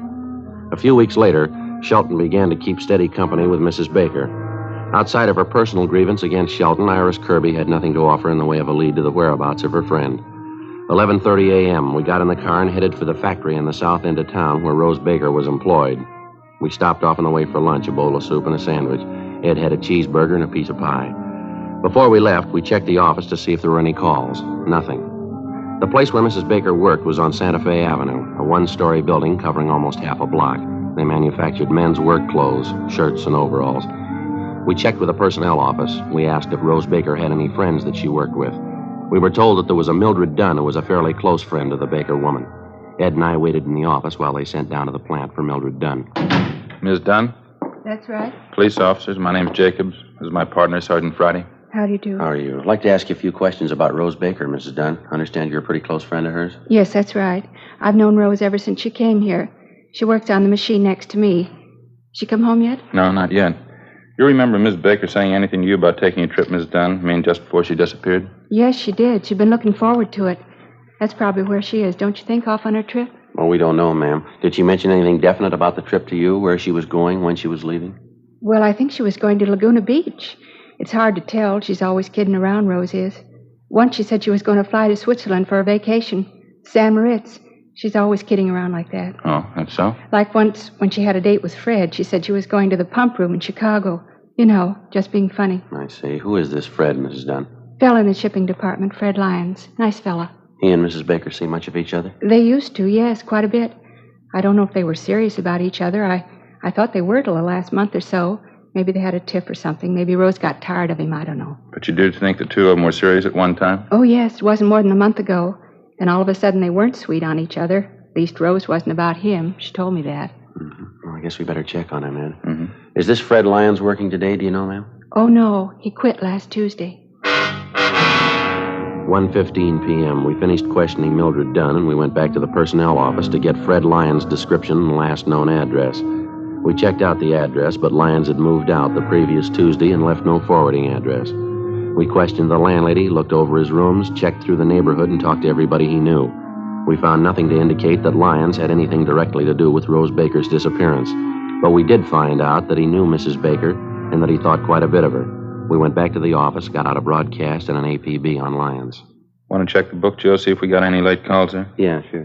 I'll get it. Right. Homicide, Jacobs. That's right. Mm-hmm. Are they sure? What was that? All right, thank you. Got something. Yeah? Hollywood Division. Woman's purse found in a vacant lot out there. High school kid found it. A lot of identification inside. Yeah. Rose Baker. 3:15 p.m. The purse was brought downtown to the crime lab for detailed examination. Bryan and Barrett from Homicide went out to interview the boy who found the purse and to check the neighborhood where it was discovered. Meantime, Ed and I drove out to talk to the missing woman's sister, 36 years old, Bernice Marin. She and her sister's 4 children lived in a 5-room stucco house just off Exposition Boulevard. We got there shortly after Miss Marin returned home from her job. Her 2 older nephews were out in front cutting the lawn. She showed us into a neatly kept living room where we interviewed her. She was a plain-looking woman, brown hair, gray eyes. She showed little concern about her sister's disappearance. I gave up trying to keep track of her a long time ago, Sergeant. I haven't any idea where she's gone. I used to worry about her. I don't anymore. Well, how about that purse of hers that was found this afternoon, Miss Marin? Wouldn't you say that makes it a little unusual this time? I don't think so. She loses things all the time. I don't know what she does when she goes off on those things. I don't want to know. Gets drunk and does a lot of fooling around, I suppose. She's lost 2 or 3 purses the same way. What about last Tuesday, the night she disappeared? You notice if she'd been drinking then? Yeah, I got the idea she'd had a couple of highballs before she came over. She wasn't drunk, but she wasn't feeling any pain. Oh, say, would you excuse me? I want to yell at the kids out there. Yes, ma'am. Frank! Frank, that's enough of that playing around out there. Let's get started pushing that lawnmower, huh? Okay, just trying out a new system. Almost half done now. You better hurry it up. You still got the backyard to do, remember? Yeah, okay. The only good thing that came out of that, married sergeant, those kids out there. Yes, ma'am. There's 2 more besides Frank and Bobby, the girls, my nieces. One's 9, one's 7. Mm-hmm. Marvelous kids. Girls are just as pretty as pictures. I'm glad I have a chance to take care of them. I guess I just like kids. Can't understand it when people don't appreciate them. I don't have a family of my own. Oh, I see. Miss Marin, when you were with your sister last Tuesday night, you say she didn't mention anything at all about taking that trip out of town? No, just the opposite. Like I told you. She said she was moving out of her apartment into a new place. That's why she needed the money. Mm-hmm. Well, what's the story about this money your sister came to pick up, Miss Marin? I don't think I quite got that clear. Well, we had this baby grand piano that my mother gave Rose and me just before she died. Kids have been sick the last couple of months, one thing and another. I needed a little money to catch up on some doctor bills, so I sold the piano. I hated to do it, but the bills had to be paid. Mm-hmm. Well, Rose found out about it somehow, and she wanted half of the money I got for the piano. She wanted the money for herself. Can you imagine that? She wasn't even willing to pay for her own kids' doctor bills. It'd be different if I was charging her to take care of the kids. I just do it because I like them. Mm-hmm, I see. Well, anyway, she found out about it, and I had to split the check with her. The whole thing was for $400. I understand your sister got the check cashed that night. That correct? Yeah, that's right. It was 8 o'clock at night, but Rose said she knew somebody who'd cash it. She wanted the money that night. And to save an argument, we got in the car and went to see this friend of hers, some bartender. He couldn't cash the thing, so Rose took the car and went out to look up another friend she thought would cash it. I didn't want to go chasing all over town with her, so I stayed at this bar and had a beer. Mm-hmm. And that's the last time you saw your sister, is it? Yes, I waited a couple of hours, and then I walked home. And 2 blocks from the house, I saw my car pulled up at the curb, right on Exposition Boulevard. Car keys were in the glove compartment. $200 in cash right under them. No sign of Rose, though. Well, what time was it when you got back to the house? You remember? It was after 11. Close to 11:30, I think. I went right to bed. And since that time, you've had no indication where your sister might have gone? No phone calls, no letters, no word from one of her friends who might have seen her? No, not a thing. If she's in trouble, you can understand why. It's been coming for a long time. Last 5 years, going downhill all the time. She's no good, Sergeant. I don't know how it happened. She's just no good at all. Thank you very much, Miss Marin. Thank you, ma'am. Oh, not at all. No trouble. Guess I better get dinner started for the kids. Well, if you hear anything about your sister, we'd appreciate it if you'd give us a call. Yes, all right. It's going to be the same old story. Same thing all over again. You can bet on it. Ma'am? She'll come back when the money's gone. 5:15 p.m. Ed and I drove back downtown and went directly to the crime lab. The missing woman's purse, which had been found in the vacant lot out in Hollywood, had been examined thoroughly. They'd found nothing that'd provide us with a new lead. We checked communications, but there was still no answer to the APB we'd gotten out on Fred Lyons, the man who'd worked with Rose Baker and who dropped from sight the same day she did. 5:30 p.m. We got back to the squad room. Hi, Brian. You just get back? Yeah, you get the word? No, what's that? Mrs. Baker, they just found her body.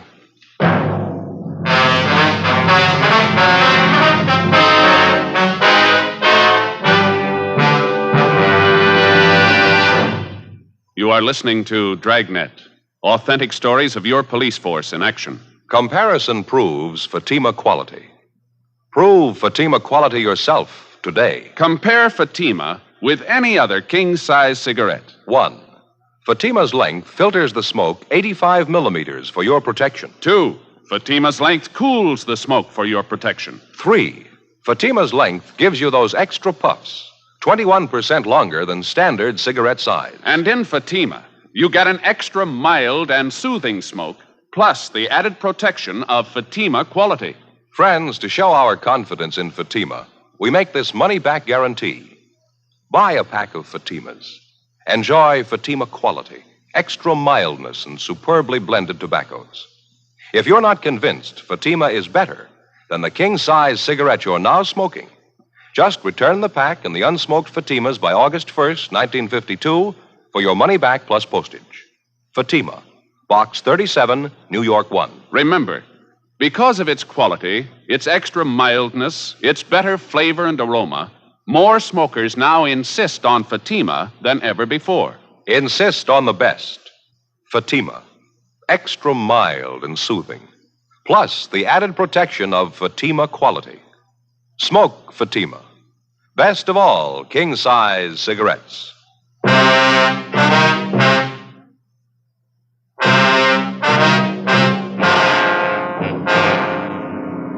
June 3rd, Monday, 6 p.m. The body of 38-year-old Rose Baker had been discovered in the Hollywood Hills area. Approximately 3/4 of a mile from the intersection of Mulholland Drive and Oak Knoll Terrace, a dirt road branched off to the left of Mulholland and wound about 300 yards down the hill to a dead-end stop. Just below the guardrail, which circled the edge of the road, there were 2 eucalyptus trees. They overlooked a deep ravine covered with scrub oak and patches of laurel. Halfway down one slope of the ravine, they found the body of the missing woman. There were 2 bullet holes in the left side of the skull. There was another one at the base of the throat. In her clenched right hand, there was a 50-cent piece. The immediate area surrounding the body had been roped off, and Lieutenant Lee Jones and the crime lab crew were making their preliminary investigation. There was no sign of the murder weapon. The coroner arrived, and when the preliminary investigation was completed, the body was taken downtown to the county morgue. All clothing and personal effects were removed from the body and sent to the crime lab for detailed examination. Rose Baker's sister, Bernice Marin, was brought to the county morgue and identified the body. A few minutes after 10 o'clock that night, Ed and I got back to the office. I got it. Homicide, Friday. Is this Sergeant Friday? Yes, sir, that's right. This is Carl Shelton, Sergeant. You were out to talk to me this morning, you remember? Oh, yeah, Sheldon. I heard about Rosie just a couple of minutes ago. I got to talk to you, Sergeant. There's something I got to tell you. Was that so? Do you want to tell me now? Well, I don't want to tell you on the phone. I'll drive in to see you. I'll leave right now. Well, yeah, all right. Do you mind telling me what it's about? Yeah, I know who killed Rosie. 11:08 p.m. Carl Shelton arrived at the office. Ed and I took him down the hall to the interrogation room where he gave us his story. He told us, first of all, that he was well acquainted with most of the regular customers at the tavern where Rose Baker and her sister had first stopped to cash the $400 check. He told us one of these people, a Leroy Hansen, had contacted him after he read in the morning paper about Mrs. Baker's murder. I've known Leroy at least 4 or 5 years. Used to work with him. He wouldn't lie to me. What did this fellow tell you, Shelton? That's Leroy Hansen. He said he got to the bar a little after midnight. It had to be at least that, because Leroy doesn't get off work till 11:30. He said he saw Rosie sitting in a car parked a couple doors down from the bar. There was a woman in the car with her. He described her just like Rosie's sister. They were having a beef. This friend of yours hear what Mrs. Baker and this woman were talking about? No, but he's smart enough to know a big argument when he sees one. He says they were really going to it. Is he sure about the time? He's got to be. Leroy works at a sheet metal plant south of town. He gets off at 11:30. Takes him more than a half hour to get in. Why should he lie about it? He wasn't even going to mention it till he found out she was dead. This woman he says Miss Baker was with, she fits her sister's description that close? Exactly. And there was a guy with Leroy. He'll back it up. If the sister says she wasn't sitting in that car with Rosie outside that bar after midnight, she's a liar. Well, she is if you can prove your story. Here's the phone. You ask Leroy. 11:22 p.m. We put in calls to both of the men who were supposed to have seen Rose Baker and her sister Bernice sitting in a parked car outside the tavern 6 nights before. Both of them corroborated Carl Shelton's story down to the last detail. They were especially certain about the time. Bernice Marin told us that on the night her sister Rose disappeared, she hadn't seen her after 9:15 p.m., and that she had walked home and was in bed by 11:30.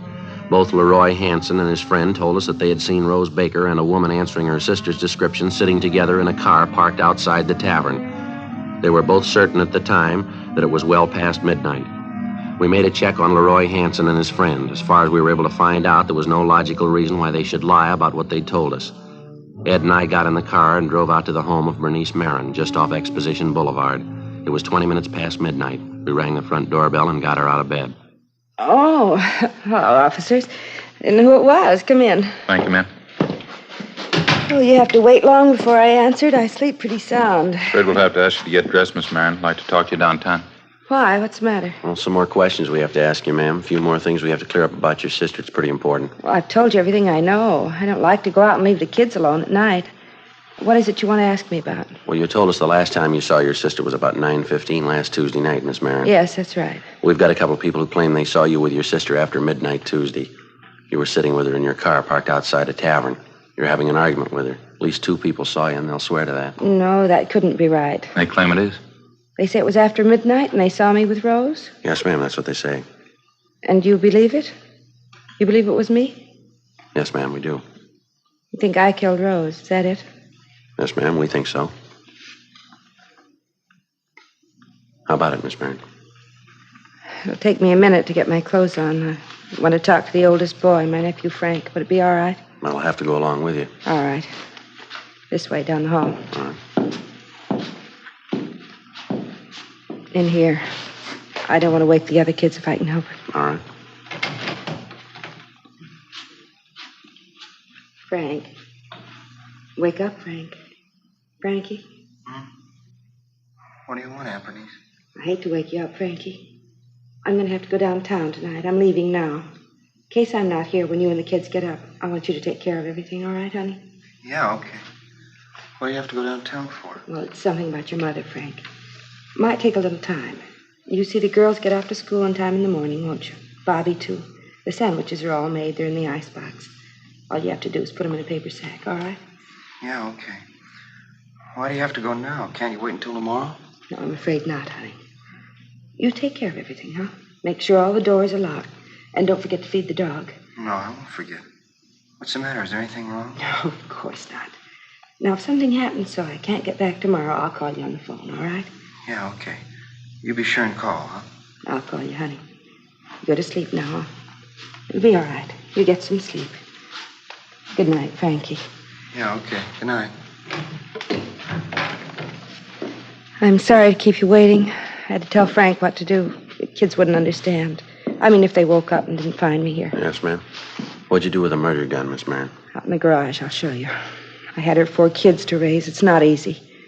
You know what it costs to feed them, put clothes on their back? It's not the kids I minded. They're wonderful. I love every one of them. I'm glad to get the chance to raise them. I'm never married myself. Never had any of my own. Mm-hmm. Hasn't been easy at all, working all day, coming home and cooking for them, doing the wash, trying to keep the house clean. Rose never gave me a dime to pay a bill, for her own kids, too. She gave us nothing, and she tried to take everything, tried to bleed me for my last dollar. She cashed the check that night and said she was going to keep all the money. I couldn't stand anymore. We argued, and I killed her. Yeah, well, I'm sorry, ma'am. We'll have to go. Yes, all right. What'll I do, Sergeant? What'll I say? I advise you to tell the truth. You'll get a fair trial. I know that. It's not what I mean. What do you mean? Inside there, what am I going to say? How'll I explain it? Ma'am? The kids. How do you tell 4 kids you killed their mother?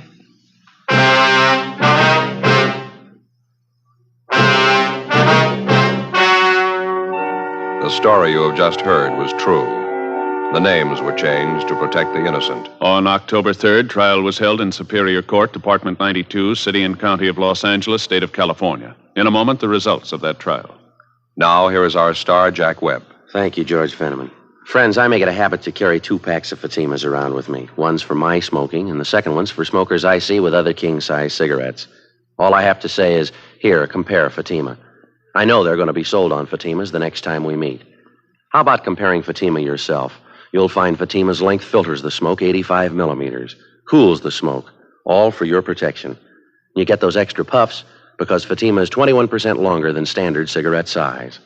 And Fatima gives you an extra mild and soothing smoke, plus the added protection of Fatima quality. Prove it today. Buy Fatima.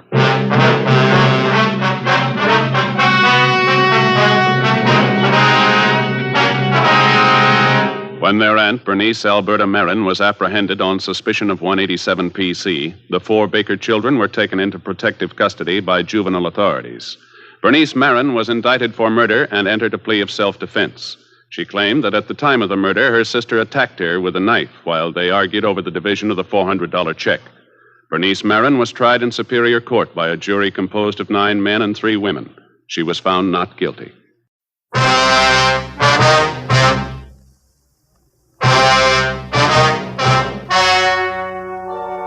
The story you are about to hear is true.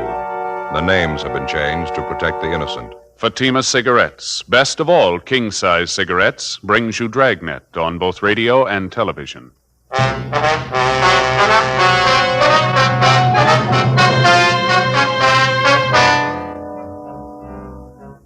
You're a detective sergeant. You're assigned to burglary detail. For more than 2 months, a wave of safe burglaries has been sweeping your city. Apparently, it's the work of professionals. The jobs are well planned, well executed. There's no lead to the whereabouts of the suspects. Your job, get them. Compare Fatima with any other king-size cigarette. Yes, compare Fatima with any other king-size cigarette. 1. Fatima's length filters the smoke 85 millimeters for your protection. 2. Fatima's length cools the smoke for your protection. 3. Fatima's length gives you those extra puffs, 21% longer than standard cigarette size. Fatima gives you more for your money. And in king-size Fatima, you get an extra mild and soothing smoke, plus the added protection of Fatima quality. Buy Fatima in the bright, sunny yellow pack. Best of all king-size cigarettes.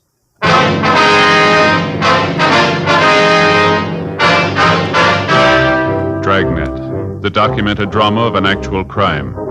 For the next 30 minutes, in cooperation with the Los Angeles Police Department, you will travel step by step on the side of the law through an actual case transcribed from official police files. From beginning to end, from crime to punishment, Dragnet is the story of your police force in action. It was Sunday, June 8th. It was warm in Los Angeles. We were working the day watch out of burglary division, safe detail. My partner's Bill Lockwood. The boss is Captain Wisdom. My name's Friday. I was on the way back to the office, and it was 8:36 a.m. when I got to room 45, burglary division. Joe? Oh, hi, Smith. There's a note in the book for us from the captain about your partner, Lockwood. Yeah, what's that? Forgot to make that sick report on him yesterday. Did you call him? How's his leg? Well, I talked to him on the phone last night. Pretty bad ankle sprain. Doctor figures he'll be out for a couple of weeks anyway. Who's the fellow you got there? Suspect Jones and McCready picked up on stakeout, drugstore, 3rd and Ventura. What do you got on him? McCready says they picked him up about 4:45 this morning. Yeah. He and Jones were staked out inside the drugstore. Saw this fellow drive up in a car, get out, and try the front door of the place. And he went around and back the place, tried the back door, then he came around in front again, tried to jimmy the door. Finally gave up, got in his car, and started to drive off. Jones and McCready followed him, picked him up, and brought him in. Where's Jones and McCready now, do you know? I told him to go ahead home. No reason for him to hang around. We'd carry the thing from here. What have you done so far? Did you check him through R&I yet? Call Frank Cunningham. He's doing it now. What's his name? According to his identification, it's Charles W. Boyd, and address at 239 West 92nd Street. That's what he tells us anyway. Is that your name, fella? Yeah, that's my name. Saw my identification. No reason for me to lie. You can check me out. All right. Hold your hand up there. We'll get these cuffs off you. Yeah, sure. All right, there you are. Yeah, thanks. Sure tired sitting here, handcuffed, sitting in one place. Frank, you want to tell Gaffney we'll be down in the interrogation room? When R&I calls back, tell him to transfer it in there, would you? Yeah, okay, I'll meet you there. All right, thanks. All right, Boyd, let's go. I'd like to talk to you down the hall. Yeah, let's get this thing over with. I don't feel good. I want to get out of here. What are you shaking for? There's nothing to get nervous about. Are you sick? Yeah, I haven't been feeling good at all the last couple of days. Hey, wouldn't you know it, out of smokes. Hey, say, would you happen to have a cigarette, please? Yeah. Here. Thanks. Here's a light for you.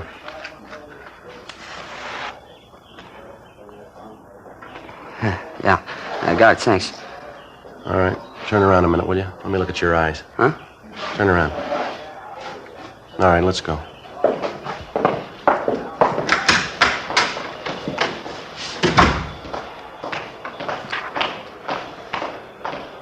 It's okay, Joe. I told Gaffney he'll put through the call tomorrow night. Oh, that's fine. You sure this won't take long, huh? I'd like to get out of here and get home. I've been sick for a week. I ought to be in bed right now. We'll make it as fast as we can. All right, in here. Have a chair, Boyd. Yeah. All right, mister. You say you're not feeling well, you're tired, you want to go home. So are we. We've been working all night. Now, how about getting to the bottom of this thing? Oh, sure, I'm all for it. Try to explain to the guys who picked me up. I don't know what it's all about. Ask me anything you want. Now, let's start it here, Boyd. What were you doing out there hanging around that drugstore at 4:45 this morning? It's the same thing I told the other officers. I was sick. I wanted to get something for my nerves. Jumpy as a cat. I couldn't sleep. Well, the drugstore was closed. That was pretty obvious, wasn't it? Yeah, that's right, it was. I just drove up there, tried the door, then I saw the joint was closed, so I left. That's all there is to it, just what I told the other No, officers. that's not true, Boyd, and you know it isn't. You hung around the store for more than 10 minutes. You tried the front door, and you waited a couple of minutes. You went around to the back. You tried to get in back there. You couldn't make it, so you came around front again. You tried to jimmy the front door, didn't you? No, that's not it. You got it all wrong. How about this, Boyd? This your crowbar? Yeah, what about it? Just a car tool used to fix flat tires. Carried around all the time in the car. You carry it on you? No, not all the time. I just happen to have it, that's all. Now, look, Boyd, that's not going to get it. The officers that picked you up saw you using this bar on the door of that drugstore. I thought you were willing to get on to facts. You were going to square with us. How about it? Sure, I'll square with you. I wanted to get over as much as you do. Just tell me what you want to know. All we want is the truth. This address on your ID, the one you gave us, is that your true address? You're living there now? Yeah, that's right. Check it out if you want. I'm not lying. No reason to lie. We think there is. This address of yours is just about 10 miles away from where you were picked up. Now you tell us how much sense it makes driving 10 miles to a drugstore at 4:30 in the morning. Well, I had to. I was sick. It was the only place open. You're lying and you know it, mister. You had to pass at least 2 all-night drugstores on the way. Why couldn't you stop at one of those? I didn't see any stores open. I was sick. I just kept driving till I spotted a place I thought was open. Looked to me like it was open. A lot of lights in the window. Inside the store, too. I didn't know it was closed till I tried the door. You usually try doors with a crowbar, Boyd? Oh, look, what are you getting at? You think I was trying to break in that place? Yeah, that's what we think. Well, what for? What do I want to break in there? I wanted to get something for my nerves, that's all. I wanted to find a drugstore. Why should I break or open a place and just get a bottle of medicine? Huh? We don't think you were looking for medicine, Boyd. Well, then what was it? Well, what do you figure? This is what we figure, mister. You were going in that store to burglarize the safe. The area's the same, the time element's right, so's the type of business. The M.O. matches right down the line. I don't know what you're talking about. 6 safe jobs in the last 2 months. The same time element, the same general area. Drugstores, liquor stores, and markets. What about it? I don't know what you're talking about. It's the truth. I'm not a burglar. You got me wrong. I never touched a safe in my life. How many times you been arrested, mister? Huh? How many times you been arrested? Well, a couple of times. I've been picked up. Nothing serious, though, so help me. It's the truth. I never touched a safe in my whole life. It's not going to do much good lying to us, Boyd. We'll get everything we need from records. Well, I got a record. I ain't denying that, but I'm no burglar. Then what were you doing at 4:45 this morning trying to get in that drugstore if you're not a burglar? I tried to explain to you. I wasn't trying to break in. I needed some medicine, something for my nerves. I thought the place was open. I'm a sick man. I swear on a Bible officer. That's just the way it was. I get it. Yeah, Friday talking. Oh, yeah, Cunningham. Charles Boyd, yeah, that's right. That's him. What do you got? Uh-huh. All the same. I see. Give me the last 2 arrests. No, the last 2 arrests again. Yeah. May 9th, May 22nd. All right, Cunningham. Yeah, thanks very much. Frank, you got that folder there, those crime reports? Yeah, here you are. What do you have to say? Boyd was in custody May 9th, May 22nd. What was he in on? Narcotics. He's a user. Long record. It's all the same, though. Never been picked up for anything but narcotics. Just about rules him out, huh? 9th and the 22nd. If he was in jail, he couldn't have had anything to do with those last 2 jobs. Yeah, it's about the size of it. You got it straight now, huh? I told you. You thought I was lying, didn't you? I'm no burglar. You know what my record is. I never touched a safe in my life. Just checking it out, Boyd. Sometimes it happens this way. Sure. No hard feelings. I'll take off now and go home. I'm not feeling well at all. I guess it's okay if No, you just sit still, Boyd. You're not going yet. What do you mean? Red tab on your card down at the Record Bureau. Your last arrest, May 22nd, violation State Narcotics Act. You went out on a $1,500 bail. Yeah, that's right. It was all legal. I paid for it. Why didn't you show up for your preliminary hearing? We got a bench warrant for your arrest. Oh, no, they wouldn't do that to me, would they? I was sick in bed. I couldn't make it to court. You just look at me. You can tell, can't you? I ought to be in bed. Yeah, you don't look good at all. Of course I don't. I'm a sick man, really sick. I ought to be in a hospital. Well, maybe that's where they'll send you. We continued questioning the suspect, Charles Boyd, who finally admitted that he'd gone to the drugstore early that morning for the purpose of burglarizing the place to obtain narcotics. He told us it was his first attempt at burglary, and further interrogation proved beyond a doubt he had nothing to do with the current wave of safe burglaries. He was booked on the bench warrant, and narcotics detail was notified of his arrest. For all practical purposes, we were right back where we'd started from 2 months before, when the campaign of safe jobs first started. Boyd was just another in a long line of possible suspects who had to be tracked down and checked out. In the final analysis, they meant nothing to the case, but tracking them down and checking them out meant long hours of legwork, days, even weeks, and then more hours spent interrogating them. Boyd typified the possible suspect. He added nothing, but he couldn't be ignored. In the weeks that followed, stakeouts continued in the general area where the safe burglaries had been operating. No further leads. The investigation went on. On June 17th, Frank Smith and I drove out to the San Fernando Valley to check a lead on a possible suspect we'd gotten from one of our informants.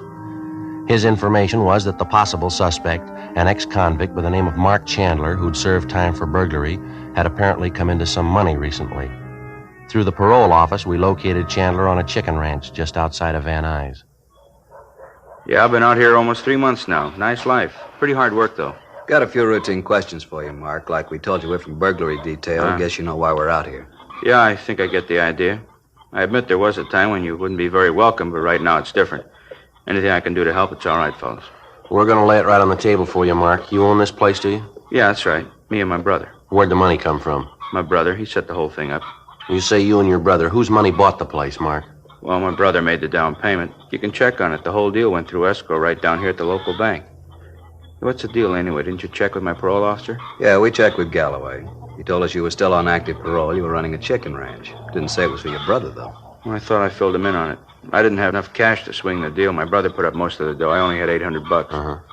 That's your car back there in the driveway, Mark? No, it's my brother's. Nice one, huh? Yeah. I got permission from the parole officer to drive.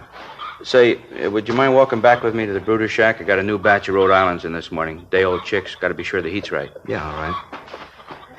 There's a lot of work around a place like this. I just built those pens there. Uh-huh. They're nice. Good-looking flock of chicks there, wouldn't you say? 4 weeks old. Those are barred rocks. Notice how they're starting to feather out already, getting nice and heavy? Make wonderful fryers, you know. Oh, that's so? Oh, yeah. Just a minute. Hey, will you look at that mash rack? They like fiends. I just filled that thing an hour ago. That's where the money goes. You know that mash goes for better than $5 a sack? Look, we don't want to take too much of your time, Chandler. We can see you're busy. We've got a couple of dates we'd like to check with you. Where you were, what you did. Oh, sure, fellow. Just let me check the temperature in the brooder house here. It won't take a minute. Hey, come on in. All right. They're pretty cute when they're small, huh? Let me see here. Just look at that, huh, Joe? Piled all over each other. Must be more than 1,000 of them. Yeah, at least. Yeah, just right. 89. Got to watch them pretty close the first week. Fell up the road, lost a big batch last week. Heating element in the brooder went out overnight. Oh, yeah, got to shove that door hard. Sticks a little. Yeah, I'll get it. Okay, what else was it, officers? I'm glad to help you any way I can. Those dates we want to check, Mark. It was almost a month ago, the week ending May 7th. Yeah. Can you account for your time on that weekend, where you were, what you did? The 7th? Yeah, let's see. Yeah, I was here. Any way of proving that? Yeah, I think so. I started here the 23rd of April. Been here every night since. Anyone we can check with on that? Well, my brother and his wife. They were here, they can tell you. Neighbors, too. They come over for cards on the weekends. Come to think of it, I remember my parole officer was out to see me one of those weekends. I'm pretty sure of it. You can check with him. All right, Mark, thanks. Hey, what's the pitch anyway, Sergeant? Safe jobs around town, is that it? That's it. You heard anything, Mark? Any rumbles at all? No, sorry. This job keeps me pretty close to home. I don't get around at all. Maybe 2-3 nights a month. That's the only time I get out. That's all we're asking about.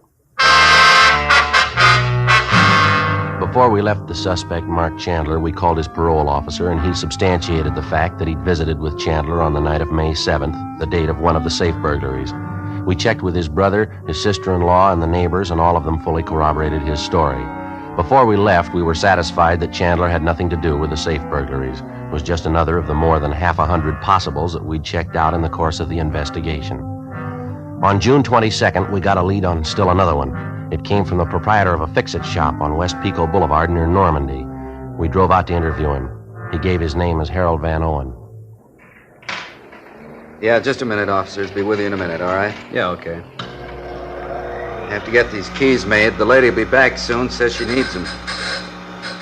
What time you got, Frank? 10 to 12. Getting hungry? Well, I didn't have much breakfast. How about dropping by Felipe's, all right? Suits me. I could use a good French dip sandwich. Haven't been down there for a while. Yeah. All right, officer. Sorry to keep you waiting. I had to get the keys done. I promised the woman. That's all right, Mr. Van Owen. Well, what was it you wanted to see us about? Well, I don't know, to tell the truth. Maybe it's something, maybe it's nothing at all. I just don't know. Figured I ought to let somebody know about it, though. Yes, sir? A young fellow was in here the day before yesterday. Said his name was Ralph McKinley. Told me he lived around the neighborhood, but I don't think I ever saw him before. He didn't act right to me. Mm-hmm. Said he's an inventor. I doubt it, though. He just didn't look the part to me. A young fellow, you know, dresses pretty flashy. Never met an inventor that looked like that before. Well, what do you want with you, sir? He wanted me to make up a piece of machinery for him. He said it was a special part of a new gadget he was working on. He brought in his own drawing of the thing. I got it down here someplace. Let's see. Well, what did the young fellow look like? Would you remember that? Oh, typical pool room cowboy, I guess. About 29, 30 years old. Thin side, tall. Got a lot of gray hair for a young fella. Hair was almost gray. Here's the drawing. This is what he wants me to make up for him. What do you figure it's supposed to be? Miss McKinley said it was part of a new hydraulic press he's working on. I got a few doubts about that. How do you mean? Oh, I've been tinkering around in this business long enough to know what goes into a hydraulic press. Can't see where this thing fits in at all. Well, what's your idea on it? I think it's a pull. Only one job they're any good for. Yeah. Breaking into a safe. Before we left the fix-it shop, Van Owen gave us a complete description of Ralph McKinley, the man who'd ordered the gadget made for him. We showed him several mugshots of possible suspects, but he was unable to make any identification. Van Owen told us that McKinley said he'd call back in about 3 or 4 days to pick it up. Except for the man's chance remark that he lived in the neighborhood, Van Owen had no idea as to his whereabouts. 12:10 p.m. We drove back to the office and made arrangements for an immediate stakeout at the fix-it shop. Then we checked the name and description of Ralph McKinley through R&I and through the stats office. It got us nothing. As far as we could find out, he had no previous criminal record. The end of the week came and went. The man known as McKinley failed to show up at Van Owen's fix-it shop to pick up the article that he'd ordered. 8 o'clock Monday morning, June 28th. We got the report when we checked in for work. Despite all precautions, another safe job had occurred over the weekend, this time at a liquor store on South Alvarado. The time, the area, and the M.O. were generally the same. Frank and I drove out to the location. The store was located in the middle of the block, directly beneath an apartment hotel. 2 of the rooms on the second floor of the hotel were situated above the liquor store. In one of these rooms, a hole had been ripped in the floor, a hole large enough to allow a man to pass through it and gain access to the liquor store directly beneath. After we checked over the room, we put in a call for Ray Pinker and the crime lab crew. Then we went downstairs to interview the manager of the hotel, a Clyde Winters. Yeah, I rented that room Friday night. A couple of young fellows. They checked in a few minutes before 7. I figure I'm a pretty good judge of faces. They sure didn't look like thieves to me. How'd they register, Mr. Winters? One signed his name was Gordon. The other one was Richardson, I think. The register's right outside on the desk. You can check it if you like. Yes, sir, we'd like to do that. When these 2 men, Gordon and Richardson, checked in here, did they have any baggage with them? Would you know that? Oh, yes. They had baggage. They took most of it with them, though. They left a few old clothes behind. They must have left for the back way sometime late Sunday night, I figure. Imagine tearing up the floor of that room, the lousy bums. I'd sure like to get my hands on them. Did they have a car, do you know? Yeah, they had a car. I got the license number, too. You think you'd recognize the 2 men if you saw them again? Oh, I'd peg them in a minute. You sure of that, are you? Positive. I'd know him in a minute, especially the young fellow Richardson. He couldn't have been more than 27, 28 years old. Yeah. Hair was gray, almost completely gray.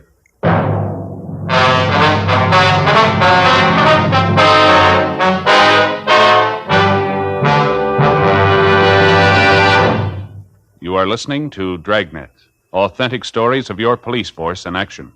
To show our confidence in Fatima, we make this money-back guarantee. Buy a pack of Fatimas. Enjoy Fatima quality, extra mildness, and superbly blended tobaccos. If you're not convinced Fatima is better than the king-size cigarette you're now smoking, just return the pack and the unsmoked Fatimas by August 1st, 1952, for your money back plus postage. Fatima, Box 37, New York 1. Prove Fatima quality yourself.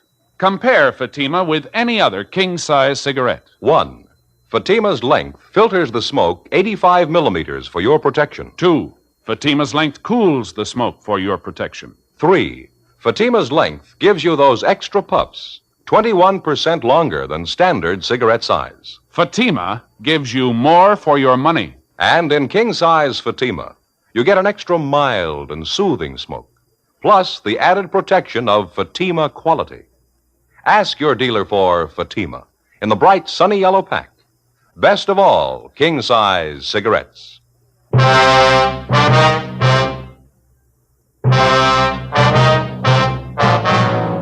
Monday, June 28th, 8:55 a.m. The crime lab crew arrived at the scene of the latest safe burglary, the liquor store on South Alvarado, and began their investigation. The store was gone over thoroughly, as well as the hotel room directly above it, through which the burglars had gained access by ripping a hole in the floor. In the store itself, a few feet from the safe, the men from the crime lab found what appeared to be a broken button, probably off a coat. They also found a crumpled envelope on the floor with the name F. Gordon on it, written in pencil. Along with the half a dozen pieces of clothing found in the hotel room, the items were taken back to the crime lab for further examination. 9:10 a.m. After we finished interviewing the hotel manager, Clyde Winters, Frank Smith and I returned to the office with a license number and description of the suspect's car, as well as exemplars of their handwriting which we'd obtained from the hotel register. We gave our DMV all the information on the car, and they began an immediate check. The vehicle was registered in the name of Ralph McKinley at a Bronson Avenue address. The legal owner was a local bank. We checked the Bronson Avenue place, but they told us there that the man known as McKinley had moved out 7 months before. They had no information on his whereabouts. 10:20 a.m. We talked to the people at the bank which held the pink slip on the car. They told us that the last 2 monthly payments on the car had been mailed in from a Clifford Street address. Frank and I drove out to the location, a one-story duplex apartment building near the intersection of Clifford and Beverly Boulevard.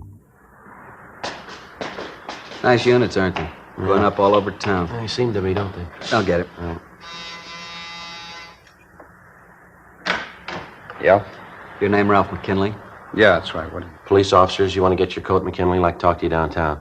What for? What's it all about? Anybody else living here with you? No, just myself. Look, you mind telling me what this is all about? Got a few questions we'd like to ask you. Won't take long. I can't go with you now. I got a business appointment, half an hour. I've been out of town the last couple of months. I'm due back on the job today. That's so? Yeah, I just can't spare the time. Appointments all day long. I got a whole flock of business I have to clear up. Well, that makes us even. Come on, let's go. Well, there wasn't much doubt about McKinley. He fitted the suspect's description almost perfectly. Tall, slight build, approximately 29 years of age, prematurely gray hair. We went over the apartment, but there was no sign of anyone else on the premises. No sign of any of the loot taken in the burglaries. We checked the adjoining garage, but it was empty. The suspect refused to admit that he even owned a car. Frank got on the phone, called the office, and arranged for an immediate stakeout on the apartment. When the men arrived, we drove McKinley back to the city hall and took him to the interrogation room. He was arrogant and uncooperative. We talked to him for a full hour, but he'd admit nothing. Frank left and went down the street to the crime lab to check with Ray Pinker on his findings. I continued questioning McKinley. I don't care what the old man says. I don't know what you're talking about. He described you perfectly. He says you were in his fix-it shop a little over a week ago. You told him you were an inventor. You ordered this gadget from him here. I don't get it. What's that supposed to prove? Well, you admit you went to the old man. You had him make this thing up for you, didn't you? I don't admit anything. Why should I? All we're looking for is a straight story. We're going to get it sooner or later, McKinley. Might as well be now. You're getting nothing from me. I don't have to tell you a thing. How about the hotel over on South Alvarado? You stay there last weekend? No, of course not. Why should I go to a hotel? I stayed at my place. Thought you said you'd been away. You just got back in town. Sure, that's what I said. I just got back last week. Well, then you didn't stay at that hotel on South Alvarado. I told you I didn't. I don't even know the place. But you know Mr. Vano and the old fellow at the fix-it shop. I don't know him either. I don't even go near that end of town. What end of town? What are you talking about? Where you said the shop is? I didn't mention where it was. I asked you if you knew a Mr. Vano and if you ever went to his fix-it shop to order anything. Look, what are you lying for? What's the angle? No angle, McKinley. I told you I like to have a straight story, that's all. Well, you got it, mister. You heard everything I have to say. I don't know any old man. I don't know anything about that hotel. Friday talking. Yeah, Don. How'd it go? Uh-huh. I see. Yeah, we'll pick it up. No, we'll pick it up. Right. Thanks a lot. You don't lie very good, McKinley. Now what are you talking about? That was our handwriting man. He just finished checking those exemplars of your handwriting we got from you. He compared him to a signature in the register at the hotel on South Alvarado. I already told you, I don't know the place. Young fellow by the name of Richardson checked in there Friday night about 7 o'clock. He signed the register. The signature's in your handwriting, McKinley. Yeah, sure. That's right. I don't know the place. I've never been there. Now, look, you're going to have to do better than that, fella. The hotel manager's on his way down here now to identify you. So's Mr. Van Owen from that fix-it shop. Maybe you better piece together a new story, huh? You got my story, cop. I was out of town. You can't prove I wasn't. All right, McKinley, any way you want it. Joe? Hi, how'd it go? Pretty good. Ray Pinker finished checking our stuff at the crime lab. Here's a report on it. Thank you. Just about sews it up, no doubt about it. Yeah, you're right. All right, what is it this time? More of your phony charges? I want out of here. Can't be done, McKinley. Report on the clothes found in that hotel room. They're not my clothes. I wasn't even in the place. I'd say you were. Cleaning tags on a pair of trousers, one of the coats. Traced them through the dry cleaners to you. It's a lie. I told you I wasn't in the place. All right, there's something else here, fella. They ran tests on all the clothes they found in your room. They found particles of fire clay from the safe that you broke into down below in the liquor store. Your coat, your trousers, they were covered with the stuff. Save your breath, will you? I'm not And when you ripped up the floor of that hotel room, you picked up something else on the clothes. Particles of floor varnish. Small bits of wood, they all tie in. You through? No, not quite. A piece of broken coat button we picked up a couple of feet from the safe. They matched it up with one of the buttons on your coat, a broken one. The pieces fit perfectly. Kinley, how about it? You got my story. No, you got a lot to explain. I'll take my chances. What's the pitch, McKinley? You know you got to come up with a story. It might as well be now. There's no story to it. I was out of town. I told you that. Why don't you get off it, mister? It's not going to take much to make a liar out of you. You know that, don't you? Oh, look, why don't you get off my back, the two of you? I told you everything I'm going to tell you. Sit down, McKinley. I'm getting out of here. Sit down. All right. Go ahead. I can wait it out as long as you can. I doubt that. I'll get it. All right. Smith speaking. How's it? Oh, yeah, Jim. What is it? That's right. When? Mm-hmm. Fine. Yeah, thanks. Piece of news for you, McKinley. Yeah? Your partner came back to your place a few minutes ago. Our men picked him up. They're bringing him in now. That is news to me. I don't have any partner. I'm in business for myself. That's what your partner figures. Tell me he claims you got all the money. He thinks you were trying to run out on him. Oh, what money? Look, I showed you my wallet. You know how much I got.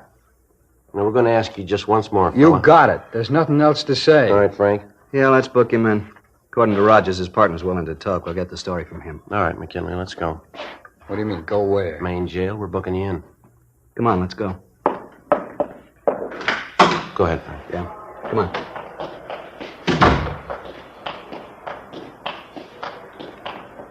What did he say anyway, this guy you say they picked up?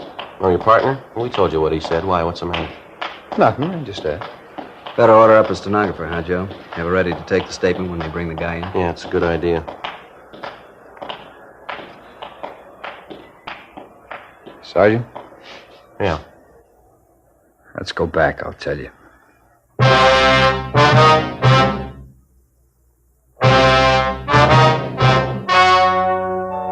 The story you have just heard was true. The names were changed to protect the innocent. On September 19th, trial was held in Superior Court, Department 91, City and County of Los Angeles, State of California. In a moment, the results of that trial. Now, here is our star, Jack Webb. Thank you, George Fenneman. Friends, just a parting word about Fatima. I know a lot of you have promised yourself that you'd give Fatima's a try, but, well, you just haven't gotten around to it yet. So I'd appreciate it if you'd kind of keep us in mind the next time you buy cigarettes and ask your dealer for Fatimas. You'll find Fatima gives you more for your money. Compare them with any other king-size cigarette, and you'll find Fatima does have a better flavor and aroma. You'll like its extra mild and soothing smoke. Tomorrow, buy Fatima. Best of all, king-size cigarettes.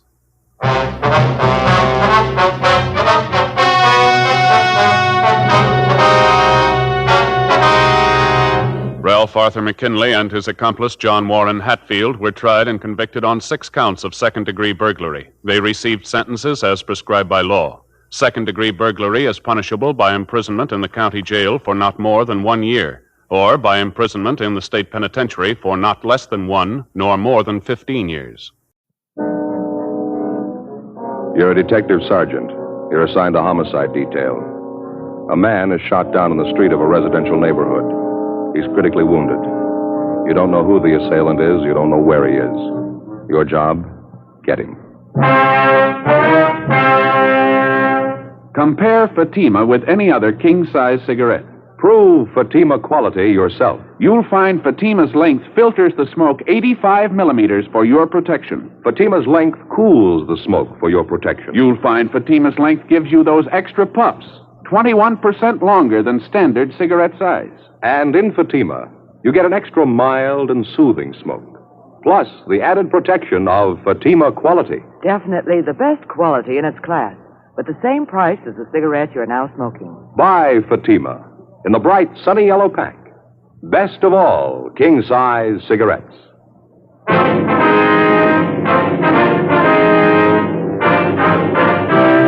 Dragnet, the documented drama of an actual crime.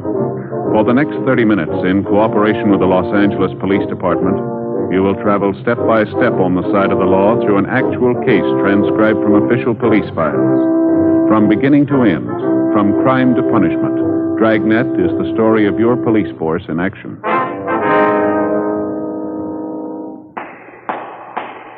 It was Thursday, January 20th. It was mild in Los Angeles. We were working the night watch out of homicide detail. My partner's Ed Jacobs. The boss is Thad Brown, chief of detectives. My name's Friday. I was on the way back from dinner, and it was 9:57 p.m. when I got back to the city hall, room 42, homicide detail. Hi, make it in time? No, they were closed up. Oh, that's too bad. Where'd you eat? Well, that cafeteria down the street was terrible. Nothing at all, huh? Well, I figured I'd be safe with a corned beef hash. Even that wasn't much. Soggy, you know. Probably standing all day. That's too bad. I asked Johnny if he'd stay open a couple of minutes late. Told him you were coming right over. The place was closed tight when I got there. Couldn't raise anybody. Tough luck. Short ribs were really good tonight. Some great pie, too. Boysenberry. Best I had anyway. Mm-hmm. Say, you got any of those bicarb pills in your locker? I could sure use one. I'm afraid not. Gave the last one to Gene Bechtel tonight. Oh. He ate at the cafeteria, too.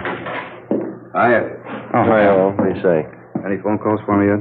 Muriel down at the staff's office called. That run you asked for, they got it ready. It was the only call, huh? Yeah. What is it, Al? Something wrong? No, why? You've been moping around like you lost your best friend. What's the matter? You mad at the world? No, just my in-laws. The wife had her father and mother over for lunch today. The old man's getting to be a real pain in the neck. Don't get along with him, huh? I keep trying to. Doesn't seem to do much good. All he can think of is money. It's all he can talk about. Why let it bother you? My in-laws have been talking about it for years. Forget it. He won't let you. The minute he puts his foot inside the front door, it's the first thing you hear. Crusty old guy. That pipe he smokes enough to knock you over. Why don't you duck out when they come over? Tell them you got a call. You have to go to work. Well, the wife's onto that one. She makes me hang around. Keeps telling me her father and mother like me. You never know it. The old guy's a real tyrant. See, the wife comes from a big family. Every time I see her old man, he has to make a point of telling me how smart his other sons-in-law are. How much dough they're making. Yeah, same routine every time. One of his daughters married a carpenter. He's making $20 a day. One of them married a hod carrier. He's making $25 a day. Always ends up asking me how much I'm making. Why don't you tell him it's none of his business? I did today. That's what started the argument. I walked out. Crusty old guy. Yeah, so I get it. Homicide, Friday. Yes, sir. Where? Mm-hmm. Would you repeat? Yes, sir, I have it. Fine, thank you.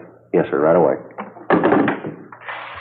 Shooting, Kirkman near Alpine. Let me grab my coat. No details? Man down on the sidewalk, apparently hurt bad. Neighbor said it was a family fight. Come on, we better hustle it, Al. Let's go. That's one good thing about this job. What do you mean? Trouble. You don't know what it is till you hear about other people's.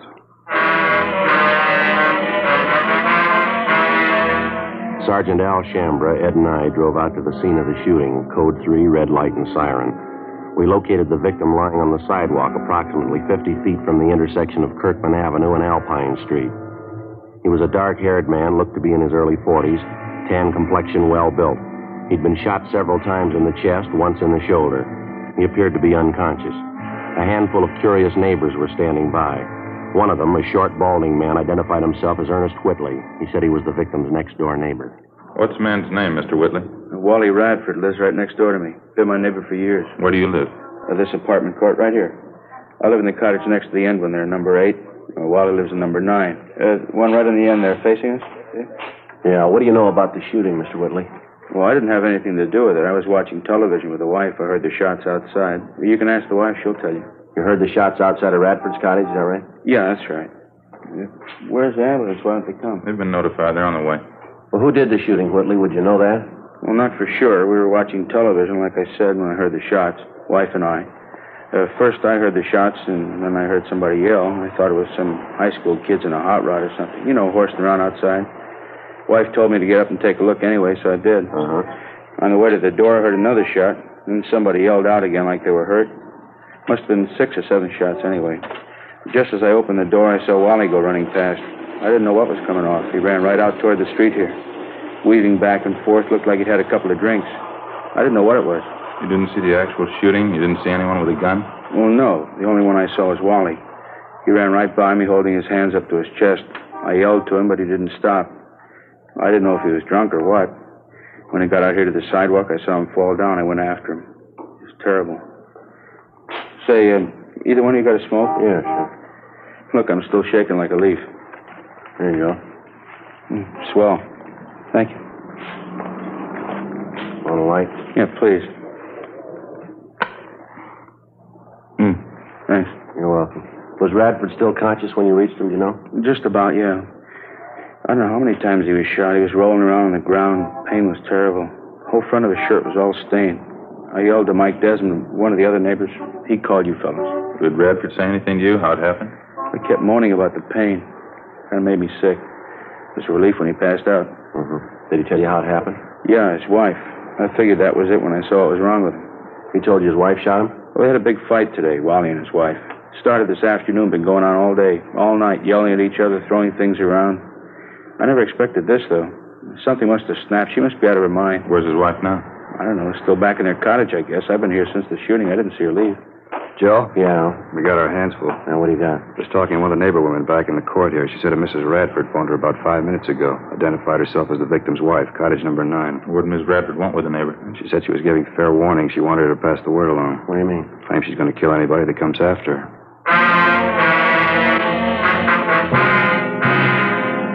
10:28 p.m. The ambulance arrived, and the attendants administered first aid to the victim of the shooting, Wallace Radford.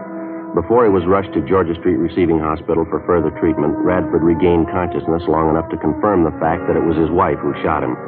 That was about all he could tell us before the sedatives took effect. The 2 officers and 2 of the radio cars which were standing by were detailed to keep the crowd away from the apartment court where the shooting took place, in particular Cottage 9, where the Radfords lived. The blinds were drawn in the house. There were no lights showing.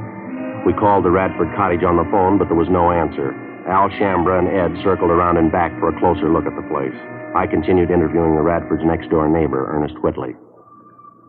I guess I should have known it'd come to this someday, the way they've been fighting lately, Wally and his wife. They've been doing nothing but wrangling, day in, day out. Well, you any idea where Mrs. Radford got the gun? She must have used Wally's, I guess. Don't know where else she'd get her hands on one. He keeps a gun in the house, does he? Yeah, as long as I've known him, he has. 38 automatic. I don't know the make, though. Do you happen to know if Mrs. Radford was used to handling a gun? No, typical woman. I remember Wally and Stella were over for cards one night. Stella, that's Mrs. Radford. Yeah. I don't know how it came up, but Wally and Stella started arguing about him keeping a gun in the house. Stella didn't like it a bit, said she was afraid of guns. Didn't even like to have him around. I'm surprised she even knew how to pull a trigger. You said the Radfords had a big fight today. What was it about? Do you happen to know? Same old thing, I guess. Stella was always accusing Wally of running around with other women, running around town drinking. As far as I know, it wasn't true. Matter of fact, it was just the opposite. If anybody was on the town, it was Stella. I happen to know at least one guy she was making eyes at.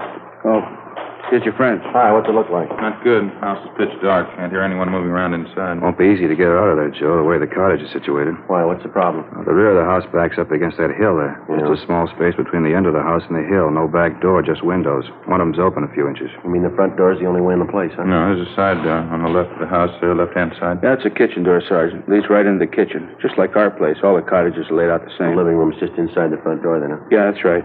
Bedrooms in the right rear, kitchen in the left rear. A small bathroom leading off the bedroom leads to the left. She won't come out peaceably. How about a tear gas shell? That ought to bring her out. Well, I don't know if we'll need it, Al. Might be a waste of time. Whitley here was just telling me Mrs. Radford isn't familiar with guns. You think she know how to reload the automatic, Whitley? No, sir. I'm pretty sure she wouldn't. I don't even know if Wally had another clip of shells around the house. Even if he did, Stella wouldn't know what to do with it. Well, how about the clip that's already in the gun? Good chance she's got a couple of shells left. She fired more than half a dozen of them, I know that. She must have gone crazy. There were at least 7 or 8 shots. Well, they're just about empty, the gun. How about it? You want to try rushing the place? Let's go. Okay with me.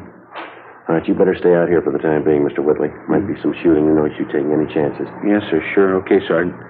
I'll be right back here if you want me. Thank you very much. All right, let's try it. How you want to handle it? Why don't you and Al take the side door? I'll go in the front. You want to see if we can get a rise out of her first? Yeah. Might be she'll give it up without a fight. I'll call out to her a couple of times first. If there's no answer, we'll rush the place. Okay. Now, let's make it all together, huh? Just wait for a signal. I'll call it out. All right. Okay. That's it. Side door just behind the shrub over there. Give us a little time to get around there, huh? Yeah, now, when I call out the rush, make it fast. It's the only thing we got in our favor. We'll try and surprise you. Right. See you later. Yeah, be careful. Mrs. Radford? Miss Radford, can you hear me? Police officers, we've got your place surrounded. We want you to come out. Can you hear me, Miss Radford? We want you to come out.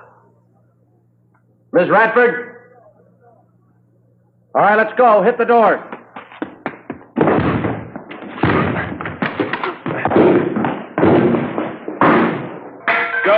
Joe, you all right? Yeah, what about you? In the kitchen. It's empty. Okay, just a minute. Living room's empty, not in here. And in the bedroom, nothing here. Yeah, how about that? Hey, Joe, back here. Where are you? Bedroom, straight back. All right. Have a look. Did you check the bathroom and all the closets? Everything. She's gone.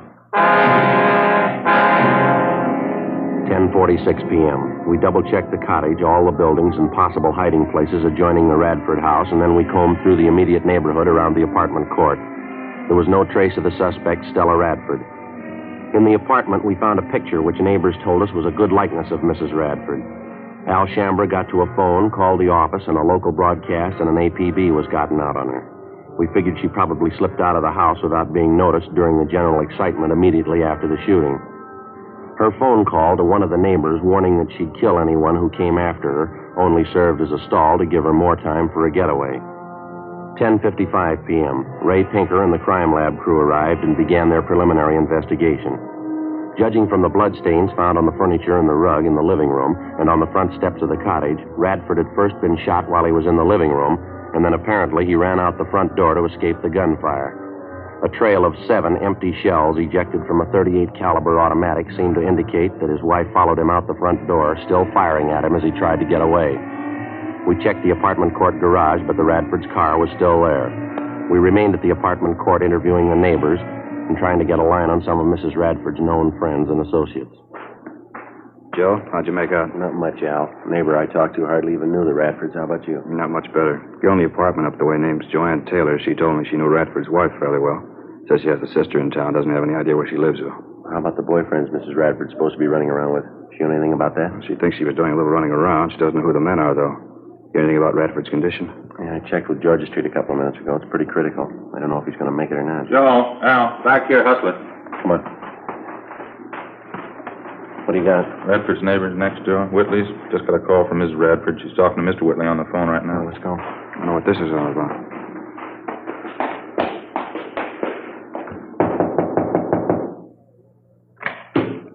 Oh, yeah, Sergeant. I was just going to run and get you. You have Mrs. Radford on the phone? I did, yeah. She hung up just before you came in. Wouldn't talk, though. Did she tell you where she is? No, she sure sounded funny. I think something snapped. She's a little crazy. What'd she say? Why'd she call you? Said she wanted to find out if her no-good husband was dead yet. That's all I could make out. The rest was just a lot of gibberish. She wouldn't give you any idea where she was? Where she was phoning from? No, I asked her, but she just laughed at me. Might still have a chance to find out, though. Yeah, how's that? She's going to call me back. While Ed and I waited with Mr. Whitley in his apartment, Al Shambra got to another phone in one of the adjoining apartments, called our business office, and gave them the number of the Whitleys' telephone. He asked them to make arrangements as soon as possible to have all incoming calls at the Whitleys traced to their origin. Meantime, Ed and I were briefing Ernest Whitley as to what he should say if and when the suspect, Stella Radford, called him back. There was no phone extension in his apartment, so the only way we'd be able to monitor the conversation would be for Whitley to share the receiver with one of us. We waited. 11:30 p.m., 11:45, midnight, 12:15 a.m. Sergeant? All right, try and keep the receiver tilted so we can listen. Yeah, sure. Hope I got it straight. Okay. Hello? Ernie, this is Stella. Did you find out what I told you to? Yeah, I called the hospital. Wally's a lot better. It's not as bad as they thought it was. What do you mean it's not bad? You trying to kid me? No, it's the truth, Stella. It's not half bad at all. Wally's going to be all right. Couldn't be.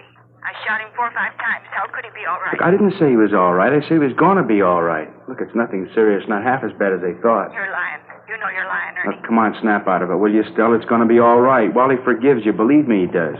Now, look, why don't you come home? We'll get the whole thing straightened out. There won't be any trouble. Why don't you stop trying to kid me? It's not going to be all right. I've seen the last of you and the last of Wally. Stella. I'm with my boyfriend now. We're getting out of town. Now, wait a minute, Stell. Use your head, huh? Don't go rushing into anything. You don't have to tell me. I know what I'm doing. I don't care if that dumb husband of mine lives or dies.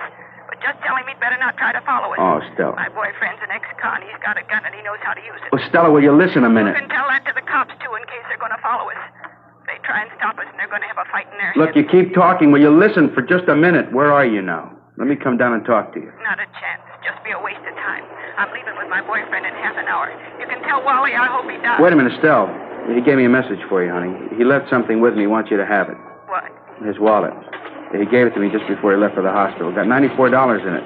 Says he doesn't care what you think of him. He wants you to have the money. $94? Yeah.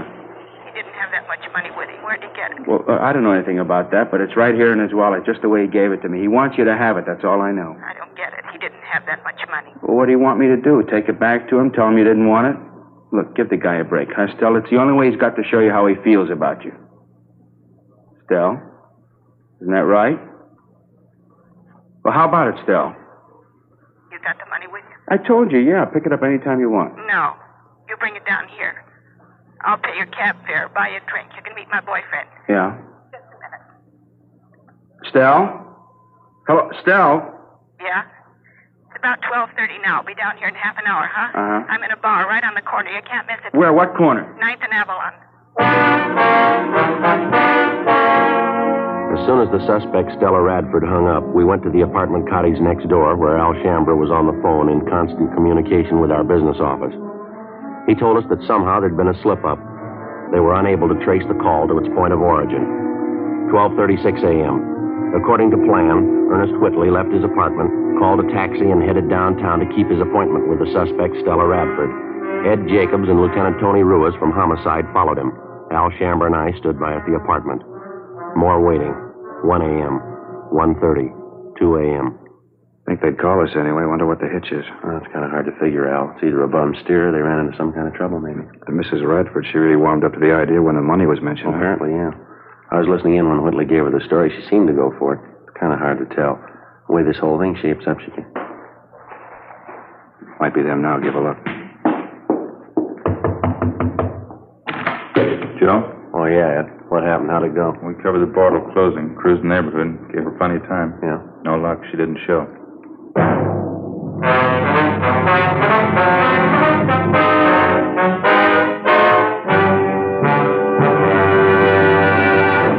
You are listening to Dragnet, authentic stories of your police force in action. Fatima, America's first, largest-selling blended cigarette. Now king size. The only king-size cigarette that makes you this money-back guarantee. Buy a pack of Fatimas. Enjoy Fatima quality, extra mildness, and superbly blended tobaccos. If you're not convinced Fatima is better than the king-size cigarette you're now smoking, just return the pack and the unsmoked Fatimas by August 1st, 1952, for your money back plus postage. Fatima, Box 37, New York 1. Buy Fatima. Compare them with any other king-size cigarette. 1. Fatima's length filters the smoke 85 millimeters for your protection. 2. Fatima's length cools the smoke for your protection. 3. Fatima's length gives you those extra puffs, 21% longer than standard cigarette size. And you get an extra mild and soothing smoke, plus the added protection of Fatima quality. Remember, more smokers now insist on Fatima quality than ever before. Buy Fatima. In Fatima, the difference is quality.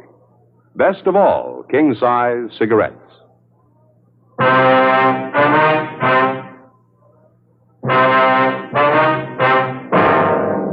Friday, January 21st, 2:28 a.m. With the failure of the suspect, Stella Radford, to keep the date with her next-door neighbor, Ernest Whitley, at the Avalon Boulevard bar, we reached a temporary stalemate. Despite the fact that checks were made at all restaurants, bars, and other business places in the vicinity of 9th and Avalon open that time of night, there was no report or trace of the suspect. While the search continued, we stood by at the Whitley apartment in the hope that Mrs. Radford might call back. A check of our Records and Identification Bureau failed to turn up any record on either the victim or the suspect, his wife. Ed called Georgia Street Receiving Hospital again, but there was no change. Wallace Radford's condition was still critical. At 2:35 a.m., Stella Radford telephoned again. While we listened in, she told Whitley that she'd had no intention of keeping that appointment with him at the Avalon Boulevard bar. She told him that she knew he was working with the police, that she saw officers follow Whitley to the bar where they were supposed to have met. She again warned him of the consequences in the event anybody tried to apprehend her. After she hung up, we checked with the business office, and they told us that the calls had been coming from a telephone prefix which was impossible to trace. 10 minutes later, Whitley got another call from the Radford woman. The conversation went on for the better part of 20 minutes. She didn't seem to make much rhyme or reason. Her only concern was the condition of her husband, whether or not he was dead. She hung up abruptly, but 15 minutes later, she called Whitley again. Look, Stell, I told you there isn't going to be any trouble. Now, why don't you go and see Wally? He's lying down there in the hospital. He wants to see you. How about it, huh, Stell? Is he dead or not? That's all I want to know. My boyfriend and I are leaving first thing in the morning. I want to find out before I go. Why don't you at least give me a chance to talk to you, Stell, huh? We've been good friends. You know I wouldn't do anything to hurt you or Wally. Now, let me talk to you, huh? There's nothing to talk about. If you got anything to say, you can tell me now. All I want to do is find out about I Wally. told you he's hurt, but he's going to be all right. It's not serious. Stell? Why don't you stop lying to me? Look, I'm not lying, Stell. I wouldn't lie about something like that. What's the matter with you anyway? You been drinking? What's it your business? You're not kidding me, Artie. You're trying to help the cops. Don't you think I know that? What kind of a fool you think I am? But I'm trying to help, Stell, that's all. Sure, you're trying to help. Not me, though. You're trying to help the cops. I know they're with you. When we made that date to meet at the bar, you told them all about it. No. You left the house and they left right after you. I know Stell, all about it. no, you got it wrong, honey. I'm trying to help both of you and Wally. I'm trying to help the best way I know how. Now, why don't you come home? I told you we'll straighten the whole thing out. There won't be any trouble. Don't hand me that. I said we're leaving town, me and my boyfriend. Now, what about that money? $94. She said Wally wanted me to have Yeah, that's right. He does. Now, how can I get it to you if you don't trust me? Get away from the cops, that's all. Oh, Stell. Maybe I could use the money, but I'm not giving myself up. Look, you're wrong about the cops, Stell. Believe me, you are. Now, why won't you let me meet you someplace? Any place you want, just let me talk to you. How many times do I have to tell you there's nothing to talk about? All I want to know is about Wally. Is he dead yet? But I told you, he's not dead. He's going to be all right. Look, why can't you believe me? It's not what they thought. Wally will be okay. Ed, in the next room. But what for, Stell? Why? Now, come on, snap out of it, huh?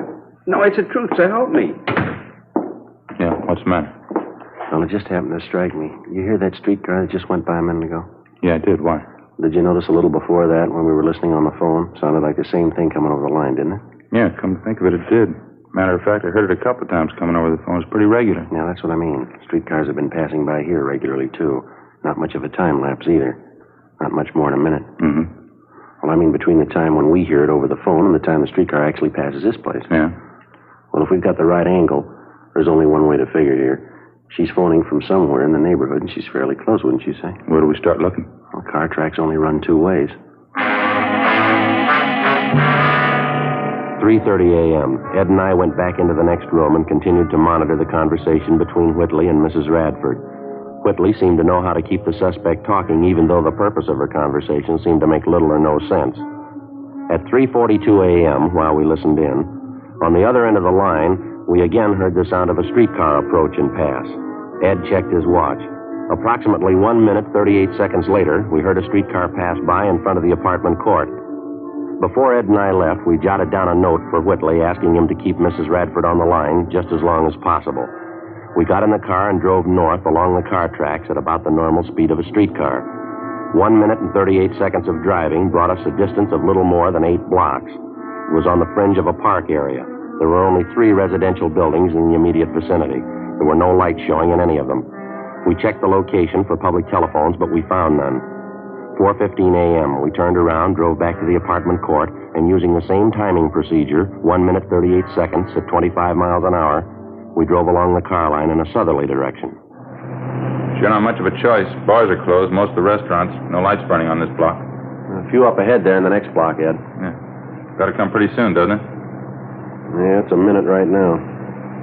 I can't see how we'd be wrong on it, can you? Too much right off is just a coincidence. A minute, 15 seconds. A minute, 20. Better slow down, huh? Yeah. What do you think? Well, it's a service station across the street. It's closed up. Well, a lot of them have outside payphones, don't they? You see any? No. None on this side. Let's see, I'll pull up in there, huh? Yeah. There's a phone booth in the back there. There's no lights, though. Looks like somebody in it. Yeah. Looks like a woman. Yeah, it is. Come on. All right, hold it up, lady. She's running for it, Joe. All right, come on, hold it up, lady. Police officer. Let go. Let go of me. What do you think you're doing? Police officers, lady. Here's our identification. I'd like to talk to you. You leave me alone. Just leave me alone. That's all. I don't have to talk to you. Your name's Stella Radford, isn't it? No, it isn't. Is that your identification? Who sent you here? Who was it? Are you Stella Radford? You couldn't have found out. How'd you know I was here? It was Ernie, wasn't it? Him and his friends. He told you. No, ma'am. I don't see how you found me. Somebody had to tell you. You never could have found me. I don't see how I made any mistake. Yeah, that's right. Let's go, lady.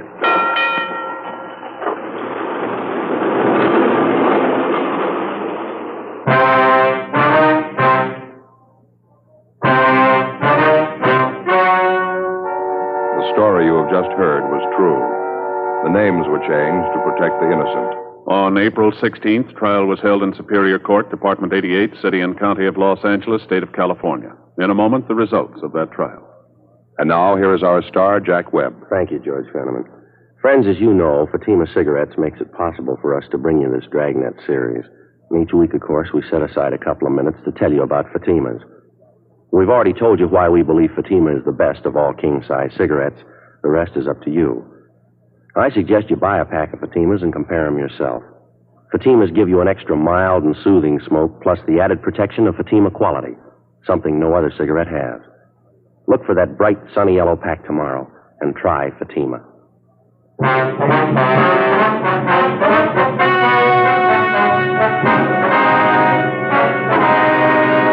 The victim of the shooting, Wallace John Radford, recovered from his wounds and refused to press charges against his wife. However, she was tried in Superior Court and found guilty of Section 245 PC, assault with a deadly weapon. She was sentenced to the term prescribed by law. Assault with a deadly weapon is punishable by imprisonment in the state penitentiary for a term not less than 1 nor more than 10 years.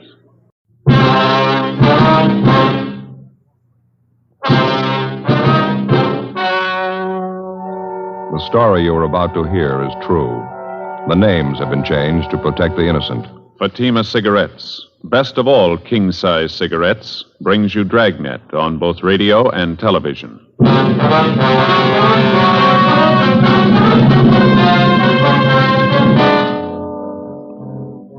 You're a detective sergeant. You're assigned to robbery detail.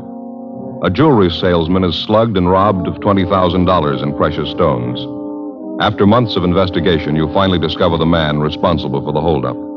You've got the evidence to prove him guilty. Your job, bring him in. Fatima, America's first largest-selling blended cigarette. Now, best of all king-size cigarettes. Prove it yourself today. Compare Fatima with any other king-size cigarette. 1. Fatima's length filters the smoke 85 millimeters for your protection. 2.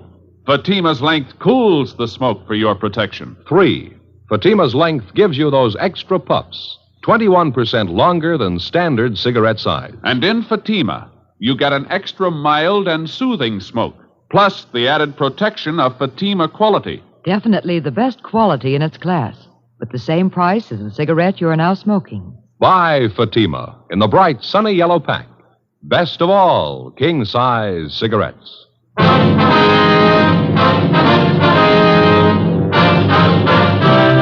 Dragnet, the documented drama of an actual crime. For the next 30 minutes, in cooperation with the Los Angeles Police Department, you will travel step by step on the side of the law through an actual case transcribed from official police files.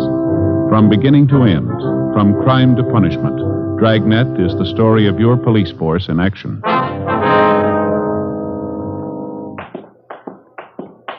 It was Thursday, July 18th. It was sultry in Los Angeles. We were working the day watch out of robbery detail.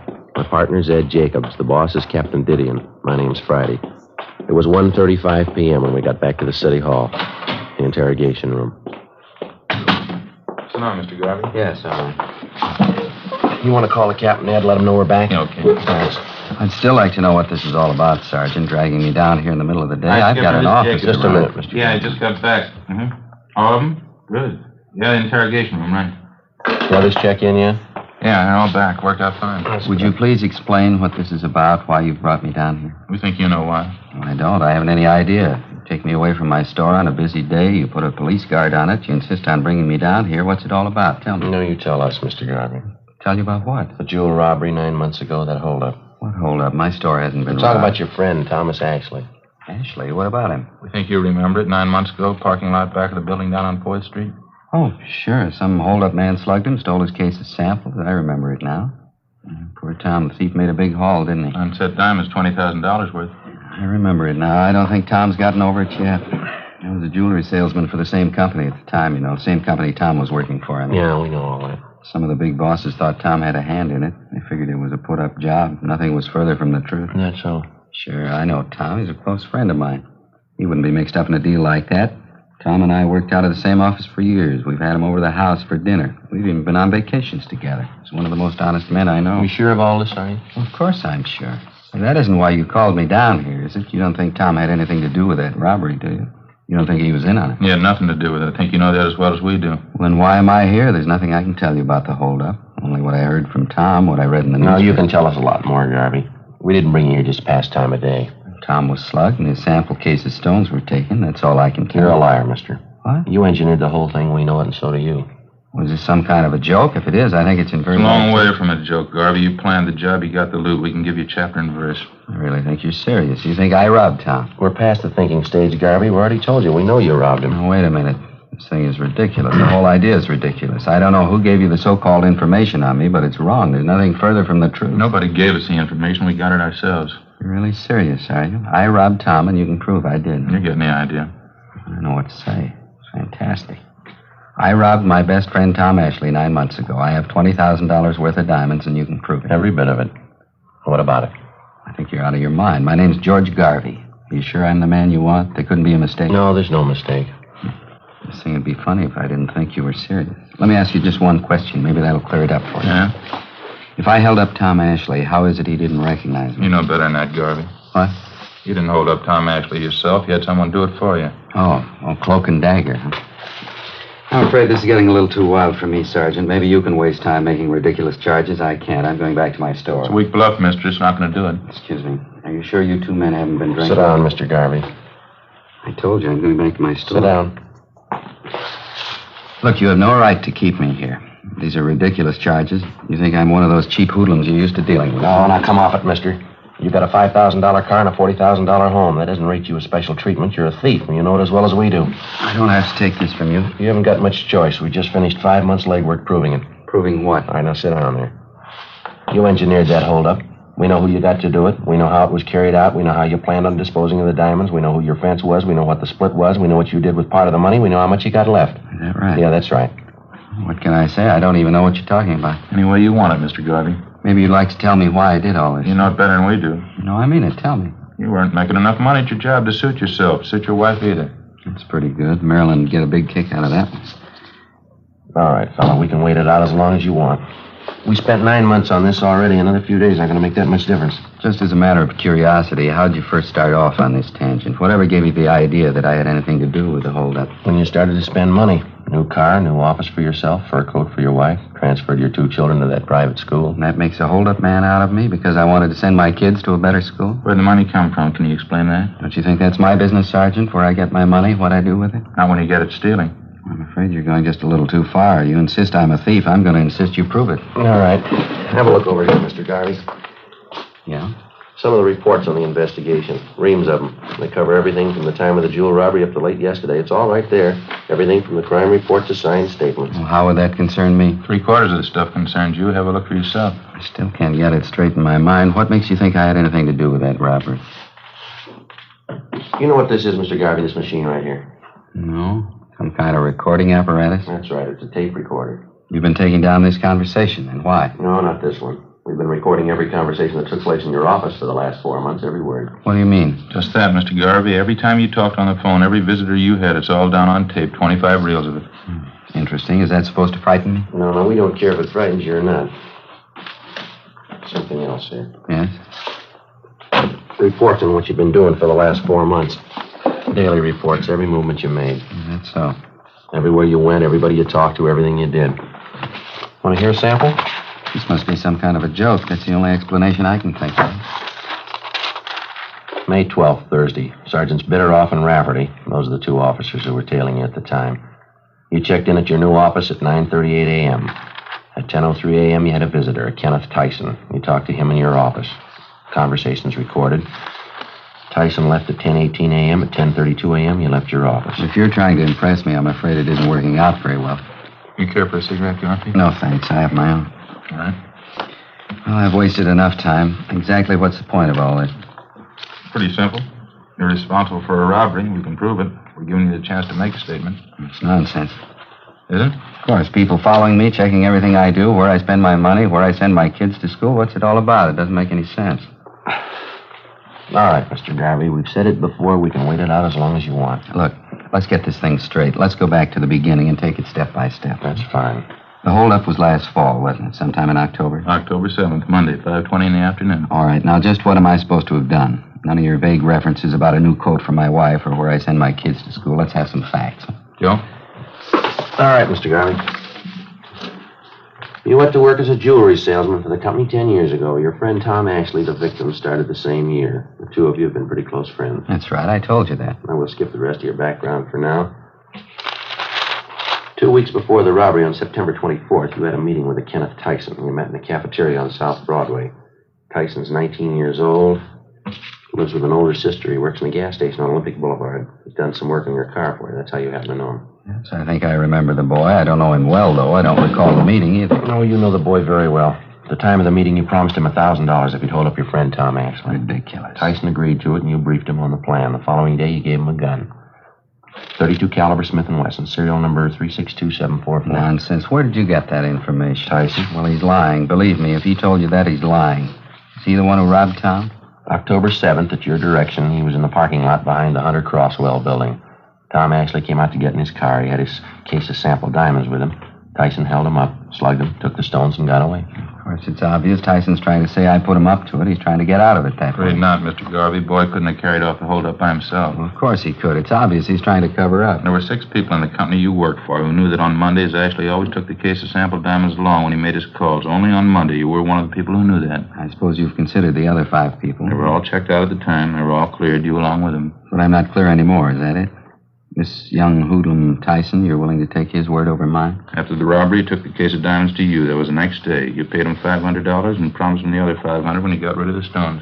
Oh, I suppose I've gotten rid of them, or do I still have them? 2 months after the holdup, you contacted a fence up in San Francisco. You drove up there and sold him some of the stones. Then he broke them up and sold them. We know who he sold them to. We know what he got for him. Well, this Fence, he's supposed to be another good friend of mine? You're still doing business with him. His name's Fred Lawrence. It's a new one on me. I don't know any Fred Lawrence. Can't even recall the name. Well, maybe this will help you, Mr. Garvey. Listen to him on the tape recorder. It's reel 4, isn't it, Ed? Yeah, I think so. They're all labeled there right on the back of the box. Yeah, here we are. Well, what's all this about? Phone conversation, Mr. Garvey. One of the things we recorded from your office. I told you about it before. Let's see.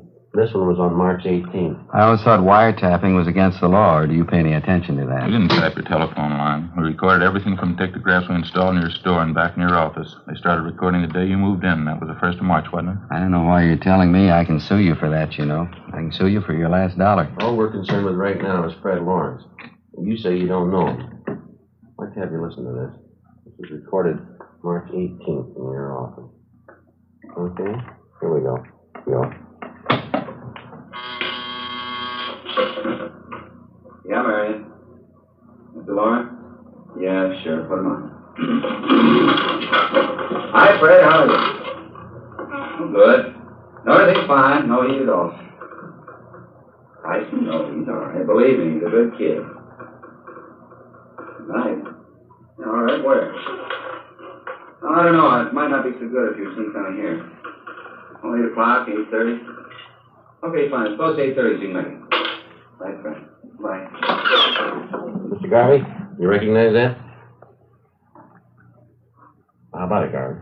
I understand they can do clever things with tape recorders nowadays. There's a way of piecing words together, isn't there? They can record your voice and then fix the tape, take a simple sentence and change the words around to mean just the opposite. You can examine the tape if you like. We didn't make a splice in it. All you'll find are the usual factory splices, just the way it comes from the manufacturer. Well, what difference does it make anyway? There's nothing criminal about that conversation. Nothing at all. You told us a few minutes ago you didn't know Fred Lawrence. You never heard of him on that recording. It sounds like you know him pretty well. Fairly common name, wouldn't you say? Must be quite a few Fred Lawrences. I didn't happen to remember the name right off. How about Tyson? What? Tyson. You told us you didn't know him well at all. I don't. Well, it didn't sound that way on that tape, did it? You were telling Lawrence that he was all right. You said, believe me, he's a good kid. Now, what you said, now how about it, mister? How about what? Is this some kind of a frame? What are you trying to make me say? We're not going to make you say anything, Garvey. We work robbery detail. That's the job, robberies. They pay us to clean them up. I can pay you. What? Never mind, I didn't mean that. I meant I pay my taxes, I pay your salaries. I help to, anyway. I don't know why I have to be treated like this. No reason to make a big headache out of this for anybody, Garvey. Now, you engineered a holdup. We can prove that. We're giving you a chance to make a statement. That's all we want here. I've got nothing to say. Make a statement about what? All you're going on is hearsay, circumstantial evidence. You can't say I planned that robbery. Well, you admit you know Tyson. You know him well. I don't. I admit nothing. What about the phone conversation? It's a fake. They phony those things up all the time. You know it as well as I do. You admitted you know Fred Lawrence. We proved that from the recording. I admit nothing. You don't even know Tyson. Is that what you want to say? I know him, that's all. He worked on my car a couple of times. I don't know him well. All right, sir. I'd like to play you another recording. It's a waste of time. I haven't got the whole day to spend here. I got to get back to my store. I've got a business to operate. Well, this won't take very long. Yeah, here we are. April 5th. A lot of foolishness anyway. How do I know you made those recordings? You could have gotten actors. Maybe you made them up yourself. There weren't any dictographs. You make those things. There were dictographs, Mr. Garvey. Remember, before you moved into that new suite of offices, you had them redecorated? Yeah. There were sound technicians from our crime lab out there working side by side with the painters and carpenters. They installed dictographs in your store and back in your offices. They bugged the entire place. Wiretapping. I'll bring this into court if it's the last thing I do. Look, now, we already told you, Mr. Garvey, it's not wiretapping. We didn't touch your phone lines. We didn't have to. It's invasion of privacy. I'm going to take this into court. Yeah, well, let's listen to this recording. Might clear up a few things. Clear up what? What are you trying to prove? Okay, Joe? Yeah, it's coming in here now. Date on this is April 5th.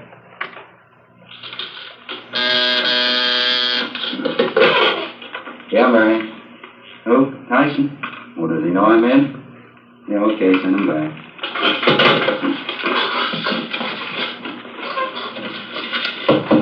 Yeah, come on in. Hi, Mr. Garvey. Ken, how are you? Come on in, sit down. Thanks. How you doing anyway? Pretty good.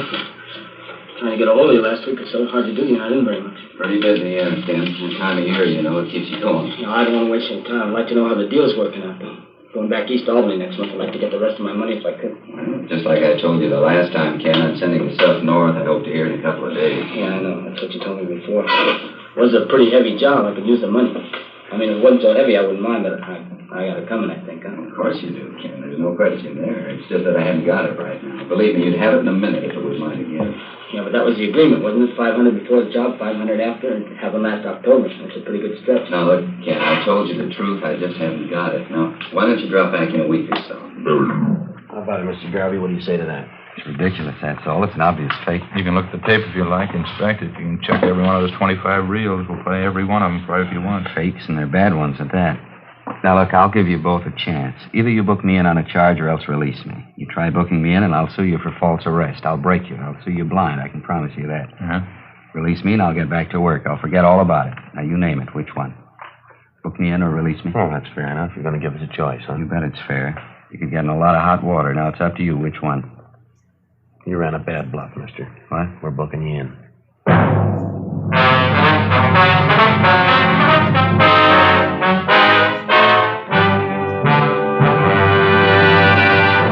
You are listening to Dragnet, authentic stories of your police force in action. Compare Fatima with any other king-size cigarette. 1. Fatima's length filters the smoke 85 millimeters for your protection. 2. Fatima's length cools the smoke for your protection. 3. Fatima's length gives you those extra puffs, 21% longer than standard cigarette size. And in Fatima, you get an extra mild and soothing smoke, plus the added protection of Fatima quality. To show our confidence in Fatima, we make this money-back guarantee to every king-size cigarette smoker. Buy a pack of Fatimas. Enjoy Fatima quality, extra mildness, and superbly blended tobaccos. If you're not convinced Fatima is better than the king-size cigarette you're now smoking, just return the pack and the unsmoked Fatimas before August 1st, 1952, and we'll give you your money back plus postage.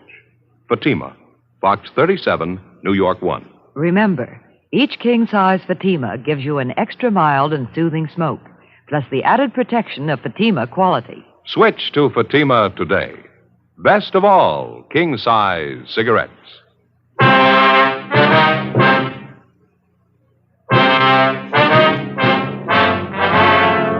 Thursday, 3:55 p.m. Ed Jacobs and I continued questioning the robbery suspect, Ernest Garvey. Despite the evidence at hand, he still refused to admit any knowledge of the $20,000 jewel theft 9 months before. The questioning went on. Garvey's answers became more and more confused. We kept pressing, laying out the case against him step by step. 4 p.m., 4:30. We stayed at it. You must have taken quite a bit of money, didn't it, Garvey? A wife's new fur coat, new car for yourself. Where'd he come from? Now, look, there has to be an answer. Where'd that money come from? Simple. I borrowed it. Where'd you borrow it? Some of it from friends, some from the banks. I don't see how it concerns you. How much money did you borrow? Don't you think that's my business? Wasn't it about $7,000? Is that about right? Yeah. No, it was more. Well, what's the difference? It's my business. You want to grab that folder, Ed? The one with the dark brown. That's it. Got it. Complete financial file on you, Mr. Garvey. Took us quite a few weeks getting this together. A lot of work. You must like snooping in other people's affairs. No, not especially. It's pretty dull. Here's a copy of your bank statement. It's a photostat. It doesn't make much sense. What do you mean? Well, we checked your income for that month, amounted to $620.18. Your bank statement here shows you made deposits totaling $760 the same month. Now, how is that possible? Well, for your information, I made a loan that month. That's probably some of the loan money I deposited. I quit my old job that time. I was going in business for myself. I needed the money to redecorate the new store and the office. It's as simple as that. Yeah. The photostats of your loan papers right here. The loan was for $2,000. A month before that, February, you'd borrowed from another bank. Let's see, for $3,000. Made another one in April, too. That was for $1,500, different bank again. That's right. Do we have to go over this line by line? In 3 months, you made bank loans for $6,500. Besides that, in the same 3 months, you earned a total of $1,713.88. Together, that makes $8,213.88. What's the point? Copies of your bank statements, Garvey. You have 5 different savings accounts in 5 different banks. They show from February to April, the same 3 months, you made deposits of more than $11,000. Now, how do you explain that? Garvey, any explanation? It's almost 5 o'clock. Can I use the phone? I have to call my wife and let her know. All right. We'll have to listen in on the extension. Conversation's going to be mine. Go ahead. I don't care. Okay. Dial 9 to get an outside line. Oh,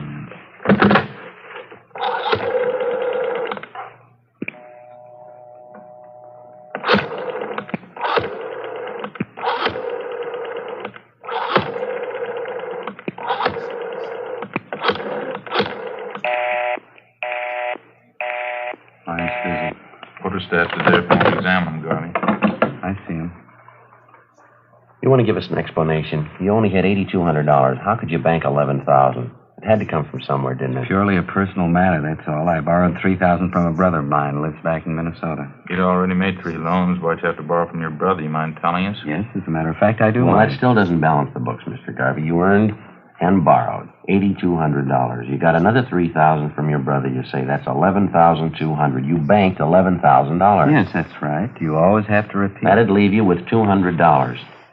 You and your family live for 3 months on $200? Is that Why it? not? That could easily be. A lot of people do it. Yes, sir, but not your family. I'm getting sick and tired of this. You're trying to tell me you know my family better than I do, what they eat, what they spend, what it takes to support them. We've been on this thing for 9 months, Garvey. We've put in a lot of hours. We know your family pretty well. If you like, I'll tell you the last time you ordered steak from the meat market when you paid your gas bill, the last time your wife bought a pair of shoes. I guess this is standard procedure for you, huh? Threatening people. We're not threatening you, Mr. Garvey. We're giving you facts. Here's another file here. It took us over a month to get this one together. Complete record of your expenses from February 1st. Covers February, March, April, May, June. I hope the police department has a good lawyer, Sergeant. You've got a fair warning. You say you and your... I'm sorry, go ahead. I hope the police department has a good lawyer, Sergeant. You've got fair warning. I'm going to sue you for your last dollar. Now, you say you and your family lived 3 months on $200. That doesn't jive with what we've got here. Take a look if you want to. It's lies, forgeries. It's all lies. I promise you. Photostat of the receipt for your wife's coat, Garvey. $1,612.34. That includes the tax paid in full. Photostat of the contract for your new car. Down payment, $2,000. Liquor bill for the big party you threw in March 20th. Liquor bill, $387. Catering bill, $194. Full year's check for tuition, room, and board for your kids at the private school you sent them to, $1,864.07. Well, that's only the beginning, Garvey. Comes to a lot more than $200. Have you heard enough? I better try to get my wife again. I have to let her know. Ed, you handle the extension, will you? All right, yeah. All right, go ahead. Dial 9 to get outside, Garvey. Yeah, I know.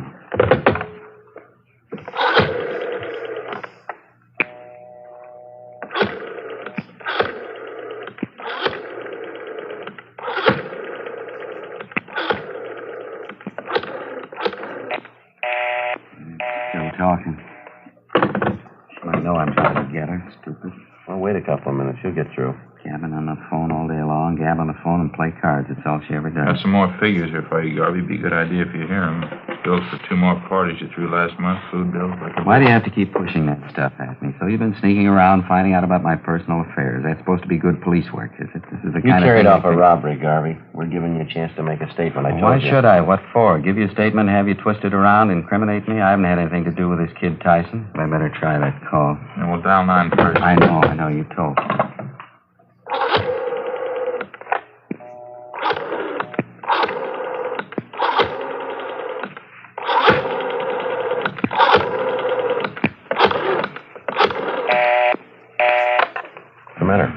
What's the matter with her? Stupid. She ought to know I'm trying to get her. What's the matter, Garvey? Don't forget dial 9.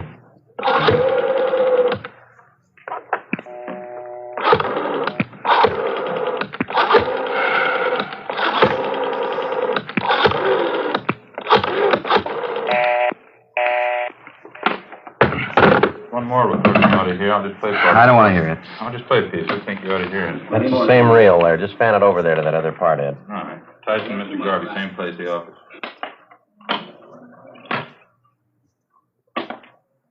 But you told me on the phone, you said you'd have the dope for me today. You said today, sure. Now, wait a minute, Tyson. I didn't say that at all. I said maybe I'd have it for you. I didn't say definitely. Look, I can't give you what I haven't got. I want the 500, Garvey. I need it. I stuck my neck out on a robbery job. I get 5 to life. All right, Ed. You'd be Couldn't be any plainer. Now, what do you say? Wait a minute. Just a minute. Dial 9.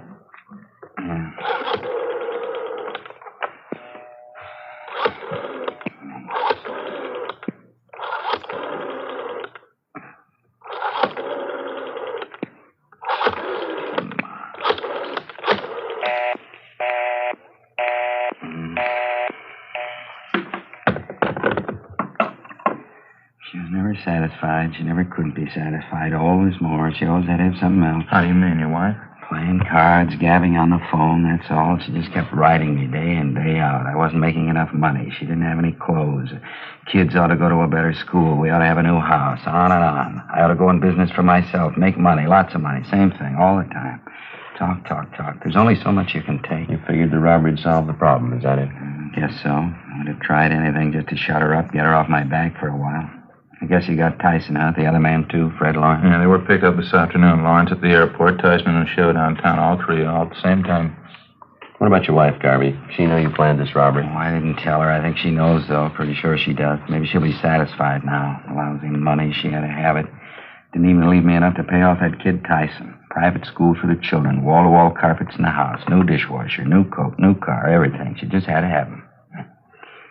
You want to take me, book me in? I don't care. All right. We'll stop off down the hall, take your statement. Sure, I don't care. All right, let's go. Oh, say, just a minute, huh? Yeah? It'll only take a minute.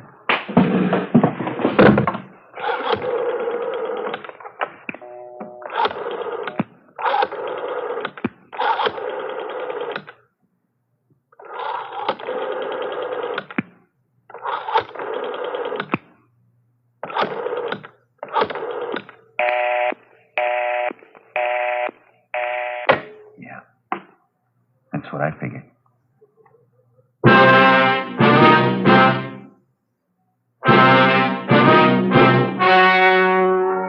The story you have just heard was true. The names were changed to protect the innocent. On November 4th, trial was held in Superior Court, Department 87, City and County of Los Angeles, State of California. In a moment, the results of that trial. And now, here is our star, Jack Webb. Thank you, George Fenneman. Friends, I make it a habit to carry 2 packs of Fatimas around with me. One's for my smoking, and the second one's for smokers I see with other king-size cigarettes. All I have to say is, here, compare Fatima. I know they're going to be sold on Fatimas the next time we meet. How about comparing Fatima yourself? You'll find Fatima's length filters the smoke 85 millimeters, cools the smoke, all for your protection. You get those extra puffs because Fatima is 21% longer than standard cigarette size. And Fatima gives you an extra mild and soothing smoke, plus the added protection of Fatima quality. Prove it today. Buy Fatima.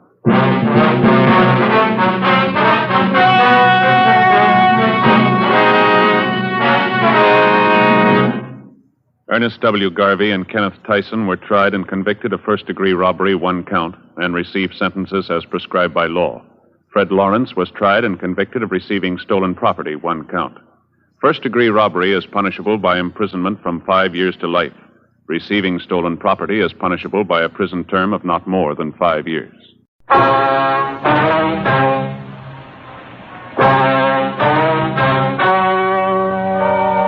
The story you are about to hear is true. The names have been changed to protect the innocent.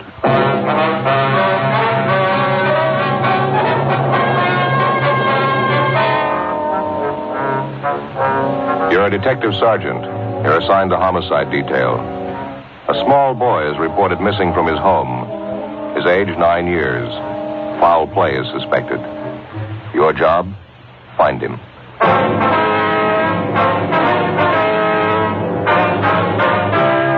Dragnet, the documented drama of an actual crime. For the next 30 minutes, in cooperation with the Los Angeles Police Department, you will travel step by step on the side of the law through an actual case transcribed from official police files. From beginning to end, from crime to punishment, Dragnet is the story of your police force in action. It was Thursday, December 22nd. It was cold in Los Angeles. We were working the night watch out of homicide. My partner's Ben Romero. The boss is Thad Brown, chief of detectives. My name's Friday. I was on the way into work, and it was 3:55 p.m. when I got to room 42. Homicide. Hi, Joe. Ben? Well, here's the file on the Webster case. And all the follow-ups been made? Yeah. I get it. Homicide, Friday. This Levinson, Unit 113J. Got something for you. Yeah, Harry, what's doing? Doherty and I are out here on Collis Avenue, 4656, trying to track down a 9-year-old boy. Yeah, what's the story? The kid's missing, suspicion of foul play. How long's he been gone? About 2 hours. Looks like a job for homicide. How'd he figure? The kid was last seen playing in the backyard of his home. Yeah? We checked over the yard. Did you find anything? Bloodstains, lots of them. They look new. Ben and I left a message for Chief of Detectives Thad Brown, and then we went over to the crime lab, picked up Lieutenant Lee Jones, and drove out the Arroyo Seco Freeway to Collis Avenue. It was an average neighborhood. Number 4656 was a one-story green stucco residence situated on the corner of Collis Avenue and Harrison Drive. Beyond the backyard was a tract of undeveloped land covered with scrub oak. Harry Levinson from Highland Park Juvenile was waiting for us in front of the house. Just back this way, fellas. Coming, Lee? Till I get my bag. Who notified you that the boy was missing, Harry? The mother said she went out to do some Christmas shopping about 11 this morning, left the boy home. Mm-hmm. She came back about 2 this afternoon. He was gone. What's the name? Johnstone. The kid's name is Stanley, 9 years old. Mm-hmm. Was this gate open like this when you got here? Yeah, I haven't touched the thing. Here are the stains over here, Lieutenant Jones, along the edge of the walk. See? Yeah. Let me see. Yeah, quite a few stains, huh? Yeah. Looks like it might be blood. Try some benzidine on them. There we are. See what happened. Where's the kid's mother now, Harry? Yeah, in the house. Doherty's talking to her. Did you talk to any of the neighbors? People next door, the ones on this side. They couldn't tell us anything. There it is, fellas. Yeah, Lee. These spots I covered with benzidine, they're turning blue. Bloodstains, all right. You can't say definitely whether it's human or animal blood. Mm-hmm. Do you have to go back to the lab to run it through? Yeah, biological precipitant test. Hand me one of those glass vials for my bag, will you? Yeah, sure. Okay, here you go. Thanks. Scrape some flakes off for a test. There we are. How soon can you tap the blood for us, Lee? Precipitant test won't run more than 20 minutes. It'll take 3 or 4 hours to run a blood grouping, though. That's it. Anything else you want to check? Levinson? Anything else? Oh, yeah. Right here in my handkerchief. Empty shell. That marker over there by the rose bush? That's where I found it. Number 22, huh? Yeah. Might tie in, might not. Mark it and dump it in this envelope, will you? Mm-hmm. There you go. Right here. Did you get a missing broadcast on the boy, Harry? Doherty did about a half an hour ago. Here's a description here. Thank you. Will Mother know about the bloodstains? No, we didn't tell her. She's worried enough already. She has no idea what might have happened to her boy, huh? No more than we do. She checked all her friends and relatives. We're covering the neighborhood. No trace so far. Not much to go on. Bloodstains, empty cartridge. Yeah, it could mean 100 things. Any ideas, Friday? Just one, and I don't like it.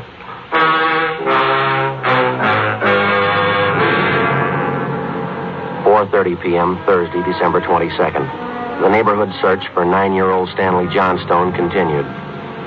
Lee Jones went back to the crime lab to start the precipitant test and the blood grouping. Levinson and his partner Doherty from Highland Juvenile stood by. We called Chief of Detectives Thad Brown, and he ordered up a special detail to aid in the search for the missing boy. Ben and I questioned the boy's mother, Mrs. Ruth Johnstone, a woman in her early 40s. She seemed fairly calm under the circumstances. Miss Johnson, is your boy Stanley in the habit of wandering off without telling you where he's going? No, he's not in the habit of wandering off, but he has done it before. Well, when was the last time, Miss Johnstone? You don't have any children, do you, Sergeant Friday? No, ma'am, I'm not married. Well, there comes a time in every young boy's life when he feels that it's time to leave home, go out on his own. Usually happens somewhere around 8 to 10. I think I know what you mean. I have a boy. Well, then you know how it is. My husband and I scolded Stanley one afternoon after school, and he was quite put out about it. Thought George and I were unfair. Packed a few of his things and left. Well, how long was he gone? Oh, no time at all, about 2 hours. I was worried about him, but my husband said to leave him alone. But every boy had to go through that stage. Well, then you think that he's run away from home again this time? Yes, I think so. He's been gone about 4 hours now, and I have a funny feeling about it. Did you and his father have some misunderstanding with the boy recently? Well, that's just it. We haven't. I don't mind telling you now that we're talking about it. I am getting worried. Was there any place around that he might like to visit, a hobby shop, playground, someplace he might be? Yes, there's Jensen's model shop, Little Shannon Burroughs, but I've already called there and he hasn't been seen all day. I've called all his friends and they have no idea where he is either. Well, we'd like a list of all of his friends and the places that he was known to frequent.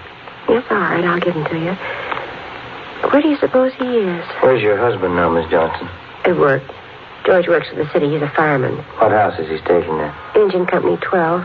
He's working the A platoon. He'll be home tomorrow morning. I haven't told him Stanley's gone. Was there any chance the boy might be down at the firehouse with his father? No, he seldom goes down there anymore. No, I don't think he's there. I'm awfully worried. May I call my husband? Certainly, go right ahead.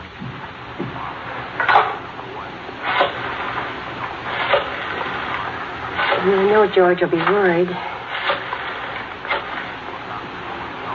Engine Company 12, please. Stanley's been gone too long. Hello? May I please speak with George Johnstone? This is Mrs. Johnstone. Thank you. Oh, I hate to call George at his work. Yes, ma'am. Does your husband own the gun? Yes, he does. What caliber, do you know? It's a .45 automatic. You got it knock. George? This is Ruth. George, is Stanley down there with you by any chance? Oh.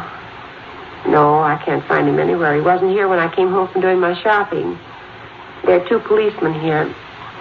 No, I said there are 2 policemen here. No, dear, I'll call you if we don't find him soon. All right, dear. Yes, you too. Goodbye. I didn't think he'd be with George. That .45, is that the only gun in the household? Yes. Why are you asking about guns? Has anything happened that you're not telling me about? No, ma'am, just routine checking. We'll have to take a look at that .45 if you don't mind. Maybe I should tell you we do have another gun in the house, but it's all wrapped up. George bought it for Stanley's Christmas present. What if we could see it, please? Yes, well, will you have to unwrap it? Yes, ma'am, I'm afraid so. It's in the closet. Thank you. They had to hide it. Let me see. Look, there's a paper it was wrapped in, and Stanley must have found it.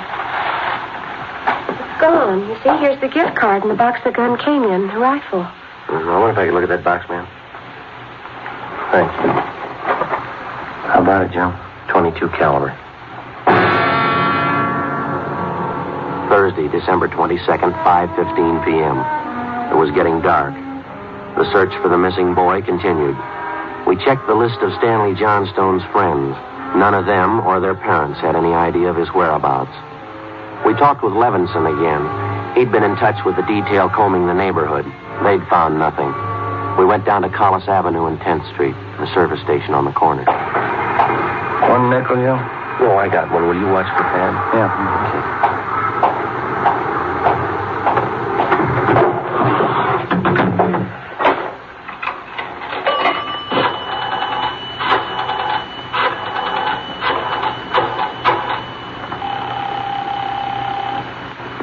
City Hall? 2667, please. 2667? Crime Lab, Jones. Hi, Lee. Joe Friday. Yeah, Joe. Any sign of the Johnson kid? No, not yet. How are you coming? Finished the precipitant test. It's human blood. Yeah? Working on the blood group now. Do you know what type the Johnson boy has? Well, I didn't want to upset his mother. Thought I'd wait till the last thing. We're in the neighborhood. Check with the family physician. That way you won't disturb her. Yeah, I figured on that. Just a minute, Lee. Yeah. Yeah, Mick. Boss just pulled up. Okay. Thad Brown's out here now. I'll check you later, Lee, huh? All right, Joe. All right, bye. All right. Oh, this way, Jim. Gentlemen, how's it going? We just checked with Lee Jones. Yeah, I know. It's human blood. What do you think? We talked with the boy's mother, Mrs. Johnstone, found a gun missing. Yeah? Caliber's the same as the empty casing Levinson found. It's 22. You said the gun was missing? Yeah, the Johnstones were going to give it to the boys a Christmas present. They had it hidden, but it's gone. Any idea who took it? Well, they left the Christmas wrapping behind. I think it was the kid. 22 rifle, huh? 9-year-old boy. When's he gonna learn? First, it's carbide cannons on the 4th of July. The city issued ordinance after ordinance. And a few thousand kids around the country had to lose their eyes, fingers, hands before the parents would give us their full cooperation to outlaw them. I know what you mean. Sure you do. You and every other cop in the country became the heavies trying to clamp down on them. So it's the same story. This time it's guns for Christmas. Well, I know what you're thinking, but we're not sure yet. Listen, Friday. There's a city ordinance against giving a gun to a kid. You know that. Yeah, I know that. There's a missing boy and a missing gun. There's blood on the ground and an empty shell. That's enough for me. Well, we're going to stay with it. Something's got to break. Yeah? I hope it's not the hearts of that kid's parents. Hi, Chief. Been looking for you, Friday. What do you got, Harry? Found the gun. New 22 rifle. That says it's been fired recently. Where'd you find it, Levinson? Back up there in that scrub oak behind the Johnstone house. Mrs. Johnstone identified it. Buckley took it down to the crime lab. Thanks, Harry. Miss Johnstone okay? Pretty sick now. Doherty came up with something else. What's that? There's another one missing. An 8-year-old boy. 6:30 p.m. We talked with Officer Doherty about the other missing boy. He told us that his name was Stephen Moorheim, 8 years old. His family had just moved into the neighborhood. It seemed that no one besides the Moorheim family knew that the boys played together. Mrs. Moorheim told us that Stephen told her that he was going out to play and that he'd be home by 6 o'clock for dinner. She told us that he was an unusually prompt boy and almost never overstayed his playtime. We got a description of the Moorheim boy and put out a missing broadcast. We called the Johnstones' family doctor. He told us that Stanley's blood was type O. At 7 p.m., we talked again with Mrs. John Moorheim. Are you sure Mrs. Johnstone doesn't know where the boys are? She has no idea, Mrs. Moorheim. Oh, this is terrible. Just awful. I feel there's more to this thing, something you're not telling me. Well, there's no use to upset you until we know a few things for sure. And you're holding back something. Well, now, please try not to worry, Miss Moorheim. There are certain things that we're going to have to ask you, routine questions in any kind of investigation. Is there anything else you want to know? Yes, ma'am. What is your boy's blood type? It's a funny question. Do you think anything's happened to him? Have you found him and you're not telling me? No, ma'am, we haven't found him, and we don't think anything's happened to him. His blood type? Yes, ma'am. Well, I think I have it written down in Stevie's baby book. Yes, here it is. It's type O. Thank you. I wonder if I might use your phone? Yes, of course, it's in the hall. I'll be right back then. Okay.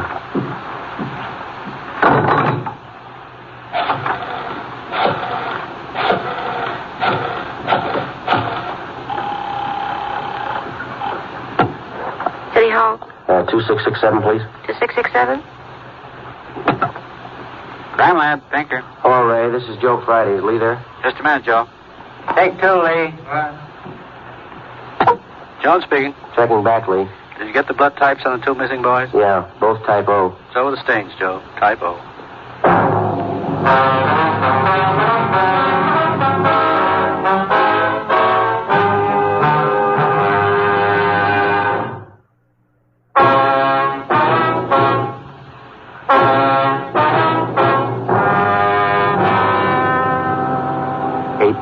Thursday, December 22nd.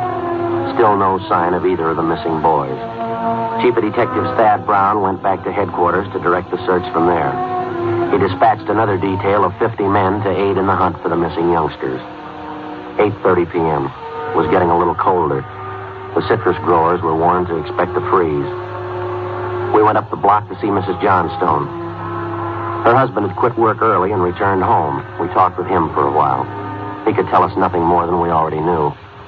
We still had not informed either of the families about the bloodstains and the empty cartridge casing which had been discovered in the backyard of the Johnstone home.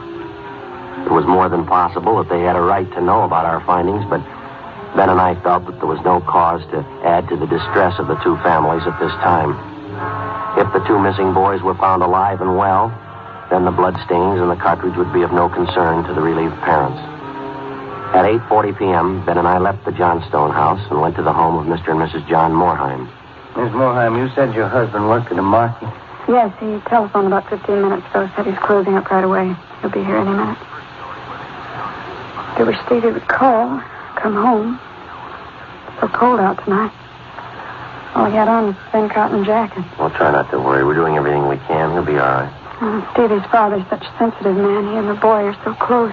I know he's terribly upset. Now, you're sure there's no place that you might have forgotten, someplace where the boy might be? No place. No. If anything's happened to the boy, it'll just kill John. Now, you sit still. I'll get it, Miss Moore. Joe? Yeah, Harry. The Johnstone kid, he's been found.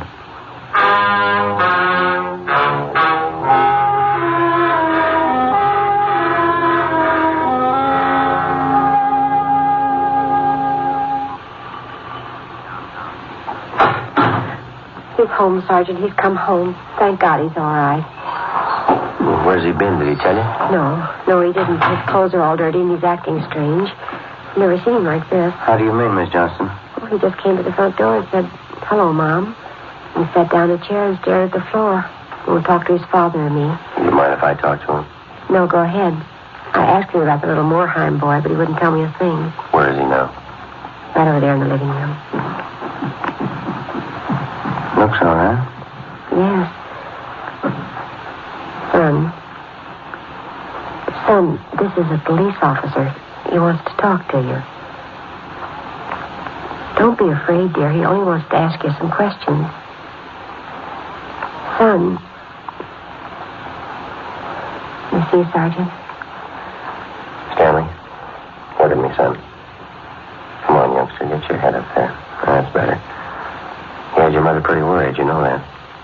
You want to tell us where you've been? We should try to get him to eat a little something. You hear that, son? Want something to eat? Stanley, there's another little boy up the street who hasn't come home. You know where he is? His father and mother are worried about him, too. Just like your folks were. We're going to ask you to help us find him. I killed him. I killed Steve with the .22. We were only playing, but I killed him. How do you know you killed him? Maybe he's only hurt now, isn't that it? No, he's dead. I know he's dead. The gun went off. We forgot we put bullets in there. Where is he, Stanley? I hit him. I was scared. I didn't want anybody to find him. Where did you hide him, son? In a cave up on the hill. I didn't mean it. He was my pal. Do you want to show us where, Stanley? Yes, I'll show you. Please, don't send me to jail.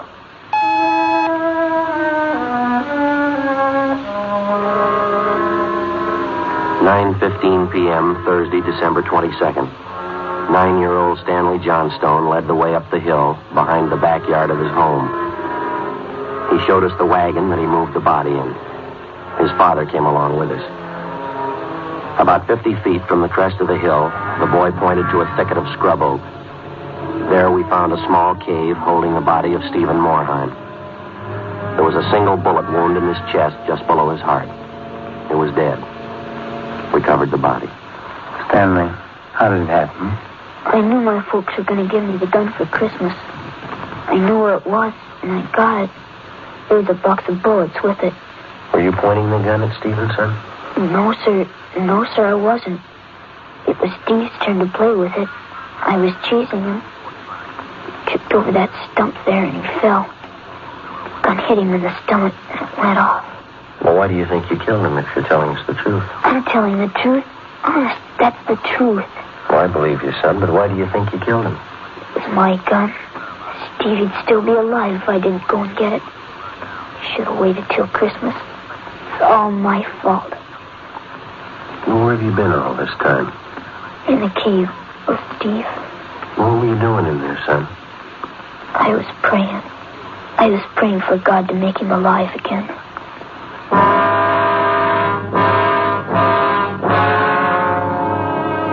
After a thorough investigation, Ben and I were convinced that the shooting of Stephen Moorheim was accidental. Lieutenant Lee Jones' findings substantiated the Johnstone boy's story even to the smallest detail. We put in a call to the coroner's office, and we acquainted him with the facts. He designated a local mortuary to handle the body, pending autopsy, and granted us permission to remove the body to the Moorheim home. Mrs. Moorheim collapsed. The family doctor was called. Ben and I sat in the living room to wait for John Moorheim, the dead boy's father. Edith? Edith? Mr. Moorheim? Yeah, you the police? Yes. Well, where's Edith? Where's my wife? Has my boy come home? Have you found him? Yes, sir. Well, where is he? Steve? Stevie? Where's Steve? He's hurt, isn't he? Yes, sir, yes. Well, where is he? I want to see him. He's hurt bad, Mr. Moorheim. Where is he? I want to see him. How bad? Pretty bad. He's dead. All right, if I go in. Yes, sir, if you want. Will you go with me? Sure. Don't make it any harder on yourself, Mr. Moorheim. I want to see my boy.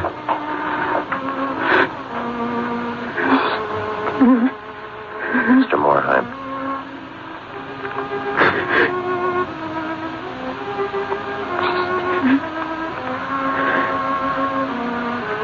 Listen to me, son. We got you a lot of nice things for Christmas. Everything you wanted. I got you the 3 new cars for the train. That one with a searchlight on it really works, son. Got you that new switch you wanted. A lot more track. Oh, now you can have a big layout. And you know that new baseball mitt we saw? I got it for you. The cowboy outfit you wanted. Mr. Moorheim. Come on, you. What happened? It was an accident. He was playing with a Johnstone boy up the street. Playing with a gun. It went off. What was the other boy's name? Stanley Johnstone. It was an accident. Mr. Moorheim, where are you going? I want to see that boy. We had no idea what the dead boy's father had in mind. We didn't feel that we should try to restrain him. Ben and I went along with him up the street to the Johnstone home.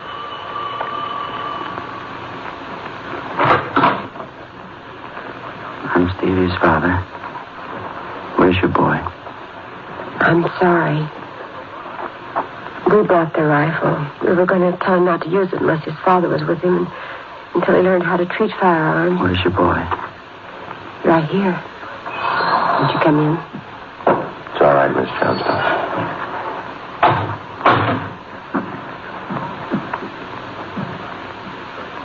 You the boy that was with Stevie?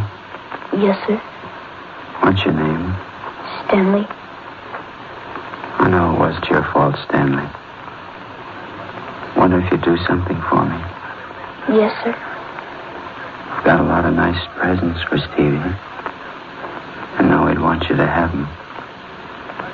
I want to give them to you Christmas Eve. Mom? I think that'd be a fine idea, son. Come on, Ben.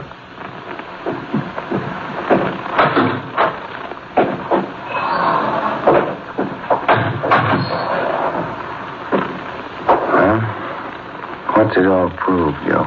You don't give a kid a gun for Christmas.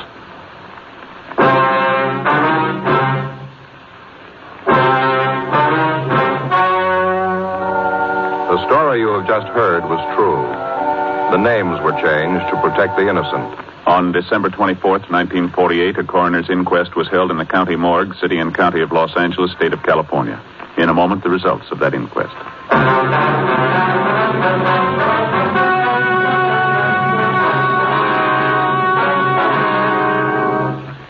At the coroner's inquest, it was officially recorded that Stephen Morheim's death was the result of an accident. Stanley Johnstone was absolved of any legal responsibility for his friend's death.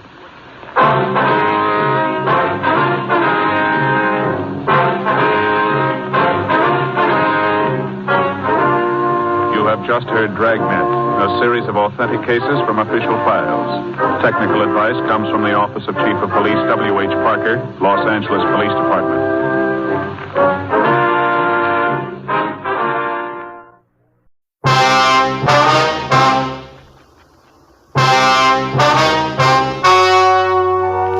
The story you are about to hear is true.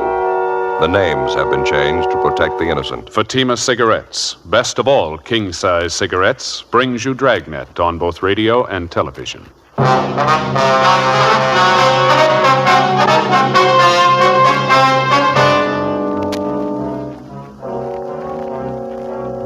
You're a detective sergeant. You're assigned to homicide detail. A woman is found dying in a vacant lot. Her identity unknown. Your job? Investigate.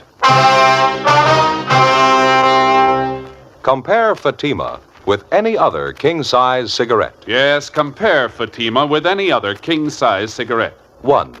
Fatima's length filters the smoke 85 millimeters for your protection. 2. Fatima's length cools the smoke for your protection. 3. Fatima's length gives you those extra puffs, 21% longer than standard cigarette size. Fatima gives you more for your money. And in king-size Fatima, you get an extra mild and soothing smoke, plus the added protection of Fatima quality.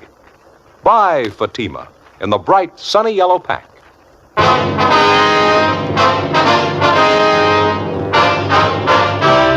Dragnet, the documented drama of an actual crime. For the next 30 minutes, in cooperation with the Los Angeles Police Department, you will travel step by step on the side of the law through an actual case transcribed from official police files. From beginning to end, from crime to punishment, Dragnet is the story of your police force in action. It was Thursday, October 16th. It was cloudy in Los Angeles. We were working the night watch out of homicide detail. My partner's Frank Smith. The boss is Captain Lorman. My name's Friday. It was 9:48 p.m. when I got to Georgia Street Receiving Hospital, Dr. Hall's office. Joe, how are you? Hi, Doc. How about that case you got in from 7th and Union? How's she doing? She died about 5 minutes ago. Oh, fill me in. What do you got on it? You talked to the radio car officers, ones that handled the call? Frank's talking to him now out in the lobby. Thought I'd check in with you while he was handling that end. Not an awful lot to tell you, Joe. Ambulance G2 brought her in from the location. She was alive when they brought her in. Did everything I could for her. Didn't help much. Too far gone. Yeah, what's it look like? Chloroform poisoning. Pretty obvious. Probably self-administered. Looks like that anyway. She didn't last long. It's a little unusual, huh? Chloroform? Yeah. Under the circumstances, it sure is. Anything else? How do you mean? Well, any probable causes? Any marks on her? No, a little scratch on her wrist. That's about all. Where you got her now? Can we look at her? Yeah, bag number 3. Come on. All right. Ed Barrett called us, asked us for help. It's a rough night, huh? Yeah. Traffic went crazy tonight. Dozen cases in the last 2 hours. Couple of homicides, too. Busy night. You got the weekend coming up, huh? Yeah, not looking forward to it. Here we go. Over here. Chloroform sure hangs on, doesn't it? It's sure strong. Notice the burns around her mouth, the nose, discoloration. Well, who is she? Any idea? We got her down as Jane Doe. You're going to have to take it from there. Understand the radio car officers couldn't identify her. Apparently pretty well off, huh? Nice clothes. Seems to be well kept. I'd say so. Expensive jewelry there. Rings, wristwatch. A little strange for a probable suicide, isn't it? Looks like she took good care of herself. Hair all done up, fingernails. About how old would you say? Not more than 35. Just about that. Here's the chart on her. Time arrival, 9:38 p.m. from southwest corner of 7th and Union, vacant lot. Reason for call, possible drunk woman down. Jane Doe, number 4. Female, Caucasian, approximate age 35. Weight 128 1/4. Height 5'4". Brown hair, hazel eyes. Listed as Nordic descent. Probable suicide. That's it. Okay, Doc, thanks. I better look up Frank, see what he's got, huh? Okay. Haven't notified the coroner yet. You fellas want to take care of that? Yeah, sure, we'll call her. About all we can do unless we find some relatives to notify, huh? Joe? Yeah, Frank. Oh, hi, Doc. How are you? Frank, looks like you're losing weight. Yeah, 4 pounds in 2 weeks. Not too bad for me, anyway. What'd you get, Joe? Chloroform poisoning. Probable suicide. Find out who she is? I gotta get back to my office. If there's anything I can help you with, come on back. You're right, Doc. Thanks very much. Okay. How about it? Any identification?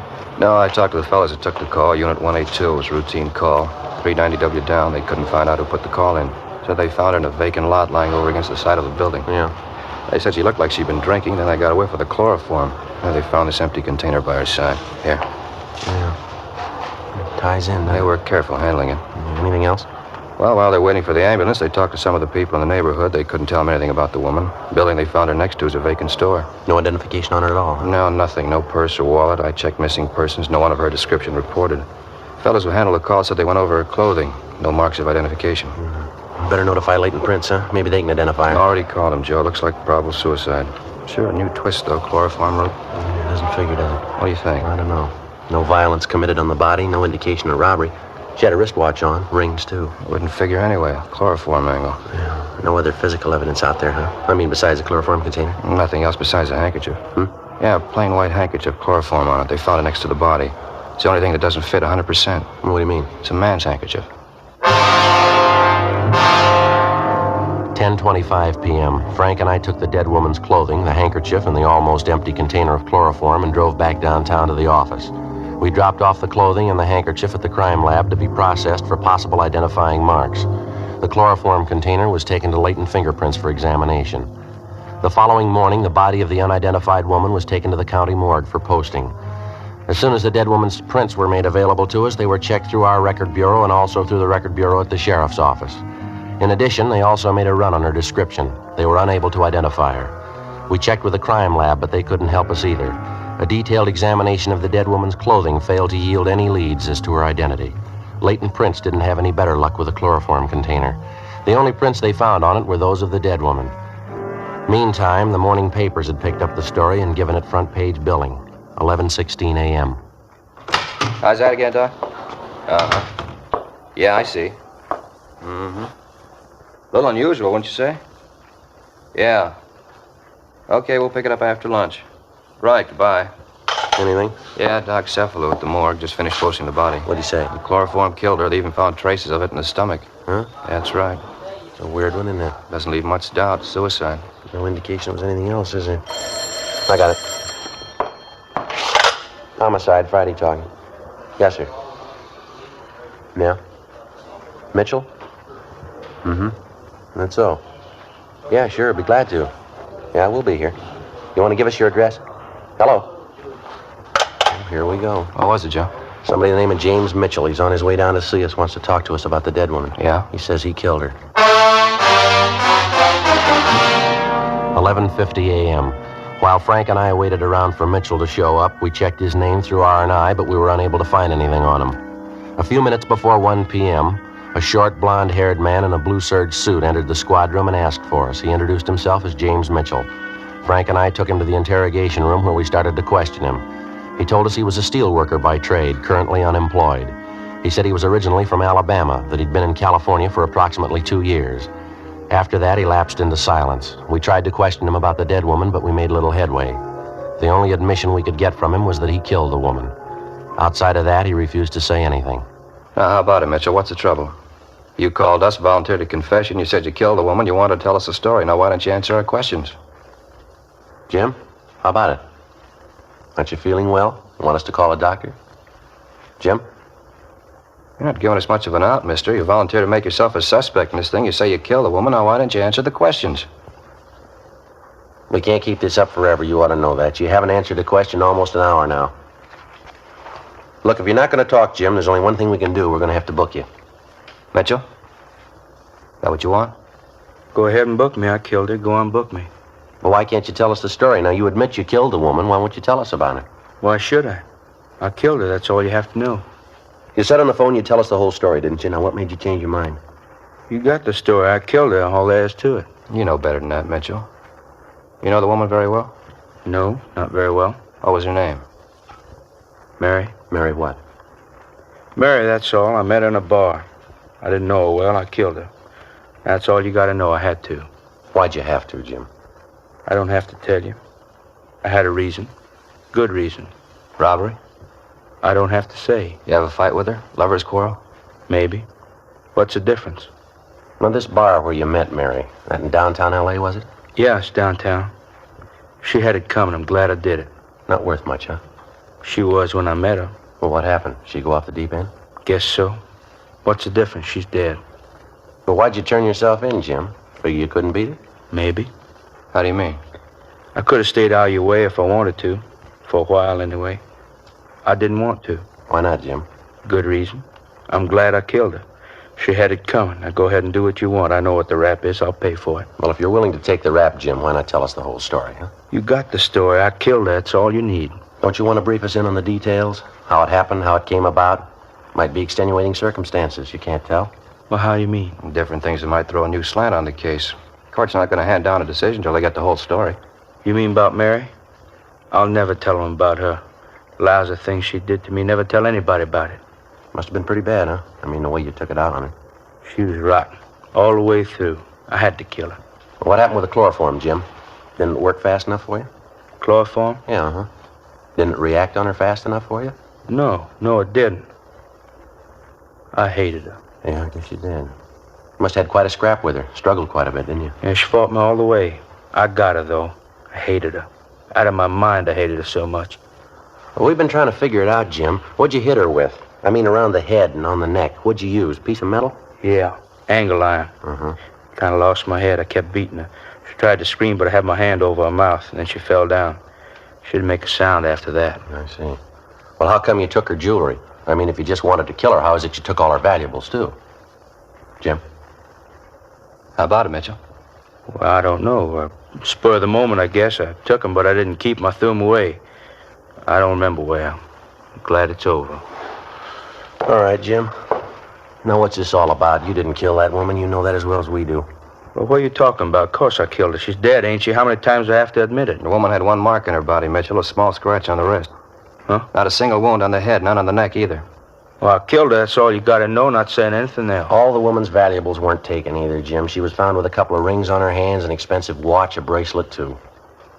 Now, come on, Jim. What's the angle here? You can't prove I didn't do it. You can't prove that. I think we can. Now, why can't you just take my word for it? It's the queerest setup I ever saw. I'm willing to admit I killed her, and you won't believe me. What kind of cops are you, anyway? Where'd you spend last night, Jim? Where were you? I don't know. I don't remember. You remember. Now, how about it? It's the queerest setup I ever saw. Whole town. You wouldn't believe it. Yeah?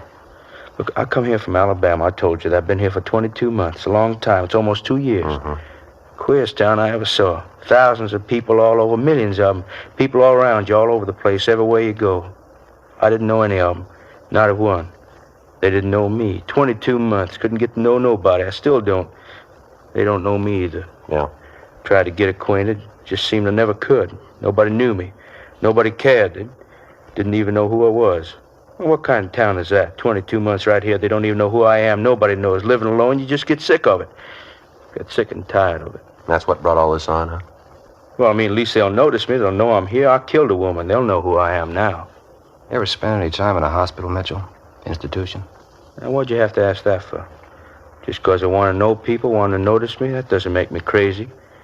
Can't be alone all the time. You got to have somebody notice you. Were you ever in an institution, Jim? Just once, only a couple of months. It wasn't anything. Look, can't you just forget what I said? I mean, I told you I killed the woman. The papers are going to be out pretty soon, pictures and things, probably a big write-up. Yeah. Well, can't we let it go at that? I killed her. Just forget the rest? No, I'm afraid not. Why not? We'll just make out it's that way. People get to know me anyway. At least they'll know I'm around. I won't be alone. There's no use worrying, Jim. Huh? You won't be alone anymore. 1:38 p.m. We continued to question the self-accused suspect, James Mitchell, and he finally told us that he'd been confined for a period of 18 months in a state mental hospital in Alabama. That had been more than 3 years before. The questioning also left no doubt in our mind that Mitchell had nothing at all to do with the death of the unidentified woman. A sister of Mitchell's living in Alabama was contacted, and she agreed to come out west as soon as possible to look after her brother. In the meantime, he was delivered to the care of psychiatrists at the county hospital. The incident of a man confessing guilt of a crime of which he's wholly innocent certainly wasn't anything new. Like police officers all over the country, all over the world, we've come to accept it as almost a routine part of a criminal investigation. Most of the time, the would-be criminal's suffering with mental trouble. Sometimes it's a thirst for notoriety. In any event, they all have to be checked, every one of them. It means time, trouble, and money. Hours of cautious interrogation. More hours of checking stories that have basis only in the imagination of a sick mind.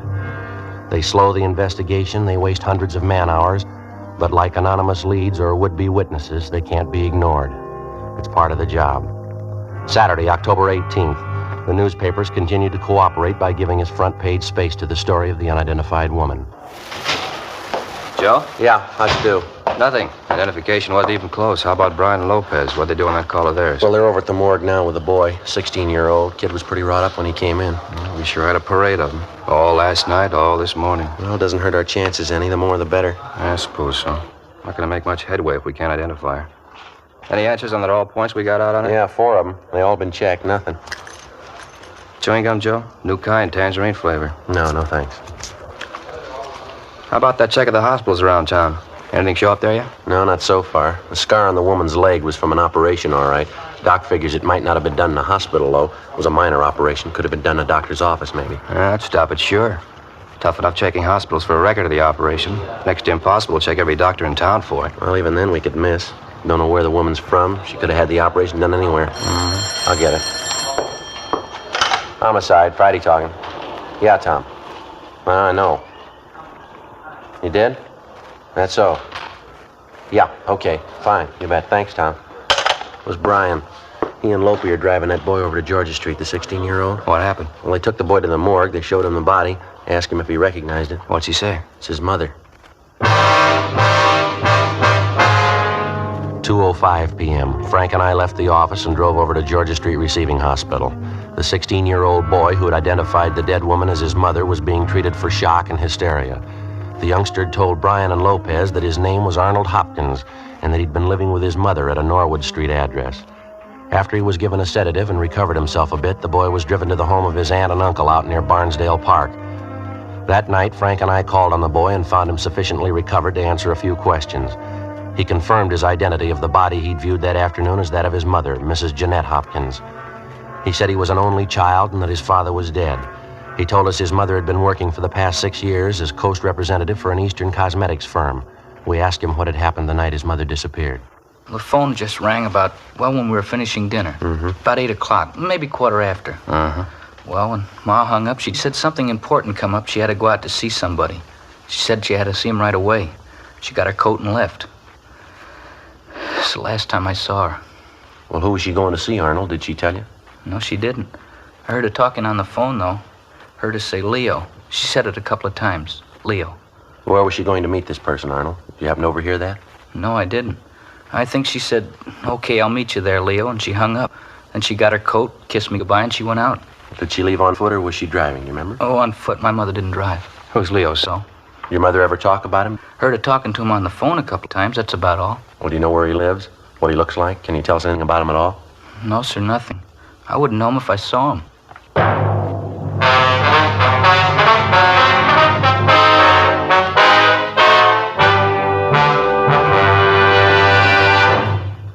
You are listening to Dragnet, authentic stories of your police force in action.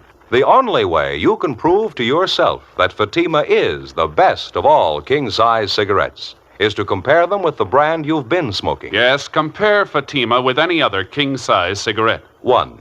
Fatima's length filters the smoke 85 millimeters for your protection. 2. Fatima's length cools the smoke for your protection. 3. Fatima's length gives you those extra puffs, 21% longer than standard cigarette size. Your money back plus postage. If you're not convinced, Fatima is better than your present king-size cigarette. Just return the pack and the unsmoked Fatimas by August 1st, 1952. Fatima, Box 37, New York 1. More and more of your friends are switching to king-size Fatimas every day. Compare them yourself tomorrow. Buy Fatima in the bright, sunny yellow pack and enjoy the added protection of Fatima quality.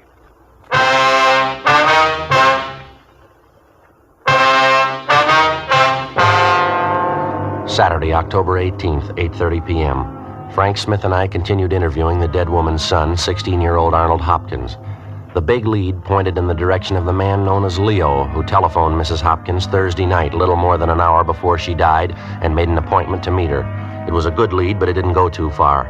All the boy could tell us was that the man's name was Leo. He'd heard his mother address a man by that name on the telephone several times, but that was the extent of it. He didn't know Leo's last name. He didn't know where he lived. He had no idea where his mother was to meet the man the night she died. We talked to the boy's aunt and uncle, the dead woman's brother and sister-in-law, but they couldn't help us either. Frank Smith and I obtained a list of all of Mrs. Hopkins' friends and business associates known to the son and the aunt and the uncle. We spent the rest of the weekend checking with them. Most of them gave us pretty much the same story. Mrs. Hopkins was well-liked and well-respected, both in her business and private life. She was devoted to her teenage son. She didn't drink, and socially her behavior was beyond question. She attended church regularly. She was active in several women's clubs engaged in social and religious work. None of the people we talked to could think of any reason that she would want to end her own life. All of them denied any knowledge of the man known as Leo. Monday afternoon, October 20th, Frank and I had another meeting with the victim's son, Arnold Hopkins. We had him check over the personal effects found on the body.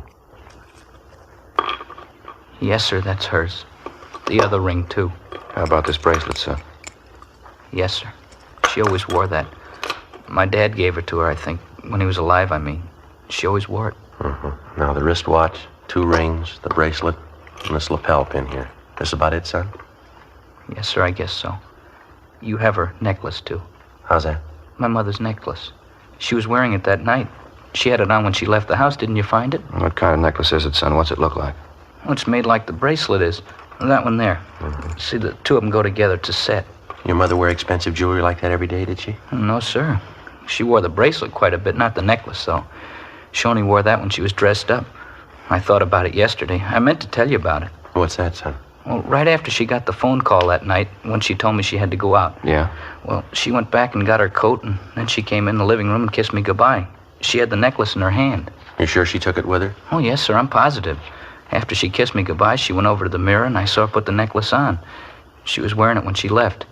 I didn't think much about it till later on. Most of the time, she only wears it when she dresses up. She wasn't very dressed up that night. Joe? Yeah. Can you describe the necklace for us, son? Exactly what it looks like? Yes, sir, I think I can. When you saw your mother with a necklace on, did you think to ask her about it? Yeah, I did. She said she was wearing it because she wanted to look pretty. She was going to meet a good friend. Mm-hmm. And she didn't say where? No, sir. I guess she was wrong, huh? About her necklace, I mean. No, son. About her friend.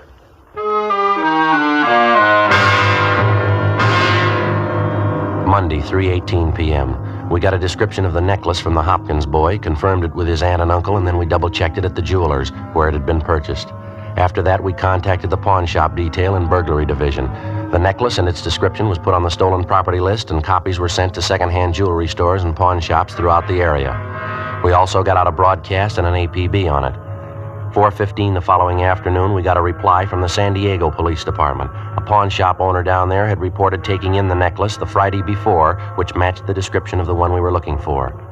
The man who pawned the necklace listed his name in the pawn shop's buy book as Raymond Butler. San Diego officers had checked out the home address that he'd given. It was a vacant lot. The necklace was sent back to Los Angeles, where it was identified as Mrs. Hopkins. The description of the man who'd pawned the necklace was forwarded from San Diego together with a photostatic copy of the suspect's signature, and we got out an all-points bulletin on him. 2 days passed. Nothing. Along with Brian and Lopez, we continued checking all public places in the general area where the body of Mrs. Hopkins had been found. You got anything, Frank? Talked to a man by the name of Wagner, Joe. He told me she used to do a lot of traveling, business trips, most of them to San Diego. Uh-huh. Wagner says he heard she had a boyfriend down there, a tall, dark-haired fella. That's all, no name. I get it. Homicide Friday. What? Oh, yeah, Lopey. Mm-hmm. Where? Checks out, does it? Yeah, that's good. Fine. Okay, thanks, Lopey. Yeah, right away. Anything, Joe? Lopez, he and Brian just checked a bar out in the neighborhood where the body was found. Mm-hmm. They talked to the bartender in the place, showed him the description of the man who pawned the necklace. Bartender says he knows the man. You sure? Pretty sure. He told Brian and Lopey that the man's either a boxer or a wrestler, something like that anyway. You know the man's name, where he lives? Says his name's Taylor, no home address. You know his first name? Yeah, Leo. 1:25 p.m.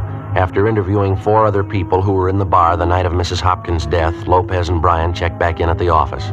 They told us that at least one of the 4 persons they talked to, in addition to the bartender, was sure that the description of the suspect who pawned the necklace fitted a man known as Leo Taylor, who was in the bar the previous Thursday night.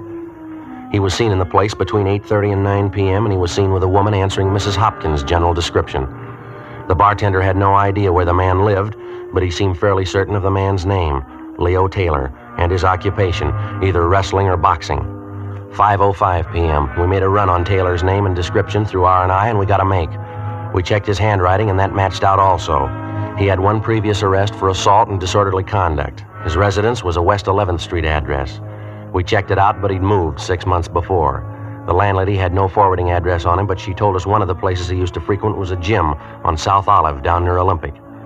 We ran it down. How about it? All right, come on. I'm getting tired of pushing the back. Come on. I checked with a fellow in the office over there, Joe. Says the man we want's taking a shower back there, locker room. All right. In here? Yeah. Go ahead. Yeah. Hey, excuse me. Your name Leo Taylor? How's that? I said, are you Leo Taylor? Yeah, that's right. What is it? Police officers would like to talk to you. Oh, I'm taking a shower right now. You want to wait a while? Well, keep, Taylor. We want to talk to you now. All right. All right, what's the rush? What's it all about? I want to talk to you downtown. What do you want me downtown for? A routine check. Like to ask you a few questions. About what? Jeanette Hopkins? That's so? What about her? When's the last time you saw the woman, Taylor? I don't know. A couple of months ago. At least that. Why? We can talk about it downtown. Well, let's talk now. It'll take me a little time to get dressed. What's the pitch? You know as well as we do. You want to throw me that shirt, Mac? Thanks. What do you mean I know as well as you do? Know what? No rush, Leo. We can talk downtown. I read about it in the papers. Terrible thing. I was going to look her up one of these days. It's too bad. You live in Los Angeles, Taylor? Yeah, why? Ever get down to San Diego? Once in a while, not too often. You don't think I had anything to do with it, do you? How do you mean, Leo? With what? I mean, Jeanette, she's dead. You don't think I had a hand in it, do you? I tell you, I'm on a level with you, Leo. We've been on this thing a week. We've got you placed in San Diego. We've got you placed here. You say you haven't seen Mrs. Hopkins for 2 months. We can do a lot better than that. You were with her in San Diego 2 weeks ago. You were drinking with her in a bar out there last Thursday night. You were with her 20 minutes before she died. We got all we need, Leo. Got my coat there, Graven? Check the pockets, Frank. Yeah.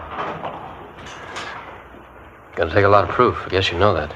Gonna take a lot of it. We got it. You better have. Let's see. Keys, wallet, comb. Yeah. Okay, let's go. No, just a minute, Leo. Yeah? Pawn ticket here. You forgot it.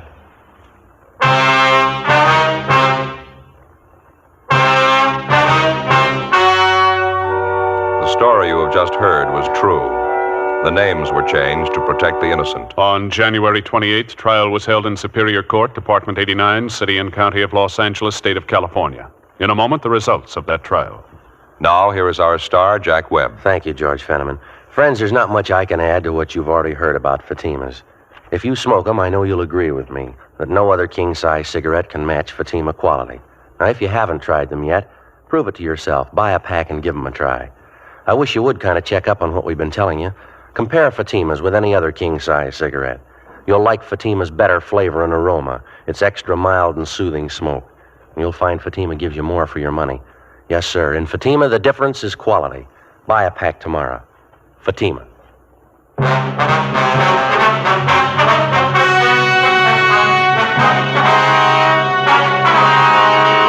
When confronted with the evidence and testimony against him, Leo Francis Taylor broke down and confessed to the murder of Mrs. Jeanette Hopkins. She'd been paying blackmail to Taylor in order to keep their affair secret, but a month before her death, she refused to pay him any more. Taylor threatened her again, and she agreed to give him the necklace as a final payoff. At their meeting, Taylor demanded cash. His victim threatened him with arrest, and he administered the chloroform. Taylor was tried and found guilty of first-degree murder and was sentenced to a life term in the state penitentiary. Number 213. Yes? How do you do, Miss Wagner? Police officers. I'm Sergeant Jacobs. This is my partner, Sergeant Friday. Oh, yes, Sergeant. I've been expecting you. Would you come in, please? Thank you very much. Thank you. Hope you'll excuse the way the house looks, officers. Right in the middle of packing, getting ready to move. I understand. Try not to keep you, Miss Wagner. So much to do, making arrangements for Dorothy's funeral, the undertaker. Then all this moving business on top of it. I couldn't bear to stay here any longer, though. Yes, ma'am, we understand. We'll make it as brief as we can. I'd like to have you tell us about this trouble that your sister had, as much as you know about it, I mean. Plain out-and-out murder, in my opinion. Might just as well have taken a gun and killed her, no difference. You knew all about the relationship between your sister Dorothy and this man Reynolds, is that correct? Yes, right from the beginning. I was there when they met. Would you mind if I went ahead packing these few things here? My sister's things. I'd like to finish up before I leave. Have an appointment at noon, the mortuary. Surely, go right ahead. few books, knickknacks, personal things of Dorothy's. Foolish woman. I gave her credit for more sense. Now, about this man Reynolds, Miss Wagner. I saw through him right from the start. I tried to tell Dorothy. He was a fortune hunter, money hungry. Of course, she wouldn't listen. She always knew better. Charles R. Reynolds. Is that the name you knew him by, ma'am? Yes, that's right. Dorothy and I met him one Sunday night in the hotel dining room. Two of us always had dinner at the hotel Sunday nights every Sunday. That's the hotel out on Wilshire you told us about? That's correct. It'll be exactly a month this coming Sunday. Came up to our table and introduced himself. Claimed he knew my father when he was alive. Dad owned some big packing plants in the East. Died 9 years ago. Left the estate to Dorothy and me. I see. Would you have anything to add to the description that you gave us on Reynolds, Miss Wagner? I mean, can you think of anything unusual about him at all? Scars, peculiar mannerisms, anything like that? No, nothing special. Dressed well, as I say. Apparently cultured, well-traveled. Mm-hmm. He was handsome enough. Attractive. I knew it was only after our money, though. Playing up to Dorothy that way, kissing her hand, taking her out all the time. Probably would have tried the same thing with me. It's lucky I knew better. How did you after the first meeting with him, Miss Wagner? Did he start dating your sister Dorothy right away? Yes, the next night. Called here at our home and asked Dorothy to the theater. I think he was going to ask me, but he was too smart for that. I knew him for what he was. Imagine that. Poem Miss Dorothy wrote in high school. Love poems. Silly. She never did get it out of her head. You and your sister lived alone here in the house, did you, ma'am? Yes, Dorothy and I and the maid. I don't want to stay here after what's happened, though. I'm going to my cousin's in Vermont. Never want to see this place again. Yes, ma'am, I can understand. How soon after you met Reynolds did he marry your sister? A little over 2 weeks. He'd been seeing her almost every night, taking her out dancing to the theaters, big dinners, bringing her home late. I'd sit here in the living room. I could hear them from my bedroom upstairs laughing, him telling her how beautiful she was. 42-year-old woman, imagine that. You're about the same age your sister was? Just about. A little older. People always took us for twins, though. Here's a snapshot of me taken in my 20s. The boy with me there, he wanted to marry me. My money, of course, that's all he wanted. Too bad. Dorothy never seemed to realize that about men. Girls from wealthy families, they have to be careful. We understand Reynolds took your sister out of town to be married, is that right? Yes, Las Vegas. Reynolds had told her his bank funds were tied up temporarily in a Canadian bank. He wrote Dorothy a check for $10,000, and she gave him her check for the same amount. He said he wanted to book reservations for a round-the-world trip for both of them. I see. The same day Dorothy gave him the check, he cashed it. The bank called her about it, and she said it was perfectly all right. An hour after he cashed it, Reynolds disappeared. No trace of him. Of course, his check's worthless. We found that out. And you figure that's the only reason your sister took her own life? There's no other reason. Wasn't the money so much. Dorothy has her share of the estate. It's a shame, I suppose. Awful shame, disappointment. She should have known better, a woman her age. Had your sister ever been married before, Miss Wagner? Yes, when she was 18. Ran off to Chicago and married a young fellow. She claimed she loved him, too. Naturally, he was after our money. My father and I went and brought her home. We had the marriage annulled. It was that way all her life. 6 men. They brought Dorothy nothing but misery. And this was the last, this Charles Reynolds. How about his background, ma'am, his business connections? Did he ever mention any of that to you or your sister? Claimed he had interests all over. South America, Australia. Seemed to have plenty of money. Guess his kind always has. Do you think you'll find him? We're going to try, Miss Wagner. Dorothy went upstairs to her bedroom and stayed there. She looked so strange. She took out some pressed flowers from a book. Some boy had given them to her once years ago. Don't know who. She just sat on the edge of her bed and stared at them, old pressed flowers. Next morning, the maid came upstairs, and Dorothy was lying on the floor.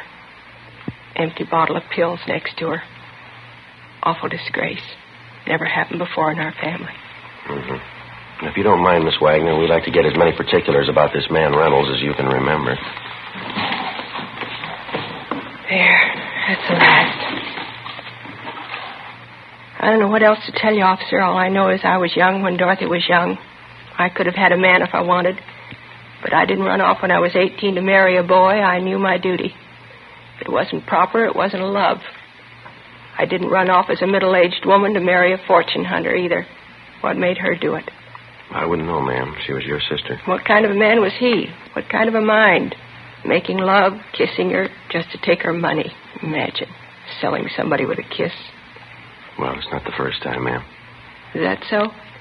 Look it up. You'll find it in the Bible.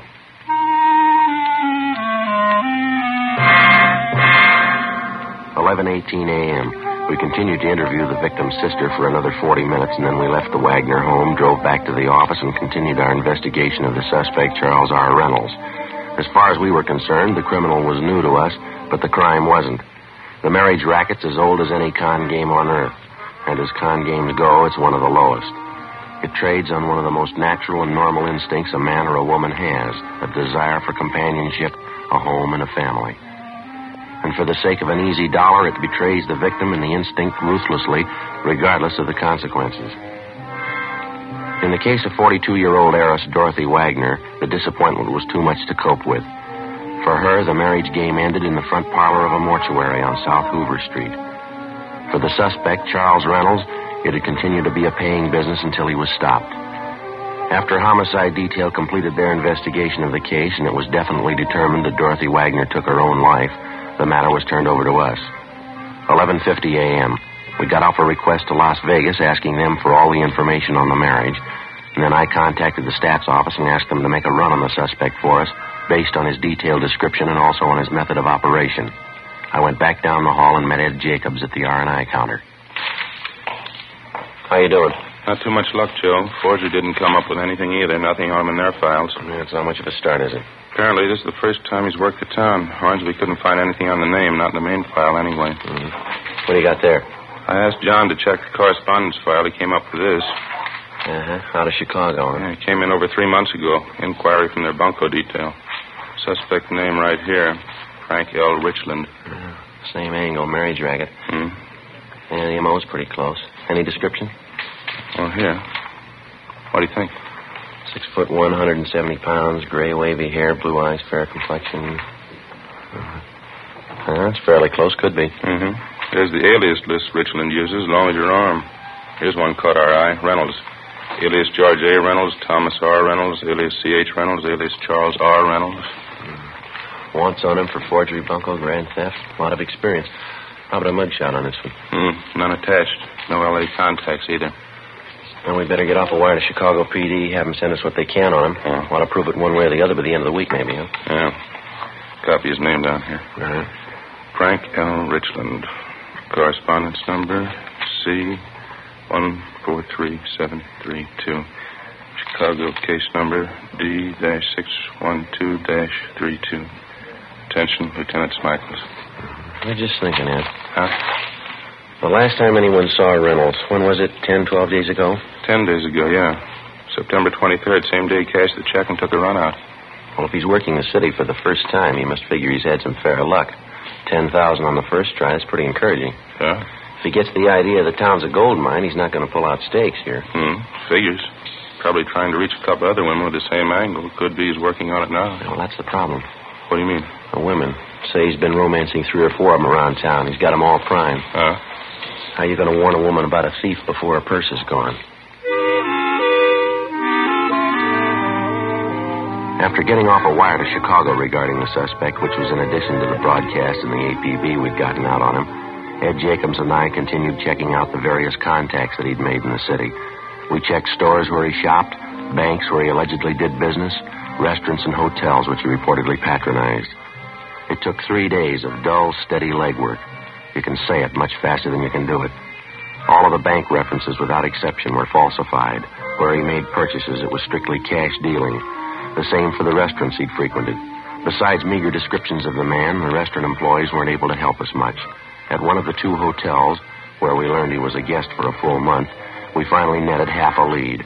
One of the bellboys told us that the man known as Charles Reynolds seemed to be pretty friendly with the head waiter in the hotel dining room, a Henry Kingsbury. We located Kingsbury in the dining room in mid-afternoon, directing arrangements for a large private party to be held that night. Across the dance floor, the orchestra was on the bandstand rehearsing, the musicians in their shirt sleeves. Kingsbury was reserved and not too cooperative. Yes, I was acquainted with Mr. Reynolds, no more than the other guests, though. That's not the way we get it, Mr. Kingsbury.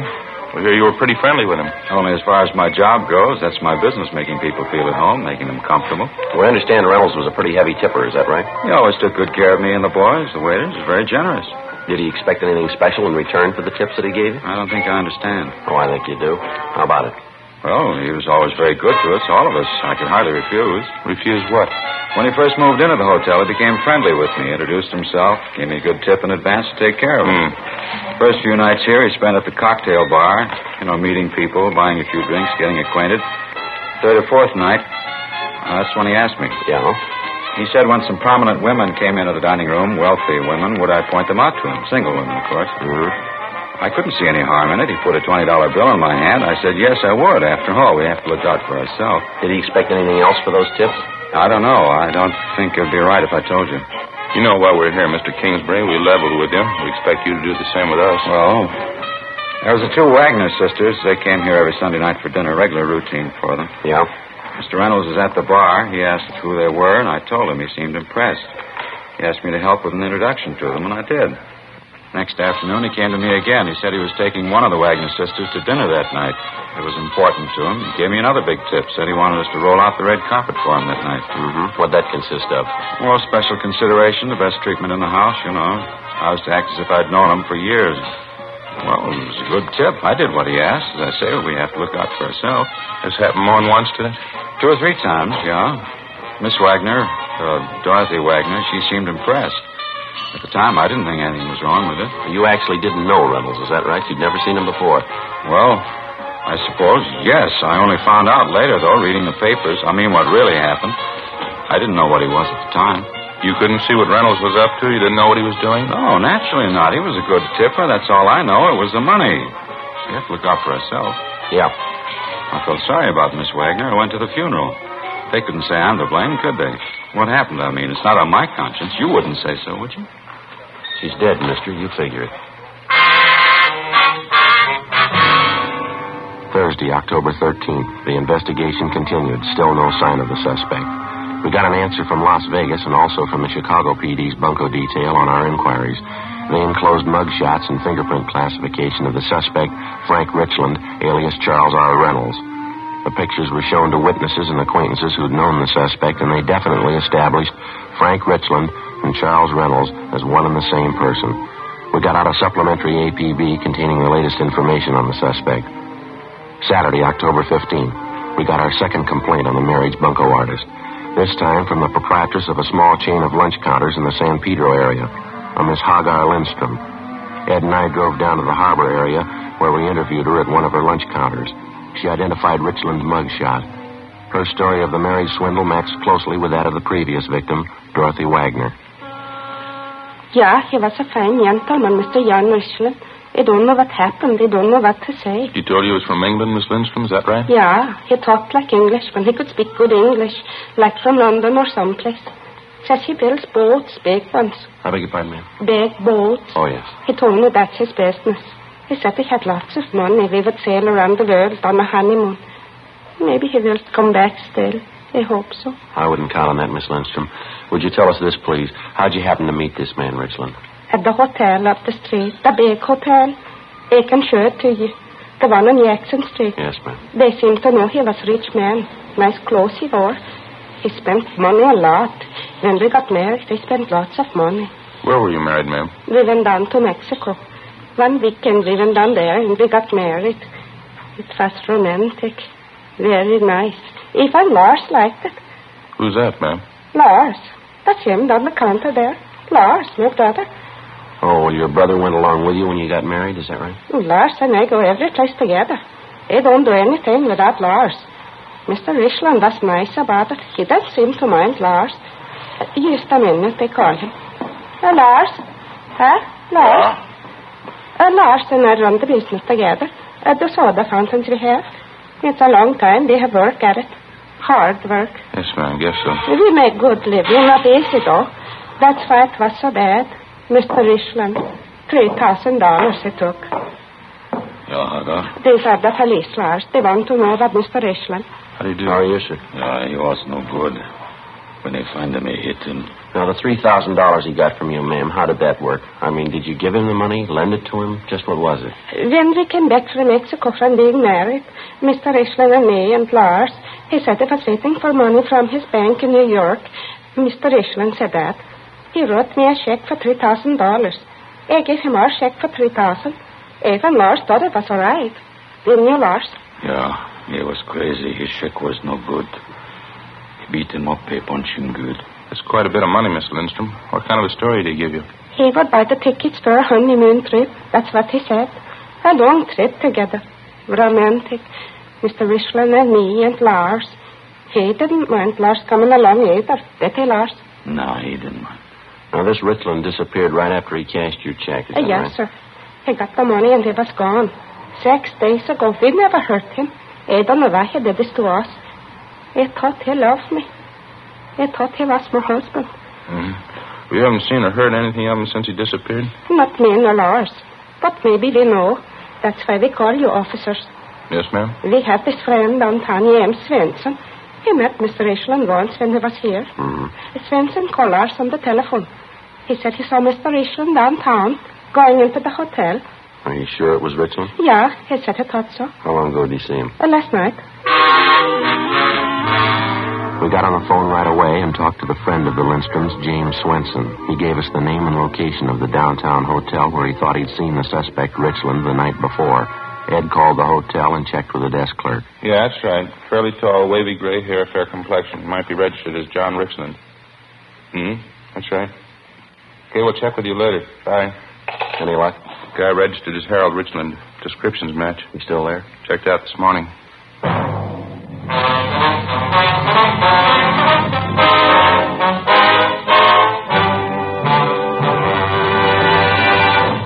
You are listening to Dragnet, authentic stories of your police force in action.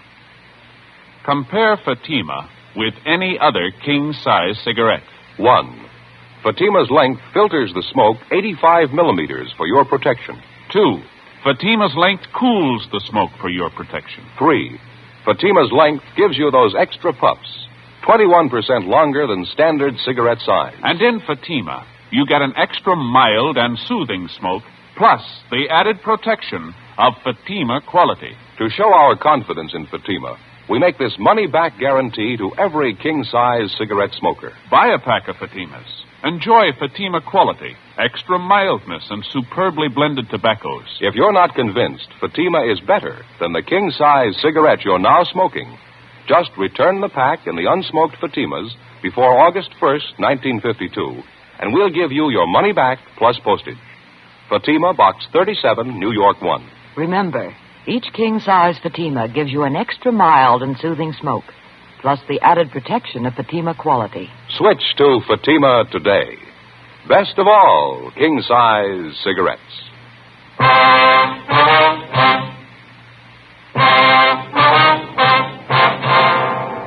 Saturday, October 15th, 2:30 p.m. Ed Jacobs and I drove back downtown to the hotel where the bunco suspect, Richland, supposedly had been staying.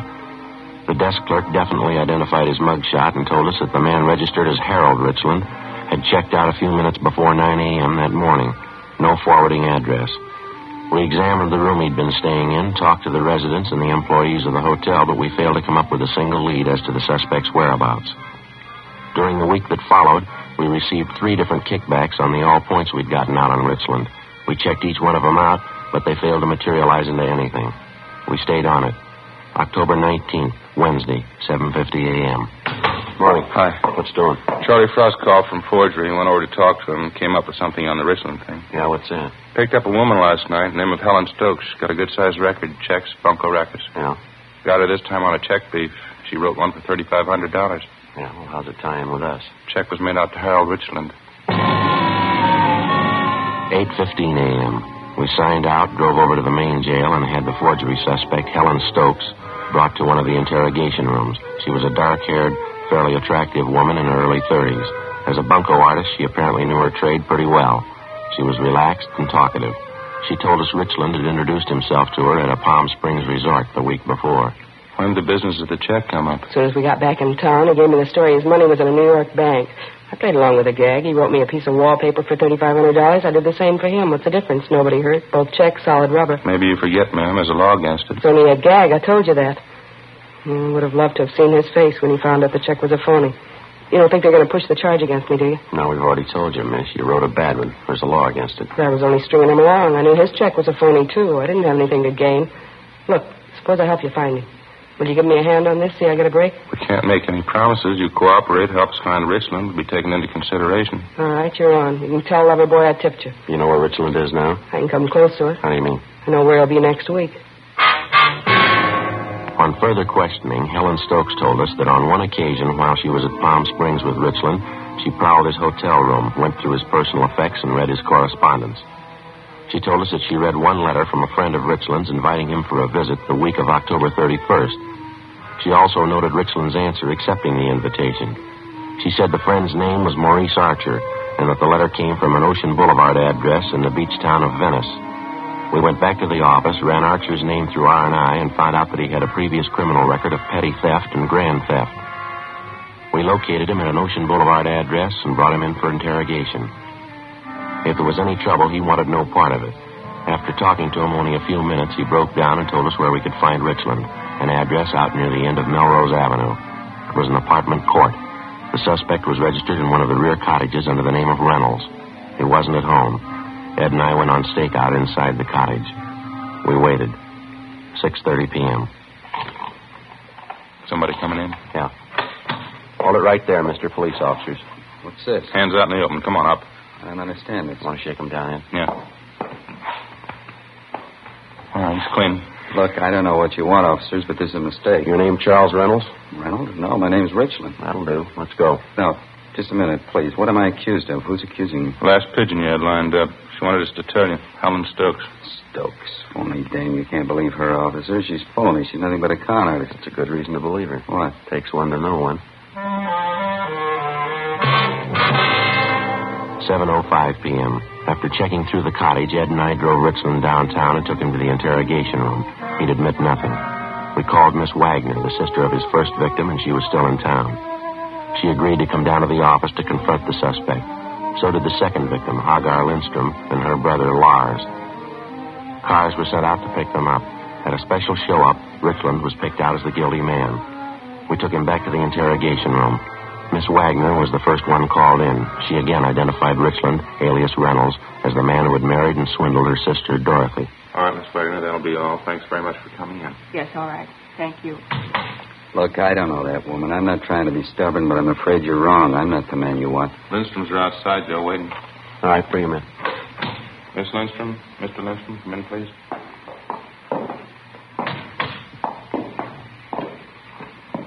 Miss Lindstrom? Mr. Lindstrom? Yeah, it's him. Yeah. I don't know you. I've never seen you before. You married me, John. You wanted to be my husband. You said that. Why did you want to hurt me? Sorry, I don't know her. You said for you and me and Lars to go on the boat, honeymoon around the world. You and me and Lars, you said all those things. Why did you want to hurt us? Oh, why? That enough for you? I don't know what they're talking about. He bait you up. Take it easy, Mr. Lindstrom. Lars. Lies. He said we all go around the world honeymoon. All right.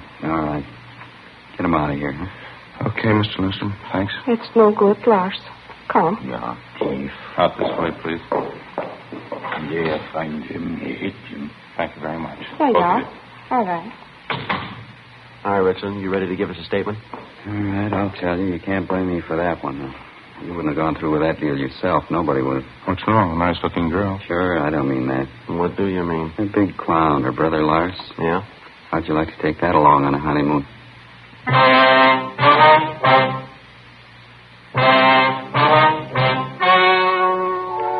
The story you have just heard was true. The names were changed to protect the innocent. On January 14th, trial was held in Superior Court, Department 88, City and County of Los Angeles, State of California. In a moment, the results of that trial. Now, here is our star, Jack Webb. Thank you, George Fenneman. Friends, the reason Fatima can make the money-back guarantee you heard earlier can be summed up in 2 words. Fatima quality. Just prove Fatima quality yourself. Just compare Fatima with any other king-size cigarette. Fatima's length filters the smoke 85 millimeters, cools the smoke, all for your protection. You get those extra puffs because Fatima is 21% longer than standard cigarette size. And Fatima gives you an extra mild and soothing smoke, plus the added protection of Fatima quality. Prove it today. Buy Fatima.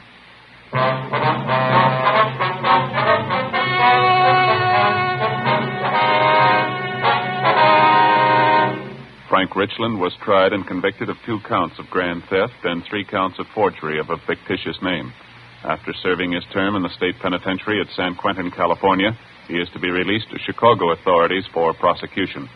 Grand theft is punishable by imprisonment for not less than 1, nor more than 10 years. Forgery of a fictitious name is punishable by imprisonment from 2 to 14 years.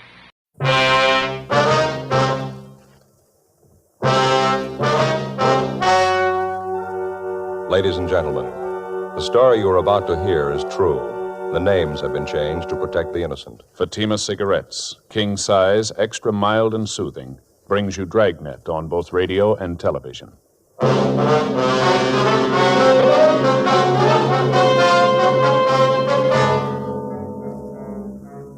You're a detective sergeant. You're assigned to forgery detail. Several small neighborhood businessmen are being victimized by a check forger. His method of operation is an old one, but the merchants continue to be swindled. Your job, get him. Friends, the name Fatima has always stood for quality. Fatimas are distinctive, with a truly different flavor and aroma. And in king-size Fatima, you get an extra mild and soothing smoke, plus the added protection of Fatima quality. Remember, in Fatima, the difference is quality. Because of its quality, its extra mildness, its better flavor and aroma, Fatima continues to grow in favor among king-size cigarette smokers everywhere. Switch to Fatima yourself today. Ask your dealer for Fatima in the bright, sunny yellow pack. King-size Fatima. The difference is quality.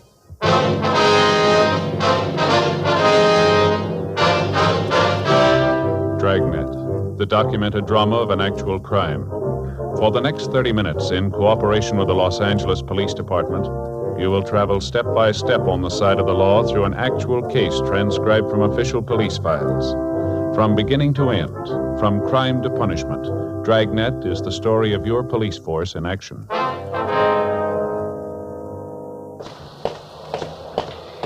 It was Tuesday, July 22nd. It was hot in Los Angeles. We were working the day watch out of forgery detail. My partner's Frank Smith. The boss is Thad Brown, chief of detectives. My name's Friday.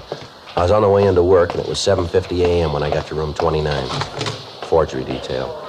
Morning, Joe. Frank, how's it going? Well, what'd I tell you? What do you mean? Well, what'd I say just last night when we signed out? I don't know. What did you say? Well, you remember. Well, look, Frank, it's been a hot night. Looks like today's going to be hotter. No guessing games, huh? Well, that's just it. It was hot, just like I told you last night. Well, all right, you convinced me. I don't get it, but it's okay. Joe, I told you yesterday. Must have said it 5 or 6 times at least. Earthquake weather. That was the last thing I said to you before we went home. Earthquake weather. Yeah, I know. Well, I guess you'll believe me now, huh? This is what they call earthquake weather. Well, look, we're not going to go through all that again, are we? Well, Joe, you felt it, didn't you? Well, sure I felt it. Everybody did. That doesn't put any more foundation under that old wives' tale of yours. You ought to believe it now if you never did before. I tell you, Joe, in this kind of hot and muggy weather, you get earthquakes. All right, you win. What about last July? We didn't have any then, did we? Well, not every year, no, but that doesn't change it. All earthquakes hit in this kind of weather, Joe. Oh, yeah, sure they do. Now, you tell them that up at Berkeley, you're going to change the whole seismograph theory, Frank. Well, they can't tell you when you're going to get one, only how bad it was after it hits. That's what we need up there, Joe, some kind of a gadget to tell us when. Well, why worry? You can tell from the weather.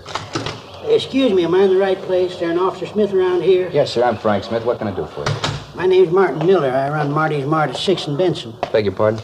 Marty's Mart, little grocery store at 6th Street on the corner of Benson. Oh, yes, sir. Mr. Alms from the bank sent me up to see you. Yeah, sure. This is my partner, Sergeant Friday, Mr. Miller.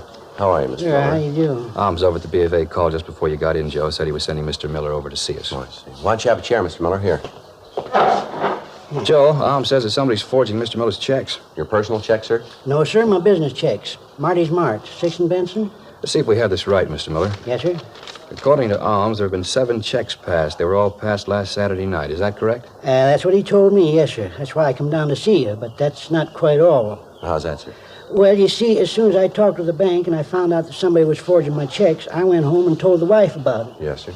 Well, the bank tells me the man who's been doing the dirty work's a fellow by the name of Roger Theodore or something like that. Yes, that's right. That's the way we have it here. Oh, you know this man? You got him arrested already? Oh, no, sir. I mean, that's what Mr. Alms over at the bank told us. Oh, yeah, sure. I didn't think you boys would move that fast. That'd be pretty fast work there. Now, you say there were 7 checks of yours that this Theodore has forged, is that right? No, sir, that's all the bank knows about. The wife and I did a little detective work on our own. Is that right? You bet we did. Em and me went through our checkbook, and guess what? Yes, sir. You say 7, me and Emma say 14. Well, how do you mean, sir? 14, that's how it come for you. Well, how do you mean 14? Well, the bank's only found 7 of them, but he actually stole 14 of our business checks. Well, you say you found that out after looking at your checkbook? Yes, sir. Got the figures right here in my vest pocket. Let's see here. Numbers 7,020 to 7,033 inclusive. That makes 14 checks missing all told. Well, how do you think the theft occurred, sir? You stole them right out of the back part of the checkbook. Didn't think nobody'd find that out. No, sir. What we mean is, how did the thief gain access to your checks? Do you leave them out in the open where people could get at them? Well, they're in a plain black-covered book. Emma always makes out the checks most of the time. When she's through, she generally leaves them down underneath the counter in with the size 12 paper bags. That way we always know where to find it. You know, a place for everything, so on. Mm-hmm. About when do you think the theft occurred, would you know? Well, it'll be kind of hard to tell as to the exact time. Well, when did you say you and your wife first noticed they were missing? This morning, right after we talked to the bank man. That's when I got the idea to go through the checkbook. My wife didn't think so much of the idea, but she found out I was right. Well, would you have any idea at all as to who might have taken the checks? Anyone suspicious loitering around your store or anything like that? No, I don't believe so. Emma and I know most of the people around our neighborhood. But I wouldn't think any of those folks would do a thing like this. Well, how about some transients? Somebody might have come in the store that you never saw before? No, nobody I can recall. Do you live in the back of the store, Mr. Miller? Yeah, how'd you guess that? Say, you fellas are real good. I was just wondering, sir, would it be possible somebody could have broken in during the night? No, sir, not a chance. No, we could have told that. Well, how about when you and your wife have lunch? Is it possible that you might leave the store unattended for short periods while both of you are in the back, maybe? Say, that's right. You ever run a store? No, sir. Hey, George, that just could have happened, all right. Me and Emma lots of times duck in the back and sit down and grab a bite of lunch or a little cut of Tillamook cheese on a cracker, you know. Yes, sir. Hey, George, I'll bet that's what it could have happened, all right. Do you figure the checks were taken in the last month, or about when, would you say? Well, let's see. Must have been sometime during the last couple of weeks, if memory serves. That's about when we received our new checkbooks, last couple of weeks. That must be it. I see. Well, we want you to give the stenographer a full report of this, sir. Here, Frank, I got the approval slip all made out. Now, if you'll be kind enough to take this slip down to room 23, the stenographer will take your reports. Oh, thank you very much. We appreciate you coming in, Mr. Miller. We'll keep you informed of the developments of the case. Here's our card. If you hear anything, appreciate you giving us a call. Well, fine. Thank you very much. Yes, sir. You say you'll keep me informed as what happens on this thing? Yes, sir, that's right. Say, maybe you better talk to Emma when you call the store. That's my wife. Well, yes, sir. Won't you be there? Oh, I'll be there, all right, but she'd like to have you call her. Well, how's that, sir? Well, it's about them other missing checks. Yes, sir. I told you it was my idea. Yeah. It wasn't. It was hers.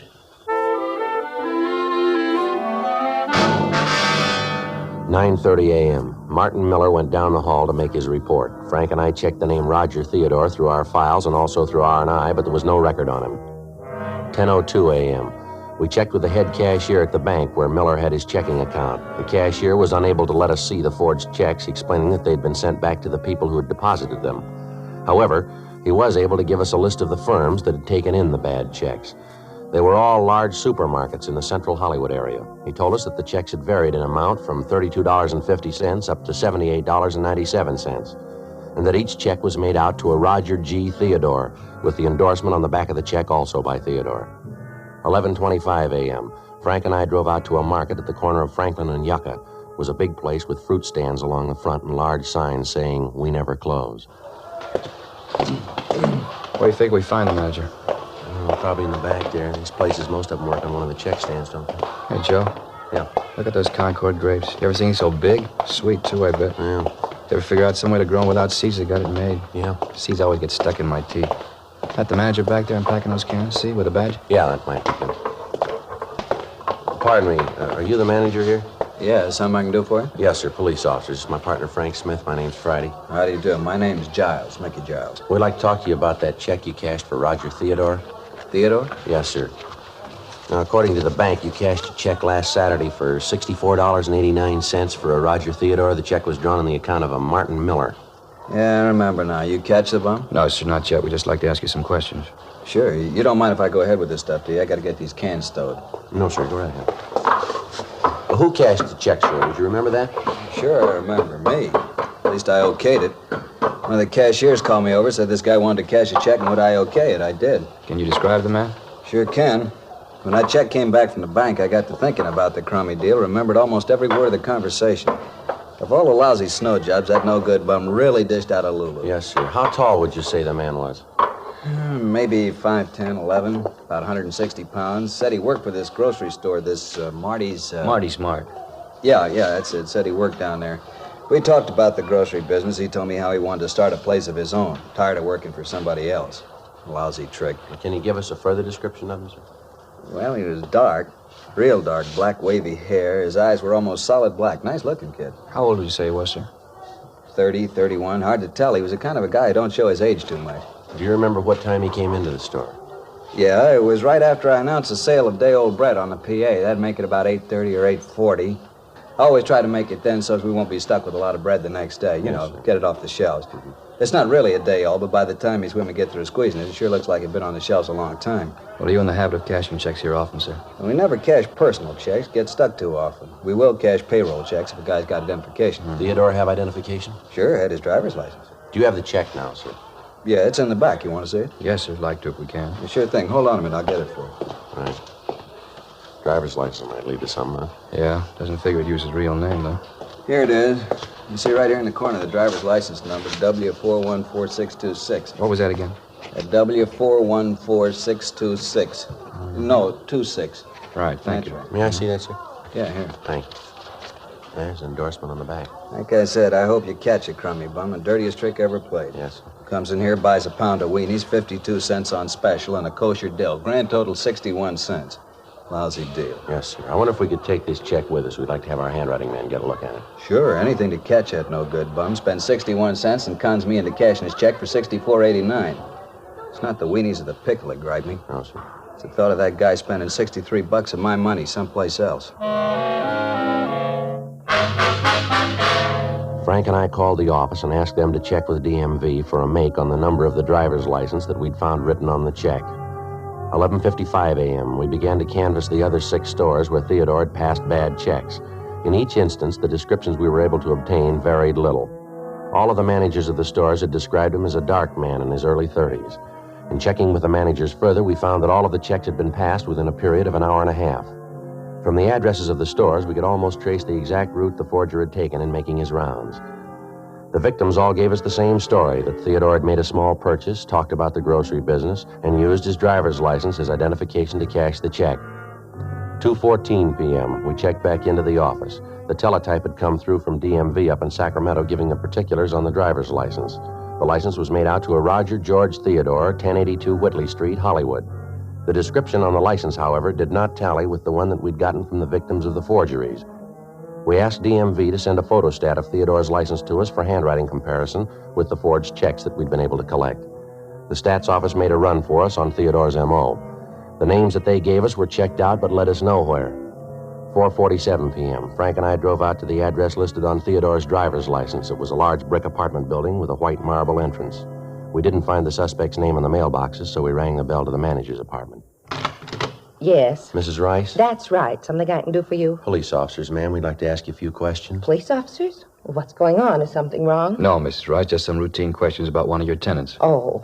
Well, in that case, come in. Thank you very much.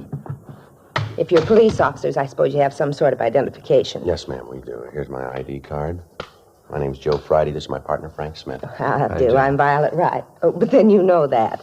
Can't be too careful these days. Oh, who was it you wanted to know about? I know almost all of my tenants here. They all know me, too. Call them by their first names, and they call me Violet. I don't like formality. I never could stand it.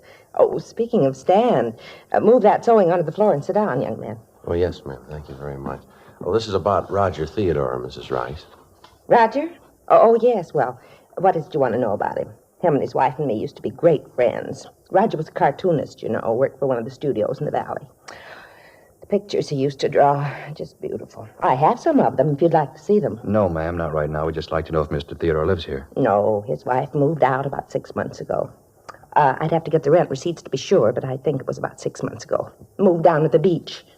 Took it pretty hard, you know. Ma'am? He took it pretty hard. Mrs. Theodore was so sudden. What's that, Mrs. Rice? When Roger died 6 months ago.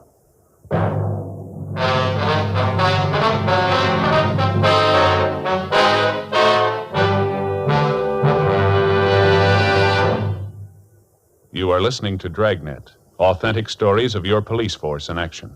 Friends, the name Fatima has always stood for quality. Fatimas are distinctive, with a truly different flavor and aroma. And in king-size Fatima, you get an extra mild and soothing smoke, plus the added protection of Fatima quality. Yes, there's a good reason why Fatima continues to grow in favor among king-size cigarette smokers everywhere. In Fatima, the difference is quality. Quality of tobaccos, the finest Turkish and domestic varieties, extra mild and superbly blended to give you a much different, much better flavor and aroma. Quality of manufacture, smooth, round, perfect cigarettes, rolled in the finest paper money can buy. Quality, even to the appearance of the bright, sunny yellow pack, carefully wrapped and sealed to bring you Fatima's rich, fresh, extra mild flavor. So next time, insist on Fatima quality. Look for the bright, sunny yellow pack. Smoke Fatima, the extra mild and soothing king-size cigarette, with the added protection of Fatima quality.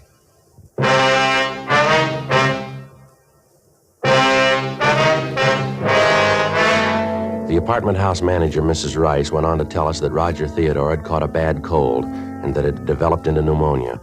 She told us that his death had been very sudden and that his passing had hit his wife very hard. We questioned her about the other tenants in the building who were friendly with the Theodores, but she was able to add little information to what we already had. The description she gave us of Theodore matched the one we'd gotten from DMV up in Sacramento, but bore little resemblance to the one we'd obtained from the supermarket managers. She gave us the address of Mrs. Theodore's beach house. 7:12 p.m., Frank and I drove up to the residence, a small white house built out over the sand. The paint was peeling off of the shutters, and a window box in front was full of dead geraniums. Mrs. Theodore was a tall woman in her late 20s. She asked us in, and we talked to her. She kept looking at the clock over the fireplace. What time have you got, Sergeant? 7:18, Miss Theodore. Seemed it was earlier than that. Now, what was it you were asking about Roger? Well, we were wondering if you could tell us how his driver's license could have been used as identification by someone else, ma'am. No, I haven't the slightest idea. Do you have his private papers, Mrs. Theodore? Yes, most of them. They're in a strong box at the bank in town. Would his driver's license be among those papers, perhaps? I don't remember. I think so, but I can't be sure. It seems to me that I put them in the box. Just a minute. All right, fine.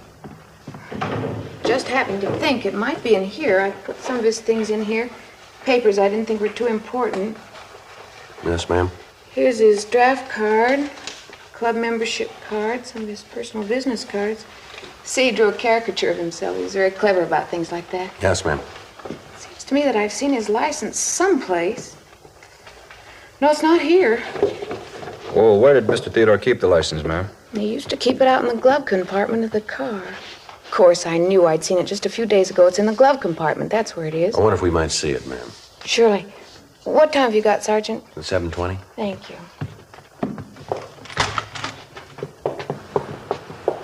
Certainly turning cold all of a sudden. Yes, ma'am.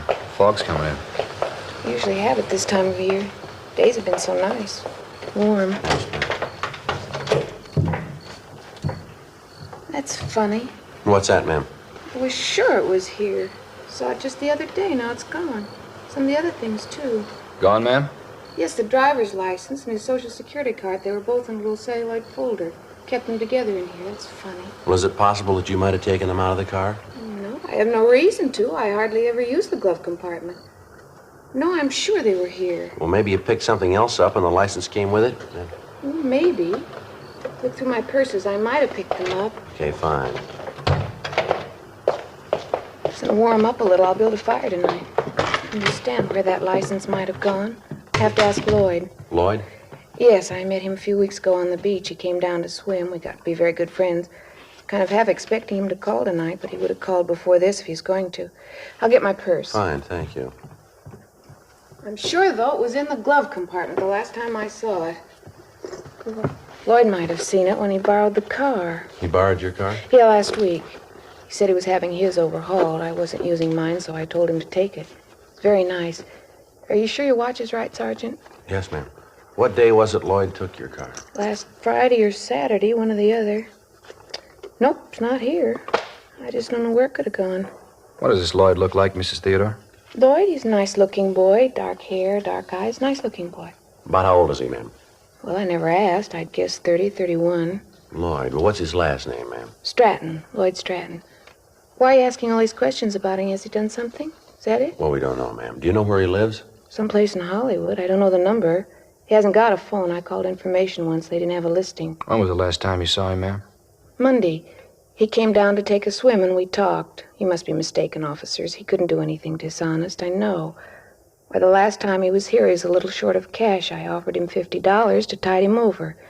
He didn't want to take it, but I insisted. I didn't have enough to do it. What's that, ma'am?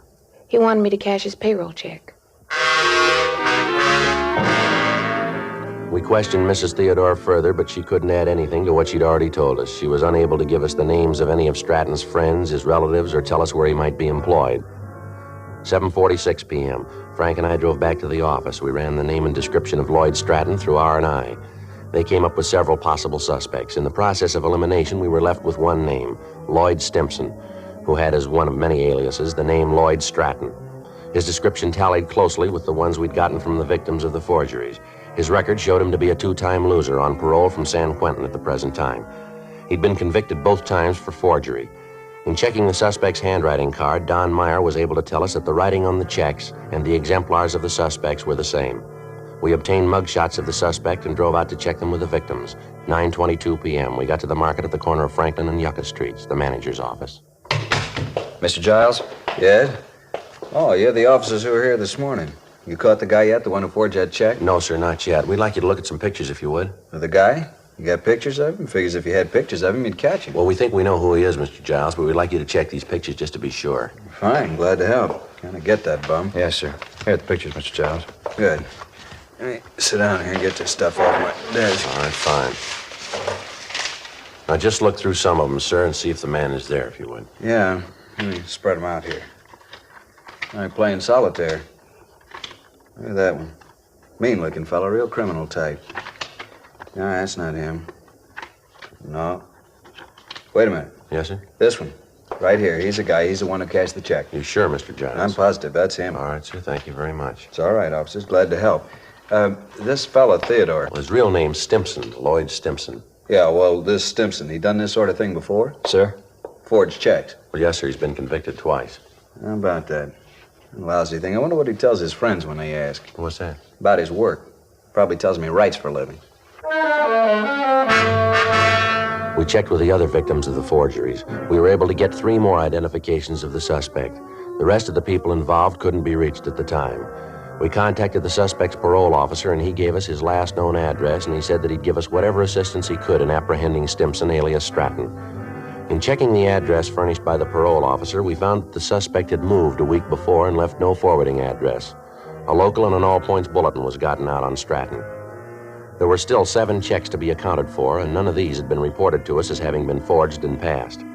In addition to the local and the APB, we got out a special circular giving the description of the suspect, his picture, and a sample of the forged checks. It was distributed to all supermarkets and check cashing agencies in the area. We requested that if the suspect attempted to cash one of the checks, forgery detail be notified at once, and if possible, that he be delayed until we could pick him up. Since none of the checks had been reported since the previous Saturday night, it looked like the suspect might be waiting until the coming weekend to get rid of the other checks he had in his possession. During the following 3 days, we ran down several leads on the suspect, but none of them panned out. Saturday, July 26, 8:40 p.m. I got back to the office after seeing the one remaining victim. That you, Joe? Yeah. I just checked that place out on Melrose. They make him? Yeah. Said Stratton was the guy that hung the paper on him last week. Well, that's it then. All 7 of them check out. Yeah. All the managers said they were positive. None of them had any doubt. Boy, it's hot out. Yeah, hot and muggy. Let's not go into that again, huh? Any word? No, Joe. Everything's quiet. If we figured it right, Stratton should make a try tonight, huh? Figures he will, but I don't know, Joe. Yeah? Maybe he's figured the deal. Maybe he planned to hit them all one weekend and then leave town. It's possible. But he got away with it once. Chances are he'll try it again. I'll get it. Forgery, Friday. Yes, sir? Where? Yes, sir. What was that address again? Mm-hmm. Yes, sir. We'll be right out. All right, let's hustle it. Mark it out on Primrose. Stratton? Yeah, he's there now. The call had come from a large supermarket in the Hollywood area. From what the clerk had said on the phone, Stratton had made several purchases and then tried to cash a payroll check drawn on Marty's Mart. The clerk had recognized him immediately and called us. When we walked into the market, one of the clerks motioned to us from a front counter. Over there, Joe. Yeah, there's no one at the stand. Maybe he wouldn't wait. You the cops? I made the call. Yes, sir. We're police officers. Where is he? Back there by counter 25. And I told him it'd be a few minutes before I could get the check okayed. He said he'd look around, maybe find something else he wanted. Do you have the check? Yes, sir, right here. You can see it's the same kind as the one on the circuit. Yes, okay, sir. Thank you. There won't be any trouble with him. Getting him out of here. Well, that depends on him. I'll go around the counter, come up from the back. All right.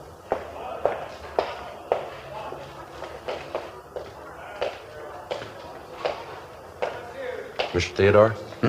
You Roger Theodore? Yes, you the manager here? I don't see what the problem is. It's a payroll check. If you don't want the business, there are other stores I can go to. No, police officer, Mr. Stratton. I want to talk to you.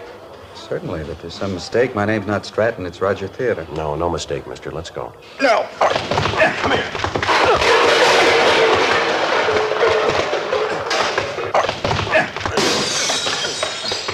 Watch it, Joe! All right, hold it up, Stratton. Watch that cart, Joe!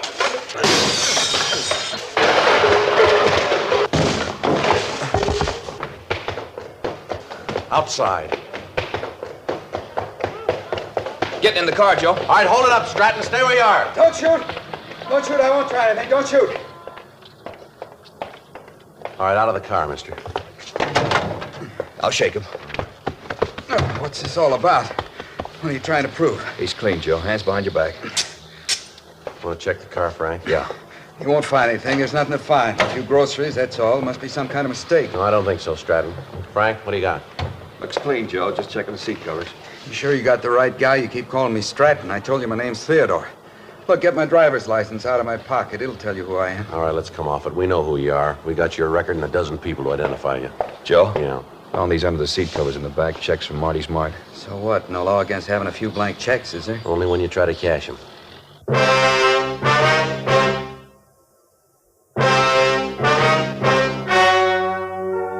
The story you have just heard was true. The names were changed to protect the innocent. On October 21st, trial was held in Superior Court, Department 87, City and County of Los Angeles, State of California. In a moment, the results of that trial. And now, here is our star, Jack Webb. Thank you, George Fenneman. Friends, there's a good reason why Fatima continues to grow in favor among king-size cigarette smokers everywhere. In Fatima, the difference